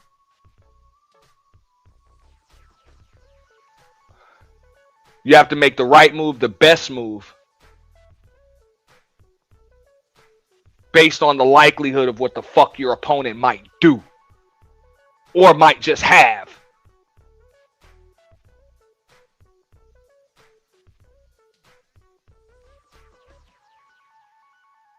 Those games where you can see all the pieces, all the variables are right in front of you, those are easy. Those are easy. I guarantee you, motherfuckers like this will always stray away from a game where the cards are face down, where the variables are face down. And you have to make an assessment and just do what the fuck is optimal based on your assessment, not just what the fuck you see and what you assume. Maybe I knew what you was gonna do before you did it.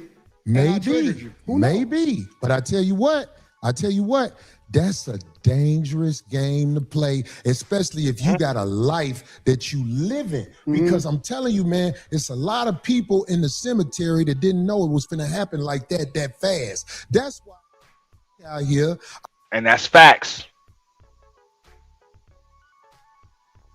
So I'm saying that chess shit the fuck out of here. I play chess, still do.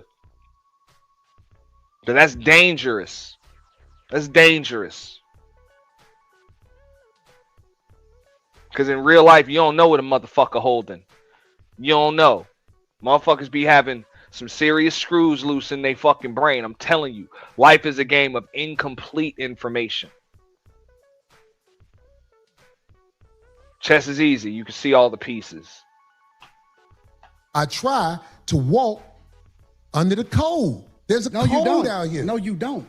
And that's why I said you say I don't walk under the code? No, you're hypocritical. I told you that to your face. The whole world a hypocrite, but what are you talking about? No, you're a hypocrite. You're a hypocrite when it comes. I believe you. When it comes to specifically you moving by a code. I don't understand what you're saying. Because you think that you can say what you want to say when you want to say it, and that people are supposed to respect the way that you move. But I don't think that you move the way that you're supposed to anyway. I want this thing to be studied because here's the truth. Brother Anton is talking about everybody else but himself and white men. This is a fact. I like this chat. Let me tell y'all why I like the chat. Everything but himself and white men. No, listen. I told you I want to come back and have a full conversation about it, or we can talk about it right now. I ain't got nothing better to do. Study this episode. You know what I'm saying? This nigga still trying to do some internet shit. And I don't know if Corey is serious. If Corey's smart, hey, you might want to get on some internet shit too. It can be pretty lucrative for you. But, I mean, somebody like Corey Holcomb probably has bigger fish to fry than an Anton Daniels. In my opinion, I think it's punching down. But we'll see what he does, when it comes to that. You know, just like Kenyon Martin, like after a while, he just realized punching down. This is a waste. Just a waste.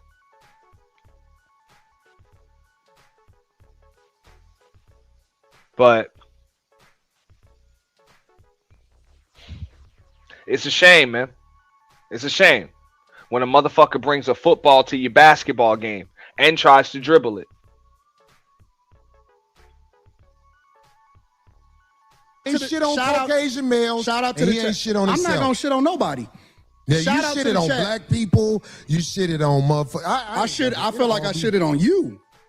To your face. To your face. Be careful shitting on me, because I feel like you talking shit again. I'm not talking shit. I'm Well, telling be you. careful. I'm telling you. You that- shitted on me to my face, but that shit will lead to some danger. Will we please stop the Trust me. See what I'm saying? You just apologized, and then that nigga put his face in your face, and you ain't do shit. You ain't just say, nigga, get the fuck out of my face, man. Like real shit. Like niggas see all this shit. Man, I could break this content down for a month.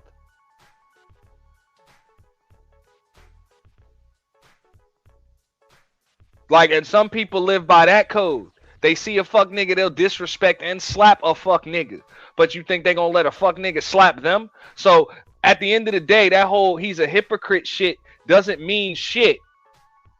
It doesn't mean anything. People know they're a hypocrite. You goddamn right. I'll disrespect and slap you. You will not disrespect and slap me, though. They don't give a fuck if that shit's fair. They don't give a fuck if that shit's reciprocal or hypocritical. They want that smoke. I'm not saying that Corey wants that smoke. I'm just saying. All it takes is one motherfucker, man, to fuck up your day. The tough talk. I got security. You got security. Ain't Homie, nobody I doing ain't got security. Them my people. Cool. Them your You security gotta people. hire a motherfucker to be with you. Absolutely. I'm always gonna hire somebody. You better. 100%. How you be talking? Corey, stop talking tough. Stop talking. Homie, tough. you just said that. I'm not talking tough. I'm talking to you straight up. Why are you so? You said you disrespected me in my face, and then you act like it was all That good. I disrespected you to your face. So I'm confirming what you said. You felt disrespected. So I am telling you that. Like, bro, what's with like the finger? The fuck?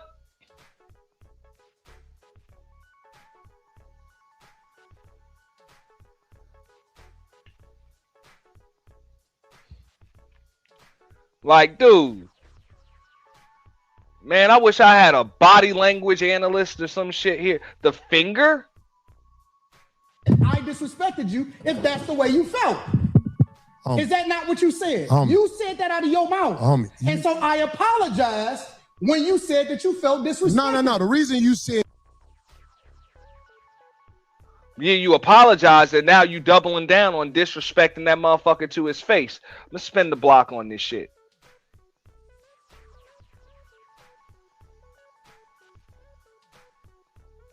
Corey, stop talking tough. Stop talking. Homie, tough. you just said that. I'm not talking tough. I'm talking to you straight up. Why are you so? You said you disrespected me in my face, and then you act like it was all said that I good. disrespected you to your face. So I'm confirming what you said. You felt disrespected. So I am telling you that I disrespected you if that's the way you felt. Is that not what you said? You said that out of your mouth. And so I apologized when you said that you felt disrespected. No. The reason you said you disrespected me in my face because you don't accept the apology because you you still talk about everybody else except yourself and white men. I'm telling you what I said. You felt offended by it, so I apologize. All I'm doing is rehashing a conversation that happened. Why are you so easily offended? You still talking about me? It sounds like I'm arguing because I'm. Yeah, I was just about to say that, bro. This nigga sounds like a fucking straight up girl right now. Like at this point, bro. Like, nah, bro.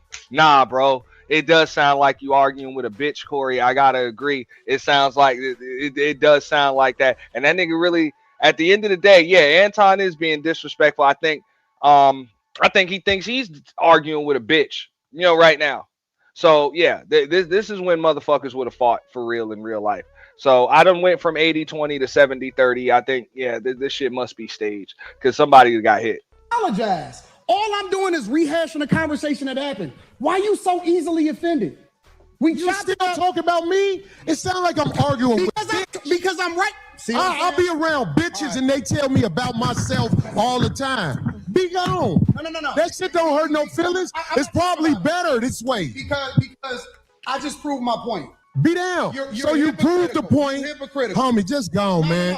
Just gone, man. You gone. hypocrite. I'm out the jet. You done did this before. Get your bitch ass the Hey, homie. All right, I'm out. Get your bitch ass the fuck on and walk. Yeah. Yeah, get the fuck. Like, I just told you to get the fuck out. No, you won't get the last word. Like, real shit. Listen to this shit. Be gone. No. That shit don't hurt no feelings. It's probably better this way. Because I just proved my point. Be down. So you proved the point. Homie, just gone, man. Just gone, man. You gone. hypocrite. I'm out the jet. You done did this before. Get your bitch ass the Hey, homie. All right, I'm out. Get your bitch ass the fuck on and walk over there with your bodyguard and your bitch, nigga. Walk over there with your bodyguard and your bitch. You proved my point. I got shit to do. Don't bring bitches up here, dog, that you ain't finna stand on. Remember I told you that. If you got a bitch with you, explain the bitch. Don't ask her to be on my show, nigga. Can she be on the show? I don't know that bitch, nigga. Now get your whole ass the fuck on and pay for your pussy like you got to, cake ass nigga. And go get you a bodyguard, because the nigga be done slap the shit out your bitch ass. I got shit to do. I ain't finna follow that nigga out the door. I am who I say I am. I stand on it. Fuck a friend. Now who the next motherfucker to come up here? What up? There's a new word in the dictionary called rage bait, right? So that's what you just witnessed. So rage bait. Let me tell you something. It's a new word. That ain't no new word. Okay, bet. It's Let me old tell you behavior, something. new word. Where I'm from, if a nigga say something about sucking dick, nigga, it's on. And he knows. I don't know nothing about no niggas saying nothing to no nigga where niggas talk about suck dick and niggas be ready to swing. And he knows that. But he didn't say that dick sucking shit again. Get your fat ass out of here, nigga. Just certain words That's you a just don't hate. use. In here with this bitch that he know ain't his wife and motherfucker trying to get the bitch on the show. Bitch, nigga, you ain't got it like that, nigga. Get your cake ass out of here, nigga. Like, I'm finna be upset. This is what I wanted to talk about today, mainly. We have a situation in America going on where there are a lot of men that don't want to reveal themselves, but they have bitterness because they know you're not the type of guy they are on the Backdooria side of the game. Let me say this one more time. There's a lot of men in this world that don't want to reveal themselves, but they're upset at men who expose Backdooria, so they find other ways to talk about you, and they won't never reveal who they are. Could have been Mika. Could have been Island Gal Q. Could have been any one of them chicks. I don't fucking know. You know, one of them chicks that he, guaranteed. You know what I'm saying? Promised some more clout or some shit like that for a piece of ass. Whatever. Who knows? I don't know. I want to start a campaign to teach men how to be good sissies. I talked to a couple of people I know today. A good sissy is a man who knows how he gets down, and he knows how you get down, and he won't never cross them lines. I could be around a man who indulges in other men's behavior, and he know I don't get down like that. So if he don't ever impose it on me or find ways to talk crazy to me that's not straight on, see, the straight on way, he don't like you because you don't agree with the Backdooria behavior. But if they don't want to come at you like, I know you don't like Backdooria behavior, they come at you with something else. It's the curveball effect. So we have to teach these guys how to be good sissies. Hold on. I gotta that's say, still on the phone. hey, again, remember, he would rather storm off than talk shit about. He's done that white before. men. He's done that. He didn't never say nothing about white men. Democratic shit. Right. He didn't never say nothing about white Stormed men. off. We wouldn't say shit about. But the white men. he didn't have to say nothing about white men. If he'd said something about me sucking dick again, I was already looking at that eyeball, because that's what I wanted. I wanted that nigga to be on that next podcast like this.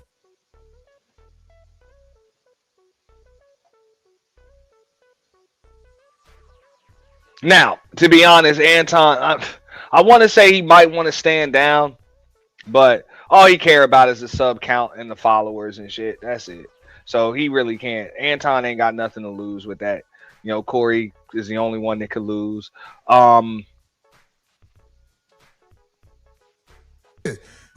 He wouldn't look a white man in the eye. If he'd have said something about sucking dick right there, I was finna found that nigga, and whatever come with it, I'll be having to spend some more money in court because I don't want no court cases. In fact, I really can't have a court case right now because I got shit going on with court cases. But I am a man, and you can't step to me with that dick sucking shit like right here. I can see if you were like out in the park arguing with a nigga, that nigga be like, fuck you, nigga, suck my dick.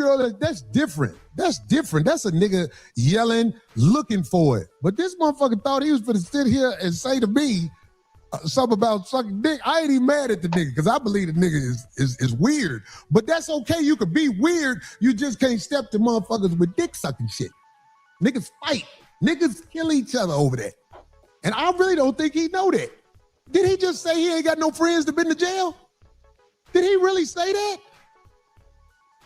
Who the fuck ain't got people that went to jail that live in Detroit? Yeah. The mayor went to jail. Yeah, he had him on his show. Yeah, the mayor went to fucking jail. Kwame Kilpatrick, I brought that shit up. Anton interviewed him, had no questions about it. You know? So, but those ain't his homies. That was just some content strategy. That's what the fuck it was. What the fuck? If y'all get the chance, you know what I'm saying, look up the episode of American Greed, Kwame Kilpatrick, and then a couple of years later, I think it was like 4 or 5 years later or something, when he got out, after he got out, Anton did an interview with him. Check it out. Anton doesn't even fucking allude to any of that shit. You know, but yet he's supposed to be an avid citizen of Detroit, and he's supposed to be looking out for the people of Detroit. But hey, motherfuckers got questions. How the fuck is you in Detroit? I'll call all my Detroit niggas. Do y'all know a nigga that ain't been to jail? I mean, do y'all have any friends that ain't never been to jail? The only man who I know who would say that is a man who ain't bold enough to say nothing about the Caucasian responsibilities in America and what they did to make things go bad. But back on the good sissy, because we on the good sissy. We need to teach our men who indulge in that type of behavior how to be confident and honest about who they are where there is no issues. Like, you can't act like you're mad at me because Corey didn't do something right on the internet. But the truth is, you mess with men and you didn't want to say you mess with men, and that's really your issue with me. In Hollywood, Atlanta, and everywhere else over the internet, I don't know, that nigga probably gone. You know what? Oh, dog walk. Dog walk. Man, you know who looked the scaredest? Who looked the scaredest? His bodyguard. That nigga was like,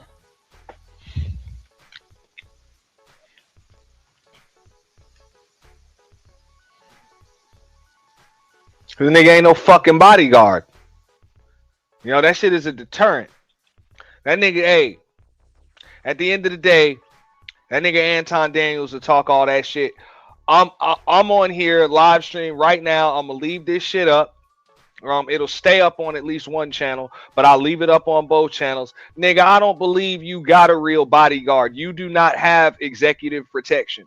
I'll bet bread on it.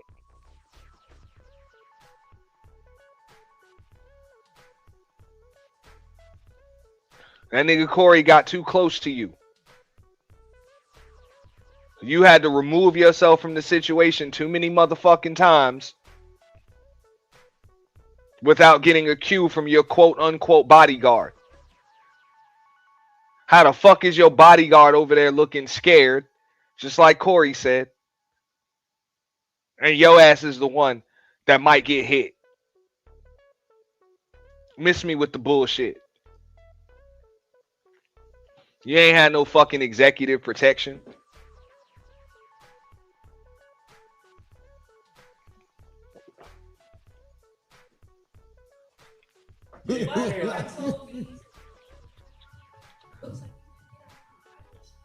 Hey, I'll beat your ass, nigga. We ain't beat nobody yet. No. Hey, can I tell y'all something? Hold on. Let me tell y'all something. This is not a lie. Phil, Nail, hey, what this thing cost? Over $1 million. Nigga, this board back here, this ain't no sucker shit. My nigga Lay Law bought this thing right here. Lay Law, Joe Mac and Mac bought this screen. This screen is not no cheap. The screen they bought was defective, so the company gave them the upgrade. I don't think they realize because they can only see This ain't no cheap shit. You don't tear this up. But I believe if I would have super socked that nigga, I could have guided him that way. Because I was already sizing him up. I was like, oh, this is a little fat motherfucker. I'd have whooped you, man. I was like, dog. I got to get back to my show. I was watching the Nigga, show. you stupid, nigga. I got to get back to my show, man. Hey, man, if that nigga would have said I suck dick, I'd have dotted that nigga out. I swear to God, and took whatever come with it. But I ain't living We in like overtime that. right now. I'm not living like Been in that. overtime for a few hours. I'm about to get up out of here because it definitely need to be a part 2 to this. This shit should have had its own show. Yeah. Fucking hilarious, man. I am a successful man. Come back with the bodyguard. I'll whoop that nigga. That bodyguard ain't with that nigga. That nigga just trying to get that money and get the fuck. Let me drop this cake ass nigga over at the airport. That nigga say he don't know nobody who went to jail. What the fuck? Nah, he was trying to bait. How do you live in America and don't know nobody who went to jail? And he called me a hypocrite. This man said I'm a hypocrite, and he said he don't know nobody who went to jail. But back on the good sissy. I gotta get back to my show. I got a show at 10. Go ahead, Joe. Do your thing, man. Oh, man. Fuck Anton. The nigga was sitting right here, goddammit. That nigga then when he said, I disrespected you in your face. I was like, is this nigga talking crazy? Because I'll still slap the shit out this motherfucker. You can be around men, you can disagree with men, but you can't disrespect men when you standing next to them, man. If you want to bait people like that and play like you don't know, good luck. And if you say that you don't know, if you don't know somebody, then watch yourself. That's when you really take extra precautions because you don't. I don't know if they can hear you, dude. You're not familiarized with the person yet, so why would you want? That's why I don't have people up here. But I'm saying, like, you can't come up here and say. Well, I forgot how he said it, but I was like, when he said that shit, my mind was like, is this nigga crazy? This nigga say something to me about sucking dick? He just used those words for that. It was like, I don't. Darlene, don't ever jump between two niggas. Okay, I was trying to save the screen. That nigga wasn't finna push Go me ahead into and that hit me. screen. Go ahead and hit me. Sheesh. Darlene, listen. And that nigga was sitting down. That nigga Anton was sitting down. So I'm actually gonna give James Kills a shout out because all these niggas that say that nigga Anton is they boss and they idol. Yo, boss and your idol is a bitch. Yo, boss and your idol is an online internet nigga. He is not a nigga on the internet. What up, Mike Martin? Salute, bro. Hey, yo, why you giving me a shout out? Why you giving me a shout out? For what? What did I do, man? Nah, because you've been calling these niggas out for a minute about this shit. Oh, shit. Yo, I be forgetting about like half of the shit. Yo, half of the shit I be talking about, bro. I be on one, man. You already know me and you know each other for a long. Yo, we got too many years in this shit, bro. I be forgetting about half of the shit I be saying. I ain't gonna lie to you, bro. I've been saying though, like, yo, I know what you thinking too. You my bro. I'm like, yo, son, this nigga Kobe got his whole Johnson and that nigga Anton face though. Bro, I'm not gonna let nobody just walk the fuck up on me and stay sitting down. Yeah, that's just not gonna happen, bro. I'm about to fire off on you, bro. Like right in that motherfucking weak ass stomach, bro. You got titties and shit hanging. Like you got you got full dad bod, dog. I know you about to fall, motherfucker. Or if I really just don't want to fight you, I ain't gonna bullshit. Like I'm gonna just do that shit to anybody. I'm not even gonna lie like I'm a tough motherfucker like that. I'm gonna create distance. But one thing that will not happen is you ain't about to walk up on me while the fuck I'm sitting down. I done hit too many niggas in my lifetime while they were sitting down. Yeah. I refuse to take that hit. A lot of layers, bro. You understand what I'm saying? I refuse to take that hit. I got you, bro. Like, see, in these spaces, I'll be bro, 100. Had I not landed that hit on a nigga while he was sitting the fuck down, I might have lost that fight. But everybody gonna talk about that first hit though. Ain't no like, that nigga small, yeah, that shit got to start. You ain't gonna do nothing but fall fuck over. Right. And then here comes the next one, and the next one, and the next one, and the next one. But this shit is rich people problems though, man. These niggas is rich. This shit going viral. Everybody talking about this shit. So I heard that nigga. I've been live all day, but I heard that nigga Anton was on his channel popping hella shit. Oh shit. And I have no respect for that shit at all. Because if anything, you could have just said, look, that was a dust up amongst men. Neither one of us was really trying to do shit. I think he tried to punk me. I mean, I didn't just dip whatever. You know what I'm saying? We ended up shaking hands. I don't know if I'll be back on the show. Maybe we can clear it up, but me and Corey straight. Even if you're not.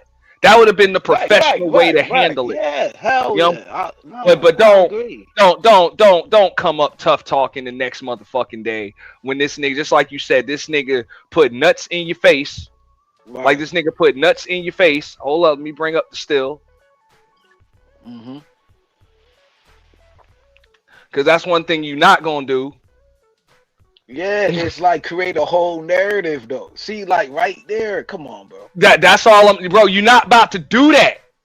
Yeah, you ain't about to create a whole narrative. You ain't about to chase the narrative though. And I'm not a large man. I am not a large man in stature. Not right. But you're not gonna do that shit to me. Facts. Come on, bro. Because to be honest with you, you ain't getting that close to me. I've already created distance. If you get that close to me, I already know it's too fucking late, man. It's too fucking late. I gotta fight now. So I'm about to have to hit you, and it's gonna be what's considered a low blow. Yeah, and I don't give a fuck. Ain't no rules. That's what I'm saying. I don't give a fuck neither, bro, because you ran up on me. Like, come on, man. Who made the rules, bro? Nah, but you just walked up on me. But real shit, as soon as he told that chick, yo, let's switch chairs, and then proceeded to come towards you. You remember I said the same shit when Tommy went through that shit with that chick, and he just sat in the chair screaming, oh, you stupid bitch, and all that. Nah, bro, you create distance. If anything, I'm not saying you gotta be all tough and just fight everybody and all of that other shit, bro. Because yeah, people can get hurt out there. So I understand. You a grown ass man. You got shit to lose. You got a family you want to get home to. You behind enemy lines. This ain't your studio. All of that. I get that. But if anything, yo, man, I'm out, bro. I'm not. I didn't come to your show to fight and all that other shit. I'm out. That's when you just you back the fucking chair up as this nigga coming at you. You get out of that motherfucker and you dip. Hey, real shit. You know what I'm saying? Microphone, whatever, box still attached to you and shit, whatever. You know what I'm saying? Just pull that shit off your belt and just dip. You made it out. I ain't mad at you for that. I done had to retreat before. Yeah. So I ain't even gonna disrespect that, bro. My grandfather always told me that shit. Hey, man, he who fights and runs away lives to fight another day, dog. You ain't wrong. You ain't wrong, yo, especially with a black Debo cocky woman like her ass, man. Ain't that wrong with dipping, son? Because you're gonna lose on that regardless, yo. Because she a black woman and she a woman. So, but this right here, this that right here, nigga. Come on, bro. They try to change. Is unacceptable. They try to change the narrative in this bitch. They talking about Corey got no, son. It's layers though. Yes, I'm like, yo. He did say come back. They must not have this still shot right here. Right. No, they got it, but they don't want to talk about it. They got it. They got it. Look at that still shot. Come on, man. They like, oh, Corey should have did something to him. No, Corey stepped to him and put his nuts in that nigga. Come on, bro. And you still sitting down. Come on, bro. I understand you wanted to go outside and all of that, but before that, Corey did step up though. Man, fuck all that. Come on, man. Niggas done, bro. I done been in these situations, and I done seen these situations pop off more so in my younger years than as a grown man. So that's why look, niggas is 40 plus years old. I get it if you ain't trying to sit there and just squabble with a nigga, dog. But in my younger years, I done seen this shit, bro. I used to bartend and manage a fucking spot, bro. You know what I'm saying? Manage the club, bro. Dog, that old step outside shit, nah, it doesn't happen like that. It doesn't happen like that, bro. That's an excuse. That's an excuse to create distance now, and get your homies and this motherfucker's homies to get in between y'all. Nah, don't do it. Don't do it. Yo, hold me back. Hold me back. Yeah, we know what's up, bro. Fuck all that step outside. The shit's either gonna happen now or it's not. Right. Like not 9 out of 10 times, 95 out of 100 times. If when the shit's gonna pop off, the shit just pops off. That's a fact. And it definitely pops off when a motherfucker invades a nigga's space like that. Yeah, that's a fact. That's a fact. I think both of them didn't want no action though like that. Like, I said that to Black Man is Fair earlier. I agree. I don't think either one of them really wanted action like that at all. But I think, you know what I'm saying, Corey's goal was to just blatantly disrespect that nigga. That's why he talking about he tripping over the Schmeat sucking comment. But I'm like, you just told that man that he was kissing Caucasian white male ass. Like, so you just told him that. Disrespectful though? What determined disrespectful? Corey saying disrespect a white is man in the eyes ass or disrespect in the eyes of the disrespected. Right. No, but you already bro. Like bro, niggas grew up. That's a fact. Niggas grew up getting in the fucking fights and shit, bro. I know what that shit is to have to fight all the niggas in the neighborhood in order for the neighborhood to have you back. That's kind of how it works. You know what I'm saying? So niggas will try you with some shit that they would never let you try them with. That's a fact. That is what it is. You know what I'm saying? That's but do you think Anton should have been clear when Corey got in his face, put his what, and then he sat down. But Anton should have been clear on like, yo, you disrespected me when you said the thing about the white man kissing the white man ass. It's like he was scared. At that point, it's too late. Once he comes up in your face, it's too late. I agree with you on that. All of that. Yeah, he should have said that, but he should have said that when they still had a chick between them. Right. When they still had a chick between them, and it was the way to go about that. Like, just like Corey's like, don't come at me with that dick sucking shit. You were supposed to say that when he said that kissing Caucasian male ass, bro. You should have checked him on that shit. Like, and then right you could you should have said it right there. Like, hold up, bro. I ain't disrespect you like that. We just having a debate, bro. If I'd have said some shit like that, like, yo, you sucking black folks schmeat, whatever, you wouldn't be having that. So please don't come at me like that. It's a way to say that shit, and I don't think it wouldn't have been nothing. You know? Yeah, I think you might have got an apology from Corey, or maybe not an apology, but it would have toned down a little bit. Yeah. It wouldn't have went all like that. It wouldn't have went. You know what I'm saying? But when Corey tried him like that, said that shit, and then Anton really just gave an internet rebuttal. You know, he just gave an internet rebuttal. You know what I'm saying? And Corey was looking for an excuse to get up in that nigga face, dog. Yeah. So I'm like, I'm not gonna sit there and bullshit. That's why Anton, you're a hypocrite. Bro, fuck them YouTube talking points. Niggas don't give a fuck about no hypocritical shit. Niggas that want to get into a fight with you will deliberately step on your shoes. They will deliberately step on your shoes or piss on your shoes in the fucking restroom and dare you to do something about it. But do you think that's the same problem Tommy had going to different platforms? Like, because you know why Corey Holcomb was mad because of the black women. Oh, you always talking about black women, and all of that. Like, niggas want to be male hyenas for the community, bro. Like, what the fuck that's all about? Niggas want to save Keisha. How you feel about that? This though? time, Like, bro, they didn't even get into no gender war shit. This shit stemmed it sounded like it though a little no, bit. this shit stemmed from a Democrat versus Republican, liberal versus conservative argument. This shit was really in the beginning of the show, bro. They had got into it 25 minutes Right, into the show. yeah, you right. It did. And keep in mind, it was still a good 5 minutes of intro. You know what I'm saying? 4 or 5 minutes of intro, so that's really what it was. Yeah, that's you know a what I'm fact. saying? That's a fact. That's a fact. So they didn't even get into the whole, the black woman is God shit, which Corey wouldn't have gave a fuck about that shit anyway. They probably would have aligned on that shit. But it was just the whole, hey, you know what I'm saying? You talking about you a conservative, you a Republican, and all of that other shit. Like, Corey was like, fuck a Republican, fuck a Democrat, fuck all that shit. And Anton Republicans are better, and I'm conservative, and I'm Christian, and all of that other shit. So Corey was like, nigga, you full of shit, nigga. And goddamn well, you gotta say this shit, or you about to lose followers and subs. That's what Corey said. I mean, I know you heard the exchange, right?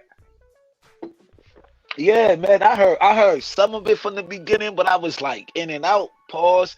I was like in and out, man. I don't know, man. I was here. You tired, go. Yo. Hey, here you go, right here, because I'm up here now. ICE agents or whatever. You in LA. I'm in Detroit. I'm in the blackest city in the United States of America. I can move anywhere I want to go. I choose to stay in the core of my city, and I choose to participate in my neighborhood. I choose to tithe to the streets. I choose to put kids through college. I choose to interact and truly use my tax dollars and whatever it is and give jobs. I employ over 50 people. I put my money in my community with my people. I just sped it up. So I choose to engage. A little bit. So when we talking about being in the streets, that don't count to me. I don't Well, hear that's that what shit. should count. I don't hear that Because shit. out there in the streets where the people live that you helping, they could get pulled over and shot by a cop, and an investigation will be said. But here's the truth. We know, I believe you know this already, when the cops shoot you, ain't nothing you can do about it. Oh my God, this is so crazy. Do you think that's wrong? What I said? This is so insane. Is that what I said? I said when the cops shoot you, ain't nothing you can do about it. Is that a lie? This is so insane. But you didn't answer it. Like, I'm gonna answer your question. Okay. I'm gonna answer your question. It depends on the circumstance. And the interesting thing about it is this: the majority of the people, because you like to use a blanket statement. That's like me saying all black people are stupid.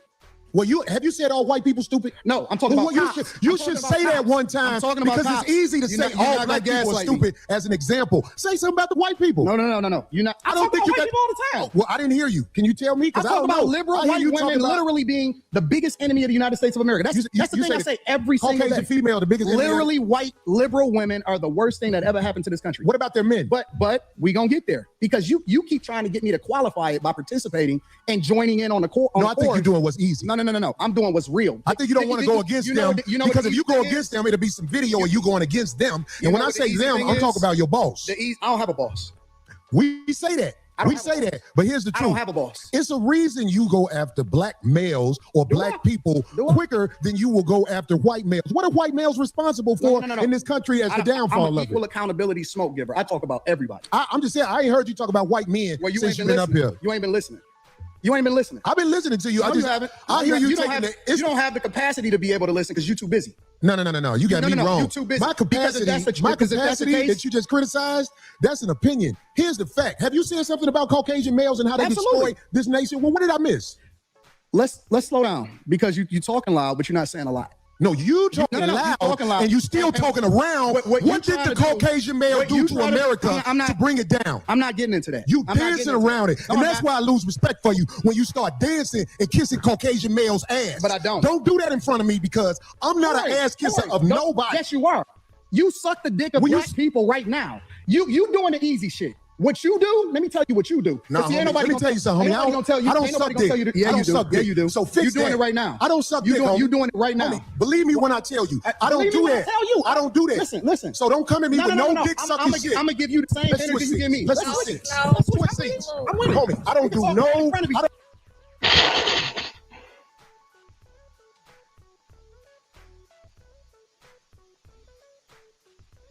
Son, that was crazy, son.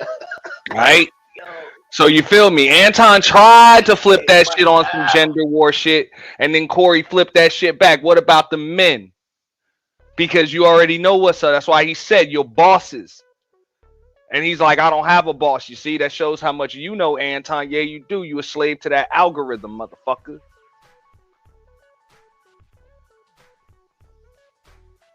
All of the MAGA subs your ass got within the last 24 months, you'll lose them. If you actually call that shit down the fucking middle. And check both liberals and conservatives, Republicans and Democrats for all of the damage that they've caused. You know Anton can't do that, bro. He can't, exactly. He can't do that, and that's why I'm gonna give Corey his props on that. You know? But you know, Corey can't do that either. He don't do that shit. Corey did that on that show. He did that shit last night. But before this shit popped off, that's what he was saying. And even the chick on there, she was like, "Yo, are you an independent?" And he's like, "No, I'm a Republican." That's what Anton said. It's like, bro, you know what I'm saying? That's why I done came up here multiple times. I tell you, bro, fuck a Democrat, but fuck a Republican too. I don't fuck with none of them motherfuckers. I don't trust no politician. I don't trust no political party. But why do you gotta prove your blackness to motherfucking a dude like Corey though? You know what I'm saying? Why you always gotta prove your blackness? Like, yo, you gotta call out these people. And Corey, like, you got, okay, I'm gonna play the devil advocate. You know what I'm saying? On the flip side of that, Corey always talking about that backdoorian shit though. But is he gonna step to a real motherfucker, a real dude, and be like, nigga, you be doing that backdoorian shit? Like, it's a double whammy. Hey, that's a good question. Like, popping all that shit, my nigga. We never heard Corey busting the grape in a fruit fight. Yeah, I mean, he even admitted that shit. He said he was popping hella shit about Charles Barkley, and then he said he bumped into Charles Barkley at the airport. That nigga said he backed down, son. I'm good. I'm good. You know, Charles Barkley ain't no little nigga, and Charles Barkley got a reputation, even with bad knees and a fucked up back. You know what I'm saying? He got a reputation for whooping the nigga's ass. You know, so real shit. He saw Anton as an easy. I will agree with Anton on that part. He saw Anton as an easy target. That's what I said. I'm like, bro, that nigga Corey had been gaslighting that nigga to do something. You know what I'm saying? Say something he didn't like. All of that shit. Right. And that's what the fuck niggas do. That's why Anton, I don't know anybody that went to jail. I'm not from the hood. The fuck up out of here, dog. That's why we tell your ass is green. You are a nigga on the internet. I'm sorry, no, you're an internet nigga. You are not a nigga on the internet, because niggas will do shit to make your ass jump. Okay, they will do shit to make you jump, and it don't matter how the fuck you answer, you about to have to fight, bro. Like that just is what it is. When a nigga has no respect for you, he's gonna do some shit to you that you better not do to him. And Anton, like, I'm just giving you the same energy you give me, and now this nigga want to fight you. He was looking. That's why he gave you that energy, because he like, fuck it, give it back, motherfucker, so I can have an excuse to walk over here and get up in your fucking grill, fuck nigga. Damn. Right? Then Anton talking about going to different platforms though, but he ain't say where he going. But my nigga, be careful, bro. Don't get caught up in that Tommy and that Umar situation where Umar came in that get some real security, Anton, because I don't know what kind of security you got, but if this shit is not staged, your security need to be fired for allowing this shit. Right, that's a fact. Or you're just somebody is overpaid, and or they need to be fired. Yeah. somebody should have been rushing up on our stage like, like what the fuck, bro? You gotta protect the bag, bro. You always gotta protect the bag. No, I'm like, yo, All you cause. might have a nigga with you, bro, but you ain't got no executive protection. Real shit.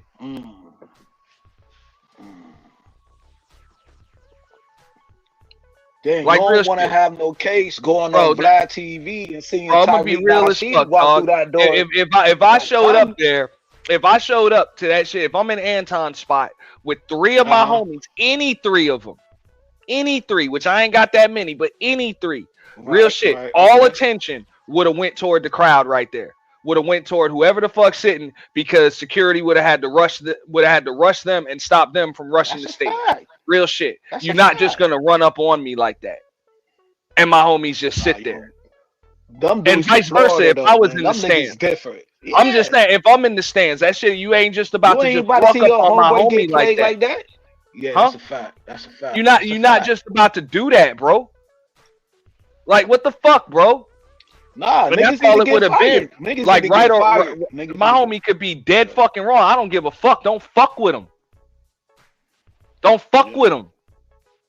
The thing is, my homie could be wrong on that time, but we talk about that shit later. Yeah, we'll talk Right about that now, later. But in the meantime, yeah, don't fuck with him. in the meantime, between time, nigga, he right. What the fuck? So imagine this. Anton ain't even got a homie with him. He got quote unquote security. You got a bodyguard. What the fuck? Yeah. And this is acceptable? Right here? Nah, bro, this that's nigga not- Corey that's got not- full shadow over this nigga. Look at this shit. It's a That's big ass crazy, dark spot on the left side of your shirt. Nigga can't nigga all over the AD embroidered on your shirt is dark spot. That nigga is covering the light. Pause. Yo, That nigga is literally casting a shadow over you. Damn. Literally. I'm on The you, fuck? bro. Kills. The fuck? Nah, I wasn't even paying too much close to detail, but you spot Look on, at that bro. shit. I'm on mute. This ain't Dr. That nigga is casting a shadow over you. Yo, that's funny. That's oh, son. Nah, bro, you Damn, too fucking son. close, bro. Nah, you the first one, because everybody doing content on this shit, because this shit viral. You the first one who said that shit. Like, catted a spell over your, Nah, I'm talking, bro, I'm not even saying Say that shit again. a shadow. You see a dark shadow all Yeah, over that's a the whole left side of Anton Daniels right now. Look at this shit. Yo, that should go viral, son. That nigga is Yo, standing over you. Bro, why the fuck is the left side of your shirt over your darker label, than the right? nigga. Yeah, I see that shit. Yo, you pay close attention to detail, bro. I ain't hear nobody else say that shit. If anybody say that shit, bro, they got that shit from Ant, man. That shit is funny. Yo, I wasn't even paying attention that close. Like, goddamn. I'm just saying, bro. Like, where the fuck your reflexes at, bro? That's real. As a That's fucking real, man, bro, you don't allow that shit, bro. I'ma ask you, Anton, who the fuck? You said you got brothers. Who the fuck was your daddy that just told you just allowed niggas to just walk up on you, bro? Oh shit. And move furniture and shit, and walk up on you, bro, and cast a shadow over you and shit. Oh shit. He said cast a shadow over me. Yo, and you stay in your seat. Where you get this shit from? Oh, I'm looking at a shadow over this nigga. Look, bro, I know this nigga Anton is a dark nigga. I know this nigga's a dark nigga, but he ain't that fucking dark. Why the fuck this nigga got a shadow over your face?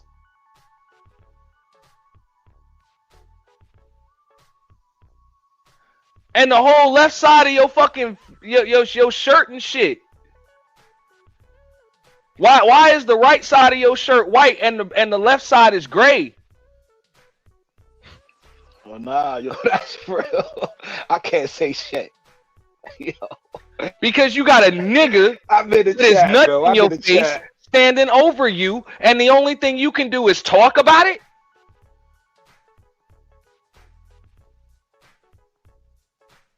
Come on, man. That's what I said, bro. You employ 50 people. Guess what? 50 people got a bitch for a boss. And I said it. 50 people got a bitch for a boss.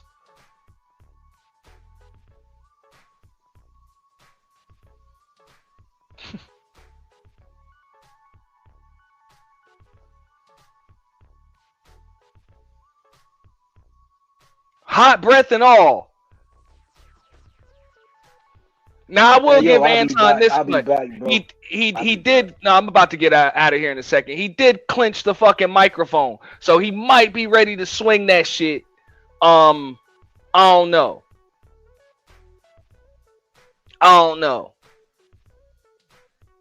don't do no dick sucking shit. I'm a motherfucking man. I don't do no dick sucking shit. I don't give a fuck about nothing. Well, I tell you what, watch that dick sucking shit, because that'll go bad. Call it what you want. I don't do no dick sucking. You say a lot of shit that I don't fuck with either. Okay, but that gay shit? Oh, you don't give a fuck about what you talk about. Hey, homie, I tell you what. I'm right here. Don't put no dick sucking shit. Don't put no dick sucking shit on me, nigga. I'm from Detroit. Say I suck a dick again. I'm right here, right now. All right, that's what I'm saying. I'm gonna respect you. Dance around it. Dance around it. No. I don't do no dick sucking shit. I'm gonna respect you because it's your platform, and I put out here to have a conversation. We good. But you're not up on me. Yo, we good. I did already. I don't need dick sucking shit. Put the microphone right now and going out back. I don't give a fuck about this shit. Ain't no go out back. This nigga just casted a shadow over you, bro.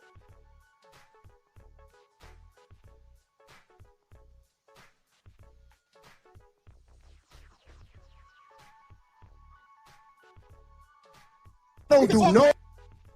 I don't do no.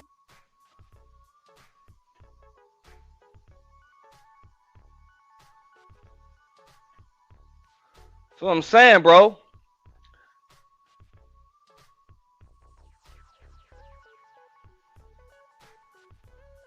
Man, I'm about to get up out of here. I'm gonna have to do a part 2 to this one. This shit was too long. I'm gonna have to clip this shit. You know, if this is your king, if this is the definition of red pill, y'all are fucked. Security.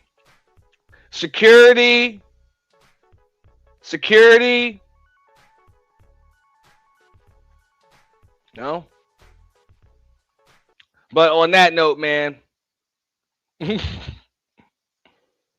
For real, let me bring this shit up one more time, Trinity. Look at this shit.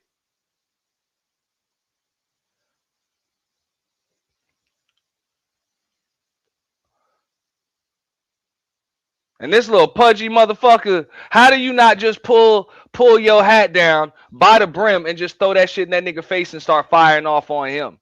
Cause nah, when a nigga invade your space like that, he wants smoke, man. He wants smoke, he want to fight. So that's it, man. But you ain't supposed to let a motherfucker get that close to you in the first place unless you're you trying to fight. So yeah, thank you. Thank you. Let me take me a still shot of that right there. Yeah.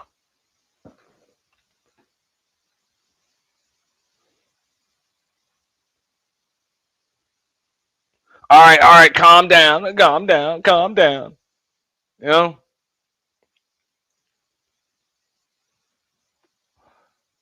And that's a fact, King Parrish.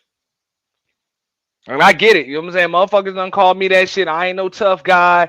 I ain't no fucking fighter or no shit like that. But you're not just gonna walk the fuck up on me, man. You know what I'm saying? Like, nah, bro. Like, you're not just gonna do that. And I just stay in the seat.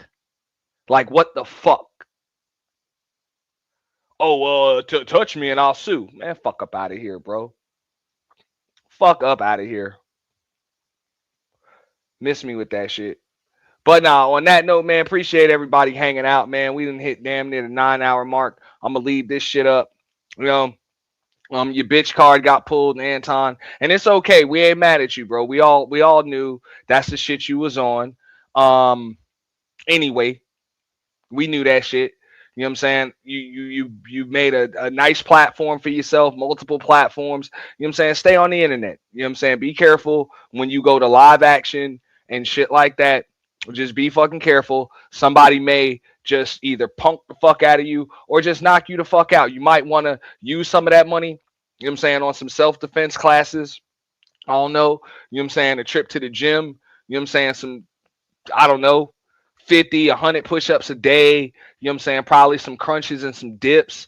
You know, a little time on the leg press, bro. That'll fix that pudgy titty shit you got going on too. You know, real shit. And then motherfuckers might not just be running up on you, because at the end of the day, that's why Corey did that shit. He literally sized up. He sized you up likely when you walked in the fucking room and that nigga didn't see you. Like he didn't see you. Niggas will do that shit, bro. So you got to understand that that's the persona, that's the image that you got. So, yo, motherfuckers might just try you, bro. And your protection, your bodyguard, that motherfucker ain't worth shit, bro. If you paying that motherfucker $6 an hour or $9 an hour, nigga, that nigga's overpaid, bro. Just being real. That nigga is not qualified to do shit but drive the car. That's all. That nigga is not qualified to protect nobody, because under no circumstances should this ever be allowed. Under no circumstances. I'm sorry. The fuck? You know?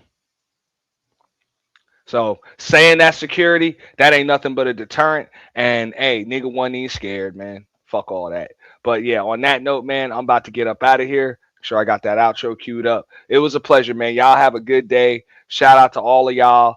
And from now on, if anybody wants to bring up that FBA tether talk, tell them that you want to bring up, you know what I'm saying, Quality Leering Center, you know what I'm saying, and Somali fraud, you know what I'm saying, Nigerian scammers and shit like that. Fuck all that. You know, before they want to check you or any of that shit on any of that other shit, fuck that. Let's talk about that. Because if you ain't gonna check them motherfuckers for giving y'all a bad name and a bad rep, all right, don't come checking me. And welcome to America. That's the black experience in America. You get stereotyped for the fuck shit that a small minority of folks do.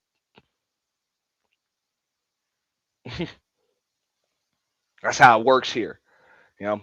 But on that note, man, y'all have a good day. I'm out of here. I'll try to be back later. I know I say that a lot, but I will try this time. Peace.